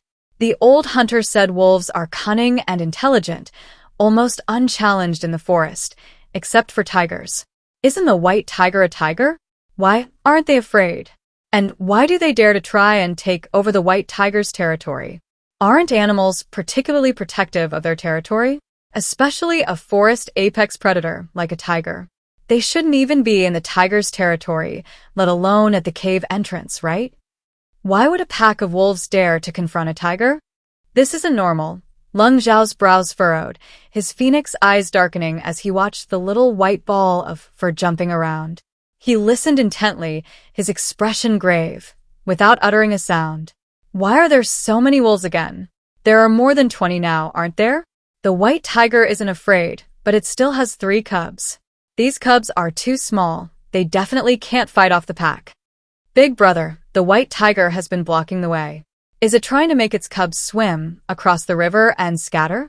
But can they really escape when they're so small? Can wolves swim? Or is the white tiger planning to kill the wolves one by one as they cross the river?" "Brother, the wolves are indeed as clever and cunning as the old hunter said. Look, they've been probing left and right, pretending to attack the cubs. When White Tiger went to rescue them, a piece of his flesh was torn off. White Tiger couldn't handle it at all. It seems the wolves aren't just after the cubs. Their main goal is to kill White Tiger. Group combat is truly powerful. White Tiger is quite formidable. He's already killed 2 wolves in this situation, and now he's been bitten again. Although it's not serious, the bleeding won't stop. At this rate, he'll just have to wait to die. What about White Ball? It definitely won't survive. White Ball has escaped White Tiger's protective safe zone. It's been targeted by wolves, big brother? Lung Tian glanced to the side, but there was no sign of Lung Xiao on the thick branch beside him. He quickly turned to look at the opposite bank of the stream, where he saw the wolf that had been attacking White Ball had been struck in the head by a rapidly thrown axe. Dead for good. Lung Xiao sprinted across the river, scooped up the White Ball, and retreated back into the White Tiger's protected area in one fluid motion. The White Tiger glanced at him briefly, then, as if sensing his presence, widened its rear, shielding Lung Xiao to its side. With Lung Xiao protecting its cub, the White Tiger seemed to have no worries as it pounced, killing 3 wolves that had made a tentative attack. The Wolf King had already sensed the reversal of fortune. After howling, the pack slowly advanced. Lung Xiao's phoenix eyes swept over the approaching wolves, estimating their numbers in his mind. He gritted his teeth and exposed his back to the Wolf King's position. Out of the corner of his eye, he saw the Wolf King crouch down with its front paws, leaping high to pounce on him. A slight smile played on his lips, and his right hand gripped the iron spike tightly. From the opposite bank came the sound of his younger brother running rapidly and screaming in agony. Lung Xiao had no time to think. He turned to protect his neck. A tearing pain shot through his back. He quickly turned, simultaneously plunging the sharp iron spike into the Wolf King's neck. Warm blood splattered, inevitably covering his face and body. With the Wolf King dead, the remaining wolves scattered and fled in a very short time. Lung Xiao knelt on one knee, as if all his strength had been drained. The White Ball approached, tugging at Lung Xiao's clothes and rubbing against him incessantly. Lung Tian rushed over. On the wide, flat ground littered with wolf carcasses, Baihu panted heavily. After only a brief rest, Baihu glanced at the 2 of them, then leaped towards the cave entrance with its massive body.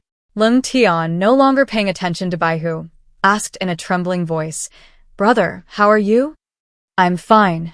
We've encountered wolf packs before when we went into the mountains in a group. As long as we kill the Wolf King, we're fine," Lung Xiao said, his teeth clenched, looking at his anxious younger brother who was on the verge of tears. "The old hunter said that you must never expose your back to wolves. They will definitely attack. It's precisely by using this characteristic that we can kill the Wolf King in one fell swoop. Otherwise, outnumbered, we would surely die if the fight dragged on. And once the Wolf King is dead, the remaining wolves, leaderless, will immediately scatter. Big brother should have told me sooner. Maybe he wouldn't have gotten hurt.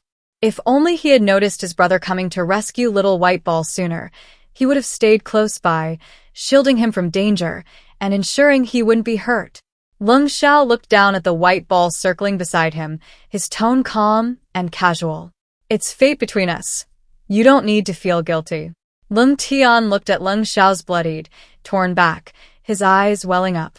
He quickly wiped his eyes haphazardly with his sleeve, then ran to the other side to grab 2 baskets, pulling out his clothes to tear them up and bandage the wound.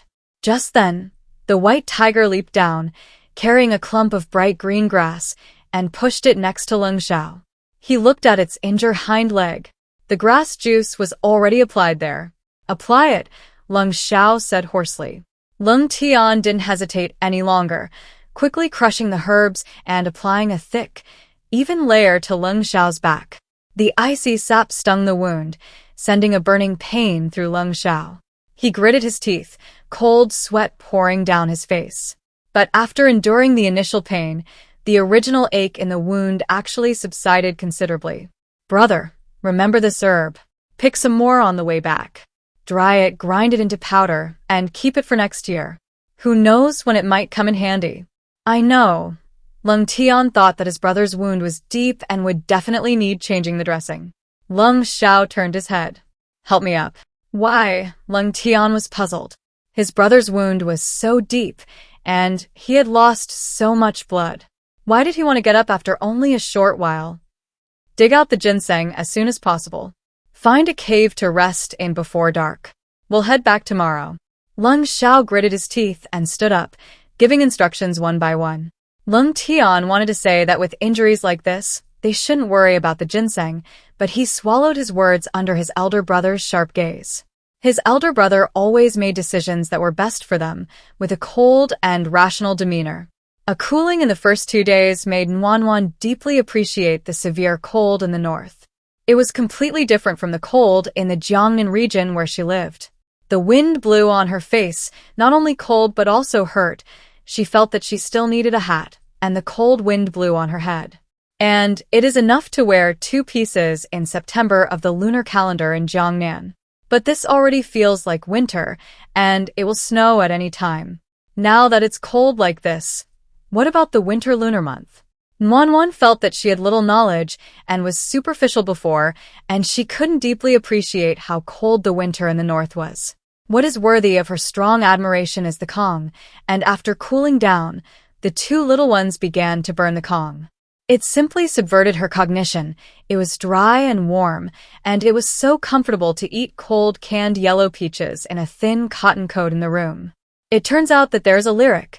You are snowing heavily in the bright sun in the south, and I am like spring in the cold night in the north, and she has a poor imagination and has never been able to understand what it means. Now that she has experienced it personally, she completely agrees. But as soon as you go out, it's a different look. You are wrapped in a mink in the north, and I am in the south with my waist exposed, each leading the way. But she has never experienced the latter. She lives in the Jiangnan region, and it is still damp and cold without heating in winter, and the kind of cold that penetrates the skin and bones is left for her. Woohoo!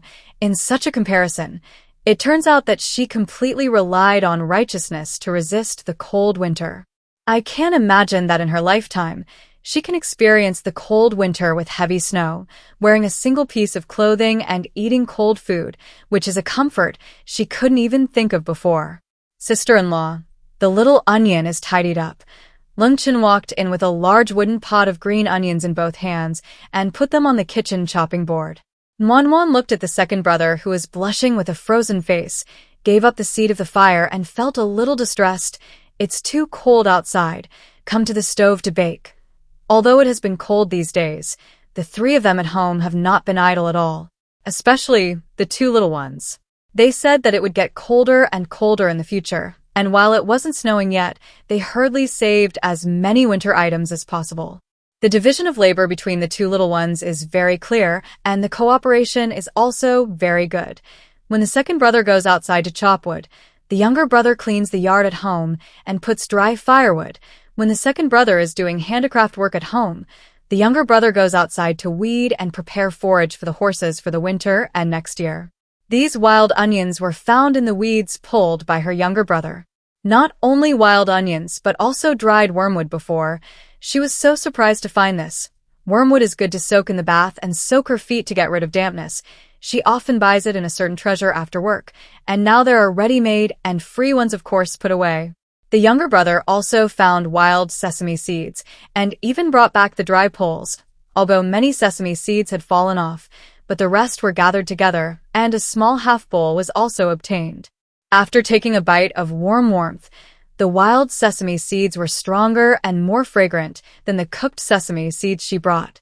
She put the rest in the storage room and put it away, and when she settles down later, she can be used as seeds, and if she harvests a lot, she will squeeze the oil, and the sesame oil cold dish will be delicious.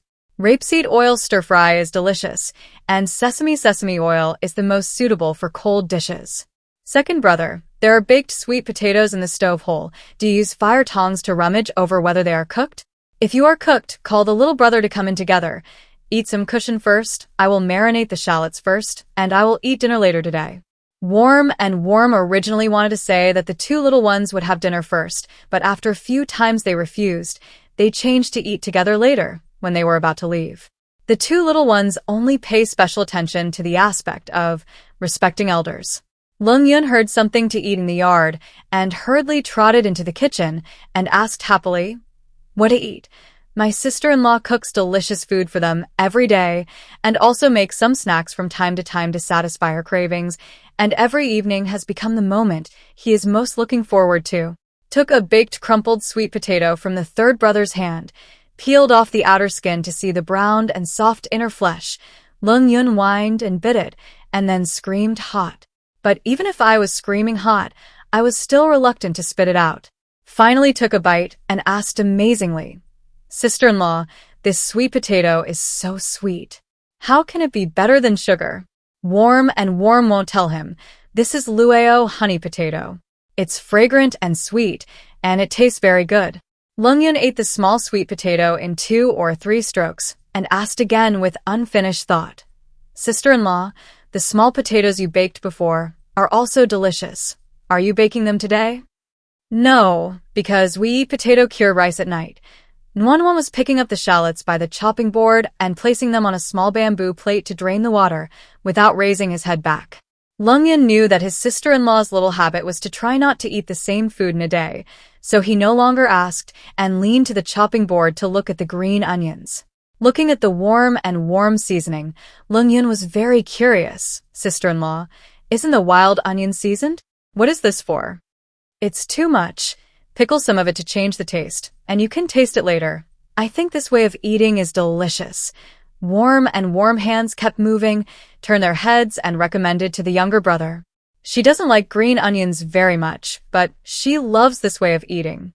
Hearing the eating, Lung Yun stood on the side with bright eyes, like the best student, watching his sister-in-law's every move without blinking. Warm first adjusted a seasoning in a small wooden basin. Chili powder, soy sauce, ginger foam, minced garlic, salt, a little sugar to freshen, stir well and spread thickly on the roots. Otherwise it is easy to have the spiciness of shallots, and then spread it on the green onion leaves by the way. This is after she adjusted it according to her own taste. At first she also added fish sauce and shrimp paste for authenticity, but her Chinese stomach was not used to eating, and after 2 or 3 debugging, she found that these seasonings alone were super delicious. "Sister-in-law, can I taste it?" Lung Yun just looked at it and already felt refreshing and appetizing. "Okay." Nwanwan took 2, wrapped the green onion leaves, wrapped them into a small ball on the green onion, and handed them to the younger brother.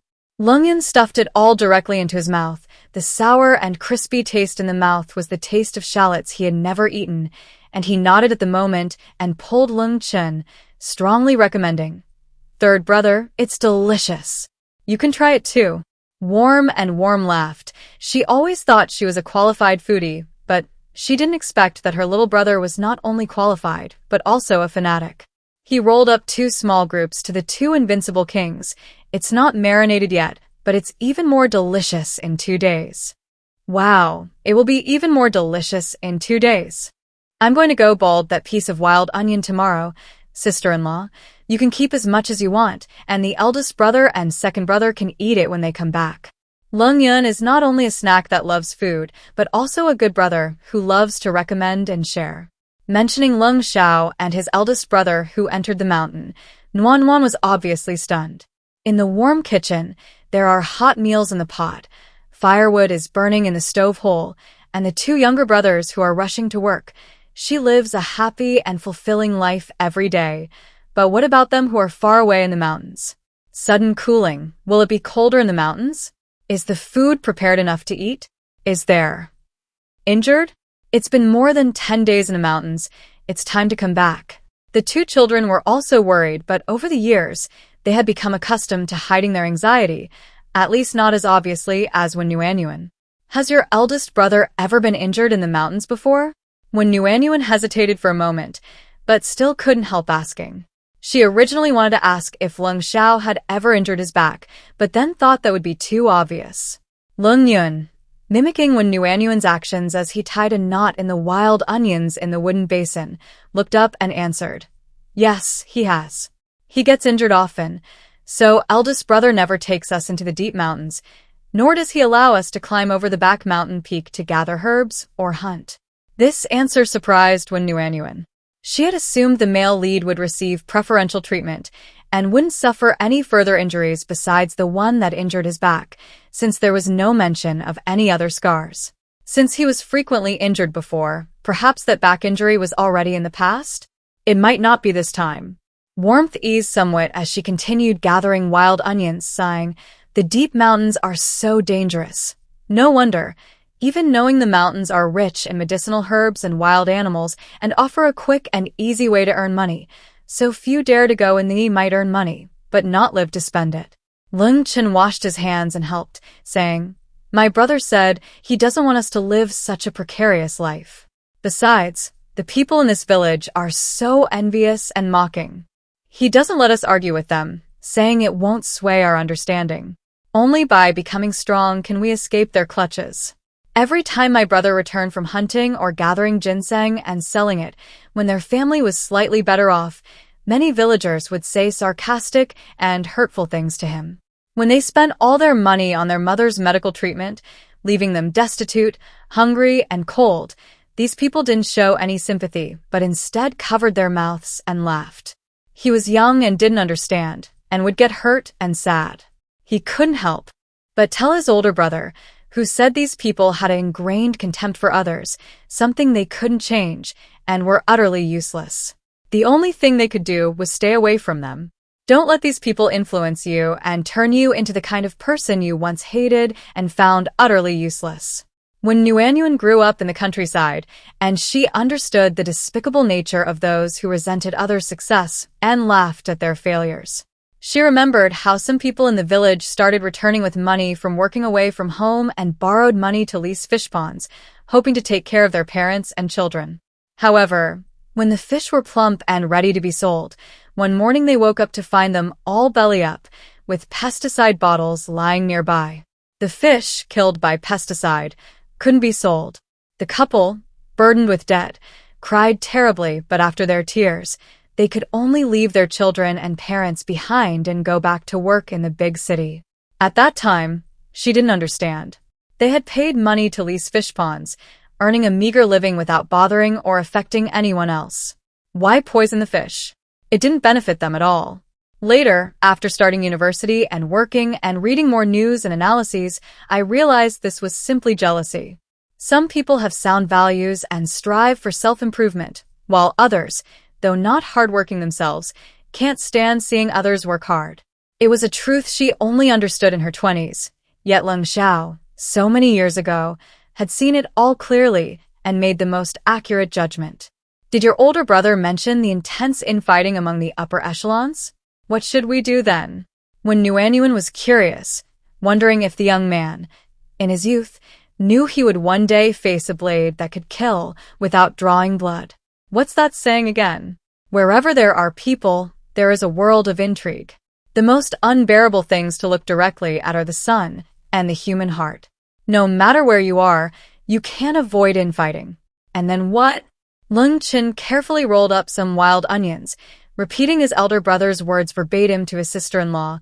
My brother said the rats in the granary and the rats in the latrine live very different lives. One struggles to survive in a filthy environment, while the other lives in spacious, well-fed places, hiding in numerous holes whenever danger arises. We are not rats, but whether we can live a life of abundance depends on our own planning. There's intrigue and backstabbing when you're at the top, but isn't there the same when you're at the bottom?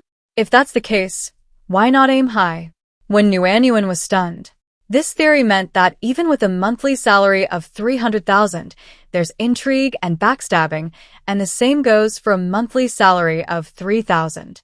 And there's just as much intrigue and backstabbing among colleagues. So Leng Xiao wasn't powerful because he became a high-ranking official.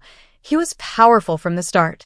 With Leng Xiao's cunning, insight, and unwavering determination to achieve his goals, who else but him would succeed? When Nuanyuan seemed to see the beginning of Leng Xiao's rise to power. No wonder he still went despite knowing the dangers of the deep mountains. He clearly understood the importance of money and had experienced the desperation of being unable to move an inch without it. When Wanwan was incredibly grateful that she made the right decision from the start, choosing to latch onto a wealthy patron. Sometimes, choice is more crucial than effort. Sob, with her limited abilities, she relied entirely on choosing sides. She was truly glad she had read the original book. Although her current situation was just the prelude to the Grand Secretary's overbearing power, not yet in the main story, it didn't matter. She wasn't in a hurry. She just needed to live her current life well. Warm Nuanyuan became more and more skilled at it, and with the two little ones helping her roll the wild onions, it was much faster than expected. She covered the bamboo tray and moved the wooden basin to a less obstructive spot to marinate. The aroma of rice wafted from the pot, and Lungchen quickly moved the remaining firewood from one stove to another, leaving a small ember to simmer the rice. Her sister-in-law especially loved crispy rice crusts. The fire couldn't be too high and it would burn, nor could it be left unheated and still produce crusts.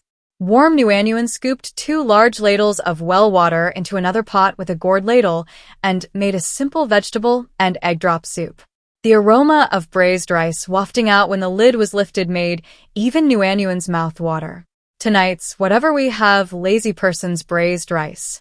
Thick slices of pork belly were sautéed until the fat was rendered, then chopped potatoes, sausage, mushrooms, and carrots were added and stir-fried until fragrant. Soy sauce, salt, and other seasonings were added, followed by rinsed rice. The amount of water was slightly less than usual.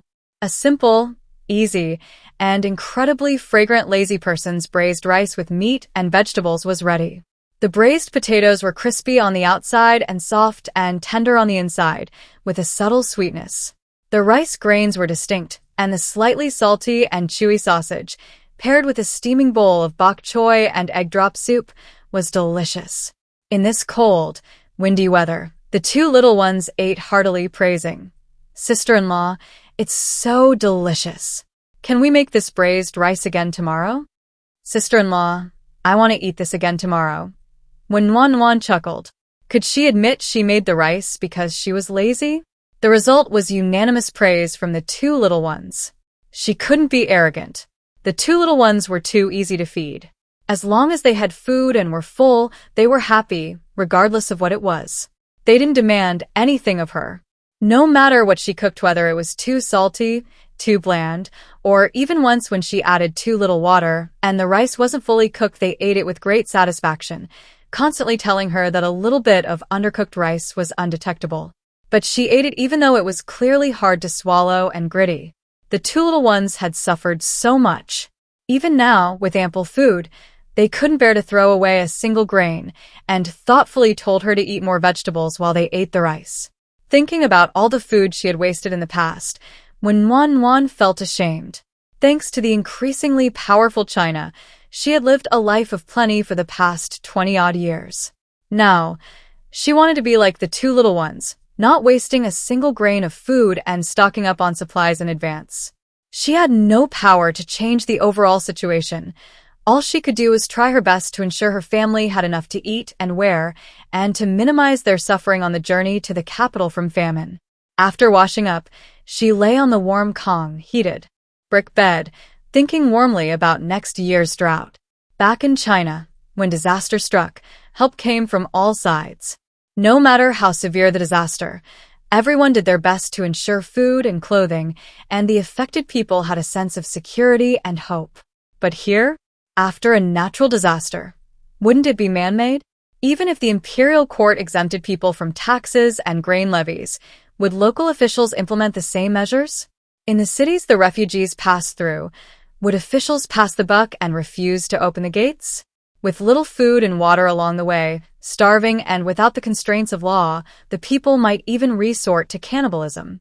And if they reached the point of cannibalism, how could they not commit arson, murder, and looting? Not to mention all sorts of disgusting and sordid acts. The more warmth Nuanyuan thought about it, the more horrified she became. She quickly composed herself, telling herself to stop thinking and go to sleep. Starting tomorrow, she would be even more diligent in stockpiling everything she might need, prepare for next year's drought in advance, and make ample preparations. In this place where they can't rely on the imperial court or local officials, everything depends on themselves. I wonder how Leng Zhao's harvest is going and how much money he still needs to buy horses. When Nuanyuan, half asleep, seemed to hear a knocking on the door and strange hissing and whining sounds outside the courtyard. Then she heard the main hall door open and hurried footsteps running towards the courtyard gate. When Nuanyuan's groggy head immediately snapped awake. It was Leng Zhao and the others returning. She quickly threw off the covers, put on her cotton shoes, grabbed her cotton coat, and ran into the courtyard while dressing. The two little ones had already opened the courtyard gate and welcomed Lung Xiao and Lung Tian inside. The usually lively and energetic Lung Yun was unusually quiet. After the two entered the courtyard, he very quietly closed the gate and bolted it. Oh no, not just two people. It was two people and two horses. Yes, not only did Lung Xiao and Lung Tian return, but two horses also came back with them. The horses had thick, glossy black coats, high foreheads, bulging eyes, long, strong limbs, and were neighing loudly. When Wan stared at the two horses that had returned together, momentarily stunned and unable to react. "Come inside and put on a coat before coming out," a deep voice said, the hoarseness masking concern. "Oh, okay." When Wan turned to look at the source of the familiar voice. The 10-day journey through the deep mountains hadn't exhausted Lung Xiao. Instead, it had added a touch of coldness to the already aloof young man, making him even more composed. When Wan belatedly remembered what the young man had said and looked down at her clothes. Her cotton coat was reasonably neat, except for two buttons at the neck that weren't fastened properly. Was Lung Xiao that particular? That's right. Scholars in ancient times were naturally very particular about etiquette and attire. Warm Nuanyuan thought, trying to adapt to local customs, and quickly ran back to her room to put on a padded jacket. Oh dear. Lung Xiao is such a hassle when he gets particular. Lung Xiao looked at the lively, petite figure with a smile in his phoenix eyes, then turned to his two younger brothers with a serious gaze. "It's cold. You two go back to your room and put on some clothes. We'll talk about any questions when your sister-in-law comes out." The two little ones exchanged a glance, knowing their older brother would definitely wait for their sister-in-law to come out before speaking, and quickly ran into the house. Upon learning that Lung Xiao and Lung Tian had traveled all night and hadn't eaten dinner, when Nuanyuan, disregarding her curiosity, quickly slipped into the kitchen to prepare food. Lung Chen followed her in to start the fire. Lung Yun helped unload the cargo from the horses and carry it into the main room, then led the two horses to their stables and spread a large pile of hay on the floor. The two horses, weary from their overnight journey, gradually calmed down after being provided with ample food. They stopped neighing and instead contentedly ate the hay. In the kitchen, when Nuanyuan was cooking chicken and vegetable noodles in an iron pot. The chicken broth was something she had prepared earlier and stored in a wooden basin in the upper storage room. It was still warm, and she could simply use it to cook the noodles. These past few days, she had prepared some food and kept it in the upper storage room, but it was mainly pastries. Knowing that Lung Xiao and his companion had been eating mostly shortbread these past few days, and that hot soup or broth would be better on a freezing night warming and easy to digest, they decided to serve them some. For golden brown fried eggs were sizzling in the outer iron pan. The egg, vegetable, and chicken noodle soup was then placed on the table, and the three of them quietly watched the two eat their noodles with gusto. After the two finished eating and rested for a while, when Wan finally asked the question that had been bubbling up in the three of them, "Isn't it only after harvesting ginseng and selling it that we can earn money to buy horses? How come you bought them already?" Lung Yun, impatient, also asked quickly, "Big brother, second brother, did you go straight to buy horses after coming down from the mountains? These two horses are especially strong, and they cost 130 taels each." Lung Chen frowned. "That's not right. Why don't the horses you bought have saddles or reins?" Lung Tian glanced at his eldest brother sitting upright, stood up, and explained to Nuan, "We didn't buy them. These two are wild horses from the mountains." "Wow, that's amazing," when Wan praised without reservation. "Second brother, tell me quickly, how did you catch them? When I grow up, I want to catch my own horse." Lung Yun asked excitedly, his young face full of joy. Lung Tian paused, a flicker of heartache crossing his dark face. He quickly suppressed it, steadied his voice, and said briefly, "We encountered a pack of wolves attacking the white tiger. Big brother rescued the tiger cubs. On our return journey the next day, unexpectedly, the white tiger brought these two horses, along with cargo on their backs." "Cargo? Is it that adult deer? So that fluffy fur is wolf pelts. There are so many." Lung Yun had been wondering what animal the pelts were while carrying them. Yes, the white tiger killed quite a few wolves. Big Brother said the white tiger eats wolf meat, but doesn't want the pelts, so before leaving, he told me to skin them and bring them back. This white tiger is so intelligent. It was worried you couldn't carry the deer, so it brought 2 horses. When Nuanyuan wanted to say that this wasn't just intelligence. Animals also have intelligence, especially tigers, wolves, and monkeys. They can tell when you're kind to them, and their gratitude is more genuine than most people's. But aren't wolves afraid of tigers? Why would they attack a tiger? When Nuanyuan asked. In her understanding, wolves were basically at the top of the food chain, and the only animals they feared were lions and tigers. Why would they actively attack a tiger? Lung Xiao looked over, pondered for a moment, and then offered his guess. Before leaving, I observed carefully.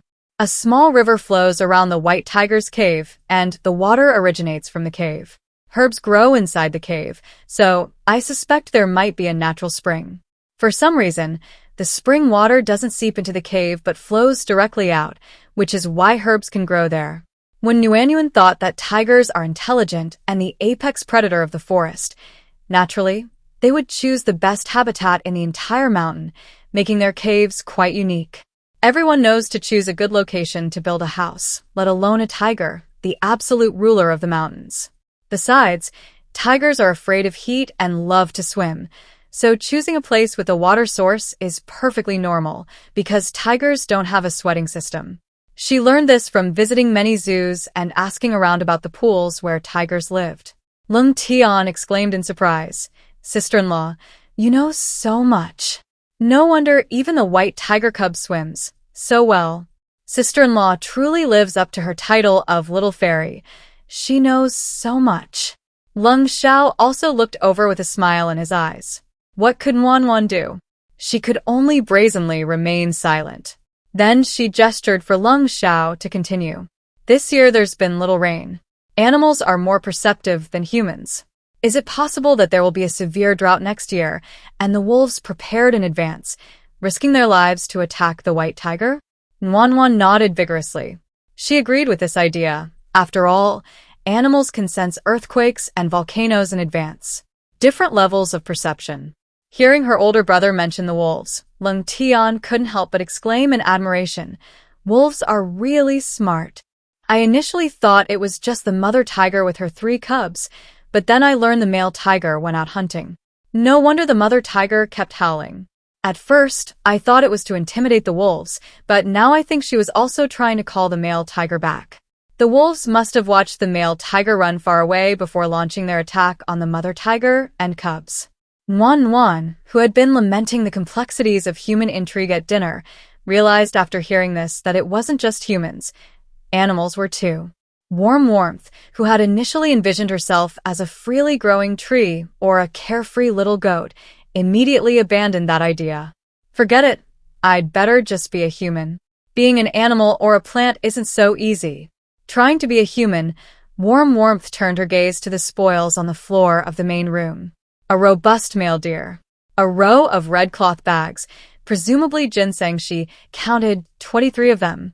A dozen or so plump rabbits and several pheasants piled together. And a tall stack of wolf pelts. She estimated about 10. No wonder they had all been moving as quietly as possible after opening the courtyard gate.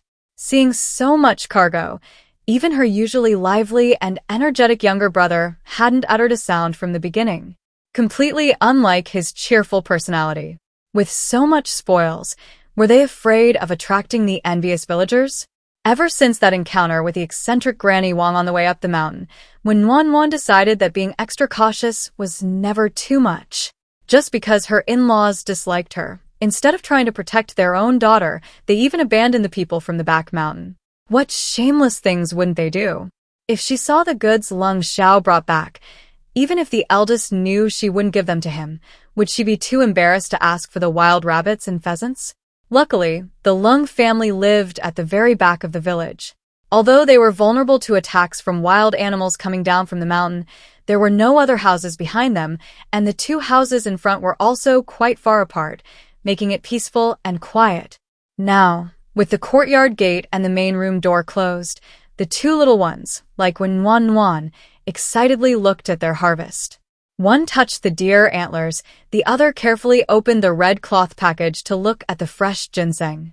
Touching the antlers on the male deer, Wan thought, "Isn't this deer antler? Definitely a precious tonic. How much silver would this sell for?"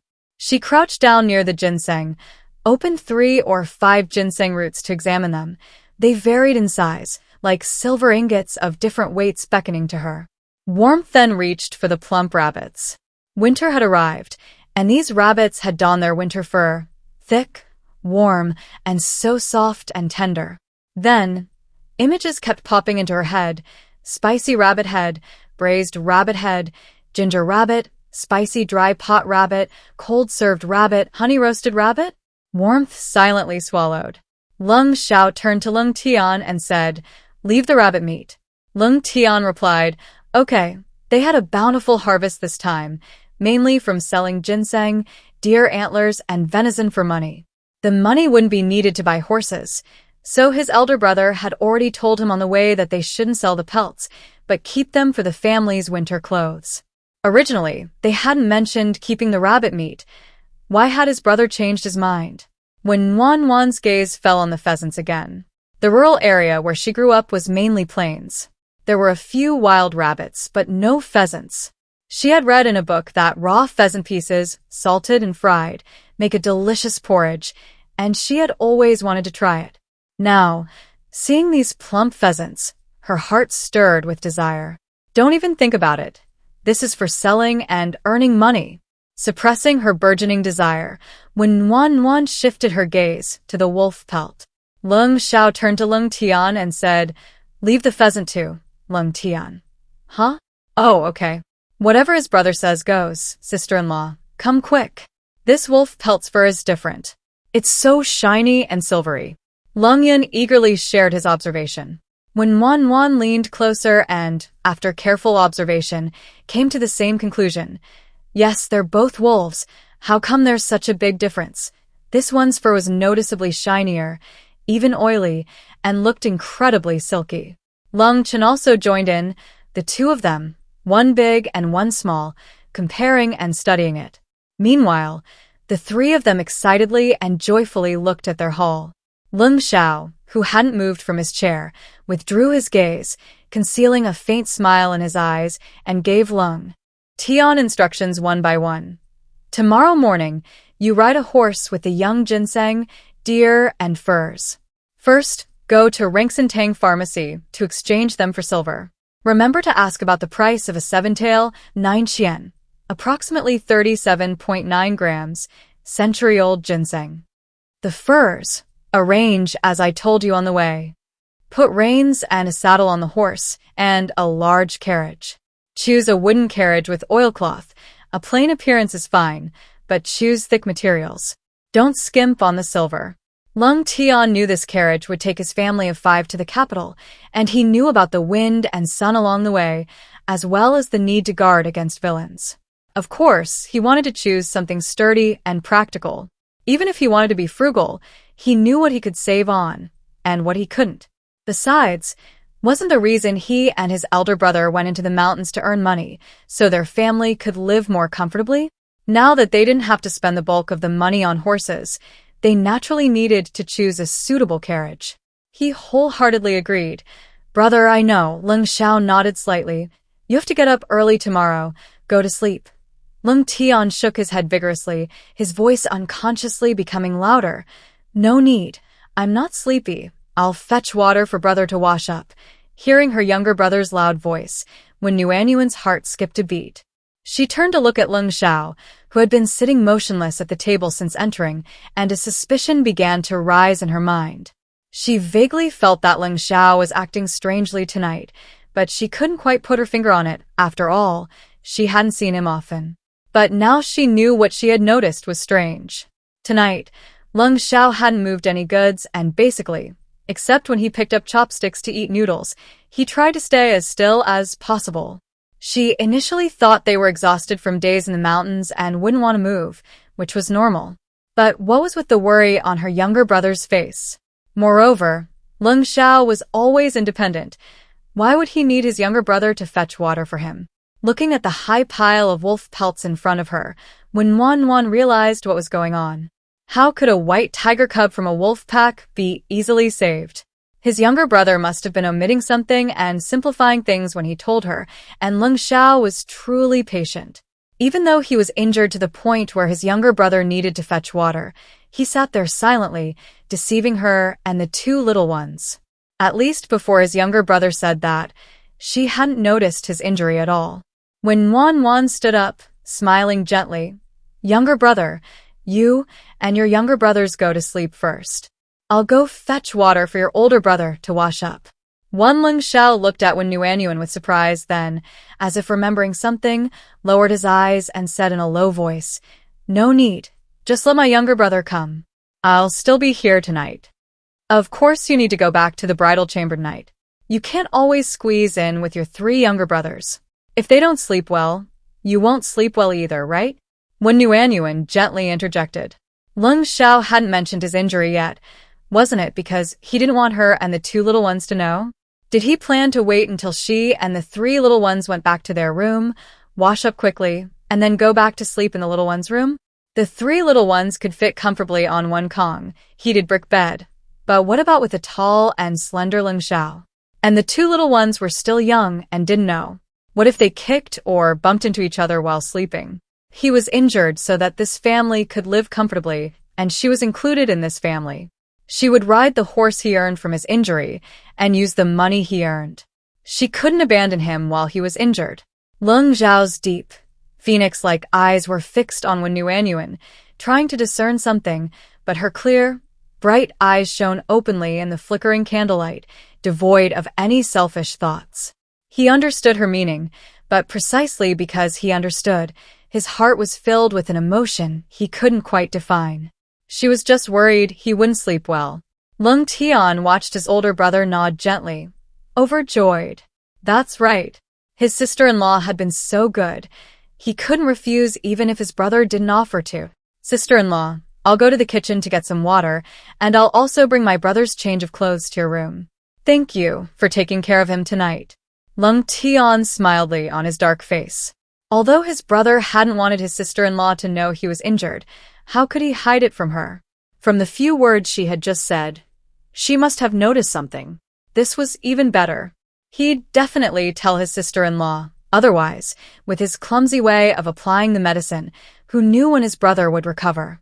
The two children were also happy to hear Nuanyuan's words. Although they didn't understand why, they knew that husbands and wives should sleep together. Moreover, they could clearly sense that their brother, who had slept on the same Kong, heated brick bed, with them before going into the mountains, was very unwilling. He used to be very willing to sleep on the same Kong with them when he came back.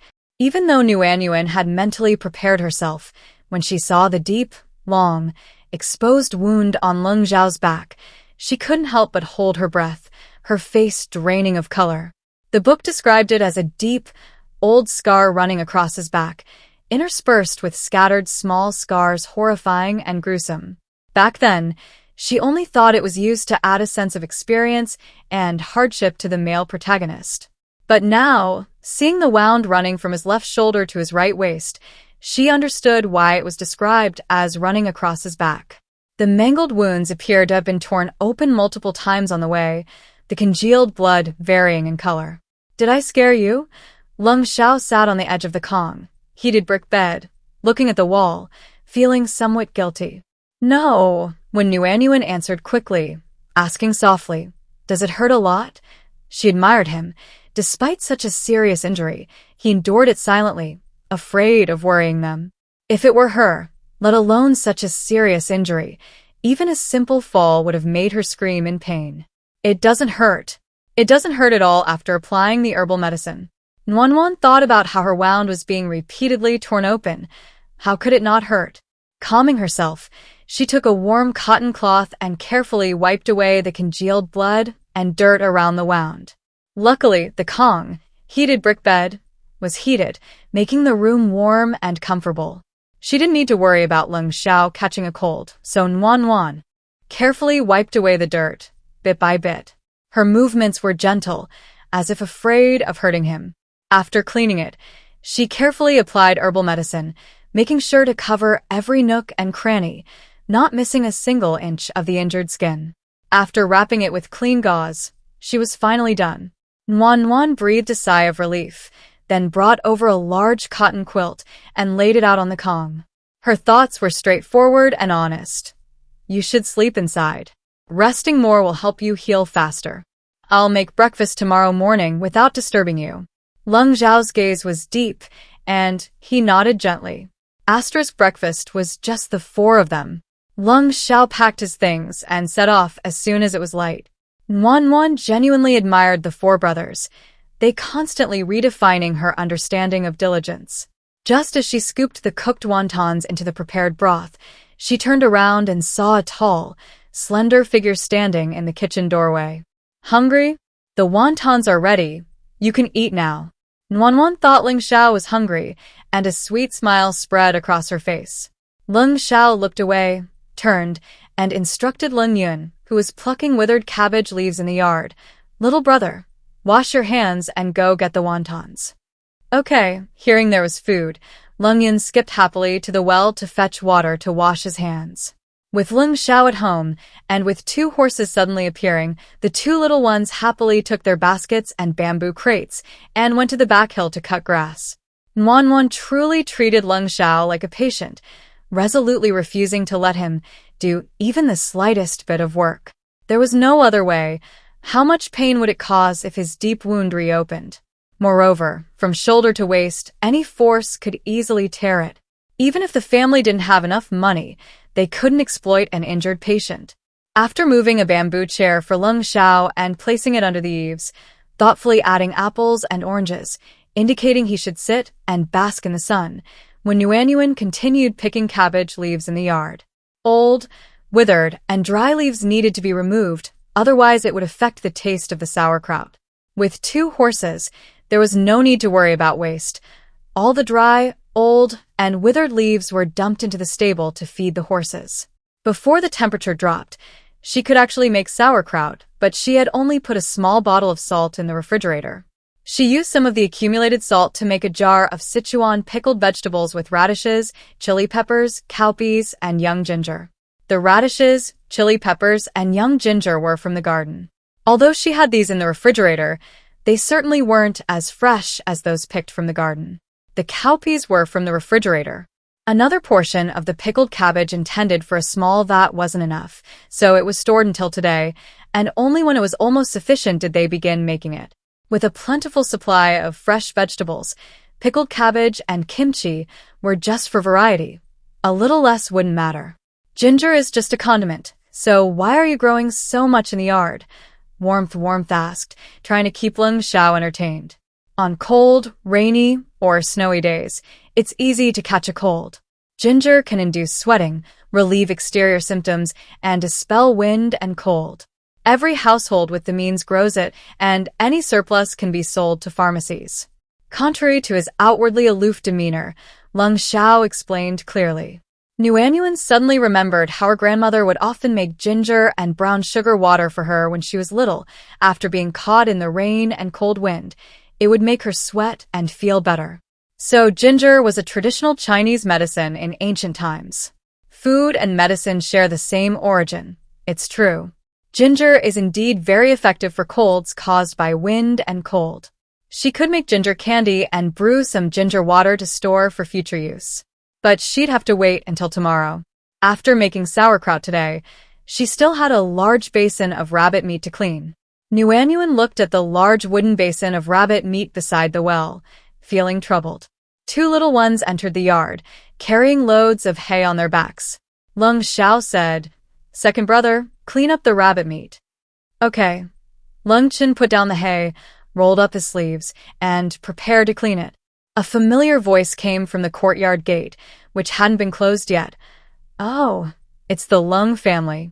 Has the head of the household returned from hunting? Nuan let out a soft, huh? And craned her neck to look. Several women were standing outside the courtyard gate. This was the first time Nuan had seen so many people from her village at once since she came here. Besides 4 young, unfamiliar faces, She recognized the other three.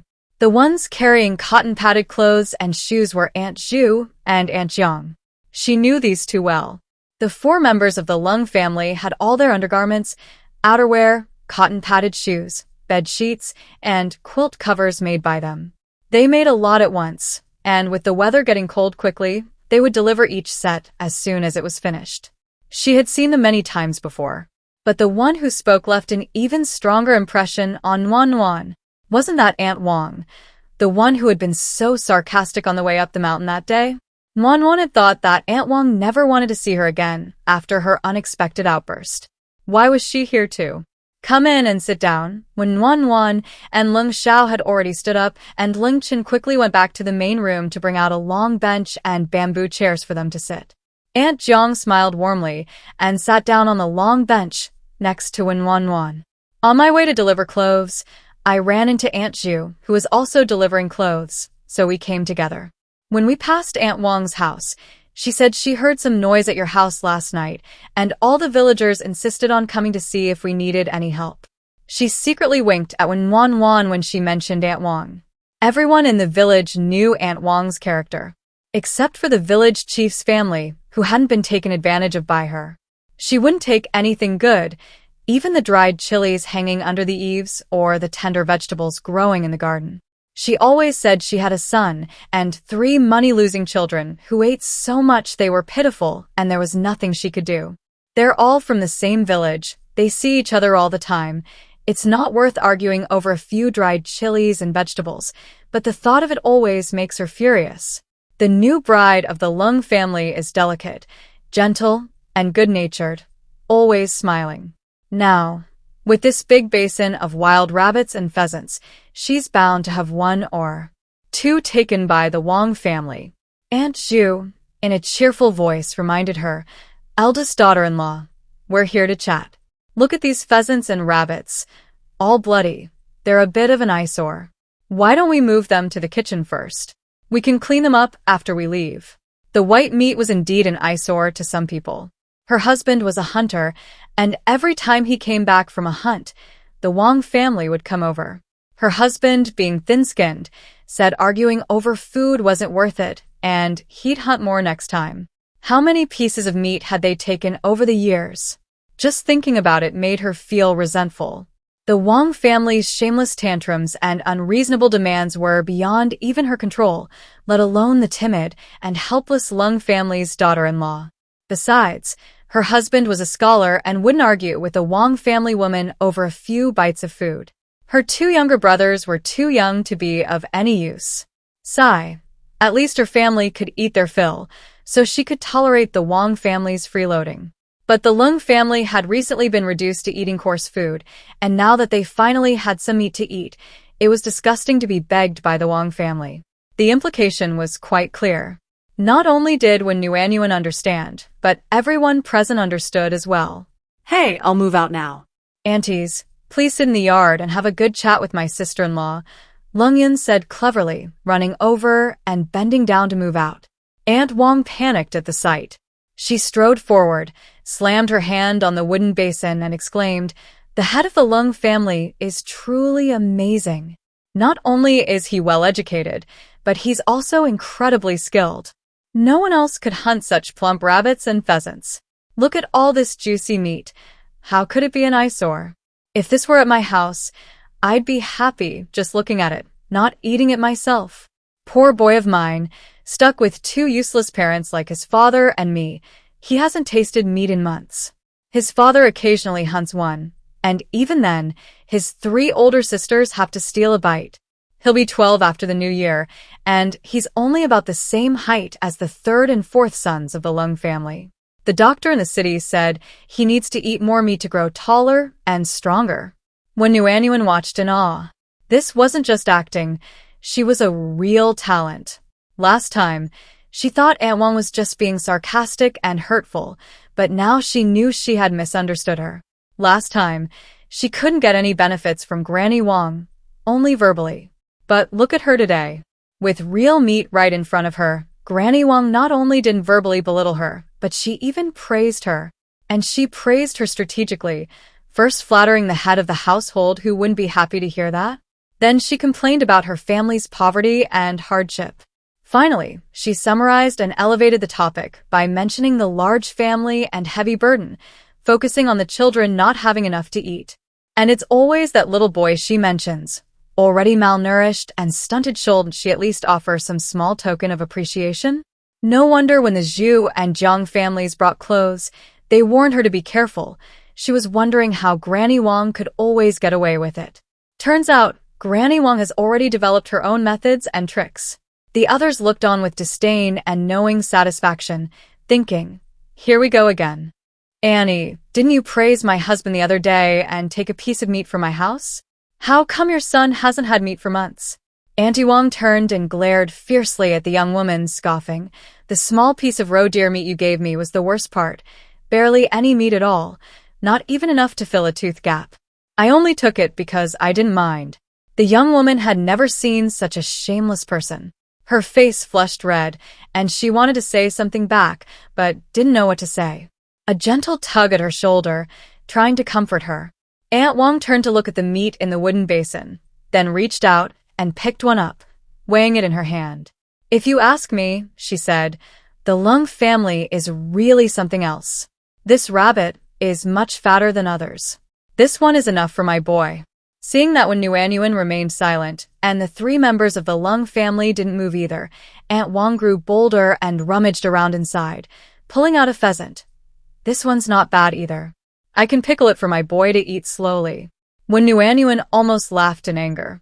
What was the difference between this and the people who used to cut up other people's dried salted meat and sausages on the public terrace, or dig up other people's entire succulent plants? Oh, one was stealing, the other was blatant robbery. Out of the corner of her eye, she saw Lung Xiao's tall, slender figure enter the main room. Sigh. Lung Xiao probably couldn't stand this petty behavior and went inside to find some peace and quiet. That's true. He's a grown man and a scholar at that. Arguing with an older woman isn't appropriate. It wouldn't do for his reputation. Scholars care most about their reputation, which is understandable. Moreover, Aunt Wen was very skillful at asking for things. She kept praising Ling Xiao, so how could he possibly ask for them back? Look at Aunt Zhu's family, they fell for it, always giving in without a second thought. However, while Ling Xiao might feel embarrassed, she wouldn't. Even if meat were more expensive than she could eat, she'd rather feed it to the dogs than let someone like Aunt Wang take advantage of her in the slightest. Don't ask. She simply couldn't tolerate any nonsense. When Wan took a deep breath, preparing to unleash her full potential.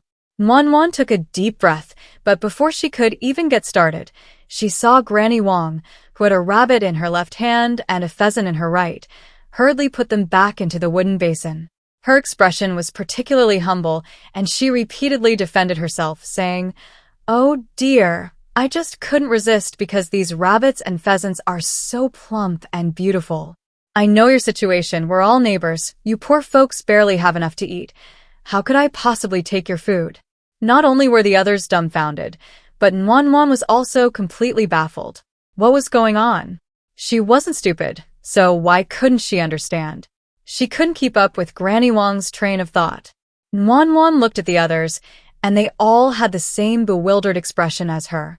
Until Wan turned to the side and saw Ling Xiao, who had already walked out of the main room and was standing under the eaves, weighing a gleaming wood-chopping knife in his hand.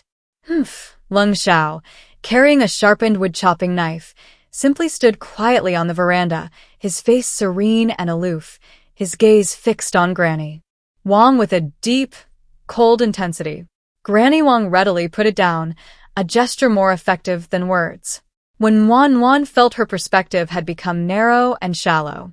The notion of disliking petty, narrow-minded behavior and seeking peace indoors, the notion that scholars value their reputation above all else, none of these applied to Ling Xiao. He simply chose the simplest yet most effective method. Silence was more powerful than hundreds or thousands of words. In the books, he was portrayed as shrewd, capable, and decisive, but that came with power. She had thought back then, what wouldn't be difficult with power? She hadn't expected Ling Xiao to handle these utterly trivial matters, much less that he would choose such a direct approach. Even during their earlier conversation, though he seemed aloof and unenthusiastic, he had answered every question, never letting her utter a single word. She had thought he was kind-hearted despite his cold exterior. I admire him. Truly a man of few words, but ruthless strength. Thinking of the wound on his back, and to break the silence, when Wanwan approached him, "Why did you take out a wood-chopping knife?" She leaned closer and asked in a low voice. Only the two of them could hear. "Did you aggravate your wound?" Lung Xiao lowered his head, his voice carrying a gentle reassurance. "No. Old Man Lung's brain is really sharp. If only my husband could be like that, I wouldn't have to worry about others trying to take advantage of me anymore." Aunt Zhu watched the scene in shock, sighing with envy. Aunt Jiang was also dumbfounded. He didn't get the better deal? So that's how it's done. Why doesn't her husband know how? Aunt Wang looked embarrassed, turned and walked to the stable, exclaiming, "Everyone, come and see. Isn't this a horse?" My husband said he heard a horse neighing, but I didn't believe him. Sure enough, there really is a horse. A young woman stepped forward, her tone tinged with envy. The mention of horses visibly brightened the two children's faces, but then, remembering something, they quickly suppressed their joy. Has the Lung family become wealthy? They can even afford horses now? This horse looks so strong.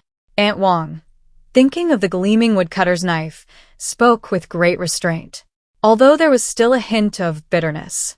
Lung Yun explained, "These are wild horses that my eldest and second brothers brought back from the mountains. They didn't cost any money." Upon hearing it was a wild horse and hadn't cost any money, gasps of envy and praise filled the air. When Wan understood, after all, she had felt the same way last night. "Mr. Lung, could I borrow this horse to carry goods to town?" "It's just once. You won't lose anything," Aunt Wang said, already calculating in her mind. Pulling a cart herself was too tiring. Riding in the village head's ox cart cost 2 coins per person and extra money for larger loads. Borrowing a horse would not only be impressive and save money, but it could also carry much more at once. She had already refrained from taking any meat from the Lung family. Borrowing a horse just once wouldn't earn them any objections. Lung Yun, fuming, was about to step forward to reason with them when she heard her sister-in-law's clear reply, "Sure." Aunt Wang's face immediately lit up with a smile. A young woman also eagerly wanted to speak up. Then I heard that clear, unhurried voice say, "You all know our situation. It's practically like we have no rice to cook. We don't need to buy horses, but my younger brothers have to cut grass to feed them, and then they don't have time to forage for food in the mountains. So I was thinking, the village chief's ox cart costs 2 coins per person per trip, 4 coins per person round trip, and a cart carrying 7 or 8 people would be 30 coins. A mule cart is better than an ox cart, so it would cost 50 coins, right? Ours is a horse-drawn cart with strong horses. Not only can it carry more, but it's also much more impressive going into town. I think it should cost at least 80 coins. 80 coins can buy 10 or so caddies of coarse rice and grains, or dozens of caddies of dark flour. Even if our family is large and has a good appetite, it could last us for 10 days, wouldn't it? If anyone wants to use it, just say so. You can even talk to other families in the village. Everyone can use it. It's only 80 coins. We're all neighbors, so of course we should help each other," Nuan said with particular magnanimity. As long as she has no morals, don't try to morally blackmail her." Lung Yun, who was about to step forward to argue, secretly pulled her foot back. Lung Chen secretly suppressed a laugh, her small body trembling slightly. Even Lung Xiao, whose expression had been cold and aloof throughout, now had a smile in his eyes. Upon hearing the exorbitant price of 80 coins, Aunt Wang was almost ready to swear, but thinking of Lung Zhao's chillingly sharp blade, she involuntarily shrank back and swallowed the words she was about to utter. The others who were eager to try knew from the price that the Lung family wasn't planning to lend. "If you really want to borrow, fine, but they said 80 coins a time. Even wealthy families might not be willing to part with that, let alone poor people like us." Unlike Granny Wang, who seemed insatiable and couldn't stand not getting a good deal, they immediately abandoned the idea. Granny Wang didn't even say a polite word and left empty-handed and dejected. When Wan guessed that she wouldn't be coming back. That's good. The remaining people chatted for a while, exchanged some more pleasantries, and then gradually left. Just as they closed the courtyard gate, Lung Yun said with a lingering fear, "Sister-in-law, you startled me. I thought you were too embarrassed to refuse." When Wan huffed, "If you're too embarrassed to refuse, our horse will be working for someone else's family forever, and you can't even say anything or ask for it back. If you do, it'll be your fault. You'll be petty and don't care about your neighbors. It's better to block them from the start. If they want to borrow, set a price clearly and even make it clear that the price is for the villagers. That's called taking someone else's path and leaving them with nowhere to go. Just like when someone asks you for a loan, you recommend a loan company to them and tell them you're also borrowing from here. Guaranteed they'll never come back. It works wonders. Sister-in-law, can you tell them to go back and tell others? That way, other families will know they have to pay money and they won't come back either?" Lung Chen asked. "Yes, once and for all. Aren't I great?" When Wan raised her chin, her proud little expression seeking praise. His deep voice, clearly tinged with amusement, affirmed, "Great." Hearing Lung Xiao praise her, when Wan felt she had become arrogant. After the initial arrogance, she thought of continuing to work hard. When it came to having principles in life and methods in work, Lung Xiao was ruthless. When Wan's little face beamed with joy, extremely happy. "I'm so glad I wasn't taken advantage of by that opportunist. Second brother, remember to wash the rabbit and pheasant that person touched clean, okay? I'm going to the kitchen to make something delicious." Seeing Aunt Wan get her comeuppance made her happier than if she had found money herself. When Wan was in a particularly good mood and ran lightly towards the kitchen. Lung Xiao followed without hesitation. Wan turned her head and saw Lung Xiao, asking in surprise, "Why are you here? You should get some sunshine outside. It's good for your health." "I'll start the fire." Seeing Wan about to object, Lung Xiao added, "You're cold. The stove will warm you up." Wan immediately retracted her words, quite understanding. "Yes, you've probably lost a lot of blood. I'll start the fire and put some firewood on the stove first, then you can sit down and warm yourself." The wound was so deep, and it had taken so long to get out of the mountains. Not only had she lost a lot of blood, but her body was probably also too tired and hadn't rested properly. Wan pondered what foods could replenish blood and improve her health. Replenishing blood mainly involves replenishing iron, and pork liver has the highest iron content. Unfortunately, she didn't have any. Secondly, lean meat. There's plenty of that, enough to eat every day, no need to bother buying it.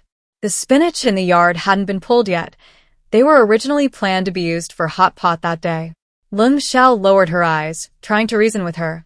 "Actually, starting a fire won't affect the wound. Don't worry too much. If you had that wound on me, I'd still be lying in bed unable to get up. How can I not be careful?" When Yuan said disapprovingly. She wanted to rest in bed even with a cold, but Lung Xiao, injured and not only not resting, was always thinking about working. Did he look down on the work she did? Was she someone who couldn't even start a fire?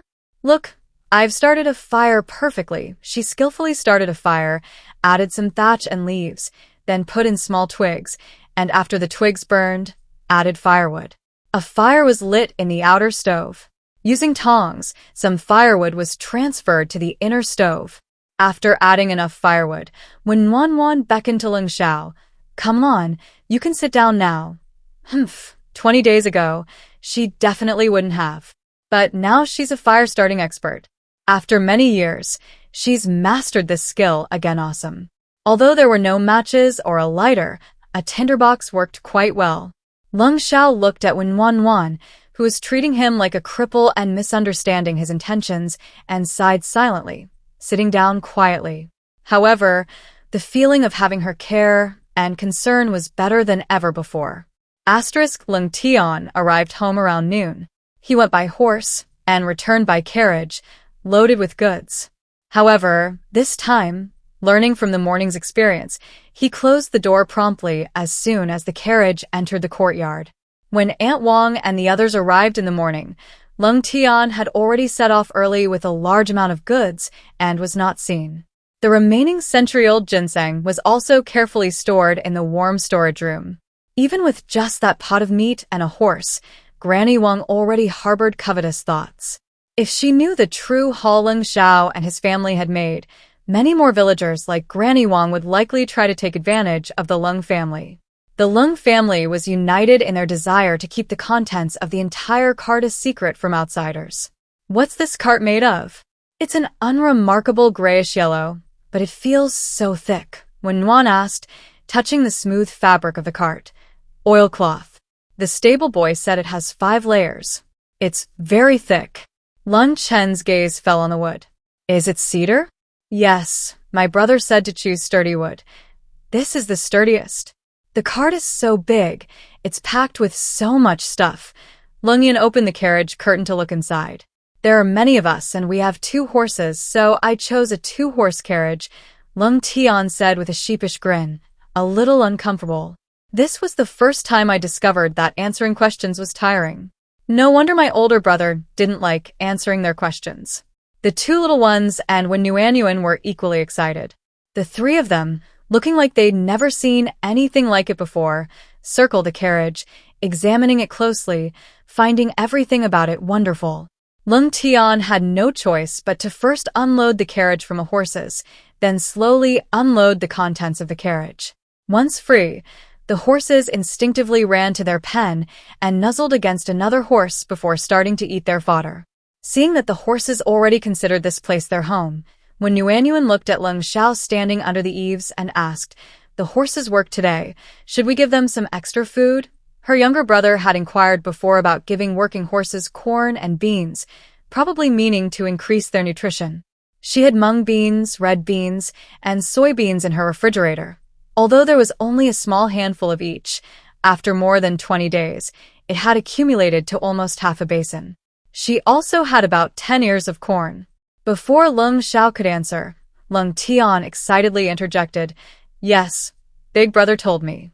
Sister-in-law, look in the carriage, they bought a whole vat of corn." Big Brother said to give the 2 horses extra corn every few days. You can't just let the horses run without feeding them. This big vat of corn is enough for the 2 horses to eat all the way to the capital. Being able to feed the horses well, and even occasionally have a good meal, made Lung Tian just as happy as he was being well fed. He easily unloaded the items from the carriage and arranged them in the spacious courtyard. "Second brother, why did you buy so many vats?" Lung Yun counted the vats lined up in front of him. There are 7 of them, big and small. When Yuanyuan and Lung Chun were equally curious, eagerly waiting for Lung Tian to explain. Besides the large vat full of corn, there were 6 more stacked from smallest to largest. They were arranged in a row, like nesting dolls. Even the smallest one on top was filled with odds and ends. "Big Brother told me to buy it." Lung Tian scratched his head, unsure how to explain with his 2 younger brothers present. Lung Xiao, who had been watching, approached and said to the 2 children, "You 2 go and tidy up the room where the grain is stored. We'll carry the grain inside later." "Okay." Returning with a large vat full of corn, the 2 children felt relieved and practically ran towards the room. Lung Xiao turned around and explained clearly to Yuanyuan, "You said your storage room is also divided into 2 floors, each, with 5 areas. Only one area on the lower floor doesn't require containers. You use it to store water. I was thinking that if there's a drought, the more water the better. Buying water tanks can hold some cooled boiled water, saving the inconvenience and effort of boiling water on the road." Lung Tian, isn't Big Brother reluctant to answer questions? Could it be that he just doesn't want to answer the 3 of them? Lung Zhao's words opened up a new idea for Wen Yuanyuan. "Yes, then we can add a large water tank to the kitchen, 2 large tanks to hold cooled boiled water, and these smaller tanks to hold soup and such. With steamed buns, mantu, and pastries, it'll be a quick and filling meal in the carriage, quenching both thirst and hunger." "Okay, when it snows heavily and we can't go out, I'll make some soup and other food to prepare." When Yuanyuan nodded in agreement.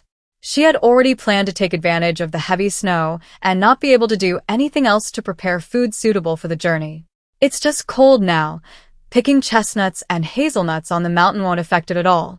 No rush, Leng Xiao whispered. These things are heavy. Don't carry them yourself, just call us. The academy was also closed for the holidays before the heavy snow blocked the roads. Leng Tian.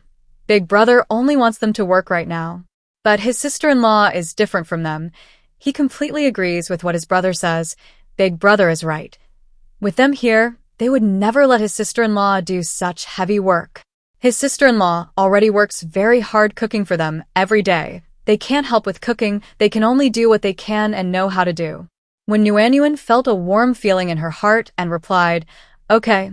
After dinner, she went back to her room to change Leng Zhao's bandages and had just opened the door.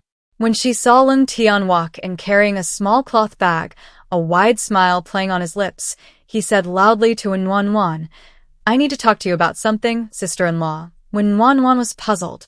With Leng Xiao present, what did her younger brother need to tell her? Leng Tian handed her the tightly wrapped cloth bag.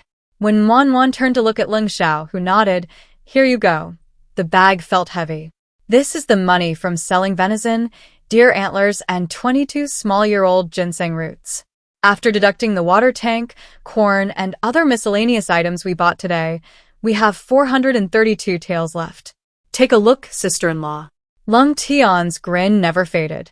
Nuanyuan gasped, so much. She suddenly felt incredibly wealthy, more than she'd ever saved.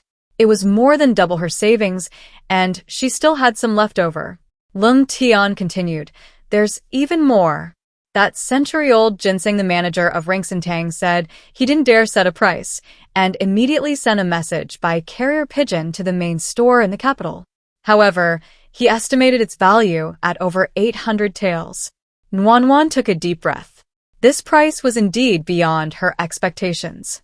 Are old ginsengs this expensive? The manager said the heaviest ginseng he knows of is 9 taels and 1 mace, a full 3,000 taels. Ours is old, and already 7 taels and 9 mace, extremely rare, practically impossible to find. The nobles of the capital are searching everywhere for it with their silver. Speaking of ginseng, Leng Tian felt a sense of pride. After all, the wolf skin and deer skin were all his brother's doing, but he had participated in the ginseng acquisition. Although it was also thanks to his brother's guidance, at least he had participated, right? Nuanyuan closed her surprised mouth. Okay, she was naive. Looking at Leng Xiao, he remained as aloof as ever, not even raising an eyebrow. Only such an exorbitant price could justify the countless people who risked their lives to venture into the mountains. Besides, top-grade ginseng was said to be extremely rare. Among all these ginseng harvesters, perhaps only Leng Zhao's younger brother had managed to find it. When Nuanyuan immediately decided, I need to tidy up my storage room and put the ginseng in a more spacious place, she couldn't let it get bumped, knocked, or crushed while she was getting things. It had risen to the top priority. She weighed the heavy silver in her hand. So, am I supposed to keep this silver? Yes, you'll get the silver along with the ginseng after it's sold, Leng Xiao said. When Nuanyuan replied naturally, okay, silver is the safest place for my treasure, don't worry. After all, the storage room was the safest place. It's not for you, Leng Xiao paused, it's for you. Use it as you like, buy whatever you want. Oh, I don't really need to buy anything. There was enough food at home, enough clothes and shoes, and almost everything else was taken care of. When Nuanyuan couldn't think of anything else she needed. However, their willingness to give it to her so readily gave Nuanyuan a sense of trust. Leng Xiao could tell from Nuanyuan's expression that she didn't understand the difference. Oh well. Thankfully, they hadn't sold any of the furs. He could give them to her once they were made. When Nuanyuan thought of a possibility and instructed, little brother, remember to exchange some gold thread, gold leaf, and silver scraps next time. The silver scraps could be used outside, and the gold thread and gold leaf could be sewn into the hems and hidden pockets of the 4 of them for emergencies. She sewed every piece of clothing. She hadn't had enough last time. Next year, the rest of the family will be only 19, 16, 13, and 2 10-year-olds. Leng Xiao is fine. No need to worry. Leng Tian, though only a teenager, is naturally strong and can protect himself. Lung Chun and Lung Yun will only be 10 next year. Their age limits their height and strength, and with such a large disparity, teenagers can hardly defeat adult men. Their self-defense ability is weak. As for her, needless to say, she can't lift a finger, let alone protect herself. She can't even outrun Lung Chun and Lung Yun. Her fighting ability is too poor. She's worried. When Yuanyuan wasn't too anxious at first, but Aunt Wang's actions today stirred up her worries. Even if Aunt Wang forcibly takes them, she and the two children should be able to fight back. But what if it's a strong adult man? Or even more people? And even though she clearly knows the family should stay together, what if something happens on the way and they get separated? Hiding the thin gold leaf in an inconspicuous place would make it less likely to be stolen, and might even save her life if necessary. Although when Yuanyuan hadn't experienced it herself, she had read quite a few books on the subject. She didn't dare imagine anything too rosy, only preparing for the worst. Thinking about next year's journey? Caused by Aunt Wang? Lung Xiao asked, noticing when Yuanyuan's increasingly furrowed brows. Yes, there are. Quite a few people like Aunt Wang. Today, because you were home, she didn't dare to take advantage of us. It's also because there are laws now and basic needs aren't a problem. If basic needs were a problem, stealing and deception would be considered good. Robbery, assault, or even murder would likely occur at any moment. Aunt Wang's physique is manageable. Even if she tried to rob us, the two kids and I could fight back. But what about a strong, adult man? Or someone in numbers? I always feel that the two kids and I are too weak in combat. When Yuanyuan voiced her concerns, Lung Xiao said, "We've always kept quicklime at home. We'll buy more next time we go to town." Quicklime? A thought immediately popped into Yuanyuan's head. Lung Xiao continued, "They're too young. They can't handle knives or arrows. A knife might be taken by someone using their height and strength, making it even more dangerous. They're not strong enough to draw the bow. Brute force is unlikely to defeat an adult, but they're agile. The quicklime powder in their eyes, nose, and mouth will immediately disorient them, and we don't need to get too close. Even if the opponent has a weapon, it's safer." "That's good," when Yuanyuan said, drawing on her experience. "We can also keep other powders on hand, both poisonous and antidotes." "Yes, we have enough money now. We'll ask at the pharmacy next time and stock up on everything." When Yuanyuan breathed a sigh of relief, her worries about safety easing slightly. "We also have two strong horses. They'll definitely attract a lot of attention along the way. We need to rearrange the carriage inside and out before we set off," Lung Tian suggested. "My sister-in-law and two younger brothers are the most dangerous among them. Just as wild animals target the weakest sheep in a flock, so do humans.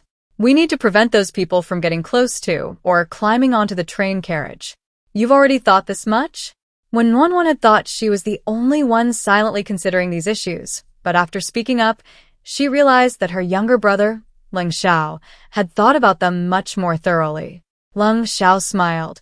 "You take care of the food, we'll handle the safety, it's the same thing."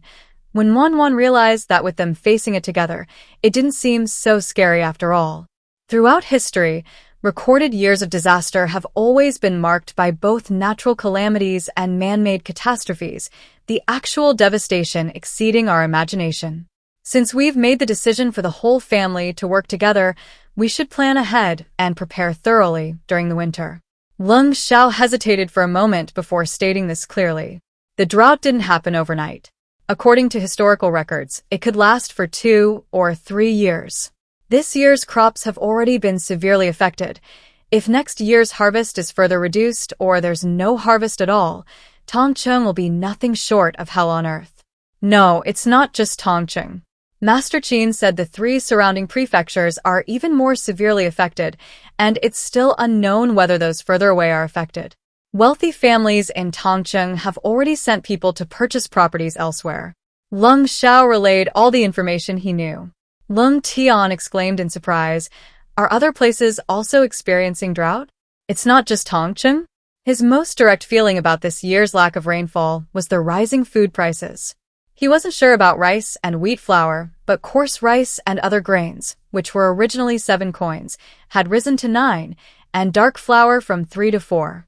With so many places affected by the drought, how high will grain prices be next year? Floods in the south, droughts in the north, earthquakes in the northwest, these have happened in every dynasty. It all depends on how the court and local officials respond. Do they open granaries, reduce taxes, and resettle the disaster victims, or? Leng Xiao trailed off, not continuing. Even without saying it aloud, the two people present understood Leng Xiao's meaning.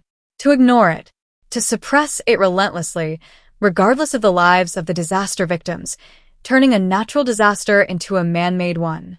Often, natural disasters are not as terrible as man-made ones. If you encounter a prosperous and wise ruler, it's fine, but if you encounter... Leng Tian dared not think further about the disrespectful words that followed. They were far from the capital and didn't know what the current emperor was like, but this year's harvest was poor, and the village chief said that even landowners hadn't received tax reductions.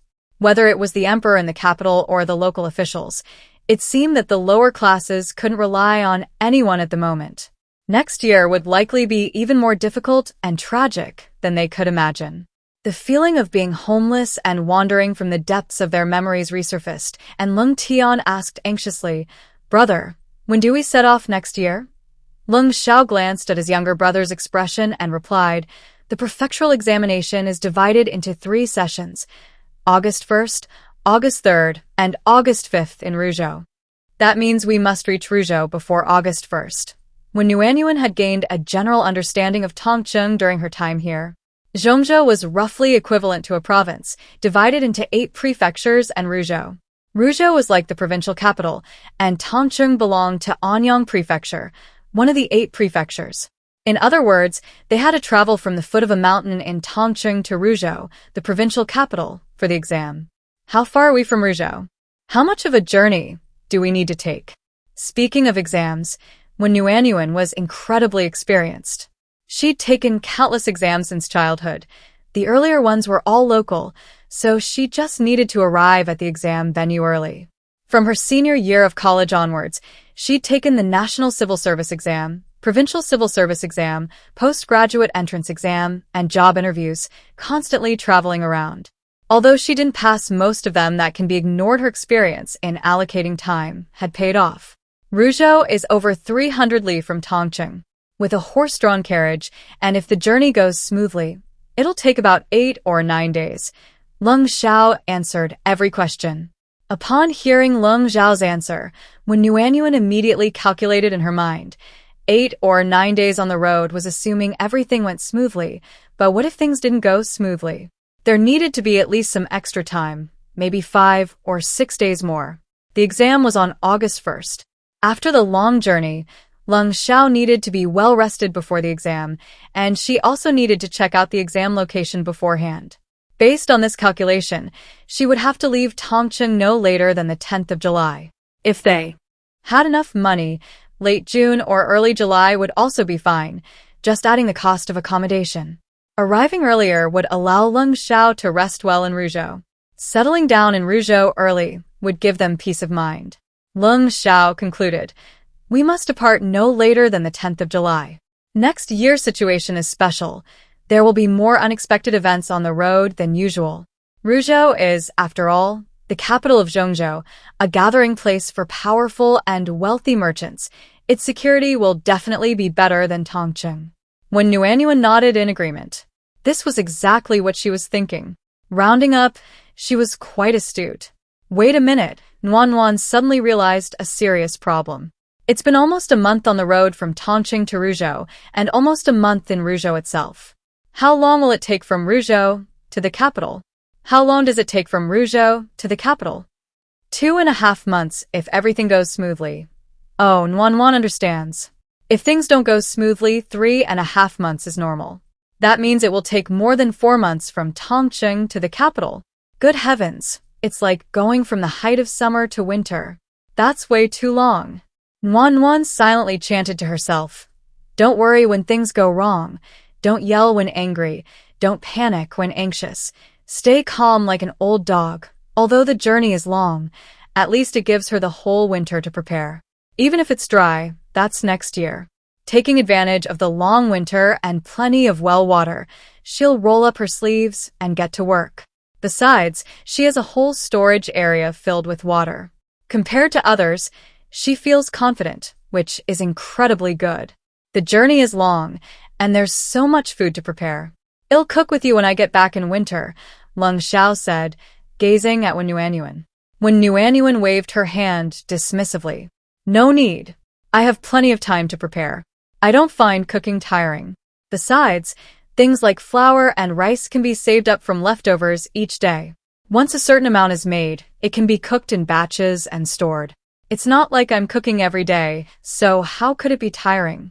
But why did Lung Xiao's eyes slowly lower? Could it be that he wanted to cook? She hadn't expected the powerful minister to have a hobby in cooking. But it was a good hobby, so when Yuanyuan happily changed her tune, sure, if you like, I'll teach you. By the time he comes home for vacation, his back injury will be healed and kneading dough won't be a problem. Lung Xiao raised his lowered eyes, which seemed to sparkle with starlight. His deep voice was barely audible. Yes, I like it.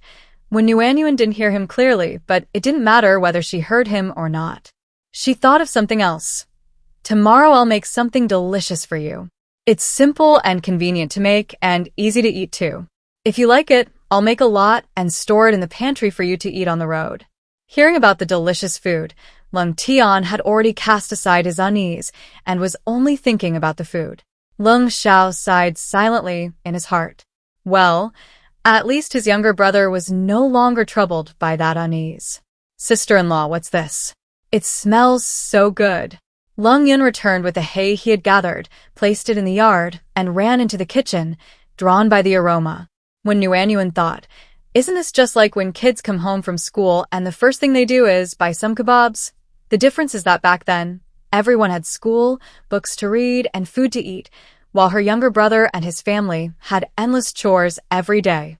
When Yuanyuan felt a pang of sympathy for the child, a gentle smile spreading across her face.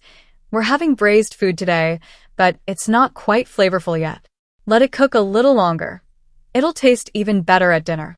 If you're hungry, how about a meat bun first? No need, sister-in-law. I've already gathered 5 baskets of hay. By the time I gather another basket, it'll be just in time for dinner. Lung Yun's innocent little face beamed with a bright smile. Now he eats his fill at every meal, not as greedy as he was at the beginning, when he always couldn't resist eating more than he wanted. In the early days when his sister-in-law started making delicious food, he would eat the rice in his bowl and already be thinking about a second bowl. His sister-in-law said it was because they now had enough oil in their stomachs. He didn't understand why they weren't so hungry now that they had enough oil, but since they weren't so hungry anymore, they didn't need to eat extra. It's just that the smell makes me want to eat. Big brother, sister-in-law, I'm going to cut grass. Lung Yun, like a rabbit, slung his bamboo basket over his shoulder and ran towards the back mountain. When Nuan smiled and shook her head, disappearing like a gust of wind. When she first arrived, firstly, the 3 little ones were too thin and desperately needed nutrition. Secondly, the storage room that had been created was very small, only about half a fist size, and couldn't hold much besides silver. So, she ate as much of the cooked food, vegetables, snacks, and other perishable foods in the refrigerator as possible. Fortunately, the 3 little ones had a big appetite back then, and with so much she brought for Lung Xiao, there was basically no waste. After more than 20 days of nutritious food, everyone now had enough oil in their stomachs and didn't get hungry as easily as before. With the storage room now much larger, there's no need to worry about leftover food going to waste. She's already adjusted the food combinations. Opening the pot lid, when Wan checked if the chicken legs were cooked, Lung Xiao stood up and looked over. Why are there so many chicken wing tips and feet? Lung Xiao asked, puzzled. He remembered she'd mentioned that there was only 1 whole chicken in her treasure trove, and the other was chopped and cooked. Before, I'd stew the whole hen, but since you and my younger brother went into the mountains, I've been dividing it up. Every day, I chop off the wing tips, mid-wings, feet, and legs, sorting them and storing them on the shelves above in the storage room. I use the leftover broth to add fresh hazel mushrooms. The mushrooms are delicious, The broth is good, and most importantly, there's no worry about wasting food. When Wan was quite proud. Today, she took out some of the saved broth to make braised dishes.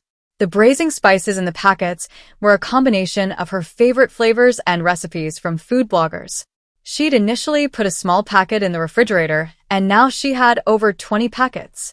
Seasonings used only occasionally accumulate quickly. Frequently used seasonings, like salt, can't be stored. You have to be careful with them when pickling vegetables. At the time, I didn't plan to pickle vegetables in large quantities. All the seasonings I put in the refrigerator were small bottles or individual packets. But then I thought if they weren't small portions, I wouldn't be able to pack so many different kinds. This little packet of braising spices could directly affect her future quality of life. Sister-in-law, this pot smells so good.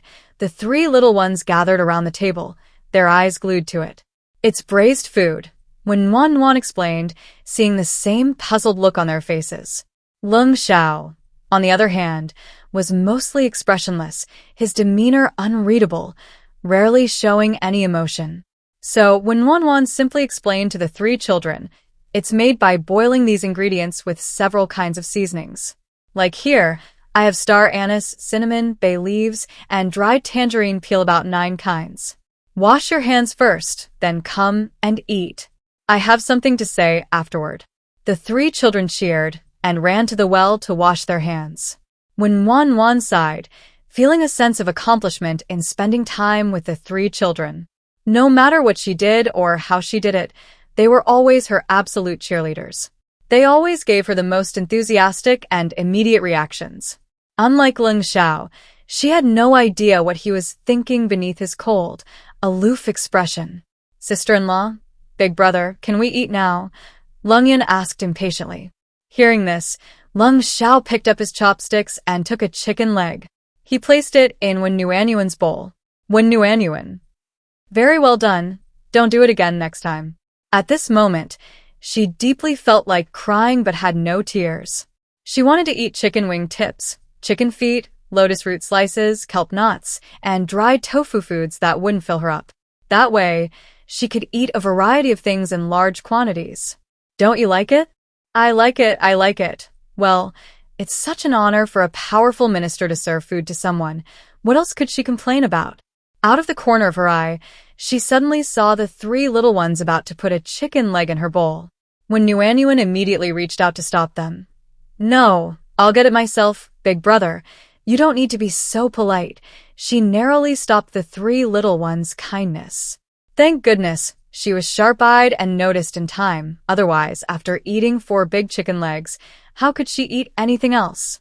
No, she couldn't eat 4 big chicken legs. Sorry to the big shots a few years later. Although I know it's an honor to have food served to me by you, she's like a wild boar that can't eat fine food. She can't handle this good fortune. Lung Tian, sister-in-law, really loves Big Brother deeply. She only eats what Big Brother serves her.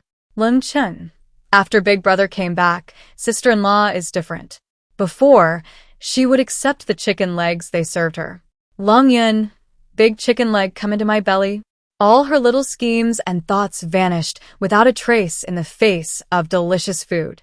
Chicken wing tips, chicken mid-wings, chicken legs, chicken feet, thinly sliced pork belly and beef, eggs, dried tofu, tofu puffs, kelp, lotus root slices.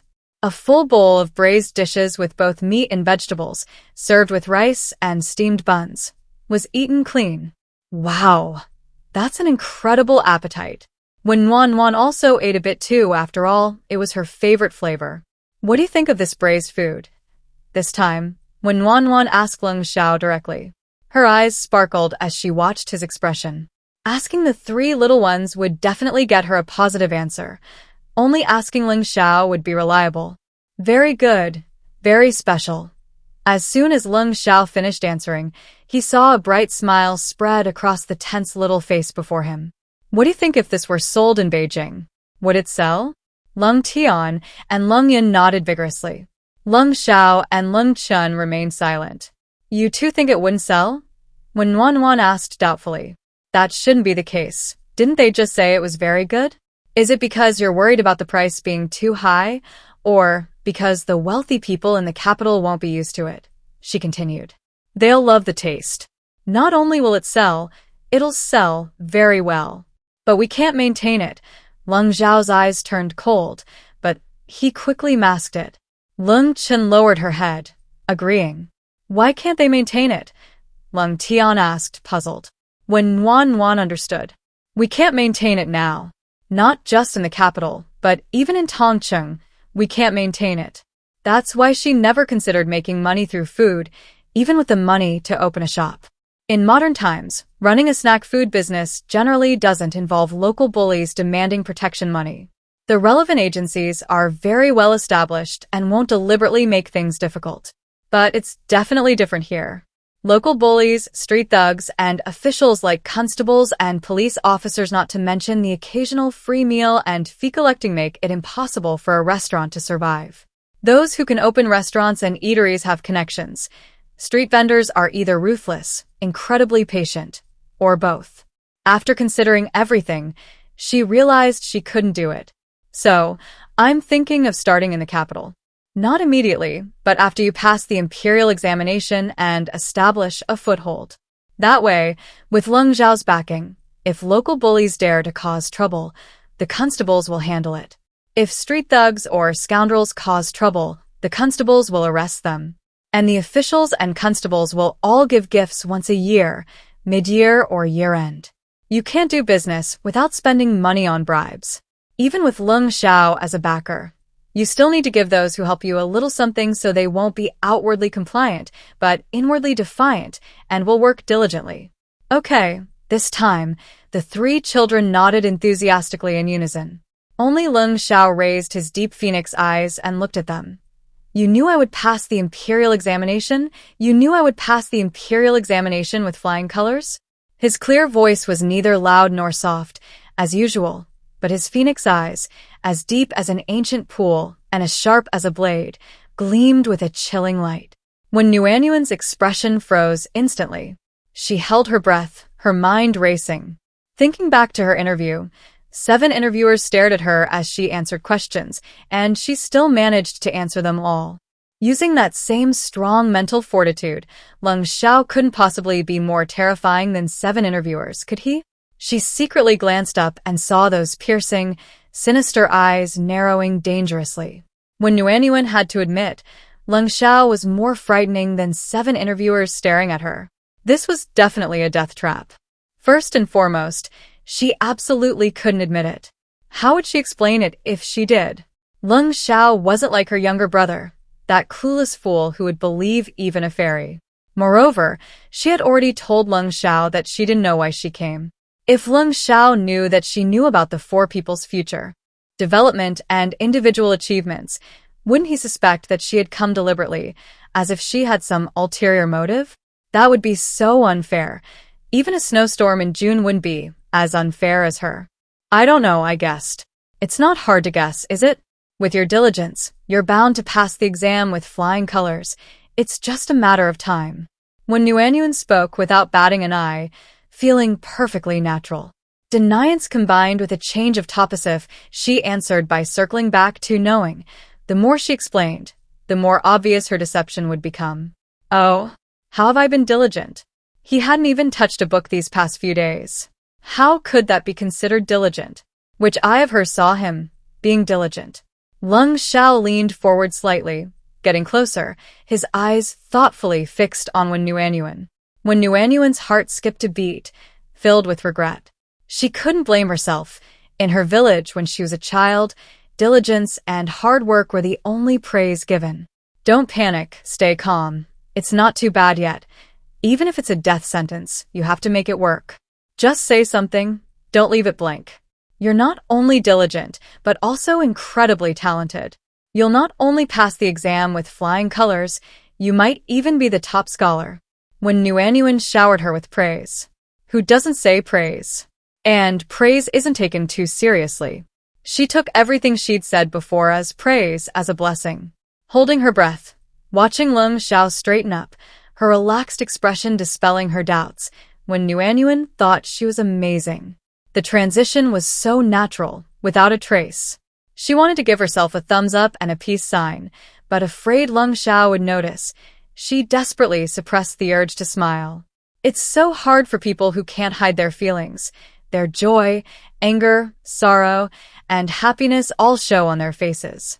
When Nuanyuan held it in, her eyes darting around nervously, making sure Lung Xiao didn't see her happiness. Her past experiences and knowledge were quite useful. She used them effortlessly, even fooling Lung Xiao. Today was another day of smug satisfaction. Out of the corner of Lung Xiao's eye, he saw when Wan's face flushed red, her lips tightly pressed together to prevent her from laughing. Her clear eyes held a smug and mischievous glint, sparkling and captivating. He knew she wouldn't admit it. He deliberately asked her, deliberately acted cold, just to see her reaction when she thought he believed him. She truly knew, not just guessed as she claimed. But he wouldn't expose her. It was better that way, no matter what. Compared to the woman who married into the family, she was more like the girl she was as a child.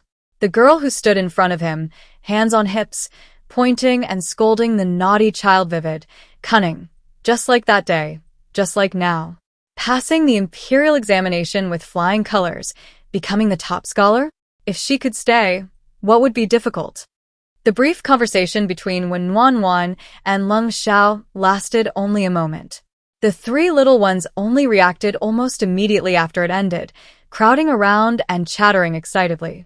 Sister-in-law, guess what I'll do in the future? Sister-in-law, guess me too. Me too, when Wan dared not guess. Having finally dispelled Lung Xiao's suspicions, she wasn't about to recklessly join in on such a dangerous topic. What's there to guess about a bunch of kids? I'm not a fortune teller. Stop thinking about these unrealistic things. I'll go to the room and get some candy, snacks, and fruit. Let's have a good chat as a family. Was this considered quality time? When Nuanyuan excitedly ran to the room, actually taking out preserved plums, dried peaches, dried plum strips, and dried tangerine peel from the storage room, along with pears, apples, and oranges. She originally wanted to get some snacks, but then thought she was going to sleep soon, so she decided against it. She came back with a big bag of fruit and candied fruit, put it on the table, and called out, "Come on, let's eat and talk about how to sell the braised dishes. Making money is the most important thing for our family." Seeing Lung Xiao's gaze fixed on her, when Nuanyuan looked down at her clothes. There was nothing strange about her clothes today. She casually handed him a pair. "It's good for your lungs. Now's the best time to eat it." Lung Xiao took it with his long, slender hand, but didn't eat it. Instead, he played with it between his palms. Lung Tian asked blankly, "Sister-in-law's braised dishes are so delicious. Why do you need to think about how to sell them? Even good wine needs advertising. It's not just about how to sell them, but also how to make more money." Hearing Lung Tian's question, when Nuanyuan forgot about Lung Xiao and quickly turned to answer. Her gaze fell on the three little ones. "Find a lively place. It's very clean. It's very tidy." When Nuanyuan nodded in agreement. Anyway, it was just chatting with her younger brothers. No need to take it too seriously. Lung Yin thought seriously, opened his mouth, wanting to speak but hesitant to. Wan encouraged him. "Little brother, go ahead and say it. It's all right, we're family. It's okay if you say something wrong." Actually, what she really wanted to hear was Lung Yin's opinion. After all, could someone become the richest man in Ling Kingdom, living a life of unparalleled wealth and luxury, truly rely entirely on Lung Xiao? Judging from the child's intelligence, it was unlikely that it was entirely due to Lung Xiao. Lung Yin pursed his lips and cautiously said, "We can make a fixed amount each day based on what we can sell. Once it's sold out, that's it. That way, people who want to buy will come early and wait, and those who didn't buy today will think about coming early tomorrow. We can guarantee that everything we make each day will sell out, and those who are just passing by without intending to buy might come in and buy when they see a crowd." Wan was stunned. "But if there are still people who want to buy every day, won't that mean we'll earn less money?" Lung Tian always believed that the more he sold, the more money he would earn. Why would someone buy but not sell? Lung Yun's face showed some anxiety, unsure how to express herself. When Wan asked, "If you had a lot of money and never worried about food or drink, and you saw a shop on the street packed with customers, with long queues and people scrambling to buy, Would you rather eat at that shop or go to another quiet, deserted one? The three little ones. The one with lots of people. If you squeezed in and were told they were sold out and to come back tomorrow, wouldn't you rush over early the next day? If it's delicious, wouldn't you go back to buy it? The three little ones nodded in agreement with each of Wenwanwan's questions. It's all about exploiting the more unattainable, the more desirable mentality, and the more people buy something, the better and more cost-effective it must be. This is scarcity marketing and herd mentality. Queuing for hours for a cup of milk tea, queuing for hours to take a photo, it's commonplace. Merchants tirelessly use this tactic because it's surprisingly effective. Of course, ultimately, success depends on how good the food is. There must have been merchants in ancient times who understood these sales techniques, perhaps even using them to a masterful degree, but when Yuanyuan didn't expect Ling Yun, so young, to know them too. Little brother, you're amazing. If it weren't so inappropriate, when Yuanyuan would have applauded. Ling Yun, embarrassed by the praise, explained, my mother is skilled at brewing wine, but she's frail and can only brew it occasionally. Each time she brews the wine, we go to town to sell it. The first day, I take a small amount, selling it quickly and telling those who missed out to come back early the next day.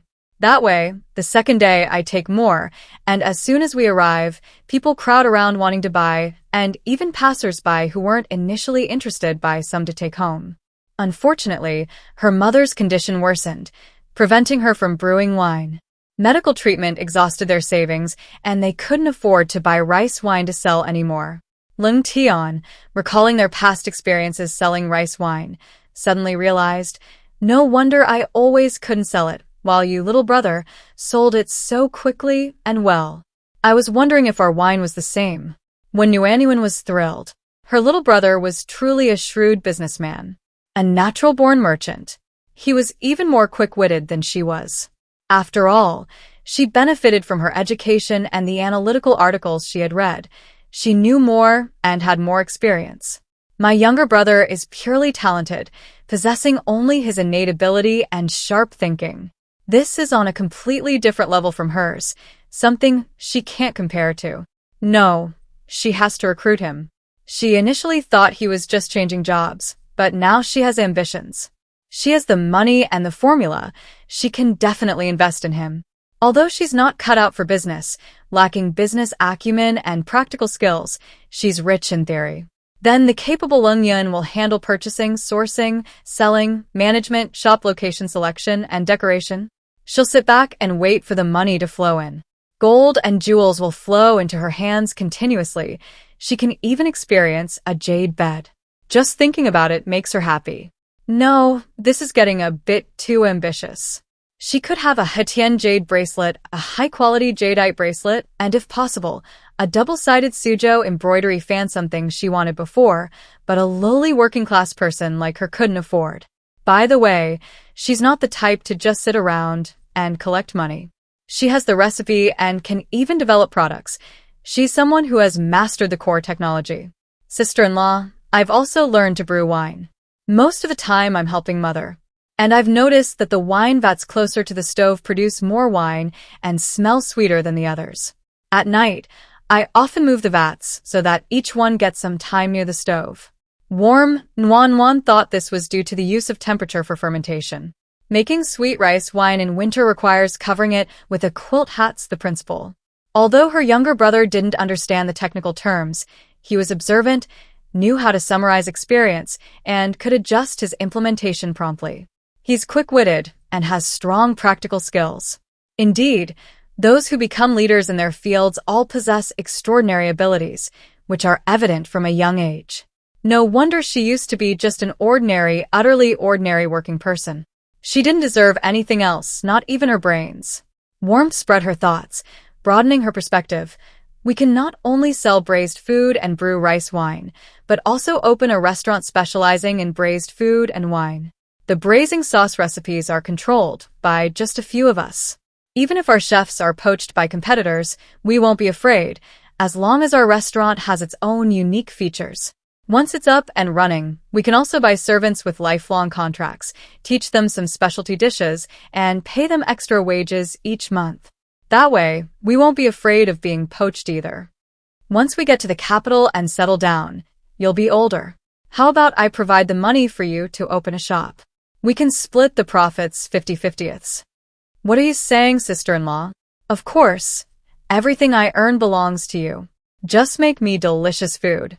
Lung Yun ate a dried peach, her little face beaming. When Nuanyuan didn't believe it. After all, they would have their own little family in the future. How could she give her all the money? Even if he were willing to give it to her, she couldn't accept it. People should always know their place. Hearing these words now was still heartwarming. There was no need to refute the children's jokes. You'll definitely get some good food. Everyone will get some. Every day, every meal. More than you can eat. As long as there's good food.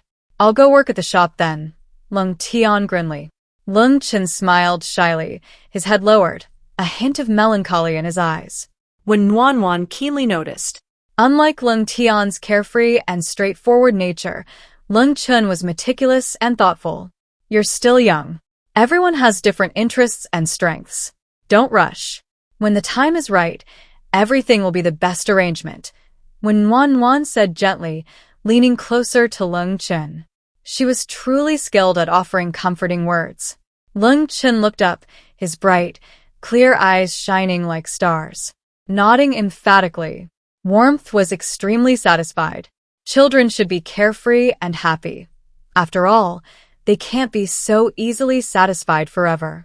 Now that we've talked, let's talk about the present. Warmth said, her cheerful expression fading slightly. The grand plans were out in the open. The real work was the daily grind. What? The three little ones looked blank, not immediately understanding. Warmth prompted in a light voice, What are we doing tomorrow? Lung Tian, still confused, asked, Aren't we cutting hay? Their most important task right now is cutting hay enough for the 2 horses to eat until next winter. There might be some withered grass along the way, but even if there was, it would be sparse and dry. They needed to collect as much fresh grass as possible while it was still warm enough to keep the horses hydrated next year. A win-win situation. Warmly could only offer a subtle suggestion. How about we take a break while we're cutting grass and light some charcoal? That way we can have hot pot. Not just hot pot, but also grilling rice cakes and glutinous rice balls on a small red clay stove with an iron mesh until they puff up. She loves them dipped in chili powder, soybean powder, or brown sugar syrup. She loves them no matter which one. Or grilling pork belly, marinated chicken wings, squid, on an iron plate until sizzling and slightly charred, then dipping them in a special sauce and wrapping them in the tenderest lettuce. No way, only children make choices. She's an adult. She can have it all. Sister-in-law, you should have said so earlier. I can manage by myself. Lung Tian patted his chest confidently. Isn't charcoal burning a massive undertaking? Is that why it's been delayed? When Nuanyuan looked up at Lung Xiao with a puzzled expression. Lung Xiao looked down at her, his voice deep yet indulgent. I'll go with you tomorrow. For the first time since arriving here, when Nuan could walk without relying on her legs. What a historic leap forward. She officially joined the ranks of those with vehicles. To correct that, those with horses. The mountain roads were impassable for carriages. Grabbing a square piece of cotton cloth to cover her hair, when Nuan tied a knot under her chin and ran towards the courtyard gate. It was so cold, the wind was making her head ache. If she weren't so concerned about looking bad, when Nuan really wanted to cover her face with another cloth, leaving only her eyes showing. The howling north wind felt like knives cutting her face, a sharp, piercing pain. It hurts even walking up the mountain in the wind, let alone today, sitting on horseback. Running excitedly to the courtyard gate, when Nuan was dumbfounded when she saw the carriage. Aren't we riding horses? The carriage was already harnessed outside the courtyard gate. Lung Xiao, tall and slender, held the reins, his calm eyes gazing at her. You want to ride a horse? When Nuan quickly waved her hand. No. Isn't the charcoal-making place on the back mountain? Can the carriage get there? Charcoal making requires wood. Shouldn't it be done nearby? She thought they would choose a relatively spacious flat area on the back mountain, dig a pit, and cover the burnt wood with soil. She had seen it done like that once in the countryside when she was a child. However, some would burned too much, turning mostly to ash, while some wasn't burned thoroughly, leaving wood inside. When it finally got burning, the smoke was enormous. Opening the doors and windows made it cold, but keeping them closed was extremely choking. Later, the villagers preferred to buy charcoal rather than make their own, mainly because it wasn't very good and buying charcoal wasn't expensive. But in their small mountain village, every household made their own charcoal. The back hill is far from the water source and overgrown with weeds, making it prone to fire. There's a lush mound across the river.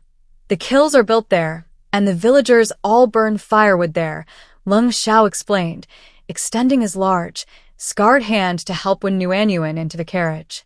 Without a second thought, when Nuanyuan refused, "No need, I'll climb in myself." Lung Xiao's back wound had only recently shown signs of healing.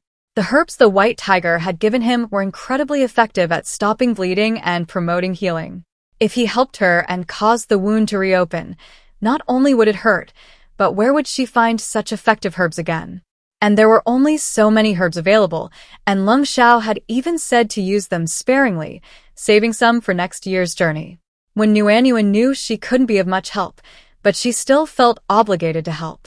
The carriage frame was a bit high, no wonder young ladies needed footstools. Climbing up was indeed unseemly. When Nuanyuan didn't care. In this small mountain village, there were no outsiders. There was no need to worry about appearances. Oh, as for Lung Xiao, did she still have any image left in front of him? It vanished from the very first meeting. Unable to maintain her gentle and virtuous facade, she simply gave up entirely. Lung Xiao lowered his gaze to his rough hands. She would rather crawl than lend him a hand. Was it disdain or avoidance? Whether it was, his heart felt heavy, suffocating. "Can you pull the reins? Why don't you teach me?" When Nuanyuan, already inside the carriage, still worried, poked her little head out from behind the curtain, looking at the hesitant Lung Xiao and asking. Lung Xiao snapped out of his reverie, sensing the unease in her voice. Looking at the radiant little face before him, the suffocating feeling vanished, and a slight smile curved his thin lips. "No need. The horses are very well behaved. They won't aggravate the wound." "Oh." When Wan withdrew her head and sat cross-legged in the empty carriage. Their two horses were indeed incredibly well behaved. They ran exceptionally fast while working and weren't picky eaters, consuming all sorts of weeds and withered grass. Occasionally, they'd be given a meal of corn, neighing happily, practically begging to be nuzzled. When Wan had always considered herself exceptionally adaptable, but after witnessing the adaptability of these two horses, she realized there were always people more capable, and she felt inferior. The wide carriage swayed along the rough dirt road. Apart from the front curtain, the carriage lacked any seats or curtains. They had already agreed not to install benches. Since there would be many people on the way, they would place a few reed cushions for seating. Once they arrived, they would replace the thin, soft, breathable, and light-transmitting gauze curtains from their windows with light on the carriage windows. This would ensure both light and privacy. Lung Tian, who was carrying firewood, saw a carriage approaching in the distance. He put down the firewood and ran over. "Brother, sister-in-law," his hearty and cheerful voice arrived even before he did. The two horses slowed down as they saw Lung Tian running towards them. Lung Xiao tossed the reins to Lung Tian, who led him to the kiln. When Nuanyuan, after getting off the carriage, looked left and right, then circled the bare yellow earthen mound. There were 5 kiln openings. How professional! Completely different from the makeshift charcoal-making methods she had seen as a child. The Luss Hill and its surroundings were bare, likely due to frequent charcoal burning. Trees and weeds struggled to survive, and even those that did were simply cut down and thrown into the kilns for charcoal production. 5 kilns were distributed around the hill, vertically shaped like a semicircle. The yellow clay and stones inside had been hollowed out, each kiln appearing to be 2 or 3 square meters in size, and over a meter high. There were 1 or 2 holes slightly below the top, presumably chimneys. It was much larger than when Nuanyuan had expected. "Brother, is it just us today?" "Yes, some other families have already burned their fires, some are later, but even if others come to burn fires, it's fine. Big brother said we only need to burn 3 kilns. The other 2 can be used by others." Lung Tian grinned. He then bent down to arrange the firewood. Before, when Wanwan heard about the 3 kills, she thought a single hole couldn't be very big. Now, seeing it, she realized there were quite a few. She asked Ling Xiao, "You're firing so much?" "When we arrive in the capital next year, it will be winter. In an unfamiliar place, it won't be easy to buy things, so I'm firing next year's batch as well." When Wanwan nodded understandingly. Ever since her trip to the city and nearly running herself ragged trying to buy things, she had deeply realized that this wasn't a place where you could just call and have things delivered to your door. Here, she would never buy anything she could make herself, because time, labor, and raw materials were cheap, while money was too hard to earn. Even things that could be bought weren't always readily available. Things like charcoal had fixed locations and seasons. Anyway, there's not much difference between firing 1 kiln whole and 3. The effort is about the same. If you ask me, why not just fire 7 or 8? That way we won't need to buy charcoal for years, saving money. Lung Tian thought about firing as much as possible to take with us. As long as it can fit, he'd fire enough for the next 10 or 20 years. Going to the capital is different from here. Everything there costs money. Although he earned some money this time in the mountains and thought about how to earn more, earning money doesn't preclude saving money. Besides, with so many people, they need money for many things, so saving more money to take to the capital would give him peace of mind. Watching Lung Tian carry bundles of topped, leafless, and thick logs, each as tall as a person and as thick as a bowl, into the kiln holes and stack them neatly, when Wanwan looked tired just watching, let alone firing 7 or 8 kills. "This is too tiring." Lung Tian stood inside the kiln, vertically arranging the wood logs from the inside out. The logs that weren't completely dry were placed at the innermost part, and the dry ones at the outermost part. At the kiln entrance, he picked out the pine logs containing resin that were easily ignited and placed them at the ignition point. Hearing his sister-in-law's question, he loudly replied, "What's so tiring about this?" "It's very simple, sister-in-law. Look, it's so easy. The whole kiln of firewood is ready. Later, we'll use straw to ignite it and stuff it into the kiln entrance, then use the fire to heat the logs inside, from wet to dry, until they gradually burn." Simple, isn't it? When Wanwan wanted to say that it wasn't simple at all. Chopping, trimming, and hauling the firewood to this place, then arranging it piece by piece, this was just the preliminary work, not the actual firing yet. Thinking about it, it wasn't exactly a simple job. His younger brother, this stubborn fool, shouldered the heaviest and most tiring work without a single complaint and thought it was simple. Suddenly, she realized that in a family, everyone has a responsibility and everyone is indispensable. Seeing the distress on his sister-in-law's face, Lung Tian advised, "Sister-in-law, you and your brother should go back first. The firewood needs to burn until the smoke turns from white to yellow and then to blue, until there's almost no smoke left, before we can seal the kiln. It'll probably be midnight or tomorrow morning. Don't worry about my food. I brought meat buns, sweet potatoes, and potatoes. We can roast them at the entrance of the kiln. They'll still be hot." So long? When Nuanyuan had thought it would only take 3 to 5 hours to burn through, and was even wondering if she could come back for lunch, or at least dinner. She hadn't expected it to be midnight or even tomorrow morning. Worried, she asked, "Can't we go home and eat first before coming back?" "There's no other way. Someone can't leave this place unattended. Controlling the heat is crucial. When we first started, we didn't know how to judge the heat. Either we overfired, leaving only ash and no charcoal, or we didn't fire it thoroughly, sealing the kiln too early, leaving wood inside, and at both ends unusable indoors due to excessive smoke. But don't worry, sister-in-law, I'm doing a great job now. Absolutely no smoke. And I'm very good at choosing wood. Look at this reddish wood. It makes the best charcoal, enough to keep the fire burning all night, and most importantly, no smoke at all. It's so easy to use. These 3 kills, except for the entrance which needs easily combustible pine wood, are all filled with this reddish wood. Sister-in-law, you'll see how different it is from other charcoal fires once you use it in winter." Speaking of charcoal making, Lung Tian's dark face shone with a gleam as he shared his experience. When Wanwan hadn't realized there were so many intricacies to charcoal making, No wonder the person she watched as a child wasn't very good at it. Brother, you've truly shattered my expectations of you. I used to think you were only suited for simple tasks, but I never imagined you could be so skilled at something that requires experience and technique. When Wanwan praised sincerely, no matter what you do, being willing to use your brain is definitely the key. She never expected her strong and hardworking younger brother to also be so clever. It was truly beyond her expectations. She'd misjudged him the first time. Lung Tian, almost in tears from the praise, said, "The experience was summarized by my older brother. The tragic thing was, her sister-in-law's original idea was correct. He really was only suited for straightforward work." When Yuanyuan was dumbfounded, she tried to flatter him but ended up pissed herself off. What to do? Need help urgently. Lung Xiao, who had been standing silently to the side, spoke up at the opportune moment. "I've seen it. Shall we reply?" Nuanwan nodded vigorously, casting a grateful glance at Lung Xiao. Seeing her younger brother's tearful expression, she wasn't particularly embarrassed to stay any longer. She just wanted a change of scenery. "Little brother, do your best. Your sister-in-law will cook something delicious for you at home.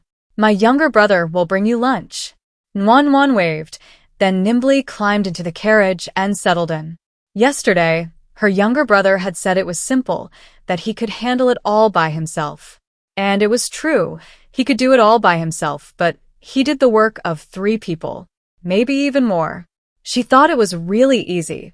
She clearly hadn't seen enough. Although they earned a considerable amount of money from this trip into the mountains, considering their combined abilities and Lung Zhao's serious injuries, they only earned this much. Others might have risked their lives to earn this much money. No wonder they insisted on saving money for Lung Zhao's education, even in such dire circumstances.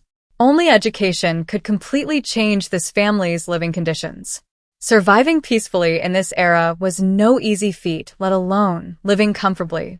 Fortunately, the Lung family was resourceful and ambitious, pursuing their goals without fear of hardship, instead of remaining merely dreaming. It was 6 days later before they could use the freshly made charcoal. When Wanwan had initially thought it would be ready in a day or 2 after sealing the kiln. Unexpectedly, it would take 2 days to open the kiln for ventilation, followed by another 2 or 3 days of cooling before it could be moved out. Watching baskets and sections of glossy black charcoal being continuously hauled back into the yard, she could almost feel the warmth of this cold winter. "We're having hot pot tonight," when Wanwan announced to the 3 little ones in the yard. It was also because Lung Xiao was going back to the academy tomorrow morning. While all 5 of them were present, they quickly arranged for hot pot. "Okay." Lung Yun's voice was particularly loud among the 3 little ones. Then they asked in unison, "Sister-in-law, what is hot pot?" "It's a kind of hot pot, something to eat to warm up when it's cold," when Wanwan explained simply. She didn't know the professional explanation either. "Is there anything I can help with?" Lung Xiao asked, approaching. "You start a fire, burn some charcoal in the small red clay stove.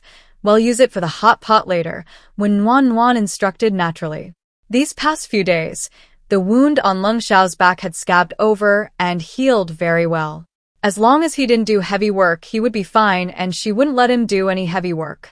He had been helping her these past few days, and the 2 of them had developed a very good working relationship. After giving her instructions, when Yuanyuan decided to ask the only diners present for their opinions. "How about making 1 clear broth and 1 spicy broth? The clear broth will be made with a whole old hen, and the spicy broth will be made with beef and some pork belly. What do you think?" "Great," came the firm reply. She heated the oil, added scallions, ginger, and garlic, and sautéed them until fragrant. Then she added the blanched old hen pieces, stir-fried them until fragrant, and poured in boiling water. This method produces a milky white chicken broth with a rich flavor, much more suitable for hot pot than a clear broth. Without lard or beef tallow, and since a spicy hot pot requires plenty of oil to cook the ingredients, stir-fried pork belly was used as a substitute. The beef was already braised, which served as a makeshift substitute for spices. The pork belly was stir-fried until the oil was rendered, then beef slices, fermented bean paste, chili sauce, scallions, ginger, Garlic, chili peppers, salt, sugar, and soy sauce were added. A simplified version of the spicy, hot pot base was ready. As the 2 pots of generously portioned chicken and beef broth simmered on the small red clay stove, they emitted a warm, fragrant aroma. Around the 2 pots, the table was laid out with poached eggs, prawns, squid, abalone, bean sprouts, tofu, kelp, spinach, cabbage hearts, lettuce, hazel mushrooms, and rice cakes. Everyone who entered was instantly stunned. "You're back so early today, but perfect timing. The food's just been laid out. We can eat as soon as we wash our hands." Nuanyuan turned to the 3 little ones who were standing motionless and urged, "Come in. It's warm inside. What are you all doing standing at the door?" Hearing the urging, Lung Chin looked away from the pile of food and immediately remembered what they'd come to tell his sister-in-law. He stammered, "Sister-in-law, it's snowing outside. Didn't you say you really wanted to see snow?" As someone who rarely sees snow throughout the year, Nuanyuan, forgetting her hot pot, rushed into the yard upon hearing it was snowing. Large, fluffy snowflakes fluttered down from the sky. Nuanyuan spun around a few times, then stretched out her hand to catch them, noticing that the snowflakes in the north were much larger. Nuanyuan sees snow every year, but it's usually just a light drizzle mixed with snow or a thin layer on the road. Especially after living in the city, even if it snows, the roads are usually cleared clean the next morning.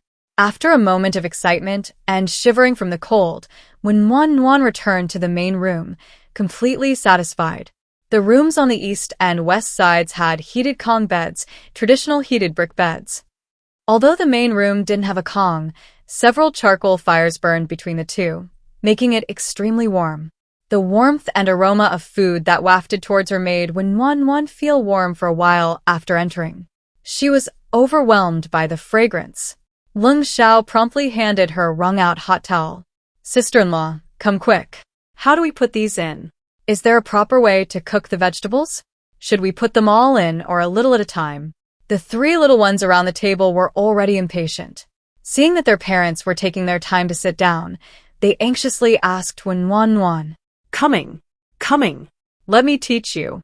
For the first time, Nuan felt that eating hot pot was extremely important, like a major undertaking, something she couldn't do without. She took the hot towel, opened it, and hastily wiped her face a few times to remove the melted snow, then prepared to head to the hot pot. Just as she lifted her foot to leave, her wrist was grabbed.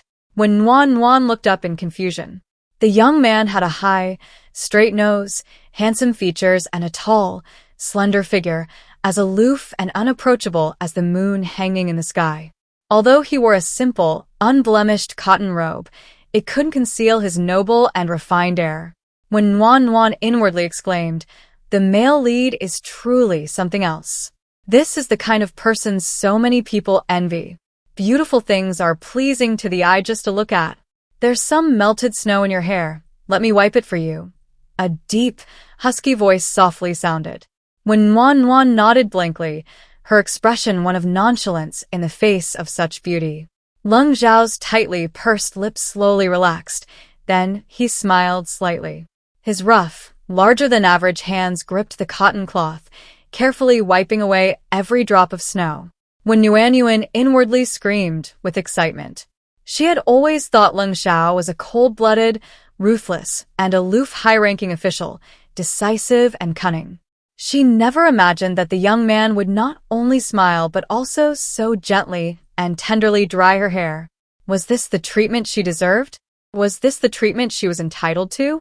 When Nuanyuan felt a mixture of fear and unease, but mostly joy. It seemed her efforts had paid off. Given Lung Zhao's current level of affection for her, as long as she didn't recklessly push her way into his presence, he would surely let her go. "Sister-in-law, come quick. My little brother dared to steal some food." "I didn't. I just smelled it." "Who uses a spoon to scoop up soup and smell it?" Coming, the commotion started. Again, when Nuan thanked Lung Xiao and quickly joined the hot pot party. Lung Zhao's gaze followed the graceful figure, his large hand slowly falling to his side, tightly gripping a cotton handkerchief. "I pre-cooked the squid, so it can't be put in the chicken soup. It has to be in the spicy broth.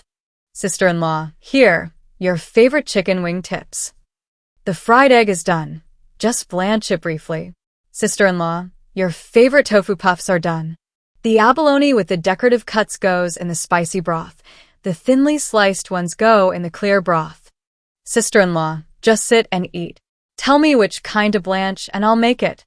Lung Xiao, come quick. I got you some chicken wings. If you don't come soon, there won't be any broth left. An exaggerated shout came from the other side. The boy's aloofness vanished instantly, and he strode into the steaming space. Outside, a cold wind howled and snow fell heavily. Inside, the charcoal fire burned brightly, steam rose, and food was plentiful. After a hearty meal, the four of them, using the firelight and warmth from the stove, took a warm bath in the back of the kitchen and changed into new cotton-padded clothes from head to toe. Lung Xiao changed into a long gown commonly worn by scholars, while the three little ones wore the simple style of a padded jacket and trousers favored by poor families, practical for work. When Nuanyuan stared at the three little ones' loose-fitting clothes and their rolled-up sleeves and trouser legs, her mouth agape in astonishment. These are the new clothes Aunt Ju made. Didn't they say Aunt Ju's tailoring skills were the best in the village? That's why they were more expensive than others. How could she call them good when the measurements were so poorly taken? Little brother, wasn't yours made by Aunt Jiang? Why is it so much too big? Only Lung Zhao's long gown fit relatively well, a little loose, but not overly so. Is there such a big difference in the difficulty of making a long gown and a short padded jacket? No, it fits perfectly. Lung Tian smiled with immense satisfaction. When Nuanyuan was starting to wonder if there was something wrong with her eyes or her younger brothers. Sister-in-law, everyone in the village makes children's clothes like this. Kids grow so fast. If you don't size them up a bit, they won't fit next year. Aunt Ju is really good at adding measurements. These clothes will fit us not only next year but the year after. That's right, such good clothes. It's a waste to only wear them for a year or two. Have we gained weight?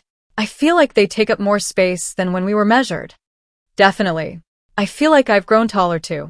Or maybe Aunt Jiang isn't as good at sewing as Aunt Ju. Your sleeves can be rolled up 4 times, mine can only be rolled up 3 times. Lung Tian leaned closer to compare with Lung Yun. After the initial shock, when Nuanyuan understood, she remembered how she was the same way as a child, never wearing new clothes that fit properly. She always bought clothes extra large, and it was usually 2 years later when they fit perfectly. Plus, she'd wear a blouse over her new clothes, so she never actually saw them. Once she could earn money, she always bought clothes that fit perfectly, refusing to buy a size too big just because she might gain weight. Next time I'll make you clothes that fit properly. People who have been caught in the rain often want to offer an umbrella to others. No need, sister-in-law. Look how much we've grown in just 1 month. If these clothes don't fit by the end of winter, they won't be able to fit anymore. This is perfect. They'll still look brand new next year. Lung Chen urged hastily. Fabric was expensive, and so was the workmanship. Families in the village couldn't afford to make several sets at once. Making even one set every few years was considered good. Winter was too cold to work, and those without cotton-padded clothes would huddle on the Kong, heated brick bed, subsisting on a meager meal of wild vegetables and grain porridge. Having anything to wear was already a blessing. Who cared about whether it fit? Warmth patted Lung Chen's little head. Times had changed. This 9-year-old was already so sensible it was heartbreaking. They eat well and grow quickly. Next year, they might not have the time or energy to make new clothes on the road or after arriving in the capital. They'll be able to wear very nice clothes next year, Lung Xiao comforted her softly. When Wan Wan understood. Given the times, things were already very good. Without the refrigerator, without the dowry money, and without Lung Xiao and the others risking their lives to go into the mountains, their lives would be worlds apart, let alone how difficult their lives would be after arriving in the capital. She couldn't even imagine how miserable they would be. Now, their home had enough firewood for the entire winter, enough to make 3 kills of durable charcoal, and they had gathered over a dozen large baskets of walnuts, chestnuts, hazelnuts, pine nuts, hawthorns, pears, and wild vegetables. They had 2 strong horses in the stable and over 800 taels of savings, though it couldn't compare to the wealth of the rich families in the capital. But compared to their previous home, it couldn't be better. Moreover, they had a constant supply of food, including a ginseng root worth 1,000 taels. In chaotic times or years of famine, just being able to make ends meet is a blessing.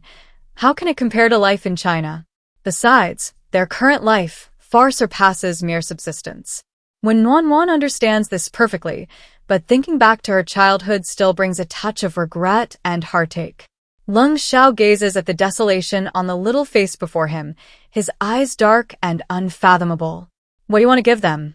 I can do in the future. When Nuan absolutely agrees with this. Who is Leng Xiao? Not only can he give her what she wants for the 3 little ones, but he can even give her what she dares not dream of. What you want? I can give too. Leng Xiao's eyes grow increasingly dark, the flickering candlelight concealing the burning greed within. She just needs to stay, never leave again. He'd give her anything. When Nuan gasps, all regret and heartache vanishing, her heart pounding fiercely. Is this a promise made specifically for her? Has her favorability rating been maxed out?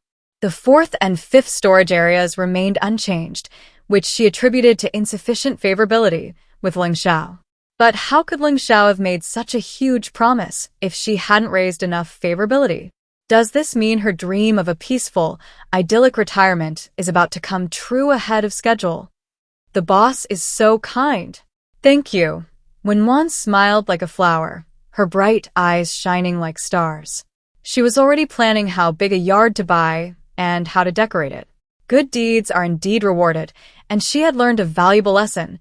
Being good to the 3 little ones would increase Leng Xiao's favorability and allow the storage rooms to expand. This was the conclusion she reached after discovering the expansion of the 3rd storage area on the day she answered the fatal question. That day, she did 2 things. Answering the question, her performance was good enough at not angering Leng Xiao, let alone increasing his favorability. The other thing was chatting with the 3 little ones about making money, life, and ideals. It was obvious, without even thinking, that the second thing led to the expansion of the storage room. She found that raising favorability was relatively easy at the beginning, but became increasingly difficult later on, often resulting in no progress. But that made sense. She'd done everything she could to raise favorability, food, care, everything. What else could she possibly do? She couldn't think of anything else she could do to make Leng Xiao happy. Fortunately, the current amount was sufficient, so she didn't need to worry too much about storage space. Leng Xiao, you're so good to me. Don't worry, I'll treat you very well too. I definitely won't cause any trouble. We're family, right? Warmth smiled, her eyes crinkling. Today had truly been a fruitful day. She had initially thought it would take Leng Xiao a very long time to accept her. After all, Leng Xiao was different from the 3 little ones. He didn't care much for food or quality of life. He was capable enough to support himself and the 3 little ones, the only difference being that their food and lodging might be less comfortable. She didn't think someone like him would accept her just because she cooked a few nice meals and said a few caring words. Unexpectedly, it went much more smoothly than she anticipated. Her luck had never been very good throughout her life, but after meeting them, it seemed to have turned around. Perhaps in the near future, she would be able to live the leisurely and comfortable life she desired. Yes, family. Leng Xiao pursed his thin lips, a restrained and cautious smile playing on his lips. Asterisk, due to the terrain, the houses at the foot of the mountain are arranged in a long, narrow strip, all located to the right of the Leng family's house, quite far from one end to the other. The Leng family only settled here a few years ago.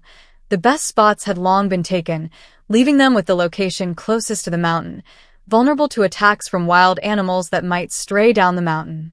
However, the Leng family didn't care, and Nuan cared even less. On the contrary, they found it very pleasant, quiet, and secluded. Once the courtyard gate was closed, it became a quiet, private little world. Besides, it wasn't close to other houses, so few people would come to visit. Now, the whole family was gathered in the courtyard, by the carriage. After a night of heavy snow, the rooftops, walls, and ground were covered with a thick layer of snow up to their ankles, glistening like white sugar. It was beautiful. Nuanyuan, wearing cotton shoes, curiously stepped on the snow, here and there. She exclaimed as she stepped, "This feels so good." Sister-in-law, it's only the first day. It'll get thicker and thicker later. We've come to see my brother off first, Lung Yun hurriedly reminded him. Her brother was eagerly waiting for her. When Nuanyuan quickly ran to the carriage. Leaving so early? Yes, we need to go to the city first to pick up some things. Lung Zhao's tense, cold expression relaxed, like ice melting. When Nuanyuan thought of food and quickly handed over some silver. We've prepared enough cooked food for 6 or 7 days. It won't be good if it's not eaten quickly. Take more silver with you. If the rain and snow are heavy and my brother can't deliver it in time, buy some to eat. Don't be stingy. Lung Xiao pressed down on the small hand in front of him. The softness of her touch made his heart tremble, but he quickly restrained himself. There's still a lot of silver left from last time. No need to give it to me. When Nuanyuan thought incredulously, there's actually someone who thinks they have too much silver. Isn't it always better to have as much silver as possible? The 400 taels of silver from the last purchase were all kept by Lung Xiao for her. Have people who do great things already reached a point where they don't care about such small sums? Big brother. The 2 little ones called out reluctantly. Lung Xiao casually instructed, remember to get up early to heat the Kong, heated brick bed. We know. We'll let sister-in-law get a warm night's sleep. The 2 little ones replied crisply and loudly. When Nuanyuan just wanted to find a hole to crawl into. All right, everyone thinks she loves to sleep in now. Lung Xiao nodded with considerable satisfaction. Looking into Nuanyuan's deep, shimmering phoenix eyes, she gently and worriedly instructed, don't play in the snow this morning. Wait until your younger brother brings back his clothes this afternoon so you can change. What's so interesting about a snowstorm? But if she likes it, she can wait until the deerskin boots, snow hat, and cloak arrive. Bring back clothes? When Wanwan thought she had plenty of clothes and didn't need anything. However, Lung Xiao had mentioned wearing something for playing in the snow, probably a hat and gloves, which she really needed. The temperature difference between indoors and outdoors was too great. It would be too cold to go outside. When Wanwan accepted without any formalities, okay, thanks. Actually, she was only curious about the snow. She had never seen so much snow before. She vaguely remembered seeing it when she was very young, but she knew it was impossible. Seeing that Lung Xiao had brought her winter supplies, when Wanwan felt she should reciprocate by saying a few words of concern. Be careful of your back injury at the academy. Don't do any heavy lifting. We're not short of food or money at home for now, so eat well every meal. Don't skimp. Your health is the most important thing. Next year, their family's main source of income would depend on Lung Xiao. His health was their foundation. They couldn't let small things ruin the big picture. When Nuan emphasized the most important point practically. Lung Xiao's eyes lit up with a smile, and he nodded. When Nuan turned to greet Lung Tian, who was driving, it's raining and snowing. The roads are slippery. Drive slowly, especially at turns and intersections. Don't worry, sister-in-law. I'll make sure you get big brother safely, Lung Tian assured her with a bright smile. When Wanwan was speechless. Did her younger brother's reply have anything to do with what she had warned him about? She wasn't just worried about Lung Zhao's safety. The 2 horses they had finally acquired were a significant asset here, so of course, she had to be careful. Let's go back inside, it's cold outside, Lung Xiao said at the opportune moment, his joy even greater. Big brother, when are you coming back? The 2 little ones approached hesitantly, their faces full of reluctance.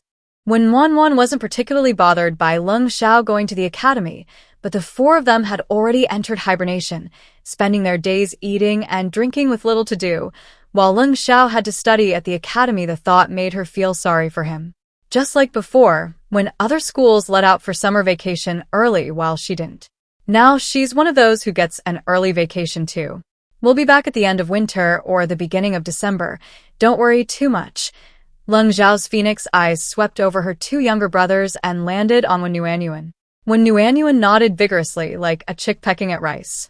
Everything was fine at home, and there was nothing to worry about. Ever since what happened with Aunt Wong, Lung Xiao had been carrying a gleaming wood-chopping knife, and she had been bringing money. Not only did no one come to beg for a carriage, but even the villagers avoided going up the mountain. No one went up the mountain from behind their house anymore. Besides her family, she hadn't seen any new faces in a long time. The three watched the carriage drive away. After entering the courtyard, Lung Yun promptly closed and bolted the gate. This was a consequence of Aunt Wong coming in directly last time without having time to hide the rabbit and pheasant. "Sister-in-law, what do you need us to do today?" Lung Chen asked. When Nuanyuan was puzzled. Wasn't it winter? What work could she possibly need to do? Nothing. There's nothing to do. She didn't need the two little ones to do anything. It was so comfortable to rest on the warm Kong, heated brick bed. Lung Chen nodded. "If there's nothing you need my brother and me to do, then I'll weave reed mats, and my brother can go gather hay." When Nuanyuan gasped, shocked. "The snow's up to our ankles, and we still have to go gather hay? It's so cold. Weren't all the villagers supposed to be huddled up on their Kong, heated brick beds? Why are weaving reed mats?" 1 second she was feeling sorry for Lung Xiao going to school, thinking how comfortable it was for them to stay home and hibernate, but the next second when Nuanyuan had completely abandoned that ridiculous and foolish idea. Such thick snow, and we still have to go out to work? No, even those staying home have to work. Lung Chen explained casually, "This is just the first snow, and it's not heavy. Cutting grass won't be affected at all. Before we raised horses, we didn't need to gather hay. We just hauled bamboo and gathered reeds. Those who stay on the Kong, heated brick bed, are people who don't know or won't learn handicrafts. I'll weave a lot this winter to sell next spring. It'll earn us quite a bit of copper coins. But these reed mats aren't for sale. My eldest brother said our family will be going on a long trip next year, and it's inconvenient to stay in the wilderness. Having some mats to put on the ground to prevent dampness or for protection is very useful. When my second brother comes back, we'll be catching rabbits in the snow. Following their tracks makes them easy to catch. We catch them every time. It's good to keep them for ourselves, even if we don't sell them." When Nuanyuan, who had been stunned into silence, was now speechless. Good heavens, they haven't rested at all. She thought hibernation meant lying indoors on the Kong doing nothing all day. Why do these three little ones still have so much work to do? Seeing that when Nuanyuan's expression was off, Lung Yun comforted her. "Sister-in-law, don't worry about us. We've always gotten through this. When the snow reaches our waists and shoulders and we really can't go out, we'll have some free time and can just do some light work." When Nuanyuan wanted to say that their work was anything but light, but thinking about how in this world, not being diligent could lead to starvation and freezing, she changed her words to, "But what if our cotton shoes get soaked in the snow? In such cold temperatures and in a place with underdeveloped medical care, what if they get frostbite? Good medicine doesn't even reach their small town." Frostbite is painful and itchy, especially after spring arrives, and it's particularly noticeable when trying to fall asleep. The itching keeps her up all night, making it impossible to sleep well. "We have an old pair of road deer leather boots. My brother and I don't need to go out at the same time. We can wear them right away so our cotton shoes won't get wet." When Nuan was silent for a moment, then sighed. "We can weave reed mats, but we won't make any other bamboo or wooden products this winter. We just need enough hay. Anyway, the two horses will find food along the way next year, so they only need to prepare some for emergencies." She had checked the hay in the cellar. It was about enough for the two horses. "Sister-in-law?" Lung Yin called out anxiously, wanting to say that hibernating now was a waste, as they didn't feel tired. "Don't worry, I think there's something I need you to do. I need a lot of food containers." I looked at bamboo tubes, and they seemed perfect. Most of their bamboo was large, about the thickness of an upper arm and calf, and the bamboo forest wasn't far from the Lung family home. When Wan thought they could cut it into sections to hold wontons, dumplings, and the like. They could take them out to eat on the road. They were delicious, filling, and thirst-quenching. Aren't wooden basins and bowls useful? It's very useful, but making wooden basins and bowls takes too much time. I need a lot. Just polish the rims of the bamboo tubes so they won't prick people. They won't spoil in the storage room and can be reused repeatedly. We can make more and store them there when we have time on the road. This was a feasible method Wen Nuanyuan had considered. She originally planned to make them next spring, but since the two little ones will be doing a lot of work in the winter, other chores can be postponed. We can prepare food first. 5 people, 3 meals a day for 4 or 5 months, that's a lot of food to prepare. No wonder during wartime, the army supplies are prepared before it moves.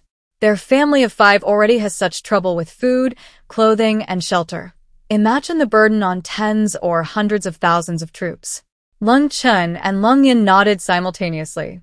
Although they didn't know why their sister-in-law made so much food in the winter, they could never have too much food, and it wouldn't spoil easily in winter. Besides, their older brother had already told them not to ask questions about what their sister-in-law asked them to do. They just had to do it. After agreeing on the plan, Lung Yun and Lung Chin took turns going out to cut bamboo and haul it back.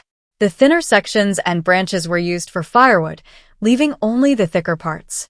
Lung Chun used a saw to cut the bamboo into tubes on a long bench in the yard, while Lung Yun picked up the scattered bamboo sections and carried them to the eaves, stacking them neatly section by section, from thickest to thinnest. The two worked quickly and in perfect coordination, their efficiency extremely high. In the kitchen, when Nuanyuan was preparing lunch, they still ate 3 meals a day, mainly because when Nuanyuan was used to 3 meals a day. Secondly, she wanted to take advantage of the hibernation to help the 3 little ones catch up in height and weight. In the past month, the 3 little ones had grown noticeably, but perhaps because of the short time and the physically demanding work, their weight gain wasn't very significant. They were still on the thin side. Also, staying home every day without cooking something delicious was quite boring. There were fewer people around at lunchtime, so she heated up some braised pork trotters, added hazel mushrooms to a small chicken dish, stir-fried some cabbage with vinegar, and made a bowl of pickled mustard greens and egg drop soup. Whenever it was time to cook, when Nuanyuan was especially glad that she hadn't been lazy back then, making several portions of cooked food and storing them in the refrigerator. She could just reheat them for each meal, and that was enough meat. She only needed to stir-fry some vegetables and make a soup. She used very little oil and salt and had a large amount left over each day. Besides, the 4 of them preferred meat, and she felt that the cooked food she made was more for them. Back then, she was clearly trying to save money and time. Sister-in-law, the pastries you ordered are back. Why are there so many bamboo tubes? Lung Tian's voice was loud. It carried into the kitchen even before he finished speaking from the yard. When Nuanyuan waited until Lung Tian entered the kitchen before asking, thick bamboo tubes for wontons and dumplings, thin ones for bamboo rice. Did you bring everything I asked you to bring? Yes, I did. Big brother remembers everything. He made sure I bought everything. It's still in the carriage. Here's some pastries. Lung Tian handed over the pastries.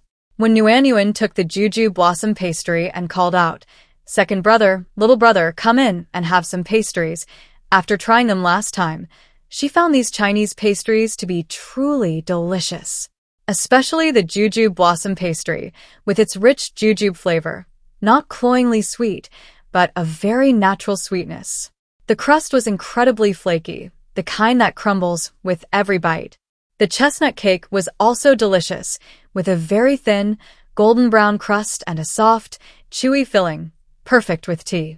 These traditional pastries were so delicious that she had given up on her plan to make money by baking pastries.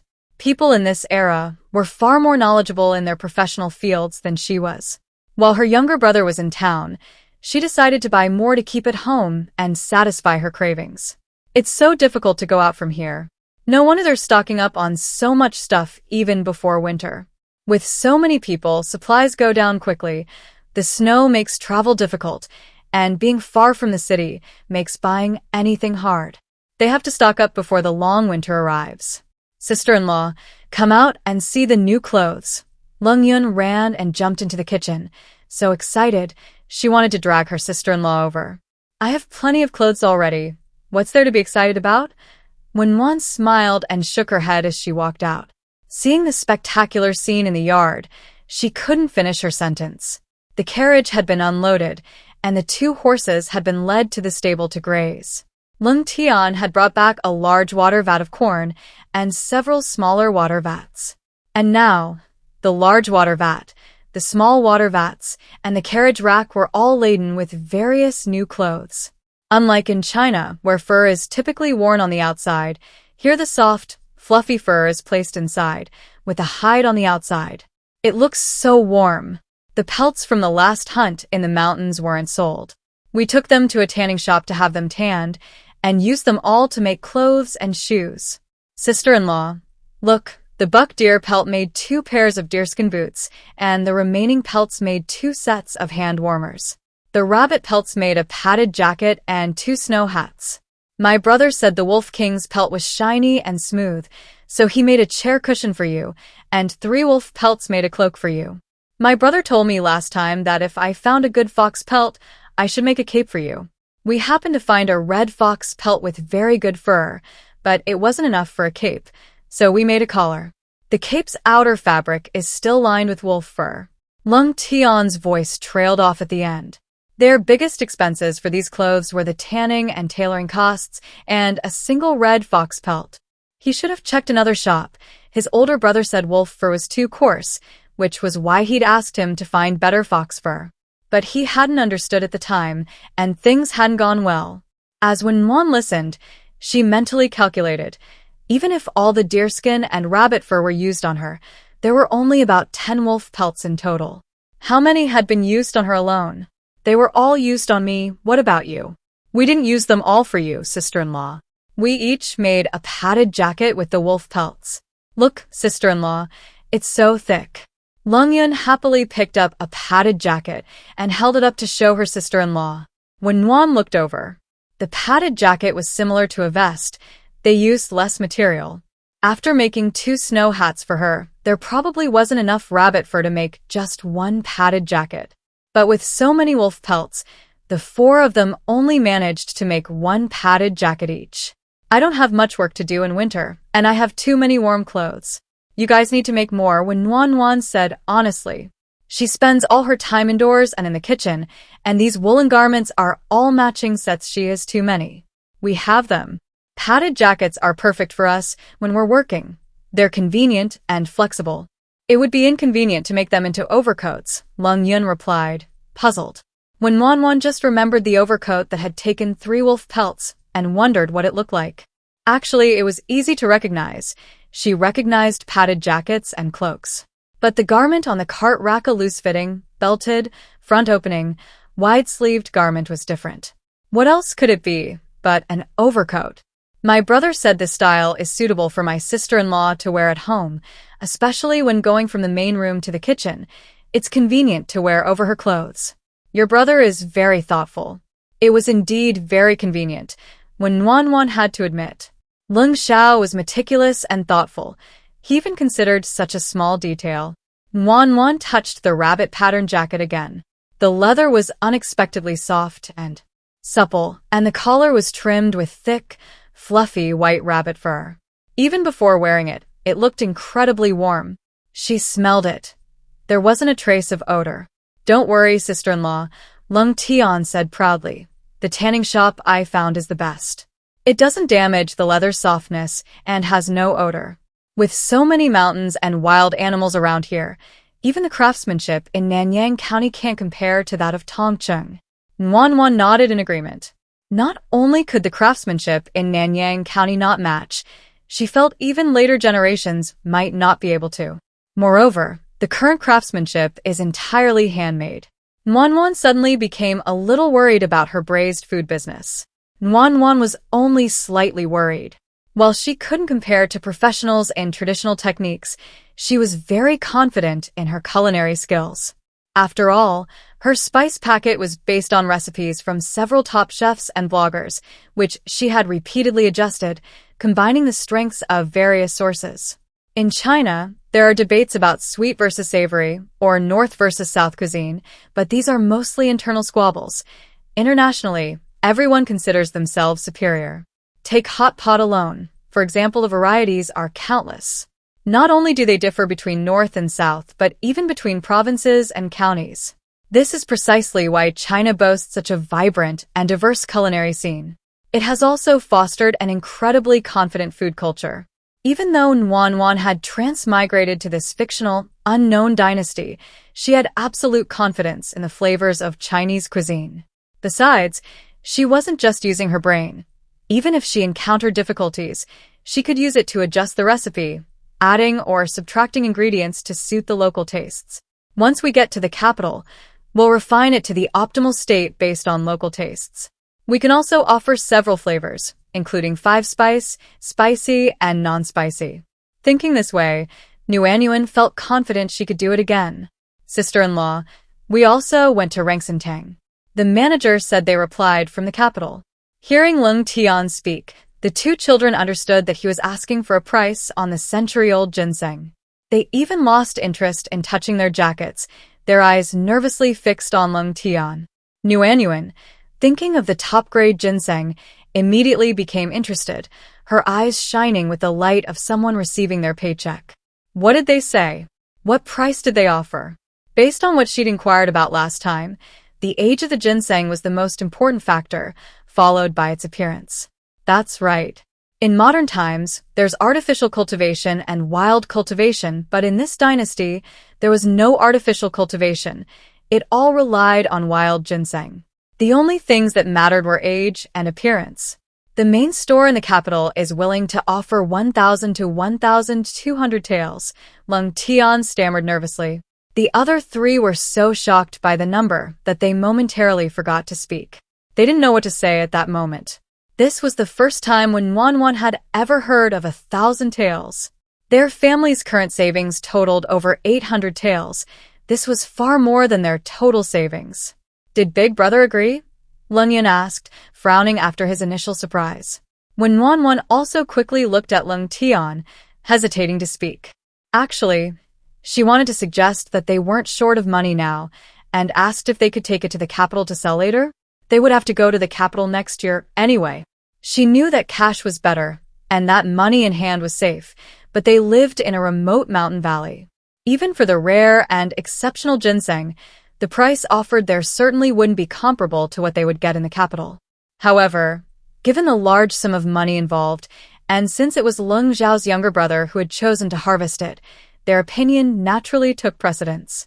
Moreover, what if there's a drought next year, reducing market demand for these top-grade tonics or causing a shortage of funds and lower prices? This involves unknown market risks, and she doesn't understand the market demand and patterns here, so it's best not to rashly offer advice. When Nuan looked at Lung Tian, waiting for his answer, Lung Tian's honest face showed confusion. My brother and the shopkeeper said the price is fair, but we'll be going to the capital, so we won't trouble the shopkeeper. The three listeners simultaneously breathed a sigh of relief. Seeing their different reactions compared to him, Lung Tian was even more puzzled and hurriedly asked, "Why aren't you worried?" "I was so anxious. I don't understand why. Even though my brother said the shopkeeper's price was fair, he still wanted to take it to the capital to sell it. The price was definitely high, but after listening to his brother's analysis of the situation and explanations of local customs over the years, he understood that the price in the capital would be different from what they got in their small Tongcheng, perhaps even significantly different. He just didn't understand why, if his brother had clearly stated the price was fair, he still wanted to take it to the capital. Wouldn't it be more reassuring to sell it sooner and get the money? Your brother was just being polite. He couldn't just tell the shopkeeper his price was too low, could he? Just don't take it seriously, when Nuan said, finding her younger brother even more naive than she was. When people told her they'd meet up again or invite her to dinner next time, she could tell if it was just polite talk. Usually, everyone understood and would just smile and let it go. However, her younger brother is still young, and someone his age might not be able to discern or understand what she was saying. My elder brother mentioned going to the capital. The shopkeeper will probably consult again, and the head office will send a price quote based on the market rates in the capital next time. It might not be just one price. They might give the shopkeeper several prices, see our reaction, and then raise them. They have a budget, and they also want to gauge our budget. My elder brother told me that before, when there were good medicinal herbs that couldn't be purchased at the unified price, that's how pharmacies set their prices. I feel like it will be the same this time. Lung Yun finished speaking and smiled shyly. He was quite embarrassed.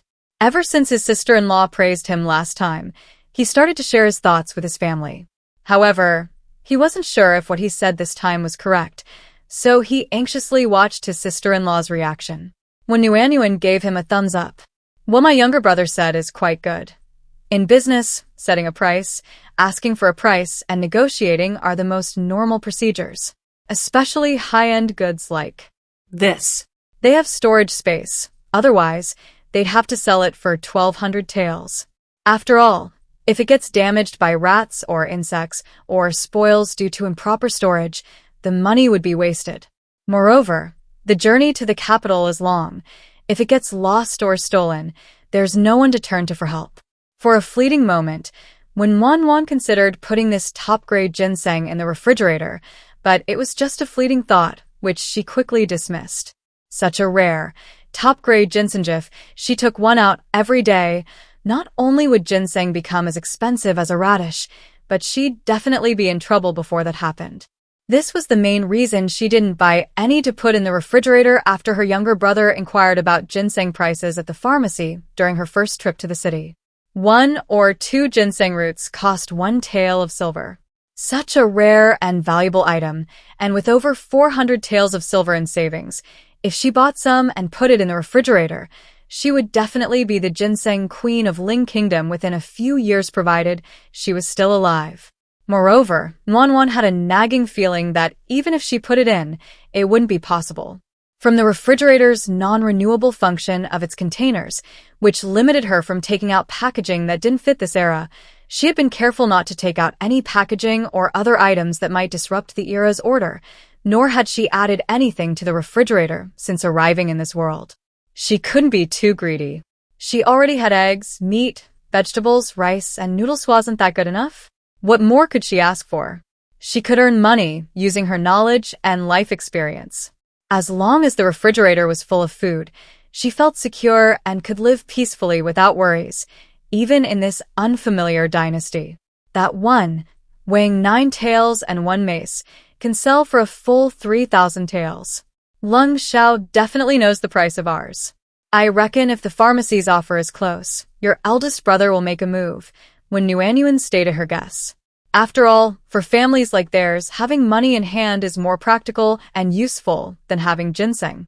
Lung Chun and Lung Yin nodded. Lung Tian, 3 years older than them, was still somewhat confused, asking questions as if he didn't understand. Isn't eldest brother planning to take it to the capital to sell it again? When Nuanyuan patiently explained, it's a process of mutual bargaining. That's how business works. Unless the negotiations break down, who wouldn't want the money in their pocket as soon as possible? Lung Tian understood. He was always looking for the money in his pocket as early as possible. Having been poor since childhood, even if he knew it could sell for more, he would probably sell it for 1,200 taels directly, not daring to risk the money. He didn't have his eldest brother's meticulous thinking and scheming. Now it seems his sister-in-law and 2 younger brothers have a more profound understanding than he does. Lung Tian thought with some frustration, I'm already the ugliest of the 5. Why am I also the dumbest? But then he thought, although I'm ugly and have poor comprehension, I'm strong. What else is there to complain about? After learning the price of the top-grade ginseng, the 4 of them were happy and satisfied. Regardless of whether they could raise the price, the current offer was more than enough for them. They worked with boundless enthusiasm. The 3 little ones divided the work even more meticulously. Lung Tian chopped bamboo and hauled it back, Lung Yin sawed and arranged it, and Lung Qin polished it. In just 3 days, they had already made over 100. When Nuanyuan repeatedly said it was enough, they wouldn't have room for any more. Her initial plan was to store meat buns, vegetable buns, steamed buns, and mantu, steamed bread, in the first section of the upper shelf of the storage room, the second section for pastries, hand-pulled pancakes and egg pancakes, the third section for dumplings, wontons, and tea eggs in bamboo tubes, the fourth section for cooked food, milk, and fruit supplied by the refrigerator, and the fifth section for fresh vegetables and meat supplied daily by the refrigerator for the journey. The cooked food in the fourth section could be heated up and eaten when there was time to make a fire on the road, while the fifth section would be stored for consumption after settling down in the capital. When there was no time or it was not suitable to make a fire, the food prepared in advance would be eaten. Sister-in-law, what are you talking about? Lung Tian, hearing Wen Nuanyuan muttering to herself, leaned over and asked, I'm calculating how much food we need to prepare for the journey. Have you figured it out?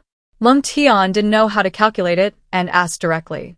Assuming 3 buns per person per meal, that's 9 a day. Over 4 months, 120 days, that's 1080 buns. Rounding it up to 1,000, Lung Tian was stunned. He quickly calculated the rest. 1,000 buns per person, 5,000 buns for 5 people. Would they need that much food for the whole trip? He stammered. Sister-in-law, is there enough food for us? Those who have experienced hunger have a particularly vivid memory of it and a deep sense of helplessness regarding the hardships of having no money or rice. Hearing Wen Nuanyuan's precise calculation, Lung Tian, who had been eating well for the past month, was once again overwhelmed by the helplessness he felt regarding food scarcity. Don't worry, I've calculated it's enough. We used quite a bit of flour this month, and I estimate we have about 80 or 90 jin left. That's enough to make over 900 large steamed buns. We barely ate any grains. We stored about half a basin of each kind millet, red beans, mung beans, soybeans, sweet potatoes, etc. Aside from the meat we gave to Master Qin and the meat we used to exchange for cotton, we saved most of it. We ate rice a lot, so there's very little left.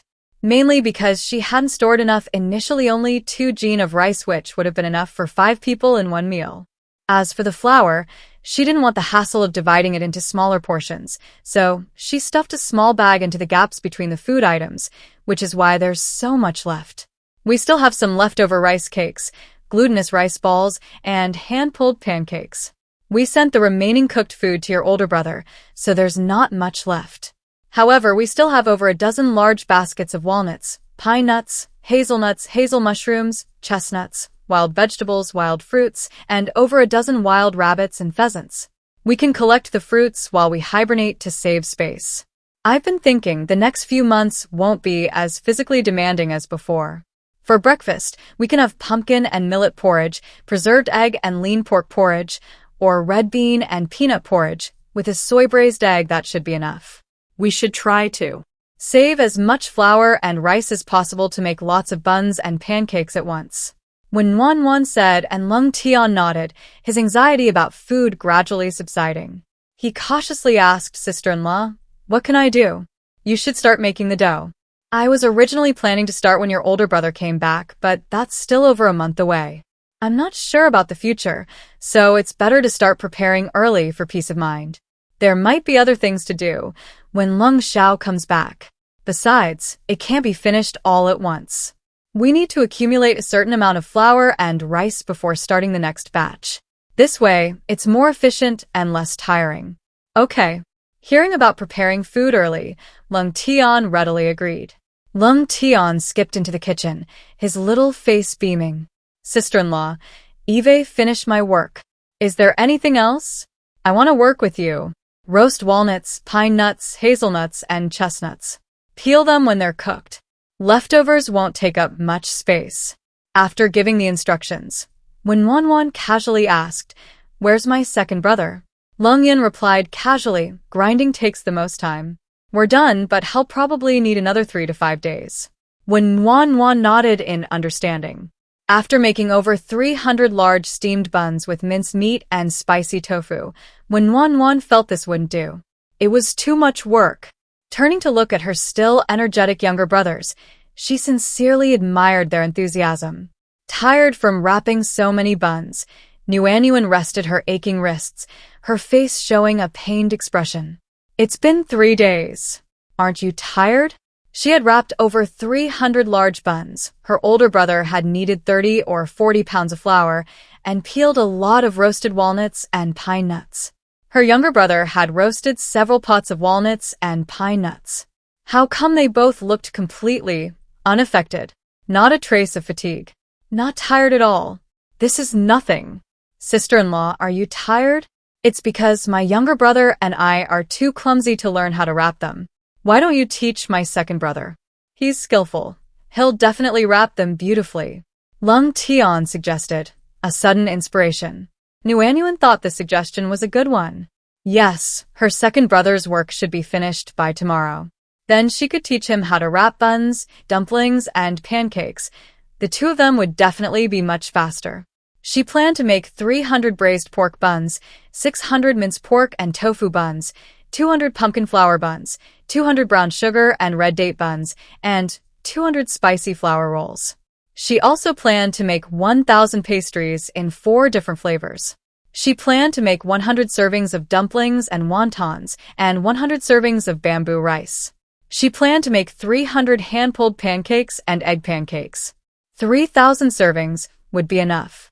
The dumplings, wontons, and bamboo rice were plentiful. 1 serving would be enough for a meal.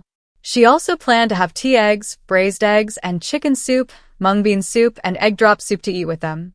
Besides, she had a constant supply of buns, dumplings, wontons, shumai, cooked beef, cooked food, and fruit in the refrigerator every day during the trip. It wasn't just enough. It was an incredibly abundant feast for her. Without leaving home, she made over 300 minced meat and tofu buns, over 200 braised pork buns, and 100 each of spicy, flaky, sesame, and osmanthus-flavored pastries. She also shelled several pots of walnuts and pine nuts and simmered 2 small vats of chicken soup and 2 small vats of mung bean soup. Then, when Nuan insisted on going with everyone to deliver food to Lung Xiao, she hadn't smelled the fresh air outside in a long time, nor had she seen any new faces. She wanted to go out. She wanted to go out for a stroll, eat and drink, and have some fun even without food and fun. Getting some fresh air would be good. According to the 3 little ones' schedule, if it weren't for the shortage of raw materials, they could probably exceed their target within a month. The 3 of them had the potential to be workaholics. When Nuan, however, wouldn't do that. Even if she had to work elsewhere, she wanted to be a slacker, not someone who would work herself to death before even starting. Sister-in-law, it's so cold outside. Are you really going to come along? Lung Tian asked worriedly. They'd been cozy and warm in the kitchen these past few days, cooking. Their sister-in-law, forgoing her comfortable life, braved the cold to bring food to their older brother. She was so good to him. Yes, I definitely will. Nuan's eyes were firm, her answer leaving no room for doubt. Sister-in-law, the 2 little ones timidly approached, their faces showing even more reluctance than when they said goodbye to Lung Xiao last time. Nuan slapped her forehead. How could she be so selfish? She only thought of getting some fresh air for herself. She should have thought of the 2 little ones too. She and her younger brother had both gone out. How could they not be bored at home? Do you 2 want to go out? I'll take you to the city to shop. Gauze, pastries, tinder. There were quite a few things to buy. Taking them to the city would be a good idea. If they saw any candied hawthorns, she could buy them some. Thinking of candied hawthorns, Nuan remembered the hawthorns they had picked. The main dishes were almost ready. She could make some snacks when they got back. Hearing Nuanyuan mention shopping, the 2 little ones were clearly delighted. But sister-in-law is going to see big brother. If she takes us shopping, won't we have less time with him? It's all right. We can't stay at the academy long anyway. She'll just bring us food and then leave. Besides, she mainly wanted to go out and look around. What's so interesting about the academy? Having spent over a decade in school and taken countless exams, Nuanyuan knew perfectly well that her principle was to avoid going if possible, and to go as little as possible. Hearing it wouldn't affect anything, the 2 little ones nodded happily. Being with their sister-in-law was the best good food, sights to see in the city, and they could even see their big brother. This time there's a carriage, so we don't have to walk. Dress warmly. It'll be even colder sitting still in the carriage, Nuanyuan advised. She used to think that the Jiangnan region was damp and cold, and no matter how many clothes she wore, the cold and chill would still seep in. Now, being in the north, she found the dry cold wasn't much better. It was still bone-chillingly cold. Fortunately, as long as she wore enough layers, it would be fine. She wore 3 layers, plus a cloak on top, and finally felt a little better. The 3 little ones were only wearing undershirts and cotton padded coats, and she felt cold for them. Not cold. The weather this year is so strange. It's almost mid-October, and we've only had a light snowfall, then it cleared up early again. Lung Yun said nonchalantly. It's only October, not even the 11th lunar month yet. The 12th lunar month is the coldest, and her sister-in-law is already so sensitive to the cold. Despite being so sensitive to the cold, her sister-in-law insisted on bringing food and clothing to her eldest brother. She was so kind. When Nuanyuan was worried, how about adding a cotton-padded jacket or a wolfskin jacket? There's a kind of cold that only your sister-in-law feels.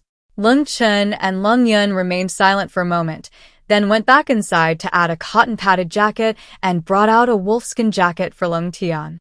Lung Tian was driving, and the wind was strong.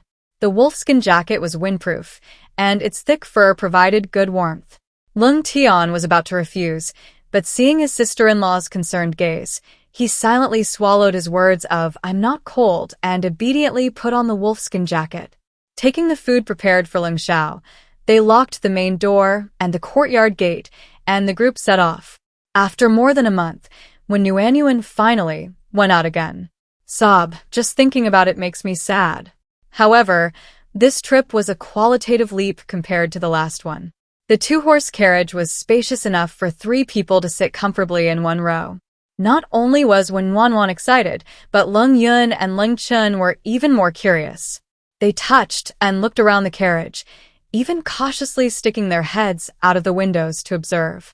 Their initial excitement was quickly followed by waves of nausea and vomiting, ending after they stood by the roadside to vomit. They were utterly carsick. Carriages can cause motion sickness too. Yeah, there's practically no shock absorption. How can you not get carsick with all that bouncing? When Wanwan muttered softly, "Lung Yun, what a waste of those thin-skinned, generously filled meat buns we ate this morning. Lung Chen, we need to find a way to make the carriage ride less bumpy. Next year's journey will be even longer. The whole family needs to be comfortable." After rinsing their mouths with water from their water pouches, the 4 of them set off again. This time, the 3 were much better behaved, sitting properly in the carriage, not looking out the window or touching anything. Ling Kingdom valued the imperial examination system and promoted education. Officials were selected through the examinations, and scholars from humble backgrounds could rise through social classes. The descendants of officials and high-ranking officials maintained their families' prosperity through the examinations. Therefore, scholars in Ling Kingdom were enthusiastic about orthodox learning, and many academies were established throughout the country, teaching and lecturing. These academies flourished. Tongcheng was small and remote, lacking official schools. Although there were private schools in various places, they were not influential. For over 10 years, not a single person had passed the provincial examination, let alone passed the imperial examination. However, a few years ago, the old Master Qin retired and returned to his hometown to teach at Tianhong Academy. He took Lung Xiao as a student, and in the first half of the year's county examination, Lung Xiao topped the list, becoming the Jiyuan top scholar, greatly enhancing the reputation of Tianhong Academy and giving the Tongcheng magistrate hope. Jiyuan when Nuanyuan knew that there was a very famous Jiyuan in her hometown, Tang. She wasn't surprised at all that Lung Xiao was a top scholar in the provincial examination. She used to think it was just a standard feature of leading men, but after meeting Lung Xiao, she realized he was worthy of anything, from achieving the highest honors in the imperial examinations to becoming the top scholar. What couldn't such a clever, almost supernatural young man do? He would shine in any field. "Sister-in-law, I'll go find the gatekeeper to inform him." "You wait here at the carriage," Lung Tian said with some concern, looking at the 3 of them, whose eyes were moist from vomiting several times. It didn't matter much to his 2 younger brothers. Boys should be toughened up. But his sister-in-law was different. She had suffered a lot coming to see her elder brother, and he needed to talk to her about it later. He couldn't let her down. Lung Tian waited a short while outside the academy gate before Lung Zhao's tall, slender figure appeared. Unlike the usual quiet, this time it was quite lively. Lung Tian curiously peeked out and saw that his elder brother had been followed by more than 10 people. They seemed to be his brother's classmates. Lung Tian respectfully bowed and greeted them. "Greetings, brothers. Only a few of the dozen or so people returned the greeting. The rest wore smiles, but the smiles didn't reach their eyes. Lung Tian's eyelids drooped. He understood perfectly well what was going on. Your sister-in-law is here too? Lung Zhao's expression remained as calm and composed as ever, revealing no emotion. Only the slight upward inflection at the end of his words hinted at a hint of hidden joy. Brother Lung, you have a beautiful wife. You've kept it well hidden. We couldn't have a drink at your wedding, but surely we can catch a glimpse of your wife's beauty? Wang Shijin, holding a folding fan, spoke with a beaming smile. Brother Wang's words are quite elegant, another person quickly added. This remark drew a burst of laughter from those behind. Who in the academy didn't know Lung Zhao's family was poor? He had a sick mother and 3 younger brothers to support. Even in such poverty, he still insisted on attending the academy. Wouldn't it have been better to use that extra money to buy rice and flour to eat? And not only did he study, but he also topped the county examination, becoming the provincial champion. Now, Wang Shijin, the magistrate's son, couldn't stand it any longer. Hearing his father praise Lung Zhao's hard work and ambition every day had already fueled his resentment. Unable to vent his anger on his father, he naturally turned it on Lung Zhao. Everyone knew that Lung Zhao's marriage was for good luck. What good woman could the impoverished Lung family possibly find? Nothing more than an even poorer village girl. In the end, he didn't get the expected good luck and ended up with a crude and ignorant village woman. It was understandable that Lung Zhao didn't want anyone to see her and kept quiet about it. As soon as Wang Shijin uttered the words beautiful wife and fair face, everyone present immediately burst into knowing laughter. A few of those who had previously responded to Lung Zhao felt it was unfair and straightened their expressions, tugging at their classmates who had laughed. Those who were reminded stopped laughing somewhat, but most were unconcerned. Compared to Lung Zhao, the top scholar in the provincial examination, Wang Shijin, the magistrate's son, could obviously bring them more tangible immediate benefits. Lung Zhao, standing at the front, momentarily turned cold, but quickly regained his composure, as if he hadn't been angry at all. Lung Tian keenly sensed that his elder brother was angry, and quite obviously so, but when he looked up, he saw that his brother was acting as usual. Lung Tian pursed his lips, belatedly realizing his mistake. He shouldn't have let the doorman inform his elder brother and sister-in-law that they had arrived. He had only wanted to make his brother happy, without considering the difficult situation his brother faced at the academy. With his head down, Lung Tian said softly, Brother, I was wrong. After a long silence, a soft sigh came from above. Lead the way. When Nuanyuan, who had vomited several times on the way, even bringing up bile, had nothing left to vomit, yet her stomach still churned uncomfortably. She vomited a few more times, but there was nothing left to vomit. After rinsing her mouth, she barely managed to suppress the discomfort. Pale-faced, with red eyes and moist lips, when Nuanyuan heard her younger brother call out that Lung Zhao had arrived and hurriedly ran out from the back of the carriage. Upon reaching the front of the carriage, when Nuanyuan froze, staring at the dense crowd. Then she was completely enveloped by a tall figure. When Nuanyuan huddled in front of the figure, thinking that although she hadn't seen many new faces in a long time, there were just too many. And was this Lung Zhao's classmate? Oh no! When Nuanyuan suddenly realized that she couldn't even comb her hair properly. She had barely managed to tie it up when she left home, and after the journey in the carriage, it was probably a mess. While when Nuanyuan was stunned, the dozen or so people on the other side were also completely taken aback. The woman I'd just glimpsed had skin that was soft and delicate, with a subtle, luminous glow. Her long, soft, black hair was loosely pulled up high, a few strands falling beside her fair, rosy cheeks, making her hair appear even blacker and her skin even whiter, the real reason being that she didn't know how to style her hair. Her slightly reddened autumn eyes shimmered, with tears the result of constant vomiting. Her nose was pert and delicate, her lips moist again, from vomiting. Her whole being exuded a gentle, radiant beauty. A rustic countrywoman? Uncultured and ignorant? Who said that? They'd be the first to deny it. Lung Zhao, using his height advantage, had already completely shielded the petite woman, asking softly, "It's cold. Why did you come out?" Seeing herself hidden, when Wan breathed a sigh of relief. "I came to see you. I didn't expect so many of your classmates to come along. If I had known beforehand, I could have tidied myself up so you wouldn't look bad." After all, she was now known as Leng Zhao's wife. It wouldn't be right if she couldn't even style her hair properly. "No need, it's fine." Leng Zhao's cold expression softened, and he subtly moved closer to the woman in his arms. Seeing how well Leng Zhao had shielded her, when Wan guessed that while the separation of men and women wasn't strictly enforced in this era, it wasn't as progressive as in the Tang dynasty, so some concealment was still necessary. When Wan instinctively snuggled even closer into Leng Zhao's arms, following local customs. Besides, her disheveled appearance after vomiting several times was indeed unsightly. The way the girl in his arms snuggled closer warmed Leng Zhao's usually impassive, icy expression. He asked gently, "Want to go to the city again later? I'll ask the teacher for leave and go with you." When Wan wasn't particularly enthusiastic about Leng Zhao going with her. The main reason was that it was only a 20-minute drive from the city to the academy. If Leng Zhao went with her, he'd have to be taken back to the academy first, adding at least half an hour to the journey home.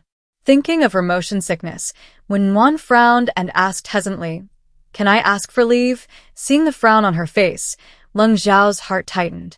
He explained softly, "Yes, the manager of Rengsentang just sent word that the head office in the capital has replied again, asking if we can discuss it in detail." When Wan looked up in surprise, her bright, watery eyes sparkling. "Great. Let's go together." Rengsentang, the head office in the capital, that meant they'd definitely be discussing the price of top-grade ginseng. I wonder how much more tails it will add. Leng Zhao's worries subsided. He went along. As long as she was happy, that was enough. "I wonder if my younger brother, Wang Shijin, would have the honor of inviting brother Leng and sister-in-law to a gathering at Qinghuan Pavilion in the city." "Wang Shijin? Isn't that the son of the Tongqing County Magistrate? The shield she used when those lone sharks came. He's someone whose fate is just as tragic as hers. It's one thing for him to make things difficult for her and mock Leng Zhao, but why is he coming along now? If you ask me, young man, aside from not being as smart as Leng Zhao, not being as handsome, and not being as tall, none of that matters, because you have a county magistrate father. And you haven't committed any crimes and been demoted. You don't have a sick mother or a young brother, and you haven't suffered any hardships or struggles to make ends meet. You've grown up with such a smooth life, practically able to do whatever you want in Tongqing. What more could you ask for? Why do you always pick on the male lead? Wouldn't it be better to broaden your horizons and be more magnanimous?" Without time to deal with the reckless Wang Shijin, when Yuanyuan looked up at Leng Zhao, hesitatingly asking, "Should I wear a veil?" Was her appearance too conspicuous in this small town? No need. They're the ones who lack manners. It's because he's currently powerless that they dare to be so presumptuous. One day, he will surely wield immense power. He will make these people, everyone, afraid to look her in the eye, afraid to covet her. Unseen by Wen Yuanyuan, Leng Zhao's phoenix eyes grew colder and colder, a murderous intent rising within them. "Greetings, madam. I am Wang Shijin, son of the magistrate of Tongqing County." Wang Shijin stepped forward, cleared his throat, and deliberately raised his voice so everyone present could hear him clearly. This tactic had always worked in his family and throughout the vast city of Tongqing. Apart from the maids serving his father, even the maids in his mother's room, though aware of the impropriety, were often persuaded by his mother's half-hearted approval. Following him meant becoming half-masters. Not only would they not have to serve others, but they would also have 1 or 2 servants. Those maids weren't stupid. They naturally calculated for their future. Leng Zhao's young wife, in terms of both appearance and figure, was the best he had ever seen in his life, so good that he could disregard her married status and take her into his household. When Yuanyuan, blocked by Leng Zhao, rolled her eyes to the heavens, she inwardly scoffed. This is truly wielding the little power he has in the family to the fullest. Throughout history, it's all the same. She was simply too naive and shallow. What is he thinking? His father is a county magistrate. What's the use of letting us know? It's not like we'll get a discount on purchases. He should be talking to the merchants. Having a county magistrate as a father and not knowing how to use it, what a waste of his age. When Wanwan whispered her thoughts to Leng Xiao, expecting no response, but she felt the coldness emanating from him dissipate considerably. Seeing Leng Xiao's tall, imposing figure completely blocking the view of the delicate woman, Wang Shijin's anger flared up. At home, his father constantly compared him to Leng Xiao, and at the academy, he heard the old Master Qin, returning from the capital, stroking his beard and praising Leng Xiao daily. Having always had a smooth and successful life, he had never felt so frustrated. He had originally thought he could lead all his classmates to laugh at Leng Xiao today, but now, instead of Leng Xiao becoming a laughingstock, he was the laughingstock. No, he had to turn the tables. This was his specialty. He could easily bribe the pretty wives among the servants of the prince's mansion. I came in a hurry today and didn't bring much silver, only 20 taels. However, I can still treat everyone here to a simple meal at Qinghuan Pavilion in the city. Would you do me the honor of joining me, madam? I will certainly entertain you properly. 20 taels was enough for an average farming family of 8 to live on for a year. Qinghuan Pavilion, located on the most bustling street in Tongcheng, was the city's largest and most expensive restaurant. Even those who hadn't eaten there had at least heard of it and longed to go. Those who had previously echoed Wang Shijin's sentiments burst into laughter and agreement upon hearing this. At this point, most of those present understood that Wang Shijin's true intentions lay elsewhere. Some were eager for a good show, while others disapproved of this unhealthy trend. Wang Shijin had utterly corrupted the integrity of scholars. No wonder he was disliked by Master Qin. Other scholars might tolerate such behavior out of respect for the county magistrate, but Master Qin, who had returned from the capital, wouldn't. However, Wang Shijin attributed this dislike to Leng Xiao. Now, with such blatant and frivolous provocation, everyone knew he was using this opportunity to embarrass Leng Xiao. A concerned person wanted to step forward to help, but was gently pulled back by someone nearby and secretly shook their head. They immediately understood. The county magistrate was a local official. Offending Wang Shijin meant he could still control their territory. Moreover, the matter depended on Leng Xiao's wife's attitude. If she had already succumbed to temptation and greed, even if they stopped him today, Wang Shijin would still succeed in the future. They had ended up needlessly offending someone. Leng Xiao's rough hand, hanging by his side, subtly tightened. Something's not right. The small murmur of the girl in his arms drew his full attention. When Nuanyuan was truly puzzled. This plot wasn't right. What Wang Shijin said earlier sounded familiar, and she thought he might start things like that with everyone. But weren't those words directed at one of Leng Xiao's female leads? How did they suddenly become her? This is just the prelude, not even the main story yet. How did the plot develop so quickly? And why did it have to be directed at her? What's wrong? Too close to see her full emotions, Leng Xiao ignored the noise outside, a sense of unease rising within him. He asked Xiao Yi. When Wanwan couldn't very well say the plot was wrong, could she? She had no idea either, but right now the priority was to prevent her younger brothers from fighting, especially in front of others. Younger brother, come back. When Wanwan called out, stopping them. How many things couldn't be resolved privately? Just look at Leng Xiao. So cold, he was practically freezing, yet he hadn't made a move. That's enough to tell. And Leng Qian, who had been standing by her side, fists clenched but not yet attacking. Wasn't he even angrier than the two of them? These two probably wanted to tear Wang Shijin to pieces, but their faces, aside from being a little cold, showed no other emotion. That's the demeanor of someone who does great things. Otherwise, if Wang Shijin ever broke an arm, became lame, or injured his head or eye, the whole of Tongcheng would guess it was you who did it. Leng Tian and Leng Yun returned dejectedly, like geese defeated before the battle even began. Sister-in-law, don't be afraid. I can beat him. Me too. I can take on both of them by myself. I'll beat his own parents so badly they won't recognize him. You're just kids. It's such a small thing. Is it necessary to fight? When Nuanyuan scolded softly, then secretly smugly added, let your sister-in-law handle this. You can all see and learn something. Wang Shijin was just trying to get a verbal advantage, and she was never afraid to argue. With the four of them there, the other side wouldn't dare to make a move. She'd put on a good show and see how she infuriated Wang Shijin, guaranteeing he'd give up those messy, inappropriate thoughts and never dare to mess with her again. The others present only heard when Nuanyuan called back her two younger brothers and scold them. Isn't this blatant flirting? The people who had been laughing and joking earlier cheered even louder. Those who were about to step forward, and those trying to recruit others shook their heads and sighed. Wang Shijin's chubby, greasy face broke into a smile. He smugly surveyed everyone present, closed his folding fan, tapped his left palm lightly, swaggered forward, coughed twice to clear his throat, and loudly proclaimed, "This humble student, Wang Shijin, greets you." When Nuanyuan clearly sensed the man's gloomy and cold demeanor, she patted his arm reassuringly and strode confidently past Leng Xiao. Just as she was about to speak, the sight of Wang Shijin's thick, greasy face was like seeing a piece of pork.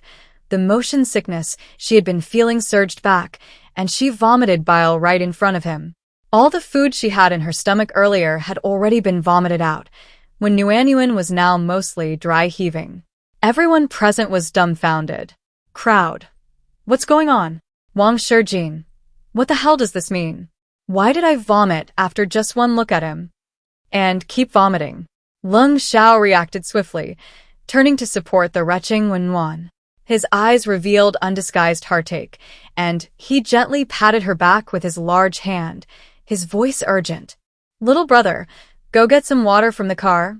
Wenwan felt much better from the clean scent emanating from Leng Xiao. She had felt better earlier because of Leng Xiao's clean smell.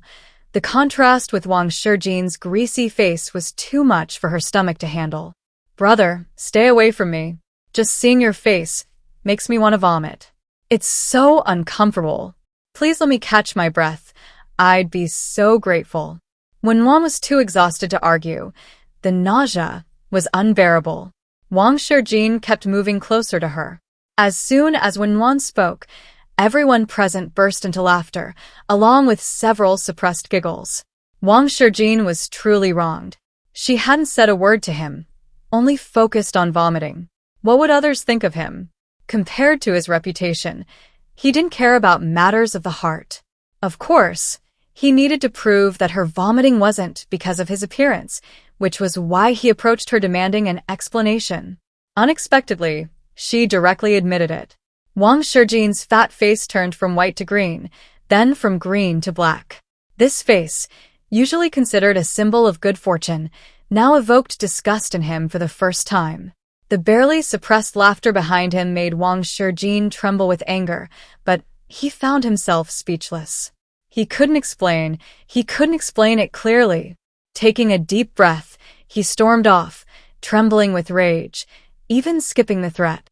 What threat could he possibly make when someone was vomiting like that? What threat could he possibly make? Was she supposed to vomit in front of him a few more times? Let her classmates laugh at her a few more times? Wang Shijin felt like fleeing Tongcheng that very night, carrying his carriage. After seeing Wang Shijin leave, his face contorted with rage, a group of people stepped forward, bowing and saying, "Sister-in-law, your integrity is truly admirable." Not only was she unmoved by money and power, but she also disregarded the image a woman values most, vomiting wave after wave in front of Wang Shijin. She both extinguished Wang Shijin's ulterior motives towards her and cleverly humiliated him. When Nuanyuan was bewildered. Integrity? What integrity? She hadn't even started to argue. How is it over already? Leng Tian and Leng Yin also stepped forward hesitantly, looking extremely troubled.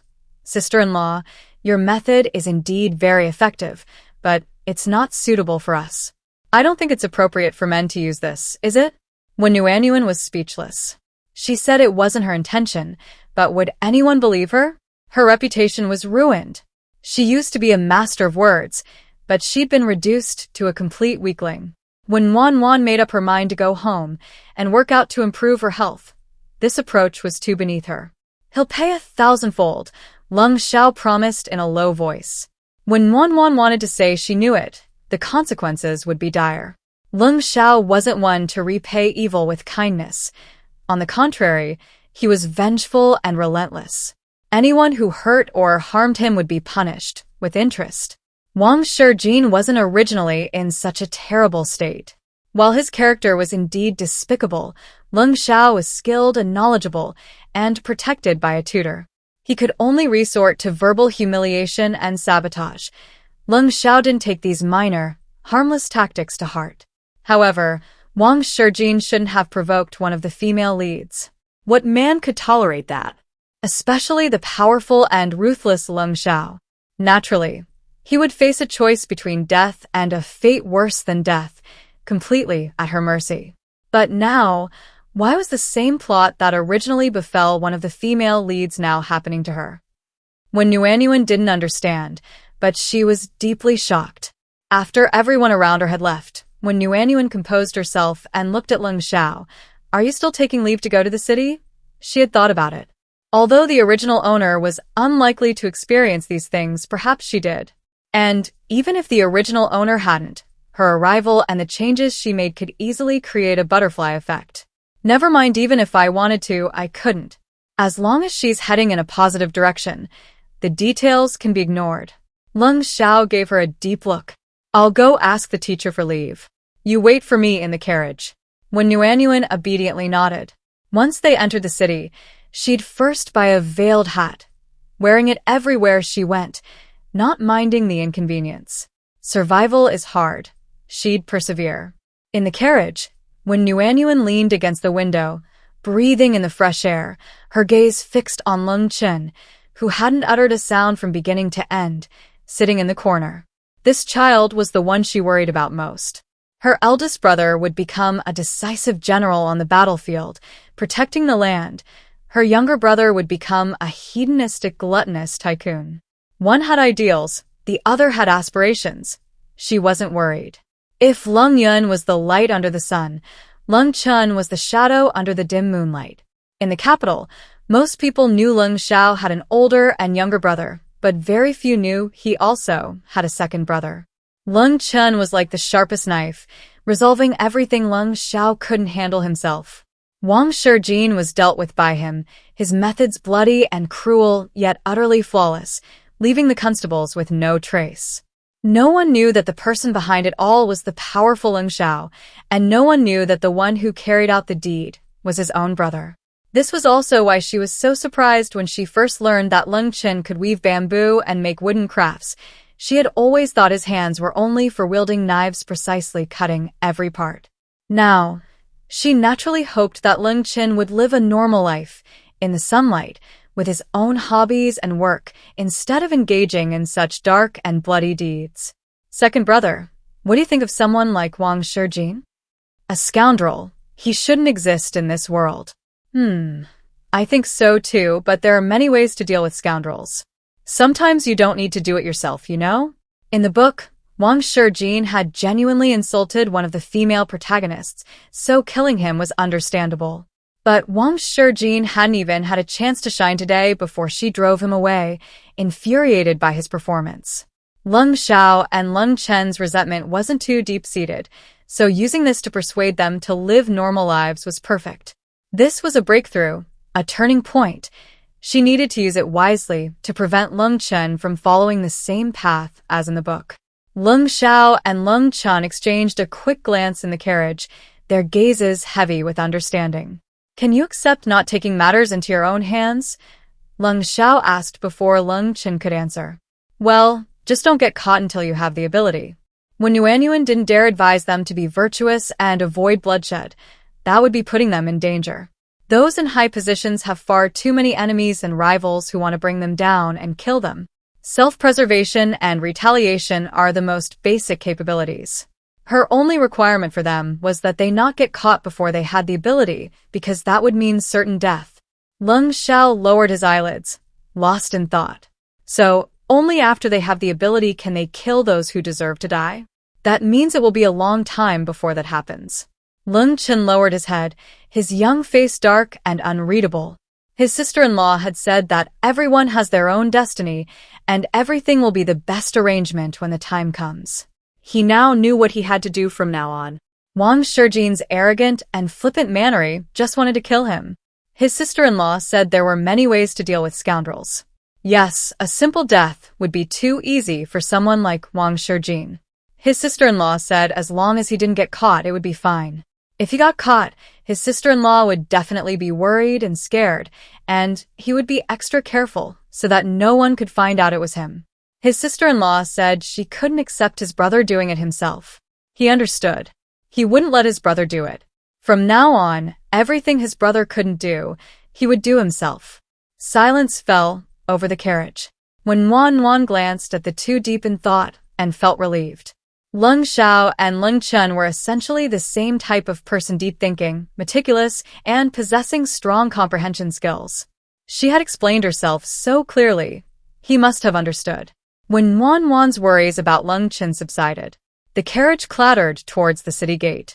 After paying the entrance fee, its speed slowed, and it swayed until it reached the gate of Renxin Hall. Alighting from the carriage, when Wan immediately perked up. Earning money. Lung Xiao and Lung Tian had endured hardship, injuries, and toil in the mountains. Finally, it was time to reap the rewards. Sister-in-law, brother, you go inside. I'll drive the carriage to the open space over there and wait for you, Lung Tian said with a smile after the four of them had dismounted and stood still. Lung Xiao nodded without saying much. Wan knew that the four of them had a clear division of labor, assigning tasks based on their strengths and abilities. 2 horses were extremely valuable assets in Tongcheng. Of the 5, only Lung Xiao and Lung Tian could drive and guard them. Lung Xiao was indispensable for negotiating the price of top-grade ginseng, so only her younger brother was truly suitable to watch the carriage. Wan took a bag of candy wrapped in oil paper from her small bamboo basket and handed it to him. Younger brother, eat this while we wait. She now carried a small bamboo basket covered with a cotton cloth when she went out, making it convenient to take things from the refrigerator. Thank you, sister-in-law. Lung Tian happily accepted, his smile radiant. Going out with his sister-in-law was so great. His sister-in-law would prepare lots of delicious food and always bring it out for them at the right time. As soon as the 4 entered the pharmacy's main hall, an apprentice in a long robe greeted them. Upon seeing Lung Xiao, the apprentice cleverly led them directly to the inner hall. Please have some tea, everyone. Our manager will be here shortly, the apprentice said, bowing and backing away. Okay, no rush. Please continue with your work, young man. Lung Yin greeted him politely with a smile, escorting him to the inner hall entrance. When Yuanyuan thought to herself, this apprentice's eyesight, service level, and business acumen are top-notch, he recognized Lung Xiao the moment he saw him, immediately realizing he was there to discuss the price of premium ginseng, and then led him directly to the quieter inner hall. Being a laborer in ancient times wasn't easy either. However, laborers seemed to have a fairly high social status because from what she saw, scholars wore long robes, and shopkeepers also wore long robes to greet customers. Those who did heavy labor, like the younger brothers, wore short-sleeved shirts, and most people on the street wore similar styles. Even blacksmiths, who did heavy labor, wore short-sleeved shirts. It seems clothing indicated whether the work was physically demanding. No wonder long robes and wide sleeves were considered prestigious in ancient times, not good for manual labor. As when Yuanyuan and Lung Yin stared at the painting hanging on the inner room wall, arguing about whether it contained ginseng leaves, the inner room door was hurriedly opened. The plump, fair-skinned shopkeeper, Mr. Sun, wiped the sweat from his brow and said apologetically, I'm so sorry I'm late. I had an emergency at the hospital and was delayed. Were you all waiting long? It's all right. Lung Xiao stood up, politely deferring to Mr. Sun before sitting down on either side of the head of the table. When Yuanyuan and Lung Yin quickly stopped arguing and moved to the next seat to sit with Ling Chen, Manager Sun's gaze fell on the untouched tea on the table. He called out, Ah Jean, Get the two young men some sweet soup, and bring some snacks for Madame Lung. The special treatment of getting sweet soup and snacks was definitely a luxury in this era. It seemed the premium ginseng was promising. With Lung Xiao around, there was no need to worry. When Yuan quietly ate her snacks with the two children, observing the bargaining process, Manager Sun's plump face was all smiles. We've known each other for many years. Over the years, I've always prioritized Rengsentang for good medicinal herbs. You know my character, I never overcharge. This time, the amount is huge, so it's all up to the head shop. This was playing the emotional card. When Yuan took a bite of her sesame peanut candy and thought, so sweet. A century-old ginseng is such a precious medicinal herb that even in the capital, let alone Tongcheng, few pharmacies can afford it. Firstly, the price is too high, and secondly, the demand is low. Not many people can afford it. This was an analysis of the pros and cons. Yuan's little hand secretly reached for the hawthorn cake, but after taking a bite, her face scrunched up. Too little sugar, too sour. She quickly drank some tea to wash away the sourness. Besides, you know that ginseng is different from other medicinal herbs. The longer it's stored, the more valuable it becomes. Ginseng that's been stored for too long is practically like wood, with almost no medicinal effect. Having thousands of tails tied up there is just too risky. This was pretty much a done deal. Yuan felt reassured, picked up a piece of cloud cake, and slowly tore off pieces to eat. Sister-in-law, it sounds like we're not reaching an agreement. Lung Yun, who usually wanted to try everything, looked worried, even losing her appetite for the snacks on the table, sitting nervously and looking at the two people at the head of the table. No way, it's a classic case of praise before criticism. First building rapport, then explaining their own difficulties, and finally belittling the goods. Only someone genuinely interested in buying would do that. Someone who doesn't want to buy wouldn't waste time with you. They wouldn't say anything offensive, just offer some praise and see them off. After all, even if a deal falls through, goodwill remains. Business people value amicable negotiations. Why would someone go through all that trouble if they weren't truly interested in buying and negotiating? It's just a waste of breath. Besides, we've always had a supplier relationship. Even if we don't reach an agreement this time, we'll be thinking about next time. Didn't you see your older brother listening quietly the whole time, not saying a word? He's waiting for Manager Sun to continue with the price set for the main store. If your brother doesn't respond, Manager Sun won't know whether he's satisfied or not, so he can only quote a higher price for the main store. Those who want to buy definitely have a bottom line, but they won't say it right away. Everyone wants to buy the best at the lowest price. That's how it was with Yuan buying her old, small two-bedroom apartment. Before this, she'd seen countless houses. If she saw one she didn't want, she'd either remain silent or praise it while saying it just wasn't suitable for her. But if she saw one she liked, she'd be picky: floor, lighting, location, noise, etc. All to try and negotiate a lower price. After all, houses are quite expensive, and even a small discount could cost her several months, or even a whole year, of hard work. Both sides are aware of their budgets and have their own bottom lines. They just try to negotiate within those ranges. Lung Xiao and Manager Sun's situation was much better than when she bought the house. After all, they had a long-term cooperative relationship, and the politeness prevented a breakdown in negotiations. Lung Yun listened attentively to Yuan's explanation, her eyes fixed intently on the two people at the head of the table. She was particularly attentive and interested. Manager Sun, sitting to the right of the head of the table, gritted her teeth, as if making a great decision. The head shop is willing to increase the price by another 600 taels, making it a total of 1,800 taels. How about it? Sure enough, the price had increased. Lung Yun couldn't hide her joy. Excitedly, she turned her head to praise her sister-in-law, but then realized the occasion was inappropriate and tried to suppress her happiness. I am very grateful for Manager Sun's help, but this ginseng has an excellent shape. I still want to try it in the capital. Lung Xiao stood up tall and elegantly, his face expressionless and indifferent. This meant he hadn't agreed. Manager Sun quickly stood up, took 2 steps forward and sincerely tried to persuade him to stay, saying, "Let me be frank, The head shop has given me the authority to raise the price by 500 taels. If the plan is indeed of good quality, I can still make the decision within 500 taels. What do you think? Okay. It was time to inspect the goods.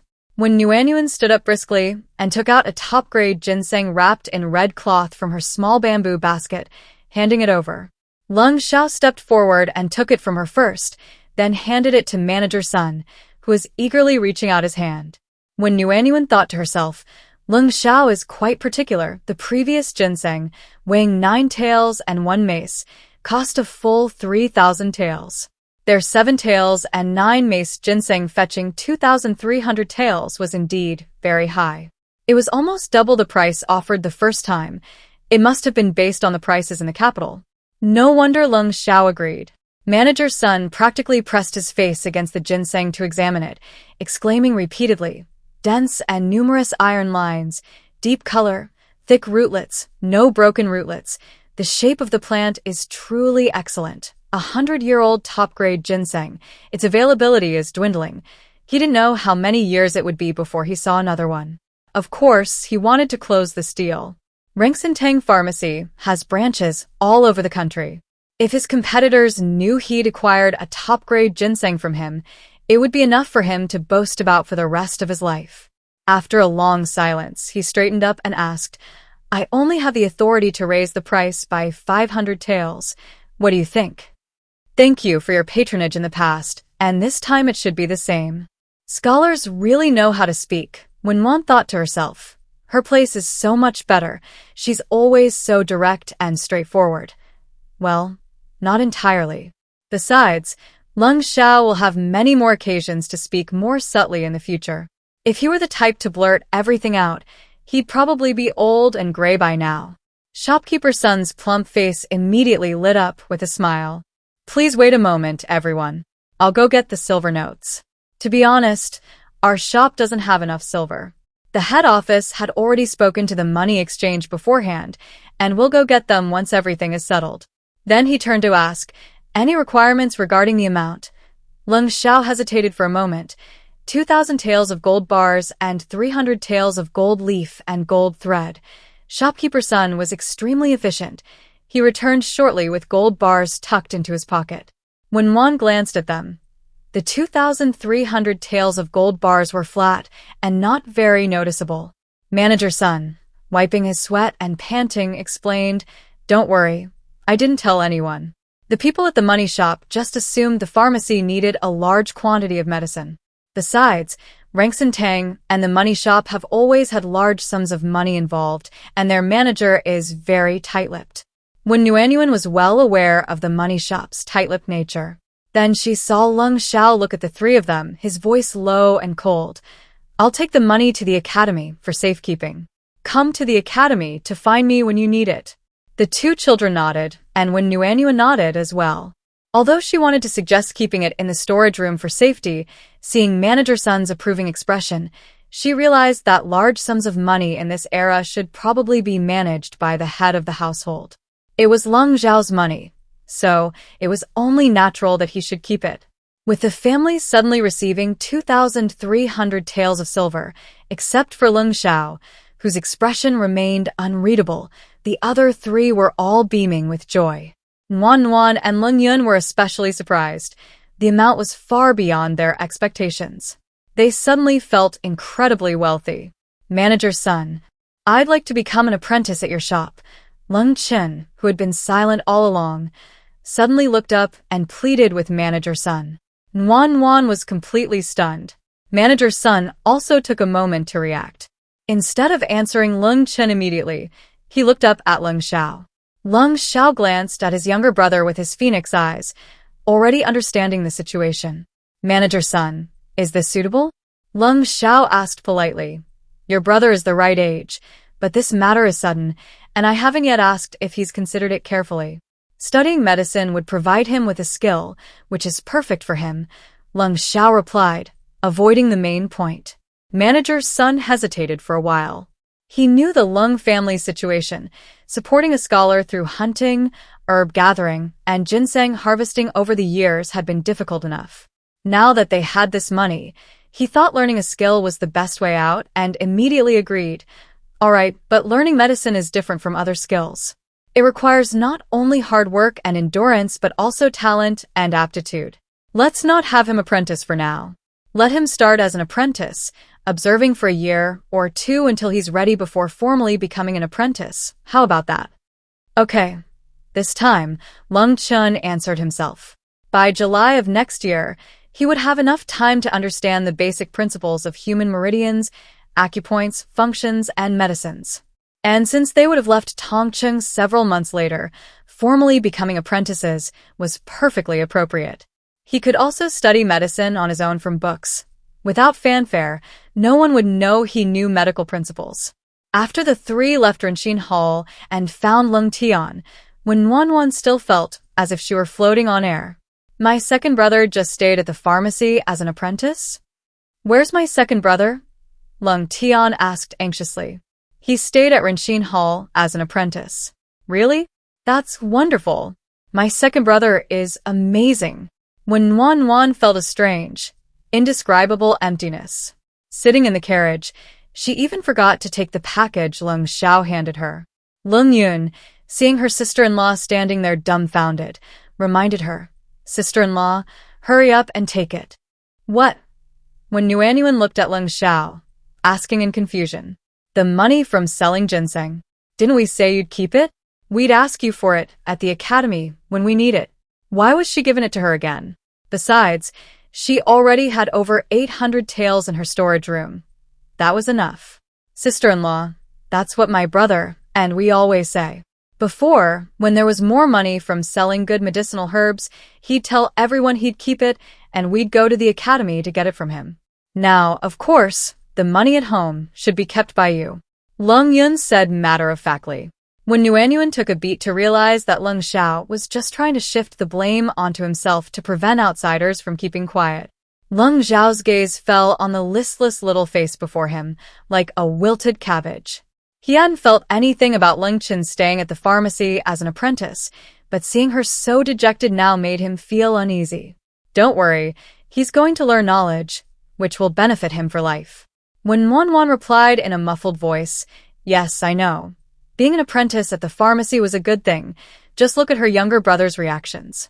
Besides, her second brother was already 9 years old. Even if he wasn't an apprentice, he should have been in school long ago. He was learning skills and knowledge. And learning medicine was good, healing the sick and saving lives." But why did she still feel such a deep reluctance? Especially since Manager Sun's words kept echoing in her ears. No wages during the apprenticeship period. Dormitory accommodation is provided, but food is not included. The apprenticeship wasn't exactly tiring, but it was certainly tough. Diligence was a given. One had to get up early every morning to prepare, fetch water for everyone to wash up, and do chores like cleaning. Although there wasn't a formal apprenticeship, the master could still discipline and beat the apprentice, and if he accidentally hit him, it could be fatal. With all these rules and restrictions, could Lung Chun, not even 10 years old, adapt? She wasn't too worried. She just wondered a little. Inside the swaying carriage, when Wanwan looked at the upright figure sitting calmly and composed, the warm sunlight streamed in through the window, casting dappled shadows on the boy's slightly upturned, slightly mischievous phoenix eyes, high nose, and thin lips. The interplay of light and shadow obscured his true expression. Dressed as a scholar, he should have exuded an air of refinement, yet a somber, cold aura lingered in his eyes, like a moon shrouded in dark clouds on a stormy night. Suppressing her melancholy, when Wanwan moved closer to Lung Xiao. "Are you worried about your second brother too?" So, she wasn't the only one feeling this emptiness and loss. As their eldest brother, Lung Xiao had always cared for and protected them. He was the one who felt the most heartache. Lung Xiao's cold, indifferent eyes, like unfathomable ancient pools, probed the girl's face, which was filled with reluctance. After a long silence, he replied calmly, not really worried.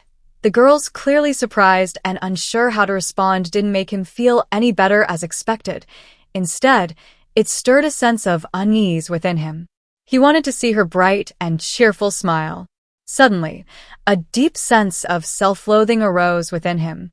What he should have done was soothe her worries and reluctance, not deny or avoid the situation, leaving her to process this emotional separation alone. Lung Xiao remained silent for a moment, then spoke as casually as if discussing someone else's affairs. Not long after my second and youngest brothers were born, the Lung family suffered a calamity. Our reputation was ruined, our property confiscated, our servants dismissed, our father died, and our mother fell ill. We wandered for a long time before finally settling down and surviving at the foot of this mountain in Tongcheng. Temporary gains and losses, honor and disgrace mean nothing. Separation means nothing. As long as you know you've chosen the right path, you should finish it even if you have to crawl. Happiness or unhappiness is nothing compared to being alive. When Nuanyuan hadn't expected Lung Xiao to say this, and looked up at him in astonishment. The young man's cool, phoenix-like eyes, hidden in the shadows, betrayed no true emotion, yet an undeniable chill emanated from him. He'll learn skills so he can use them to the fullest, to protect those he can, and to fulfill his desires. Only by becoming stronger can he protect himself and those he cares to protect. After all, the Lung family isn't just about survival. Right now, it's more about how.